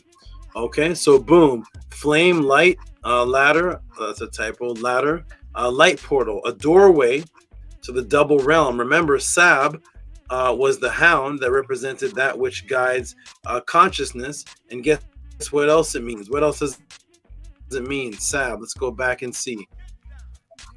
Sab, which is the jackal. What does it mean? Boom, doors. You see that, everybody? Boom, doors. There's the Seb. There's the Saba. There it is. Boom, doors right there. Jackal, boom, door. A gate with a star. Yes, a star gate. A doorway to the light realm of the pure energetic projectable double called the Ba. And what else do you notice? Do you notice anything else? There's the little pot symbol right there for the Ba. It is the Ba's entrance doorway to the Stargate. That's the same Ba. That's the same symbol right there. There's the fire pot for the word Ba, the soul, the pure energetic projectable double, the light body. There it is right there. There's the Ba, right beside the cattle, right there, for soul. It's in the word Seb and Saba. And where have you seen that before? Right there. Right there with the goose in the red light. And the goose, which represents a child, which represents the cackler, to make a noise, to wake up in consciousness. And there's the little fire pot right there. And there are the cobras resurrecting with their hands facing the goose, which is a symbol of resurrection and rebirth. And there's a Ba symbol right there. And there's a symbol right there in the word Saba, which is the doorway, the light doorway of the Ba. There it is right there. So boom, in the Immortal Papyrus of Tehuti under the goose surrounded by the RENUNET cobras. And guess how else you draw Sab? Uh-oh, with the goose. There's Seb, which is the goose again, which is the door pylon. It's the same thing. So they have the Seb. They have the Seb, the goose, and the jackal as the same word, all representing a gateway and a rebirth doorway and being reborn into the afterlife again. There's the Seb, the light door of the Ba, and there's the Seb again. Now it's a goose. Boom, the same goose of the awakening that lays the egg. That's you, of light, Ra. That is red, but is also golden, the color of light. Oh, the Matrix gave you this before. The goose that, what did the Matrix give you, everybody? You have this program in your mind. The goose that did what? What did they teach you? The goose that did what? What did the goose do when you were growing up? The goose that did something. What did the goose do? Of course, the goose that laid the golden egg. That was the goose. That was the goose. That was that birthed the Sahut, which was the golden egg, which was the light body, right there inside of the word, directly as you're looking at it. There it is right there. The goose that laid the golden egg. And there it is right there. The goose that laid the golden eggs. That's where they get these concepts from. Yes, the architects of the Matrix study us to put us under a magic that we're already comfortable with. Let's continue. Well, I didn't press the time back. That was about 4 minutes or so. Okay, these doors are locked, meaning only the proper frequency can allow your entrance of the traveler traveling through the dimensional door that you have to unlock through sound vibration itself. The animal represented by doors carved into the stone itself with no hinges. There's no physical body that could penetrate them. They can only be penetrated through the sound frequency and the Ka. So here we are in the door of Perneb.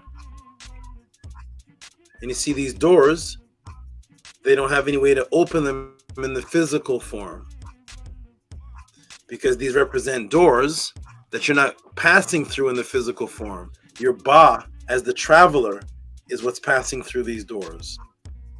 The echoed version of these doors on the other side, when you have an out-of-body experience and you're in what's called the out-of-body people call the real time zone, when you're in the real time zone, which is the echoed permeated version of this world, you see the echoes of things in the physical world. But in the echoes of those things, you can actually travel through walls. You can actually walk through things. So this door would be there in the out-of-body, but the only way you could pass it is being in that realm. You try to get up and walk through it in the physical realm, you're going to bump on the stone. So these are astral body doors. The same word that is for the traveler, so the same word that is for the animal, the Seb, which is the same word for the goose, which is the Seb, and of course the greyhound, which is the Seb, which is the same animal of light speed. On the physical doors, the KEMET, and on KEMET, the locks look like this. So in the physical doors that you could actually open along the Nile Valley, this is what the locks look like. Okay, get that image in your mind. You see that lock? It's just a rope. It just closed the door. I am going to show you the word for the speed of light hound again. Here it is. Sebi, to lead, conduct, guide, traverse, to pass through, march in front of. Seb, the jackal. Boom. There's the rope, everybody. There's the rope lock right in the word. And remember, this immortal journey is you as the traveler. So let me show you. Let me blow it up real quick. Here's the Seb. And look at that. That's the rope lock right there. There it is. That is this. So right in the word for Seb, which is the jackal, which is also the Stargate door. Of course, the Stargate door just couldn't be opened by anyone. It would have to have a lock. And only certain ones could go through the Stargate or go through this door. There's the lock symbol. There's the word for the door. There's the Sab, which is the traveler, which is the jackal. And there, right there, is the lock symbol. You see it right there? And right here, too. This is the lock symbol right inside of the word. So beautiful the ancient people were. There's the rope. What's that? Oh. There's the rope lock symbol right in the word. And remember, this immortal journey is you as the traveler. That's the you hold the frequency behind the lock for you to get through the door, the vortex portal. So in other words, you cannot get through the vortex portal unless you have the proper frequency. This is translated as you and the Purim Haru actually asking the door questions. It is symbolic of a voice going to this door, and if you have the right voice with the right answer, the frequency, you can pass through the door. You're not literally talking to a door. You're giving a voice sound frequency with the correct answer. That's the interlocking frequency, and you are the key and the lock. You are the key that's going to open up that door, because only your sound frequency can open up that door or get through to other realms. Because remember, you're not dealing with this touchable physical electron realm. Everything over there is sound vibration. So to move from one dimension to the next, or to go through doors, you're literally moving through conscious light and sound vibration. If you don't have the right sound vibration, you can't pass through. Now, understanding that the Seb, the greyhound, represents that sound vibrational door. Now you're gonna, and that lock is right in the word for the jackal, the greyhound. Guess how you write the word for traveler? Because remember, you're the traveler in the Purim Haru. Guess how you write the word for traveler? Boom, Seb, the same exact word. Because you are the door and the lock and the key, and there's the lock symbol right there. Because you have to be in the same frequency as the door in order to move through it. In other words, you have to become the lock and the door, and you're the one that opens it. It's you. You're the frequency that has to be right, that has to pekka emku, or get rid of the negative frequencies for you to move from step by step in this immortal realm. And right over the 2 feet is the Medu locking symbol. There's the rope tied together, locking. That is this symbol right here. That is... Oh.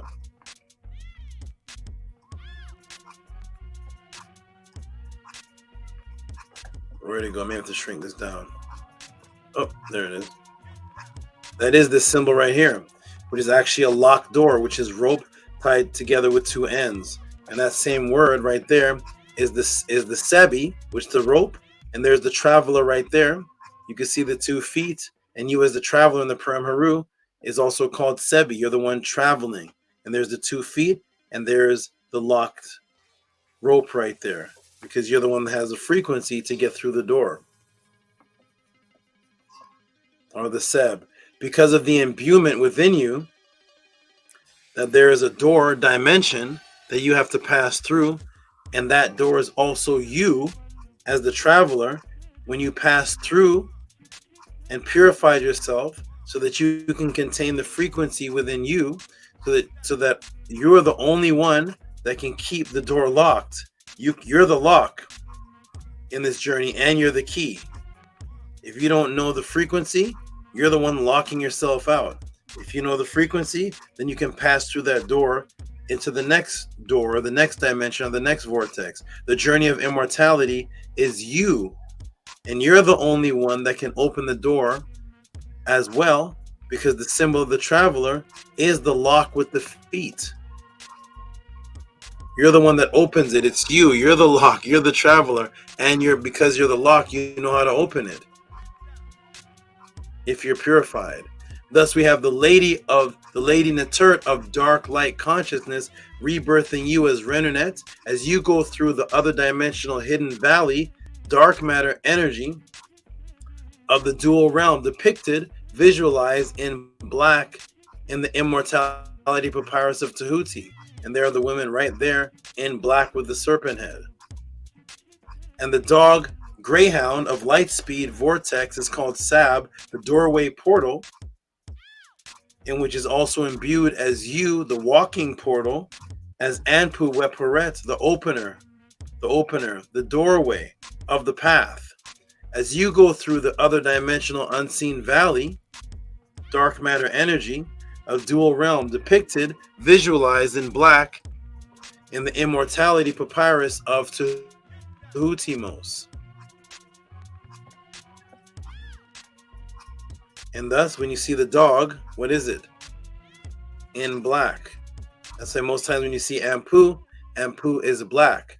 But of course, the dual realm, or the duality of that, because the black is Kem, which means to be full, but the duality of that is something that is apparently empty or see-through. That's the duality of it, the emptiness or the see-through, which is clear.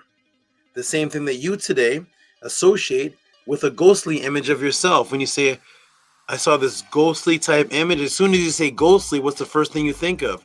Something you can see through. When you think of spirits and ghosts, it's like you know they're there, but yet you can partly see through them. They're like translucent. You see an image, but they're like foggy, and you can see the other side through the ghost, through the spirit energy. That's the duality realm, because you, as the physical being, you can't see through you. You're electron filled. You're a physical being. You if you go like this and hit yourself, that's the sound of the electrons rebelling. The ghosts you can't do this to, because it's see-through. So you are the being that is physically complete in this realm, and then on the other side, you're an energy of a light. You look see-through. You have the ANPU, which are both the dogs. One that is completely black, that is the Kem, and then it's inversion, which is a see-through, or in other words, what you call clear. Clarity, which represents light, and that's why when you see a bright sunny day, you call it a clear blue sky. You call it clear. You call light clear. Say, man, this looks like a clear blue sky. When it's foggy and rainy and it's dark, you never call a murky day a dark day. You never call it clear. You call something clear that you can see visually clear, and that's when light is provided. In a dark room, you don't see clear. So thus clear was associated with light, because as a light being, you're also a see-through being, like a ghost or a phantom type entity. You're not as solid as you are in the physical realm. So thus you'd have both dogs. It makes sense to have both dogs. The one that is the ANPU regular dog, which is jet black, and then you have this clear one, and it goes black, clear, in that pattern, black, clear, black, clear, black, clear. That is the duality. That is the duality. And the RENUNET is also the same, and that's why I carry this, because she's the RENUNET Cobra, who is dark, clear, or what appears to be white, black, an inversion type Cobra, both in one. So this is the symbol of that, and that's what this Cobra here actually represents. Let's continue. Welcome to the Tehuti PODCLASS. This is a long one. This is an all-nighter. We're going to close pretty soon, but this is it. This is what happens when you send $150 for a question. This is what happens. So here we are.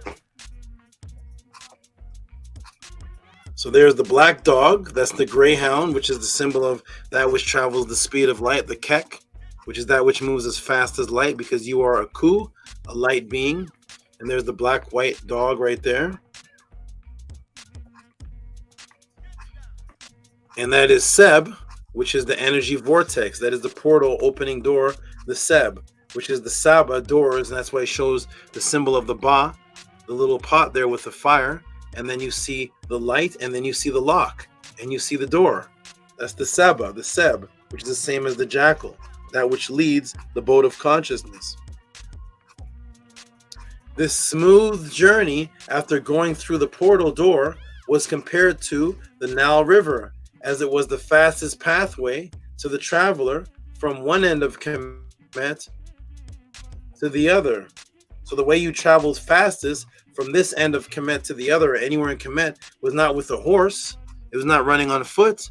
It's getting in a boat and traveling on the current of the Nile. You're faster than any animal running that has to make stops. You're making this long, fast, smooth movement down the Nile, which looks like this. This is called the Itiru. The original word for Nile is Itiru. It's a smooth flowing thing that's faster than any form of transportation that you could possibly go in. Okay? So class, fill in the blanks, please, if you could. The very popular terminology used when describing the people of Kemet is what? Nile what culture? Nile blank civilization. Fill that spot in for me. Anybody type in the room? Nile what culture?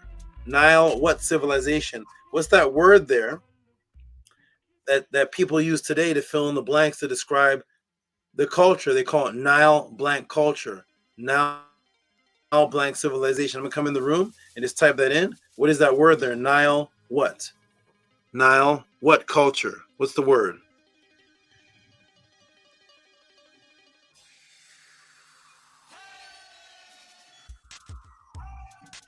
What's the word there, everybody? Nile what? There it is. Valley. Good job, Ankhsheson. Good job, Bella. Good job, Nukpanuk. Nile Valley culture. Nile Valley civilization. Why is it called that? Why is that word used? Of all the different attributes you could use to describe the area, why do we always see this word valley being used subconsciously? Here we go, everybody. You ready? Nile Valley culture. Ding, ding, ding. Very good. Nile Valley civilization.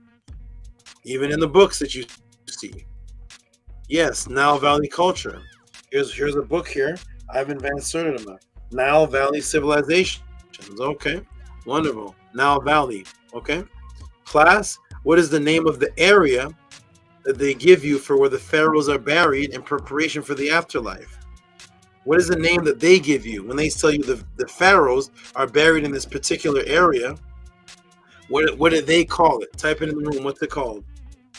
What's that called? The area where all the pharaohs are buried. It's called what?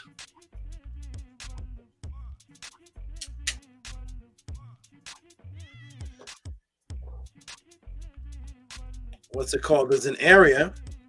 It was dug out of a mountain, and all the pharaohs are buried there. A lot of pharaohs are buried in this area. There it is. Good job, Bella. The Valley of the Kings. Wait a minute. Nile Valley culture. The Valley of the Kings. What is this? What is this valley concept that keeps popping up in this culture? What is that? What's actually happening here? Nile Valley culture and the Valley of the Kings. Ding, ding, ding, ding, ding. You were right. Who got that right? I think Bella and Harass did. Harass did. No, yeah, Bella Harass did. Right. Nile Valley culture and Valley of the Kings. That's what they call it. Yep. There it is. Valley of Kings. Valley of the Kings. History of Egypt's Valley of the Kings. There it is. It's a valley where the kings are buried. Yes, Valley of the Kings. The understanding of a smooth running pathway and association with the afterlife, the double realm after the entrance doorway, and is because the microcosm is unseen by the physical eye. It is a hidden valley.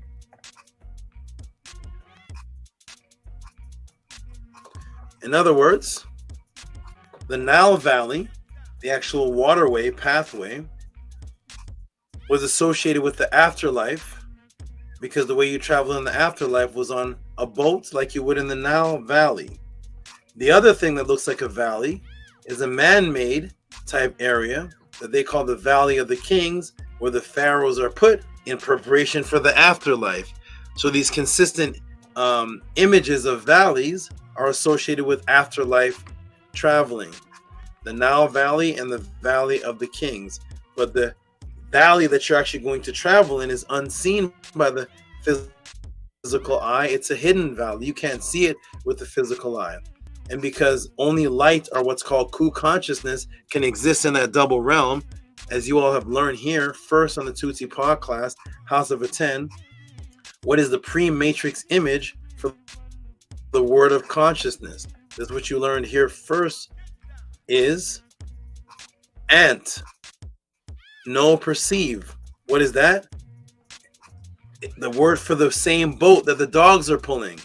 The word for the boat that the dogs were pulling is the word for consciousness. It's called ant. That's the name of the actual boat.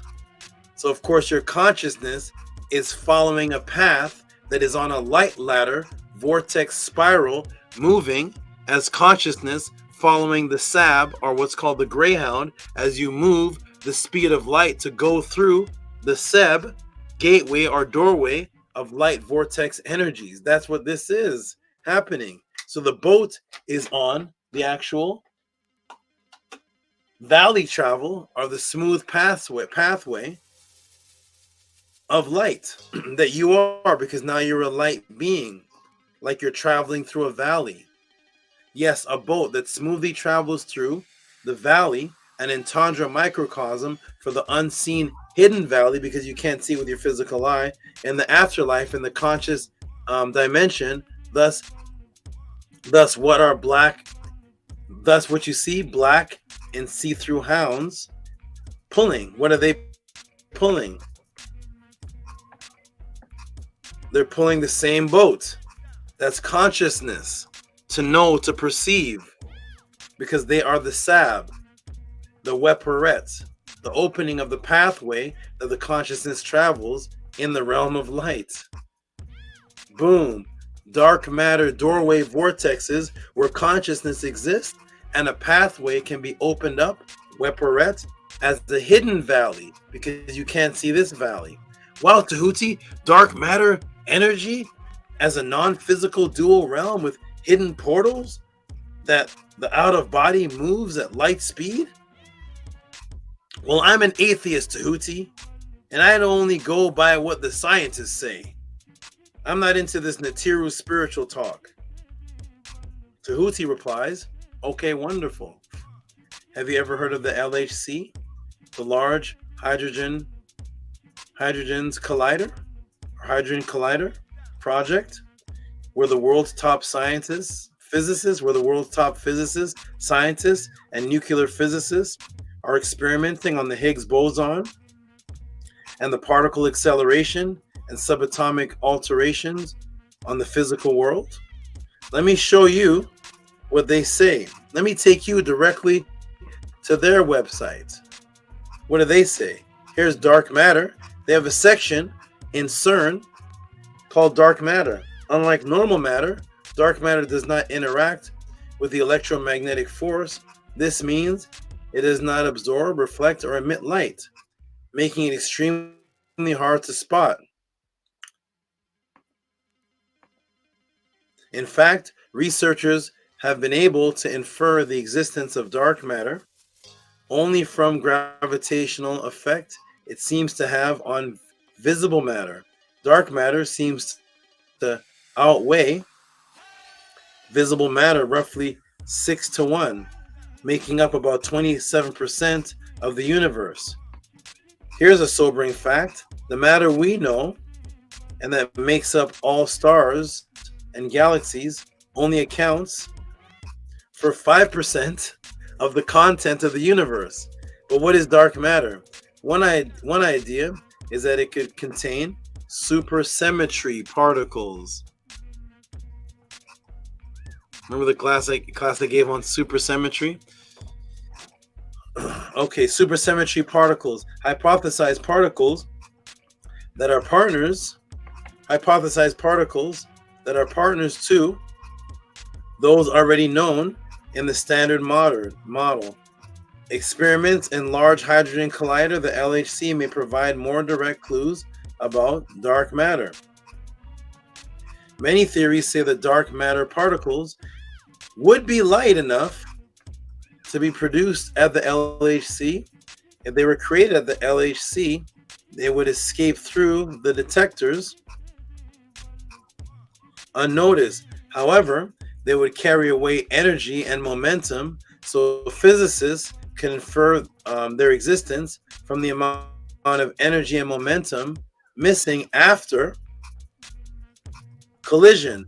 Dark matter candidates arise frequently in theories that suggest physics beyond the standard model, such as supersymmetry and extra dimensions.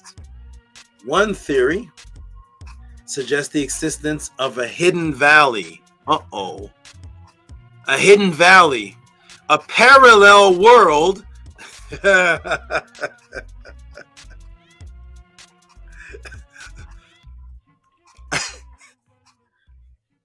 What did you say, physicists? What did you say, PhDs? What did you say?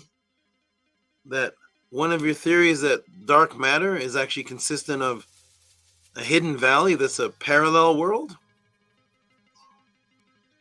I've heard that before. Hidden valley, unseen. That's a parallel world. I'm an atheist. I only go by what the physicists say. Tehuti made it up. Tehuti created CERN. Tehuti made this article. It's on the website. Tehuti put it there.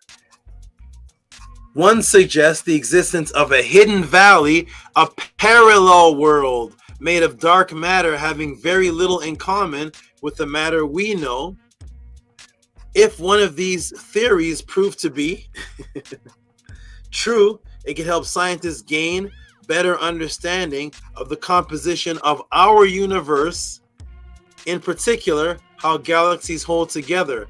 The director of research at CERN, physicist Sergio Bartolucci, has stated that the LHC may create a door, an extra dimension. According to him, something may come out of that door, or we may send something through it. Top Biffin at the Large Hadron Collider LHC says that the Titanic machine may possibly create a discovery, previously unimagined scientific phenomenon, or unknown unknowns. For instance, an extra dimension. Out of this door might come something, or we might send something through it.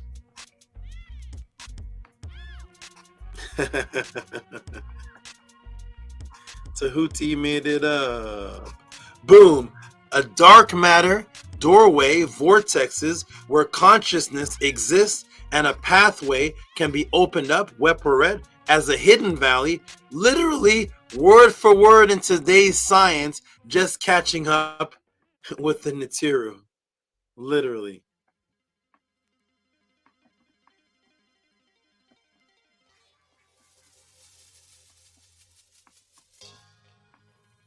And that was 3 lines translated by Tehuti. There are 17 lines. Hotep, I am done. Matrix broken. For those who appreciated this more than the waiter they tipped and learned anything, or if this had any type of impact, send a tip of appreciation and reciprocity called Vortex or Cobras or dogs or anything creative that you can come up with. PayPal at RockySV, Cash App, TT Amun. Hotep, I am done. Mark Strumble, I hope you appreciated that. That was 2 hours and 10 minutes. I'm going to put the link in the room.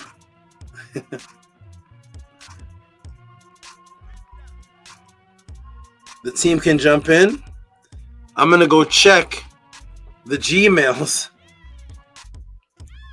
It is Cash App TTM Moon, PayPal at Rocky SV. If you got anything out of that answer, if you watched it for 2 hours and absorbed anything, please send a support of appreciation of whatever you felt that answer was worth. 2 hours and 10 minutes. I'm gonna let the team jump in the room. I think I put the link in the chat already. Let me check and see. There's a link in the chat. I'm gonna let the team jump in the room. I'm gonna refresh the Gmail right now and see what people thought of that answer. That's how I know what people thought of the answer, is what I see inside of the Gmail for the support. I hope people appreciated that. There you go, Annie. There's more to add to the SAB. Yes, to our great Saba. Yeah, I went and looked back at my files, because when I seen the thumbnail, I was like, I just seen that papyrus. And yeah, I had got the papyrus on the 28th, so just like a week ago. To now have a breakdown on it is just magical, how that happened. Because I did see that, and I noticed, I was like, wow, these the serpent, the eternity serpent is the head. So that was amazing to be able to receive a class on a papyrus that I was interested in so fast. So to our great Saba for that. Yeah, the seal, to Ankhamun's seal. I love that too. And when I looked at the wax seal part, it has an image of ANPU on it. So that was amazing too. When you looked at which part, which one, the wax what? Yeah, the wax part of the seal. It has his name, and then it has ANPU right under his name. It's a coincidence. I put that there. Tehuti made it up. So that was great, and to learn, for you to give the teaching on the door lock, and then the SEB, the SAB to be in the front of, and he also asked about wet, and that being the opener, and how you see the dogs literally opening up the way, because they're the ones pulling it. So to up for that.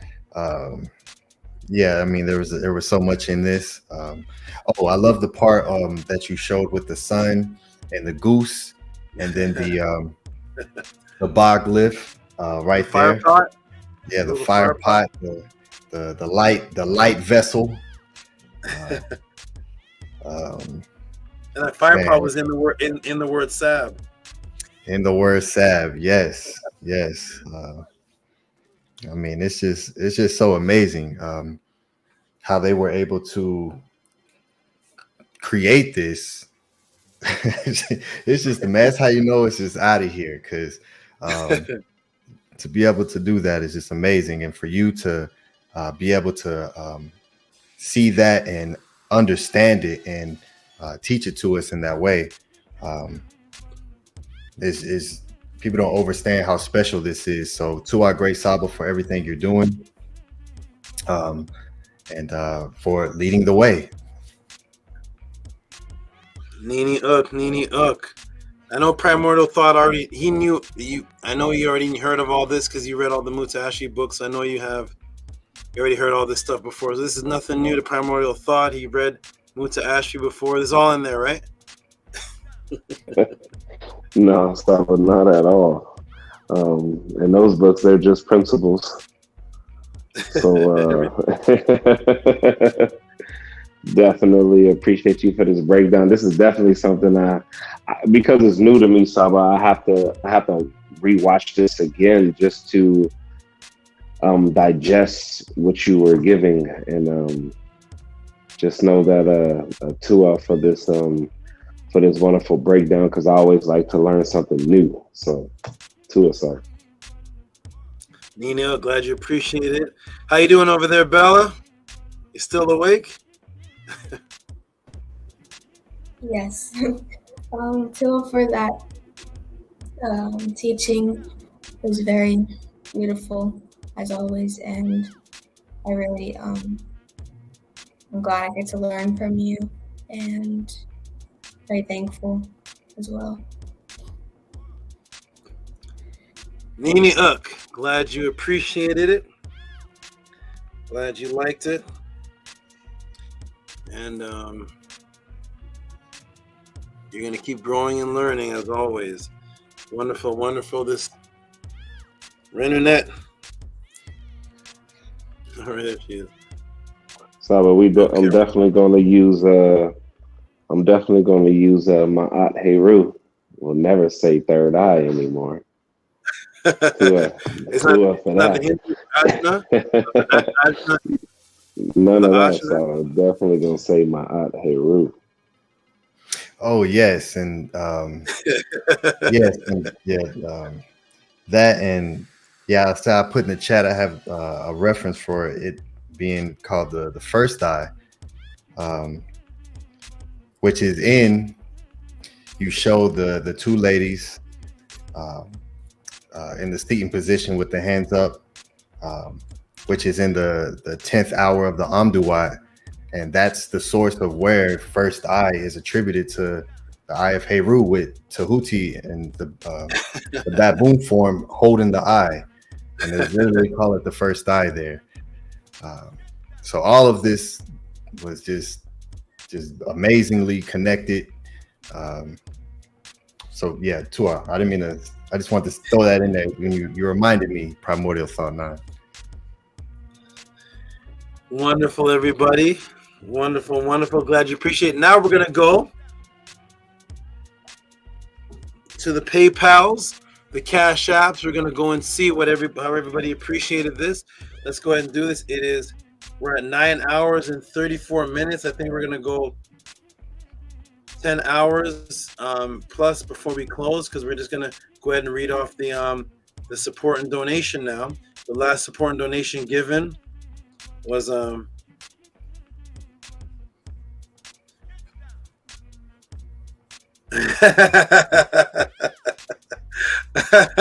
Strumble. Mark Strumble. Where did Mark Strumble come from? Mark Strumble just popped out of nowhere. Mark Strumble, you are advanced. Even to this question is advanced. Nobody ever asked a question about this. We're gonna call it I'm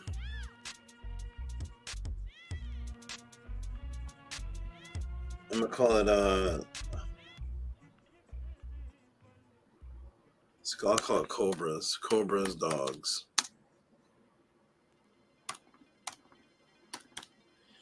Shout out to Mark Strumble. He already gave a large amount for the question itself, but he was very impressed, and so he gave an extra tip. And by the way, this is the person who asked the question.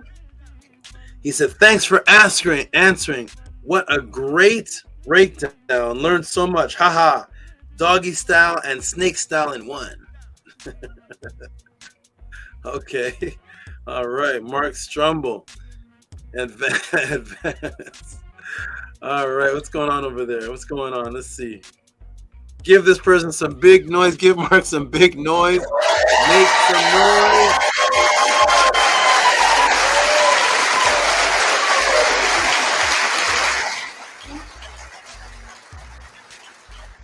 Wonderful, wonderful. Appreciate that. He has a what is that? A smile with a tongue out. Oh, that's my little snake symbol. And then he has a he has the dog. Okay. Shout out to Mark Strumble. Appreciate you very much. Great supporter. You are awesome. You are wonderful. Your question was completely advanced. Nobody ever asked any kind of question only Scribe asks questions like that. Like, that was like last week. Can you take this and give a translation? And that's high level for you to be even on that frequency to even ask that kind of question. Shout out to Mark Strumble. Who else is here? Oh, my good brother, Master K. Master K, my brother, you have full permission at any time to definitely come up to the panel. You've been with us since, wow, since before I think before there was a podcast. I believe you were there in the Killer Priest days from before I announced the podcast. You've been here for years. You have full permission anytime. Definitely come to the panel, because you've been a supporter for years. You've been around for a long time, good brother. Oh, Mark Strumble, not Mark Strumble. Mark Strumble, no, that's gone. Stop screen. Not Mark Strumble, but Master K here. Give Master K some noise. Ashneen Kumar sent $10.08. He says, tip, Tua, dear Saba, you are truly showing ancestral artifacts over religious opinion like no other on the planet. Hotep Ma'ankh, Anech Her, Namaskaram. And I want to say something before you make the noise. This brother here, this is coming from a brother who actually was partly raised up and very familiar in the Indian Hindu type culture. He's very familiar. So the beautiful thing about this podcast is I'm taking people that are Buddhists, people that are Hindus, people that are all different types, and I'm actually combining everybody and showing people, listen, no problem. Hindu, no problem. Buddhist, no problem. Let me show you the origins of where these things come from to show you so you can appreciate the roots of these things. And I'm literally unifying people that are still in their Hindu culture, people that are in their Native American culture, people that are still in their Buddhist books, and now they can appreciate it from the source and still appreciate the symbolism from the culture of their family lineage, but understand where, okay, here is the actual in stone, not just somebody, not just grandma and grandpa telling us this and that. So give this brother Ashneel Kumar, Master K, some claps, please.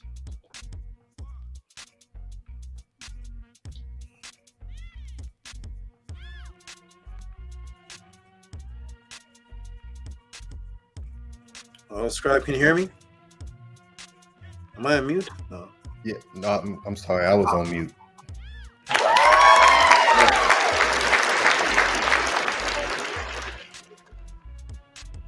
Wonderful, wonderful, wonderful.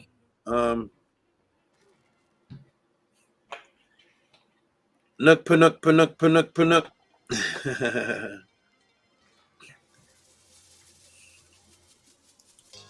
Nook, panook, panook.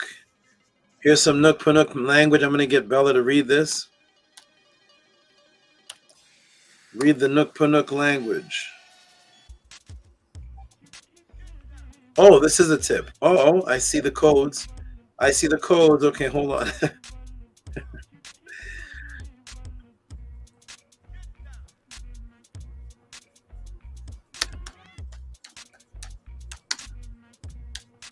Cobras, dogs, maquettes. I see it. Okay, here we go. All right, everybody, give this brother. Well, let me put on the screen. And wonderful Bella can read this because my eyes need a little break. Okay, go ahead and read this, Bella.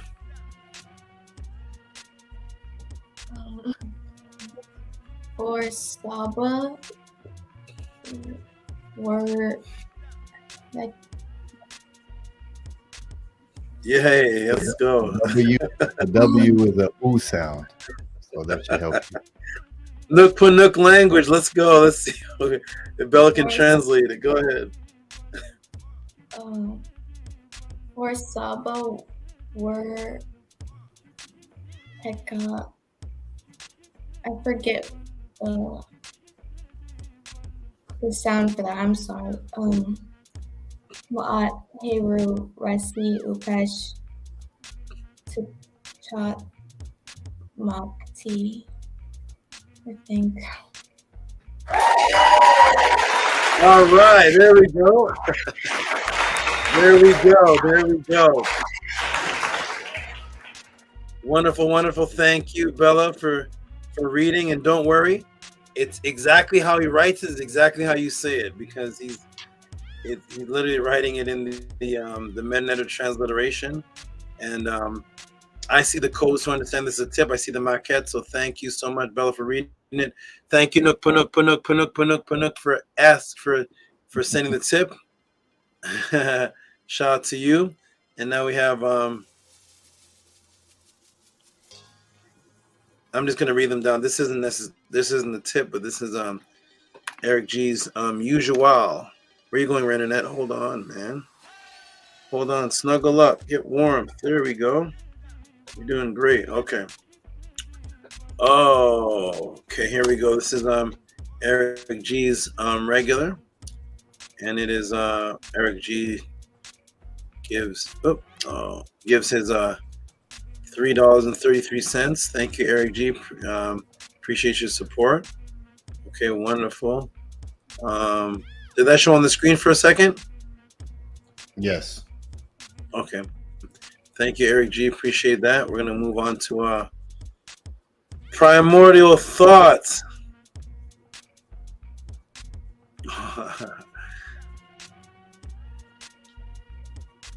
Oh, this is a question. Oh, let me go ahead and. Okay. I don't know if this is a question or this is some type of interaction. I'm going to see right now. Primordial thought. Did you send me a PODCLASS question or something for me to just ask you here on the panel? Yeah, it was a question, but I just kind of wanted to elaborate if I wasn't clear. Okay. From March. Oh, it's March 3. Oh, it's a March 3 already? March 2. That's right. It's not after 12 yet. Okay, go ahead. Oh, let me put it on the screen. I see the Bijan Pharaoh entering the building. Bijan Pharaoh is here. Let him in, scribe. I see him here. Okay. First of all, give this man some noise. $25 for was set wrong for killing Asar. Ask me why. And he puts a,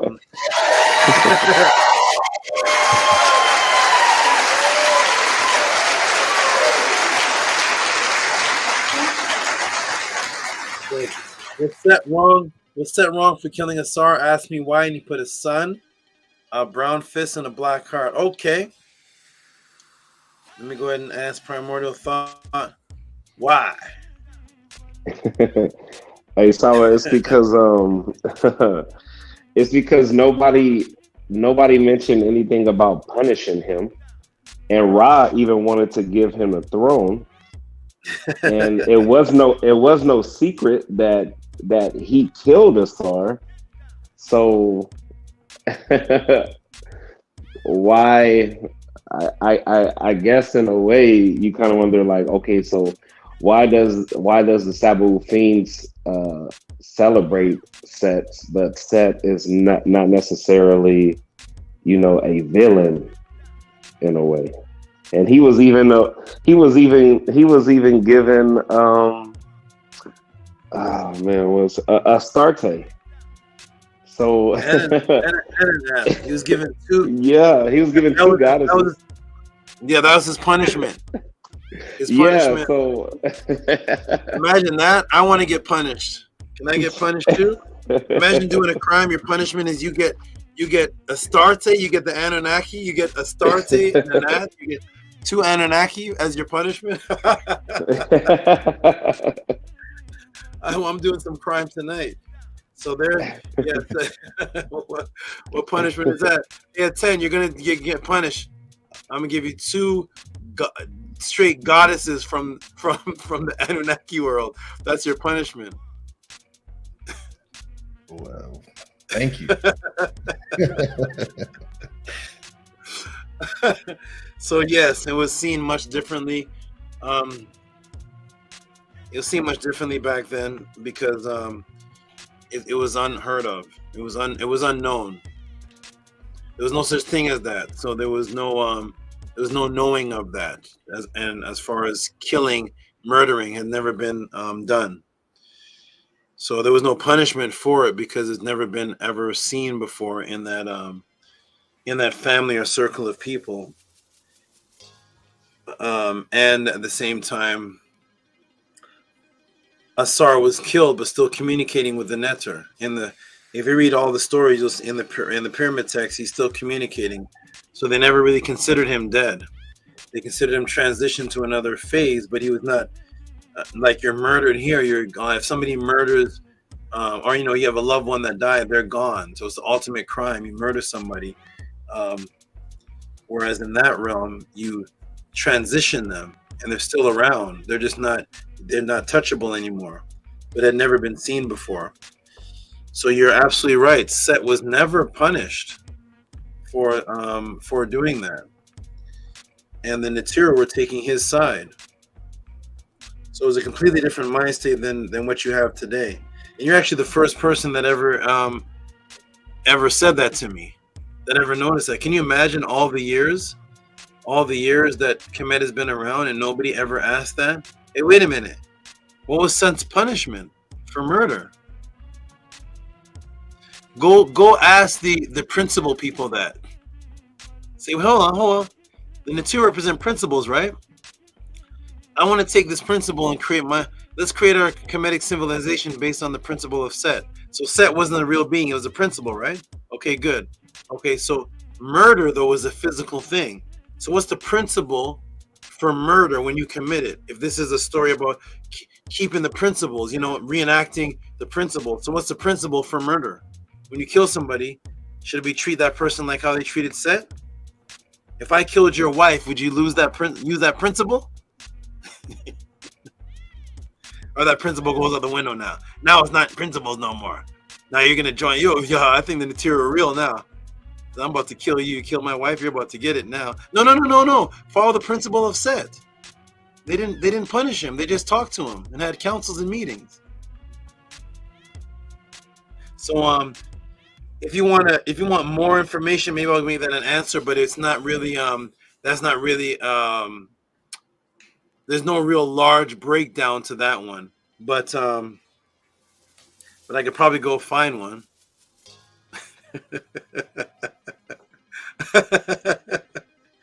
I don't have a large breakdown for it because I just understand that it's actually quite simple. You're only when you know the value of something is when you create its repercussion. So if something's been done for the very first time and you have no value of it, the repercussion isn't that. They're more concerned with, well, who gets the throne now that you did it? The whole story, the Neteru are more concerned with who gets the throne over somebody was murdered. Isn't that interesting? You shouldn't be conversing and rationalizing with a murderer. So it's a completely different concept. The Anunnaki and the Neteru had completely different concepts of murder. When they were creating the Lulu Amilu, the Anunnaki, they literally murdered somebody on the spot. They murdered an Anunnaki to take his blood. They killed him. He was killed right there. There was no punishment. It's a different concept than what we have now. But maybe I'll get to that maybe I'll go there and find something more. But for now, that's no big breakdown to that. And if it becomes a big breakdown, it may get controversial because then people are gonna start sound biting me. Tehuti advocates murder. Because I can give this whole breakdown. It's going to sound like I don't think murder is a bad thing. I don't know. I'll think about that one. Primordial thought. Thank you for that. I'll think about that. I mean, I just got the first live question like right now, like direct. It was like right now. I didn't even have to wait. Yeah. Wonderful. And if you want to change it to something else, you can. If I don't have any, we'll talk about that one. But Okay. yeah, I don't want to make that could appear me to look different if I started giving you the real mind state of the Nitiru and the Anunnaki. So we could talk about that privately then. I'm willing to take it there. Okay, good. Totally different mind state. I mean, wow. Okay, let's get to the next one. Ooh, it's getting late. Oh, this is a tip. Oh, Sarah, of course, Harass did is she is representing tonight. I don't know how many supports we're given from just her tonight. Tip Cobras. Okay, here we go with Harass did. Ouch. Ooh, okay, let me reposition myself. Okay. Oh man, okay.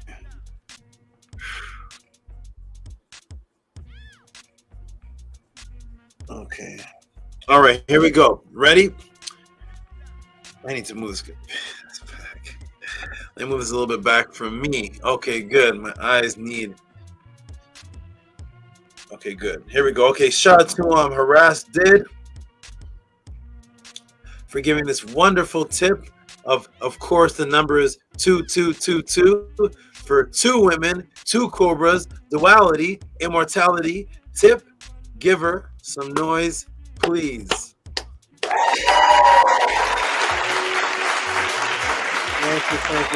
you. Wonderful. Thank you, Harass did.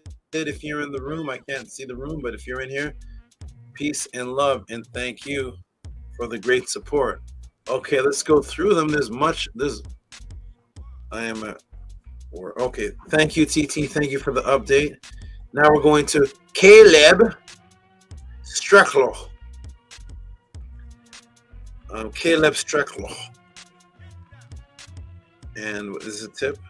Oh, for consistency, beautiful. Thank you. Shout out to Caleb Streckler. This is a let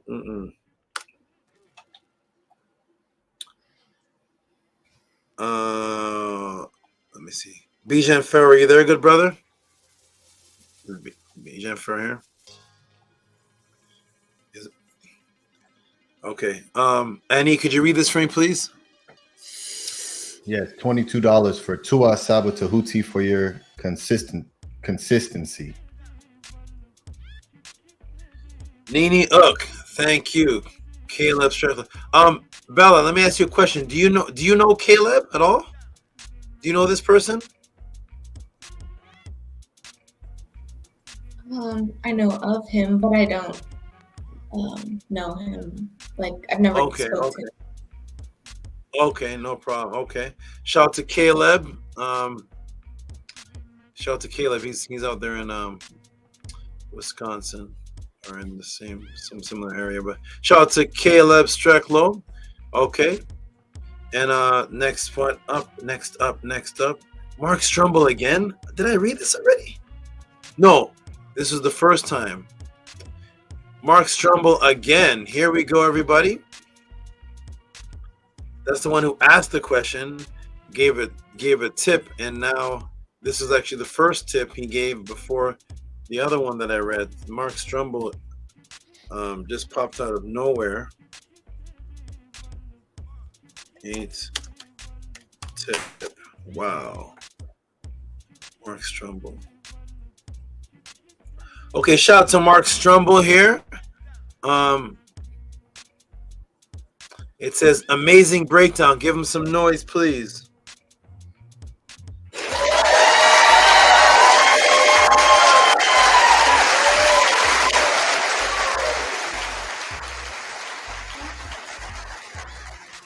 Shout out to Mark Strumble. Appreciate you, man. You are consistent right off the bat, like popped out consistent. Appeared in the pod class as the highest donator of a new person ever at that class. Oh, here's Mr. Consistent. Speaking of consistency, here's Mr. Consistent himself.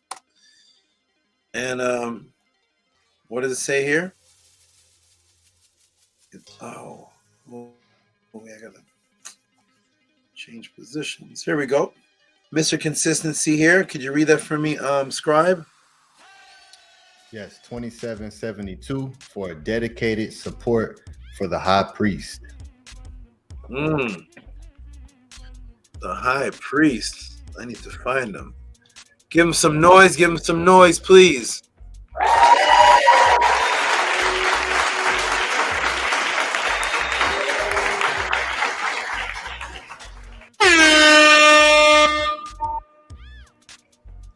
Dedicated support for the high priest. Okay. Shout out to Mr. Consistent, man. All right, we're going down now. Hey, Scribe, did I ever get the meta classes? 2 of them. I don't think I got the second one. I just sent 47. Was there another one that you wanted? I don't think I got that. I didn't get 47. Oh, you just sent 47. Oh. Yeah. Let me see something real. Let me see something here. Oh man. Oh yes. What's this?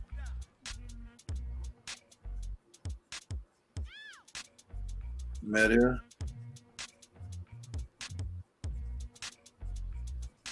I think the brother sent for 2 meadows. I see one. Let me see this one here. No. Open.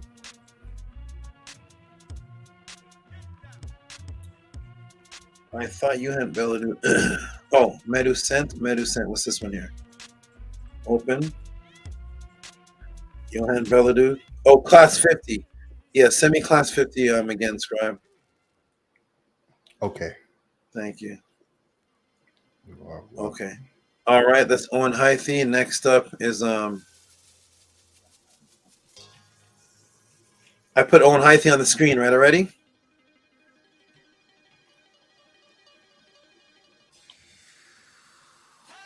Bella, can you see? Yeah. Did I put Owen Hythe up already? Oh, no, it didn't go up? Okay. The 2772. Shout out to Owen Hythe. Here it is. Yeah, the high priest. I put this up already, right? Yes. Okay. All right. Thank you, Bella. Thank you, Scribe. All right. Next up is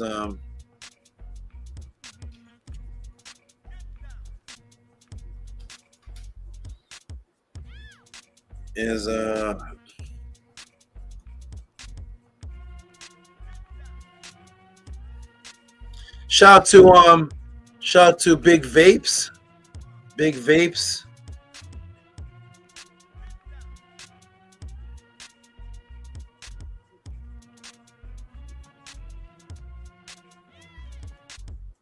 What does he say? What's Big Vapes? They must be a men in the class. What is it? What does he say here? Let's see. Medu sent. You know what I'm gonna do, Scribe? Do this for me. That was actually speed up the time. When a minute of class pops up on the screen, just go ahead and send it to me, because for some reason my files for them, they don't stay in order, and they disappear. I don't know what it is how you're keeping them. Maybe you could tell me what that is. But my classes vanish, and they go 1, 3, 37, 52. It's like to find them is incredible. So when you see it, just go ahead and send it to me. Send me time, because then I could just forward it. I have them somewhere, but I can't seem to have them in any kind of order. All right. Shout out to I think this one's class 41. So shout out to Make Some Noise for Edward, for Big Vapes, $20 for Men at a class 41.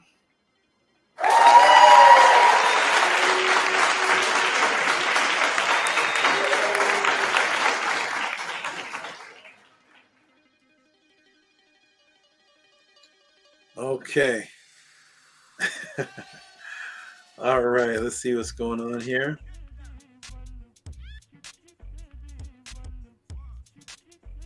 Sheshayet. Sheshayet has been, I don't know how many supports this has been for her tonight. Here she is again. Oh, wait a minute. Let me scroll up. Sheshayet, if you're in the room, peace and Tua for your consistent support of all different types of numbers.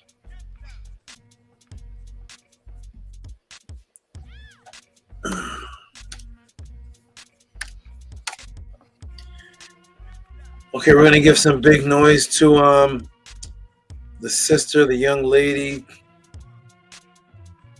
with the big dog.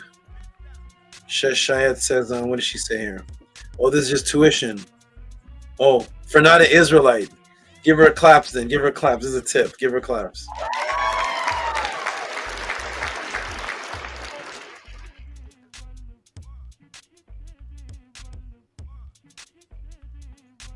I'm going to put a tip.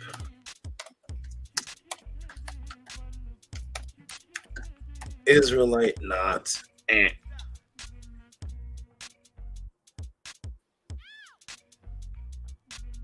Okay, shout out to Gmails to see.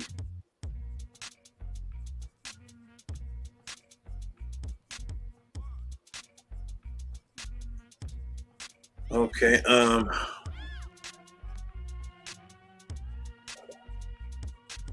41 is big vapes, right? Yeah. Okay, 2, I see them.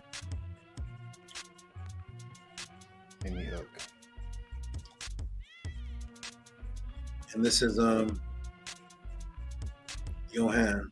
And then hold one moment. After this, I'm gonna come off the screen for a moment. This is Yo and what's that? What's that noise? What was that? What?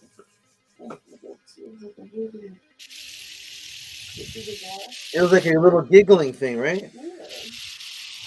It was like a little. Is it the snake that did that? Little giggling, like a little thing. It sounded like the snake had ingestion problems. Okay, Johan Billadu. Okay, I'm gonna step off the screen for just a moment. Strap, did you do that? Did you make any kind of little giggling sound in the screen, or was that this? I didn't make no giggly sound. No. Okay. What was that? This is odd, man. Something is. Who was that? The snake was laughing. RENUNET was just laughing or something. He's like. When I looked down, it was RENUNET. I'll be right back. I'll be right back in a second. All right. Yeah, that wasn't me. Yeah, Hotep, everyone, Tua, for everyone who's supporting, who's sending in support for the Great Saba and this wonderful podcast. Yeah, it's amazing to see people care and support information and guidance because the matrix is real. It's very real. So, you know, to be in a place where we get to learn about that and ask questions is just a beautiful thing. So, yeah, Tua for everyone who's supporting houseofatton.org. Tua Primordial Thought 9 and Tua Bella for being here on the panel. I think, Bella, this may be your first time throughout the whole being here the whole time. So Tua, and appreciate you for being up here. Primordial Thought 9, yeah, that was the question that you asked. You know, it's one of those questions, right, that because of how we think and how we move today, because that is a great question. When reading those stories and seeing what transpired during that time process of from Set killing Asar to the contendings of Heru and Set that entire time, and all of what transpired that led up to ultimately, the conclusion of what Net or Nia said. So The same thing I thought. He thought. that was a beautiful question, Primordial.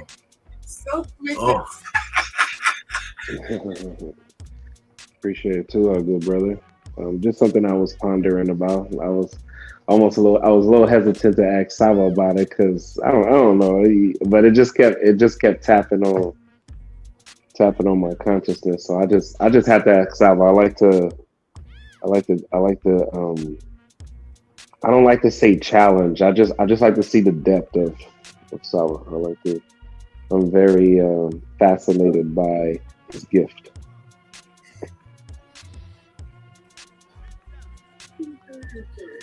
Oh my God. Okay, hold on. Okay, I'm back. I don't know what.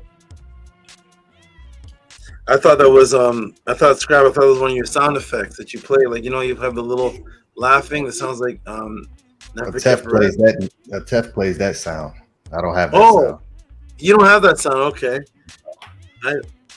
Then that RENUNET was just laughing then. So my Cobra was just laughing or something. I don't know what just happened. There's a little giggling sound coming from RENUNET. She's the only one down here. That's all I heard. When I look down, it's a snake here. I don't know. I'm in a different world now. Maybe it's late. What's that? I don't know. Is that you, RENUNET? You have a voice box now? I heard clear laughing. I heard it. You heard it too, right? Nana heard it too. I don't know. The snake is laughing now, so she's happy. I'm happy. I'd rather laugh than strike. So, okay. So here we go. We're gonna get into the next. He heard it. He said he made the same laugh. It's funny. Oh my goodness. Okay, we have we're gonna scroll down. We have some more. We have Anu and Antu. When was this given? For the Cobra dog breakdown. Did they give this before? No. Yeah. They give this. I don't know when they do this, but here we go. Shout out to Anu and Antu. Let's go ahead and get through these here. Laughing serpents.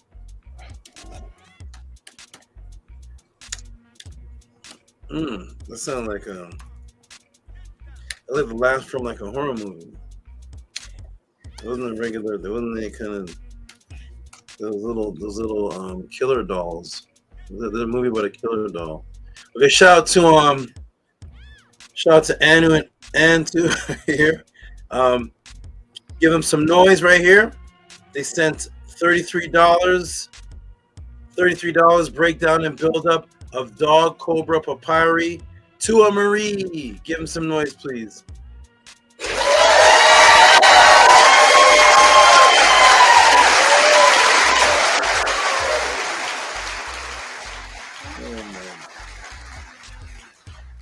All type of things happening tonight. Very interesting.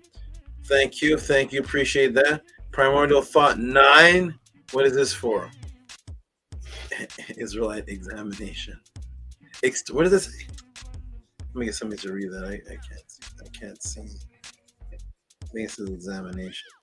Shout out to Primordial Thought. Primordial Thought, I'll get you to read your own support here. Appreciate you, good brother. Tip. Oh my.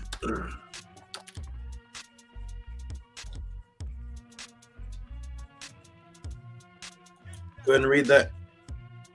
Oh, it's not on the screen. Go ahead and read that, good brother. What does it say there? From Primordial Thought 9. Says tip for Israel. Autocorrect. I just realized that. Tip for Israelite examination. Extermination? What was it? What was it supposed to be?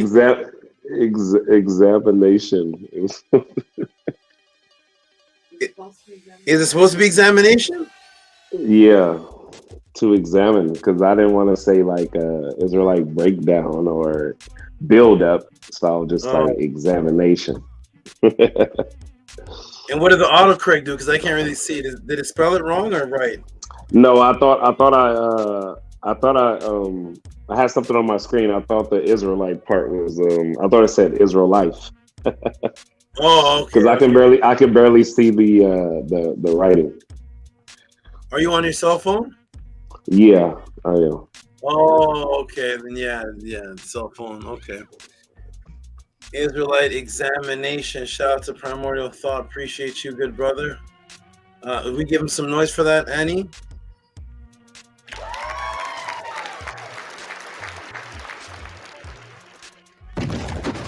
Israelite examination tip. Thank you so much. Appreciate you, good brother.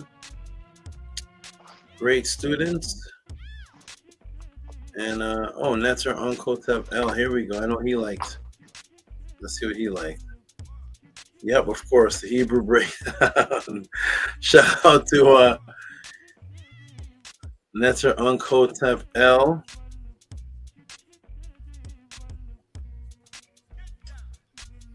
Hey, Scrap, I'm going to read your messages tomorrow. I think you sent me some messages about after I said that I would that it's fine to put my voice on the intro. You sent me something else after that? Tip Hebrew. Yes. I sent you the okay, I'm gonna... project. The project, okay. Okay, wonderful. I'll check it out and I'll check it out and listen. Listen. I have I have 99 Allahs on there. My version. Really? You did 99 Allahs? Yes. Yes, okay. You did say you were gonna do another version of my 99 Allahs. Okay. And I heard something earlier. I don't know if it was Menti or somebody said if you were rapping what I wrote, but no, it's your own.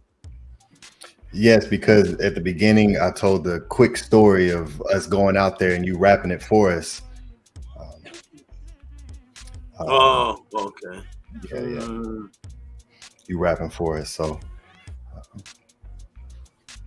Okay. Yeah, that's what I sent you. So, yeah, let me know what you think, Grace. You said let me know what you think. What?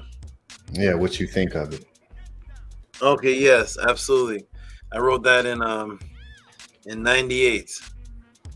How old were you in '98, Bella?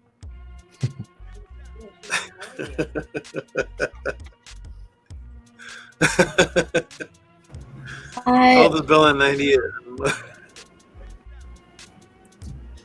Well, I was not in this manifestation quite yet, but okay. Okay, wonderful. Yeah, I wrote that in '98. Okay, wonderful. I look forward to hearing that. Okay. Oh, Lisa. Hey, Lisa is back, consistent with Sasha. Sasha and Lisa are back consistent with each other. Shout out to another consistent young lady.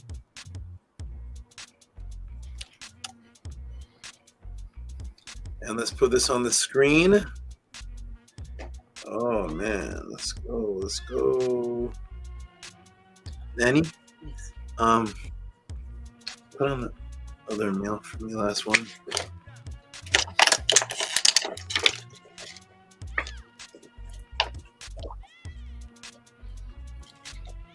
Oh, okay, shout out to Sasha and Lisa. Appreciate you. Go ahead and make some big noise. And could you read that for me, Scribe, please? Yes, $30 for thank you for all that you do, Sasha and Lisa.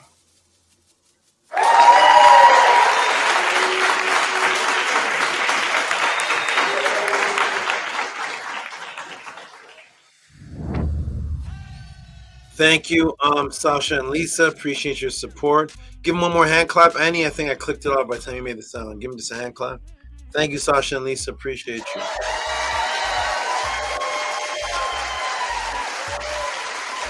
Appreciate you. All right, next is another Metanetter class. Which one is this? Shout to Ox Effect. Ox Effect.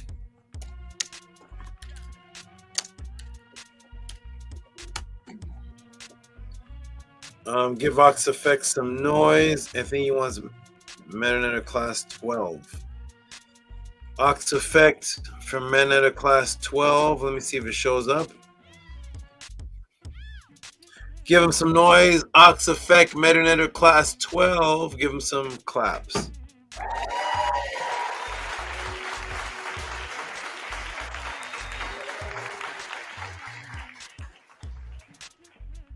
Wonderful, wonderful, wonderful. Ox Effect, appreciate you, good brother. Always supporting.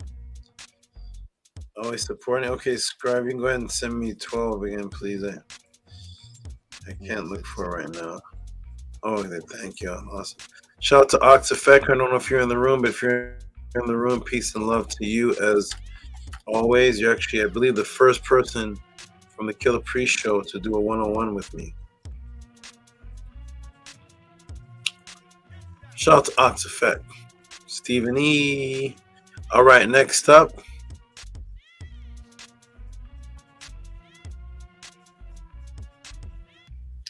Oh, of course, Nito Campbell. Nito Campbell, man. I don't think Nito Campbell has ever sent a question in, has he, Scribe? I think I remember him asking one question one time, but I may be mistaken. But for the most part, yes, there's just been support every single week. Support. Every week. Shout out to Nito Campbell. Definitely give him some claps. He's donating in sets of 9, so that's why he happened to come under $20. But he used to be large sets of 9, and so because he's so consistent, we're still going to give him a hand clap because he's been doing this for years. Shout out to Nito Campbell. Appreciate you, and he even put the date of the class that he missed. Give him some big noise, please.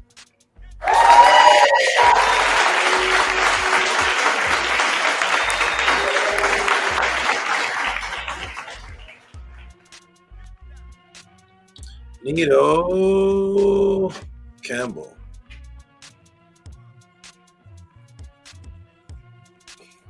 All right, next up is Angela, straight out the gates. She's straight out the gates. Shout out to Angela. Angela came introduced by Hager Kepara, and she's literally the first in these classes. As soon as the classes begin, I see her name. That was like the first comment or so. Shout out to Angela Gates. She has found her path. Okay. Peace to Angela Gates.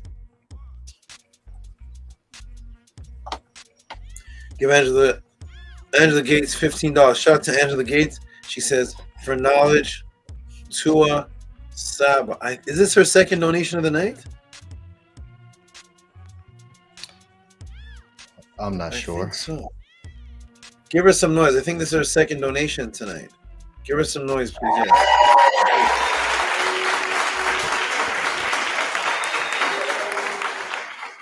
You donated over $20. Shout out to Angela Gates. Let me keep scrolling down and see.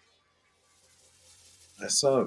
Oh, there's Bella. Oh, there we go. Here we go. Okay, I'm gonna get into it. Shout out to who's this? Nook. $38.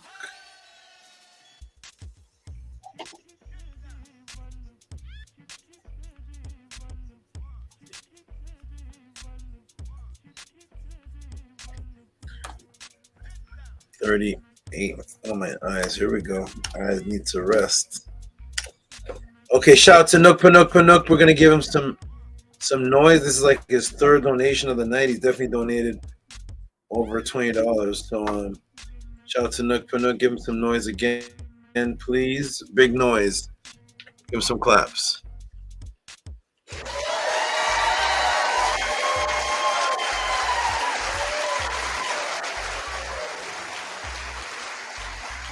Shout out to Nook Panook, Panook, Panook, Panook. All right, next up on the roster is King Lamua. King Lamua, are you in America? I keep thinking you must be in another country or something. Shout out to King Lamua. Are you in another country, King Lamua? Where are you located? Shout out to you wherever you are. Be safe. Okay, King Lamua. $2.72. It says, thank you, SABA. Okay. You're welcome.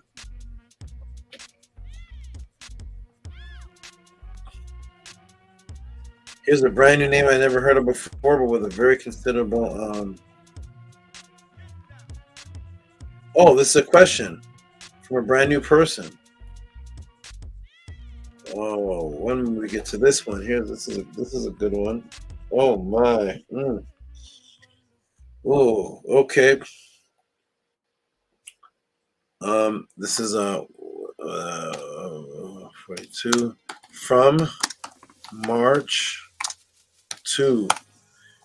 All right, shout out to this brand new person here. I've never seen this name before, but yet they're coming with a nice support donation with a question.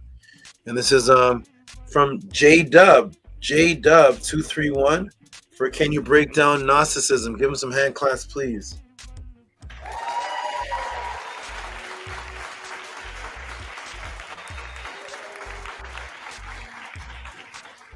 Can you break down Gnosticism?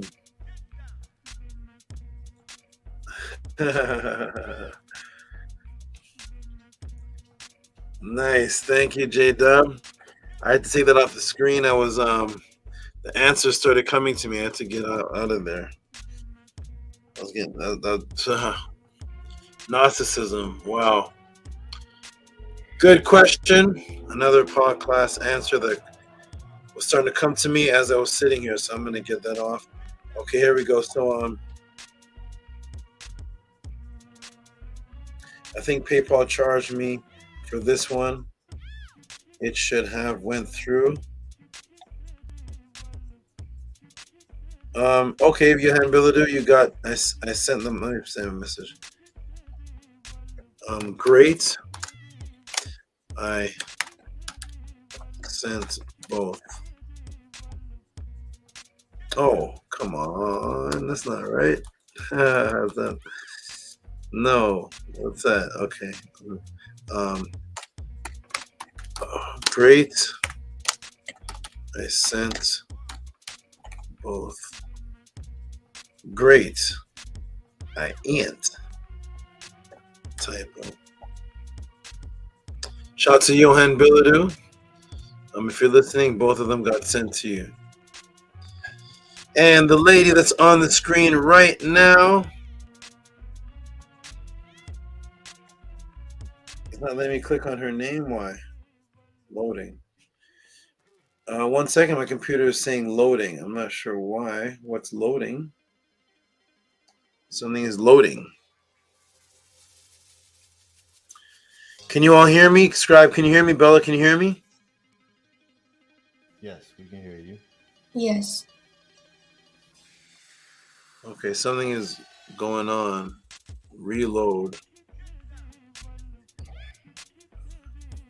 My computer just says load. Okay, let me scroll back down. What's this? Okay, for the beautiful young lady who's on the screen right now, I see something. Let me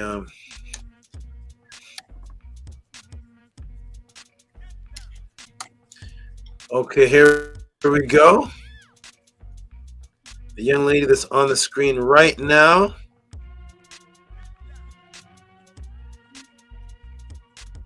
I see something. Uh-oh. I see something. What do I see? I see something.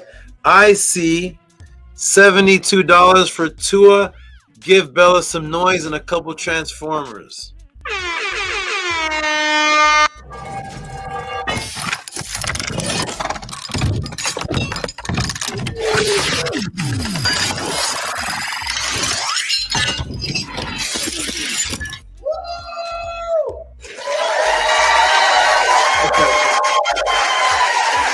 Oh my goodness. $72. $72 from Bella. That's wonderful. Thank you, Bella. Appreciate you for your great, wonderful support and love that you send over and over and over and over and over and over again all day. Okay, shout out to you. Appreciate you. So it's you and your nephronephritids. Oh, say that one more time. Say it again. I clipped off you. What'd you say? I'm sorry. To you and your nephronephritids. Oh, okay. Nini Uk. Nini Uk. I will play this part for them or tell them you said that. Appreciate that. Thank you very much. All right. Atef Rem Kem Ma'at. Where did he go? Where did he go? He came on for a little while, spoke, and then he must have gone to bed or something. Shout out to Atef Rem Kem Ma'at.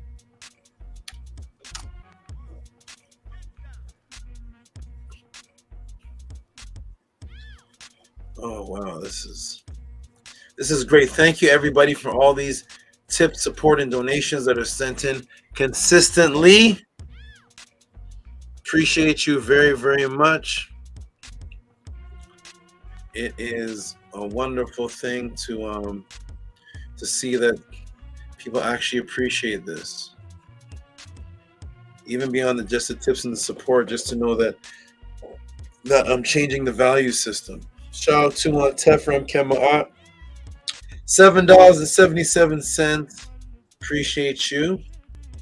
And I'm going to read his next one, and then you can give him definitely some noise because he is also Mr. Consistent, and he's definitely donating over $20+ every single pod class. So shout out to you.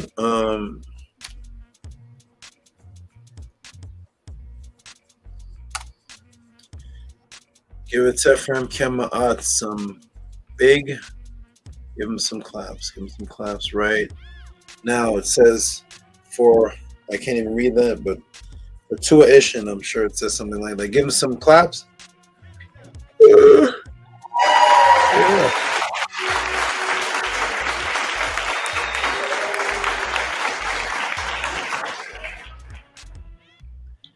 All right. Tefram Kema'at. Shout out to you. And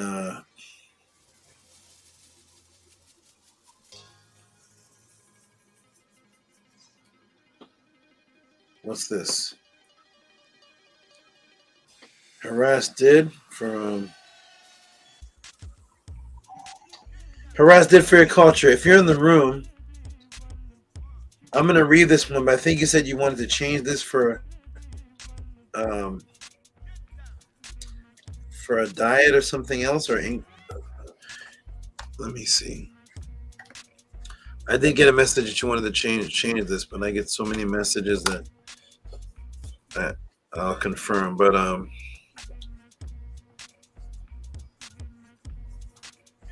shout out to Harass did.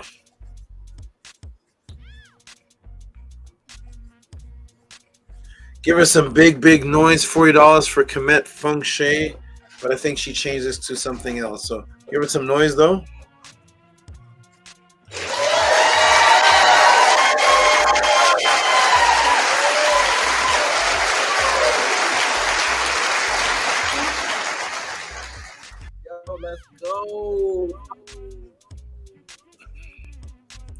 Let's go. Shout out to you, Harassed Did. Let me know, Scribe, if you see her making any comments in the room. But I believe she sent me a message to change this, and I'll go check again. Yes, she says the leap year question, and that she sent it to your email. Okay. The leap year question. Okay, so is this one still a question? No, she said she sent another one. I sent another question though. I sent it to your email. Oh, okay. I'll check it out. Let me go ahead and make a note. Make a note for this one here then.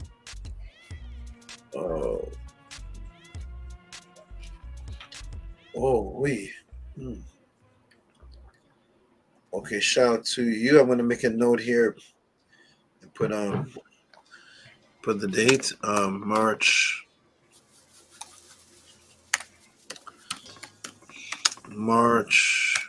2. Shout out to you, Harassed Did, appreciate you. And now the next one is oh, I see it. I see the font. I see it.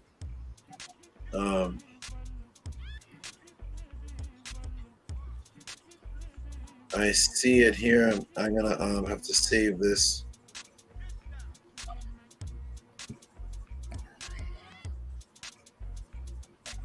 Okay, I'm gonna save this. Sarah, I'm gonna save this to. I found the question. I'm gonna put the question, save it beside the donation, and then take a look at this. I see. Also, send me a picture, so I have to save that as well. Give me a moment here. Let me see. I'm gonna save this as well. I'll take a look at this. When my eyes heal. Okay, oh, feng shui, interesting. Okay. All right, gotcha, Sarah. You are locked in. I'll take a look at this as soon as I can, as always. Okay, here we go, everybody. Next donator, next support is then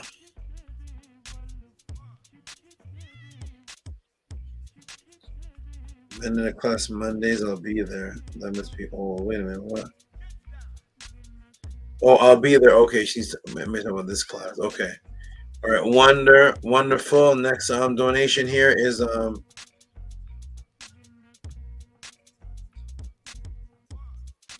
okay, I think we got some big okay. We got some big ones here. Annie and Neferkeferet.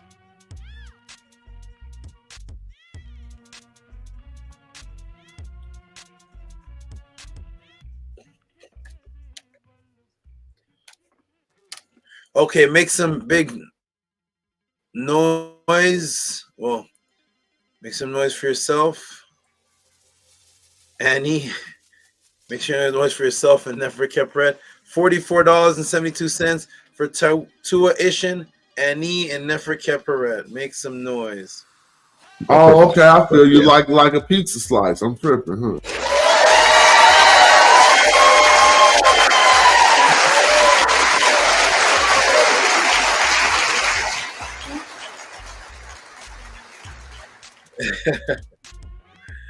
Annie, you got to make a bonus track to your album called "Like a Pizza Slice."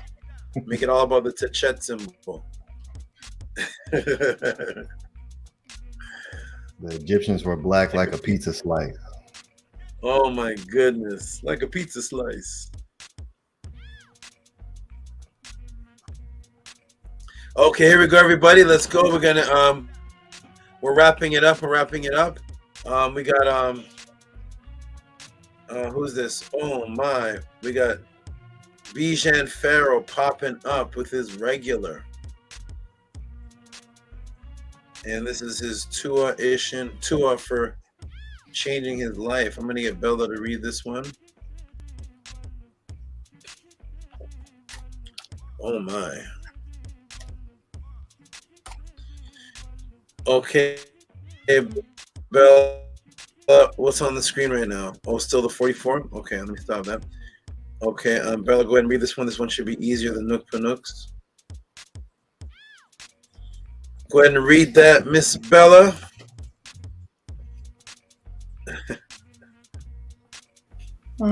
It says, Tua for changing my life. No sweat. Hotep Ma'at. Okay, wonderful. Make some big noise. Put a transformer.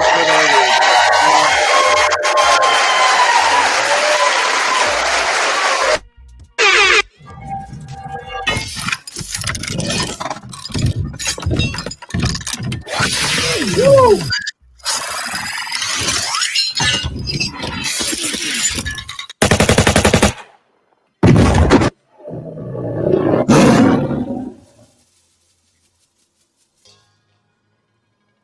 All right, we have lions roaring, all type of things going on over there. Wonderful. Thank you, Scribe, for the awesome sound effect. Seems like every week I hear one different one or something between you and oh, hey, peace to Nefra Keperet. I hope Nefra Keperet, she said she was going to come on. She may have slipped into the Upesh. I'm not sure. She said she's coming on the next the next break, but she's probably breaking into the Upesh. Yeah, she was organizing in the snake room, and I'll keep it real warm in there. Oh man, she came out. Yeah, she's in the Upesh. So, but she got completed what she was doing. So I'm happy about that. Okay, good. Okay, good. I was about to say I hope she's okay, but I remember all your snakes are safe. It's not like she fell asleep with the vipers, and she got out of there. But it's just you get it. Do you get a skinless, scaleless corn snake? No, I haven't got that one yet. I did get. I have I have 3 more babies. The addiction begins. Here we go. Yes. So they're growing. Zebra's doing great. But I do want one of those scaleless corn snakes as well. Okay, yeah, I remember you telling me you found somebody or something that that has one. Is it other babies you got? Are they also the corn snake species? Yes. One of them's the amelanistic, like the one I got from you. Mm-hmm. And then another one is like it's like a deep brown color. Is beautiful, and then I have Kim, the African house snake. Okay, nice. Wonderful. Okay, good. Your snake family is growing. All right, we're gonna do a couple more here. It looks like we got a couple more here. We got shout out to Daryl, who always gives his 508. He's been given 508 for years. I don't know what this number signifies, but he always gives the same amount. Shout out to Daryl. Okay. 508, Mr. Daryl. And it says, what does it say here? I can see it big now. 4 PODCLASS. Shout out to Daryl. Thank you so much, Joe. Appreciate you. Okay, and now we're getting into some big monster ones. I think we got 2 here. And one is Sheshayet again. Whoa. Sheshayet, how many donations? Sheshayet, here we go. She quoted Nana. She quoted Nanny. She quoted Nanny. Here we go.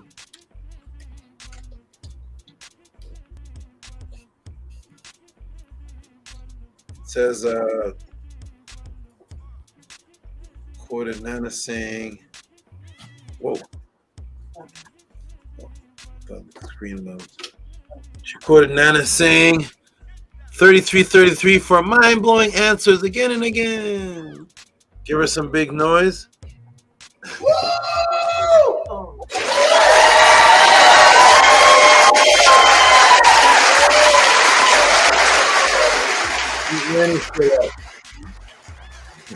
God bless him. $33.33 for mind-blowing answers again and again. Yeah, we're here, and we're the best. Okay, and one last one that I see. I don't know if any new ones have been sent, but it is a monster donation. Monster support coming from Anu and Antu.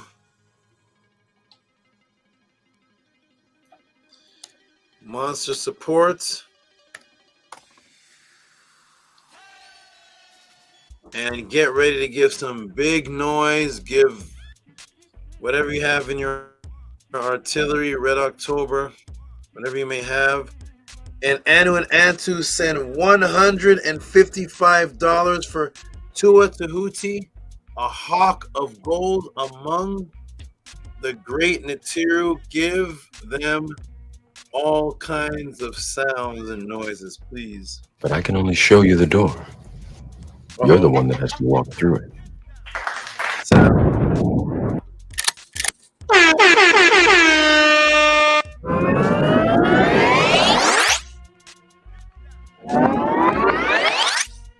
We interrupt this program to bring you an important announcement.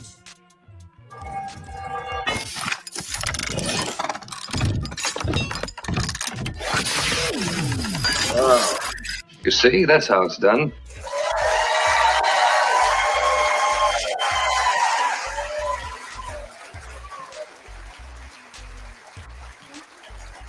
One moment.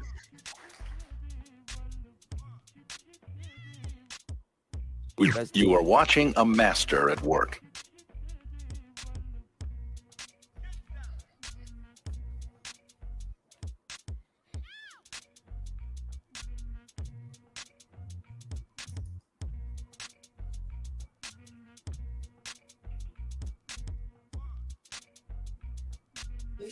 Yeah, it was on mute. I took it off now. Okay. I'm going to cover the screen now. Okay. That is all that I see so far. So I'm going to go back, refresh the page. I think that is it, ladies and gentlemen. I scroll all the way to the bottom, all the way to the top. I'm going to refresh. And if that is it, that concludes the Tehuti PODCLASS House of ATTON donations for the night. That is all that I see. Unless there's some others that I'm not seeing, but shout out to Anu and Antu for that large donation. And now we're going to get some closing words from, is Primordial Thought still here? No, that was quick. All right, Primordial Thought is here. Going to get some closing words from Anu, Primordial Thought, and Bella, who is rubbing her eyes. She is staying up. I don't know how she's doing it, but she is, what time is it over there, Bella? 2:54. Okay. All right, what time is it there for you, Scribe? Yeah, same time, 2:54. And then me and Primordial Thought, I believe, are on the same time zones.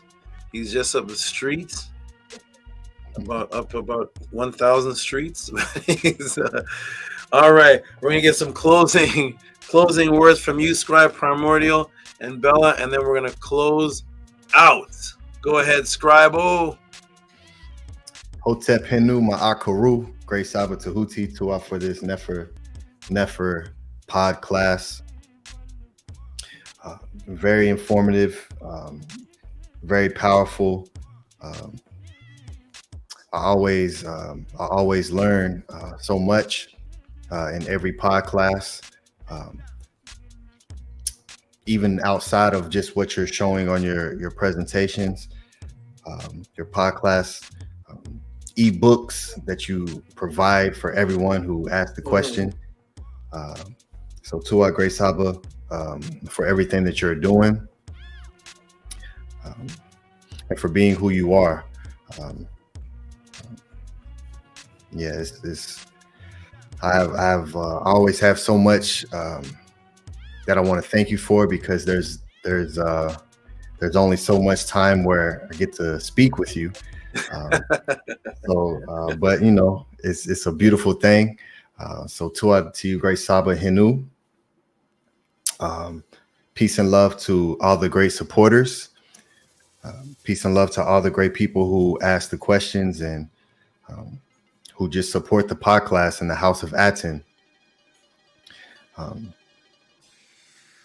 And with that being said, I'll close out with Sekem M Arit, Murder Ka'a, Semu Hatu Natiru, Pert in Hetep.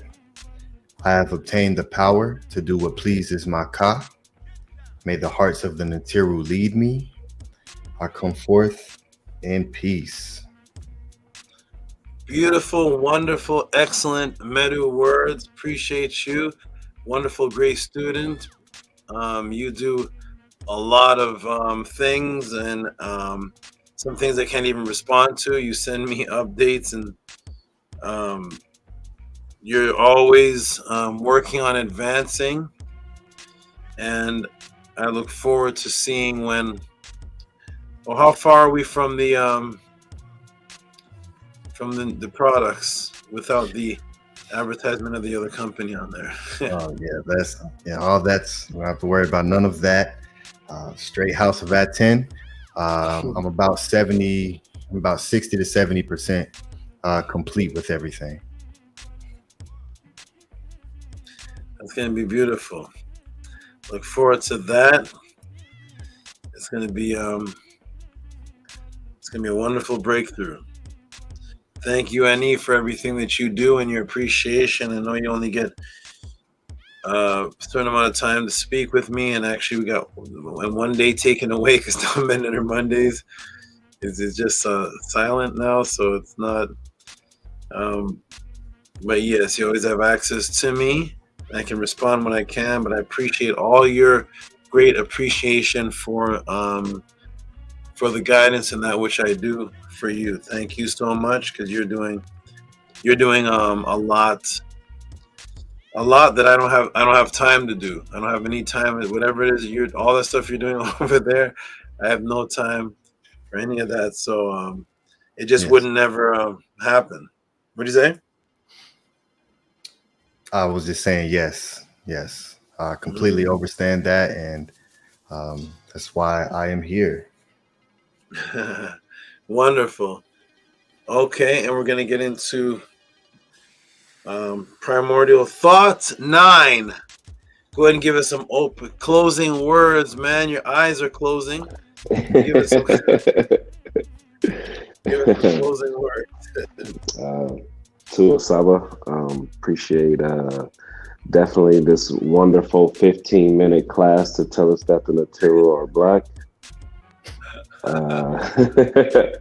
You have been great. For just all this wisdom and all this wonderful knowledge that you, all this guidance that you give us. Tua Henu to your wonderful Nuturts for supporting your Dejed. A great nectar of yourself would have a very challenging life without your Nuturts. So I definitely appreciate them, because we can get this consistency from you. So to them. I appreciate you, Saba, man. You always bring me joy. You always give me energy. And I definitely appreciate once again for your guidance. It's refreshing. So may Ra grant you all health and prosperity. May your monument be established on the foundations of Ma'at. And may you all rise and come forth as conscious light, like the divine Ra, who rises and shines forevermore in Ma'at.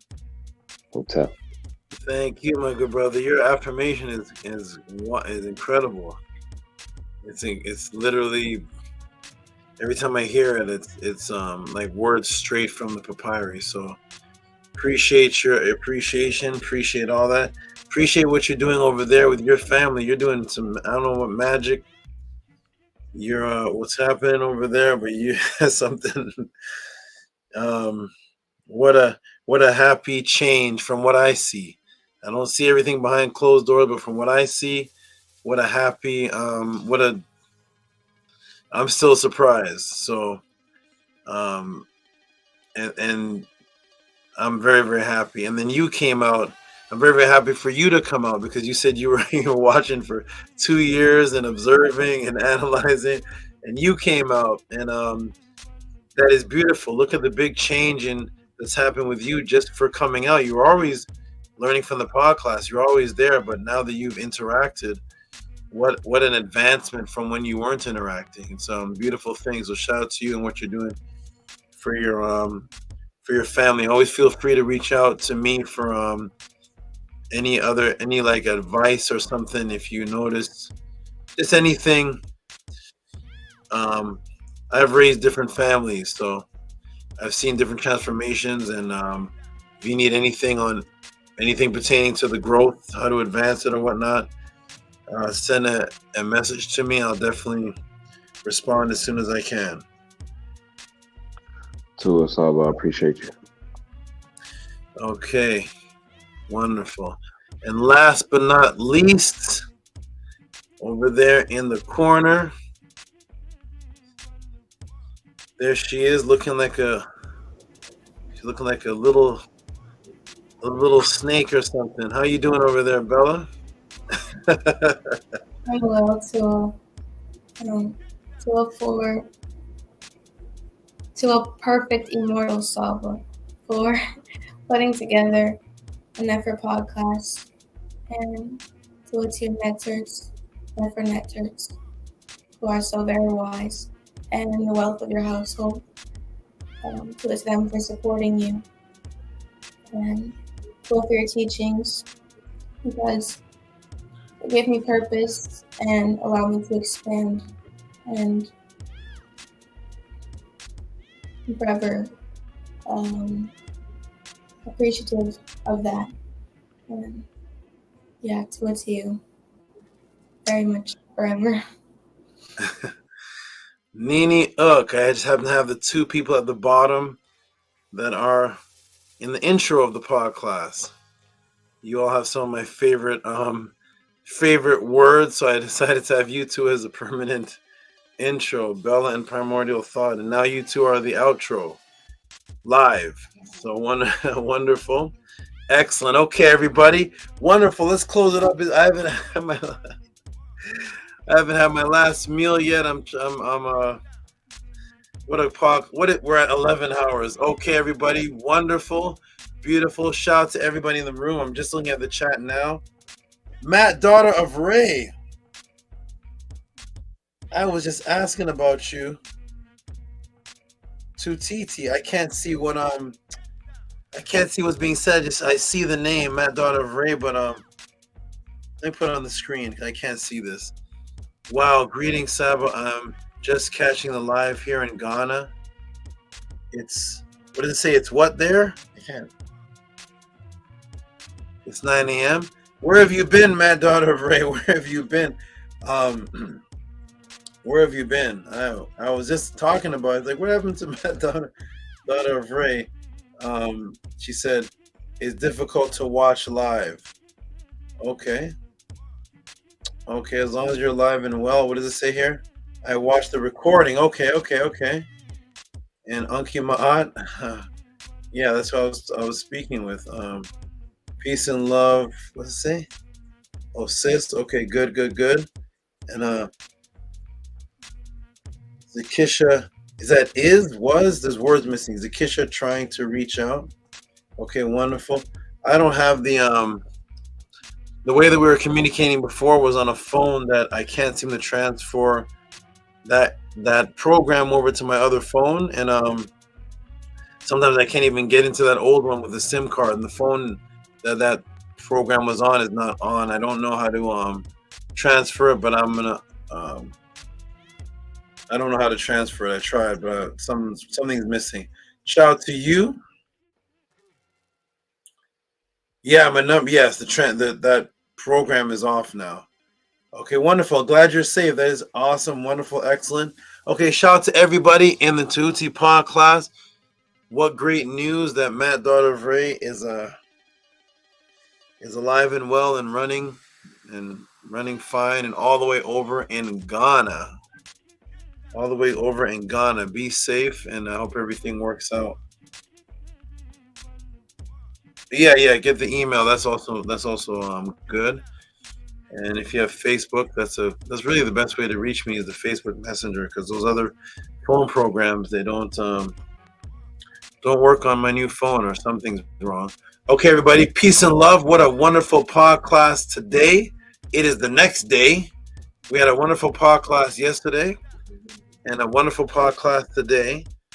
And everybody who's watching this,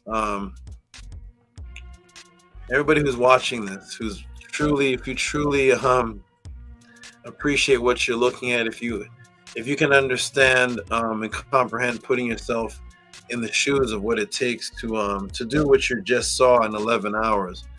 I'm not sure if you know anyone who does anything for 11 hours, but this is not even just anything. This is something that's not happening for even 4 minutes anywhere else. This is not happening for 4 minutes anywhere. And this is happening here for 11 hours. So I hope you all truly appreciate what this is. This is a phenomenon happening in front of you, and just send your support. Send your support, because the more support is the more comfortable I am to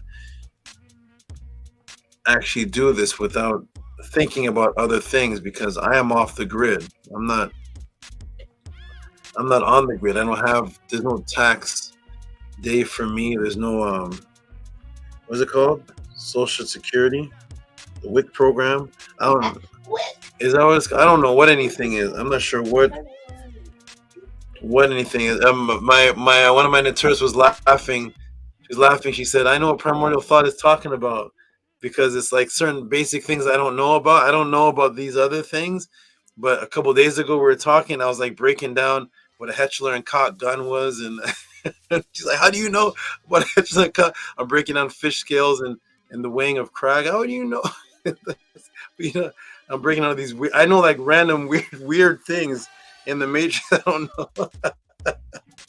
I know random weird things, but I don't know the money stuff. I don't know the money stuff. I don't know I don't have any assistance from that type of world where I am. So everything is strictly this and what I do for people pertaining to health. I've dedicated my whole life to this and helping people with health, and that is literally the only means in which things happen and manifest. And all you great supporters, you all are wonderful and excellent. I think Lavina, brand new supporter, popped up out of nowhere. I saw some messages, indication of messages, but I get so many messages I have to scroll down to find a message that was sent to me at 4 o'clock in the afternoon. I get it like 4 days later, because so many people are sending me messages. I have to put people on restriction, all kind of things, because it's just too much. So shout out to everybody though who supports. You all are excellent, wonderful. And we're gonna go ahead and close out this wonderful, excellent PODCLASS. The topics today we covered: we are Israelites, and with a question mark, Immortal Papyrus of the Cobra, the dog, and the duality goddesses. Glad you all appreciate the class, and I'm going to go ahead and do the affirmation and close up out of here and close my eyes. And RENUNET, she can't close her eyes, so snakes can't close their eyes. They actually literally can only close their eyes, so they don't have eyelids. They literally close their eyes. So RENUNET, you're going to close your eyes, hopefully, and get some rest. We're going to do the affirmation, everyone. And peace and love. It's going to be I'm going to get I'll get you, Bella, to say the affirmation. I'll get you to read the affirmation. I usually get a Tef to do it, but a Tef maybe in the Upesh realm also. So you go ahead and do it, Bella. You can start us off with the count of 3 and go ahead and read it and do it for us.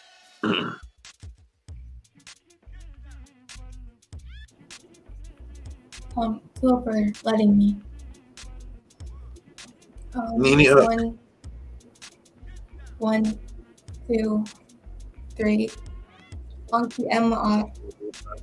UNS. Mintet Aset Emmaat. Minhakapet Emmaat. Her Anhukui. Her Ikuts. I live Emmaat. I exist within her. I do not speak in the place of Ma'at. Every day I advance towards Ma'at. My being is surrounded in darkness. I come forth as conscious light. Excellent. Okay, everybody, I'm going to go on big screen and I'll say a couple words and close us out. Scribe, have a good class. Are you teaching tomorrow, Scribe, or is it Menku or who? Menku Ara is teaching tomorrow. Okay. And is also Annie in Primordial Thought getting up there and doing some things? Is that true? Anu is, yes, he's going to read the Enuma Elish for us for a reading, and then he's going to give a class. So it's something that I want the Karu, the members, the House of ATTON to come up and start to teach. And I just keep putting Primordial Thought's name out there because I want his class too. So yes. We almost done, Saba. Almost done. Almost done what, your class? Yeah, almost done. Okay, you're gonna. How many pages are you gonna take from Muta Ashby?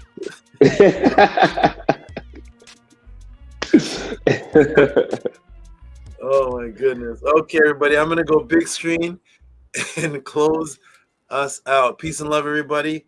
See you all. Speak to you.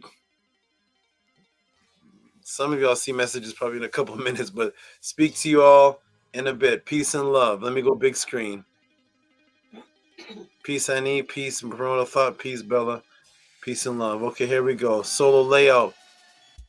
What a beautiful, excellent pod class. What a beautiful, excellent set of people that are asking sets and beautiful questions. Welcome, everyone, to the ending of the Tehuti pod class. 11 hours and 5 minutes later. This is a beautiful day, a beautiful evening, it's morning now. They started off a beautiful day and it's morning now. Peace and love, you all are excellent. I will see you all the next time you come to the pod class. You already know the support. PayPal at RockSV, Cash App, TT Amoon. Peace and love to everyone that came to this class and participated in this beautiful class. We are the House of ATTON, the ancient Tehutian teachings of the Netaru.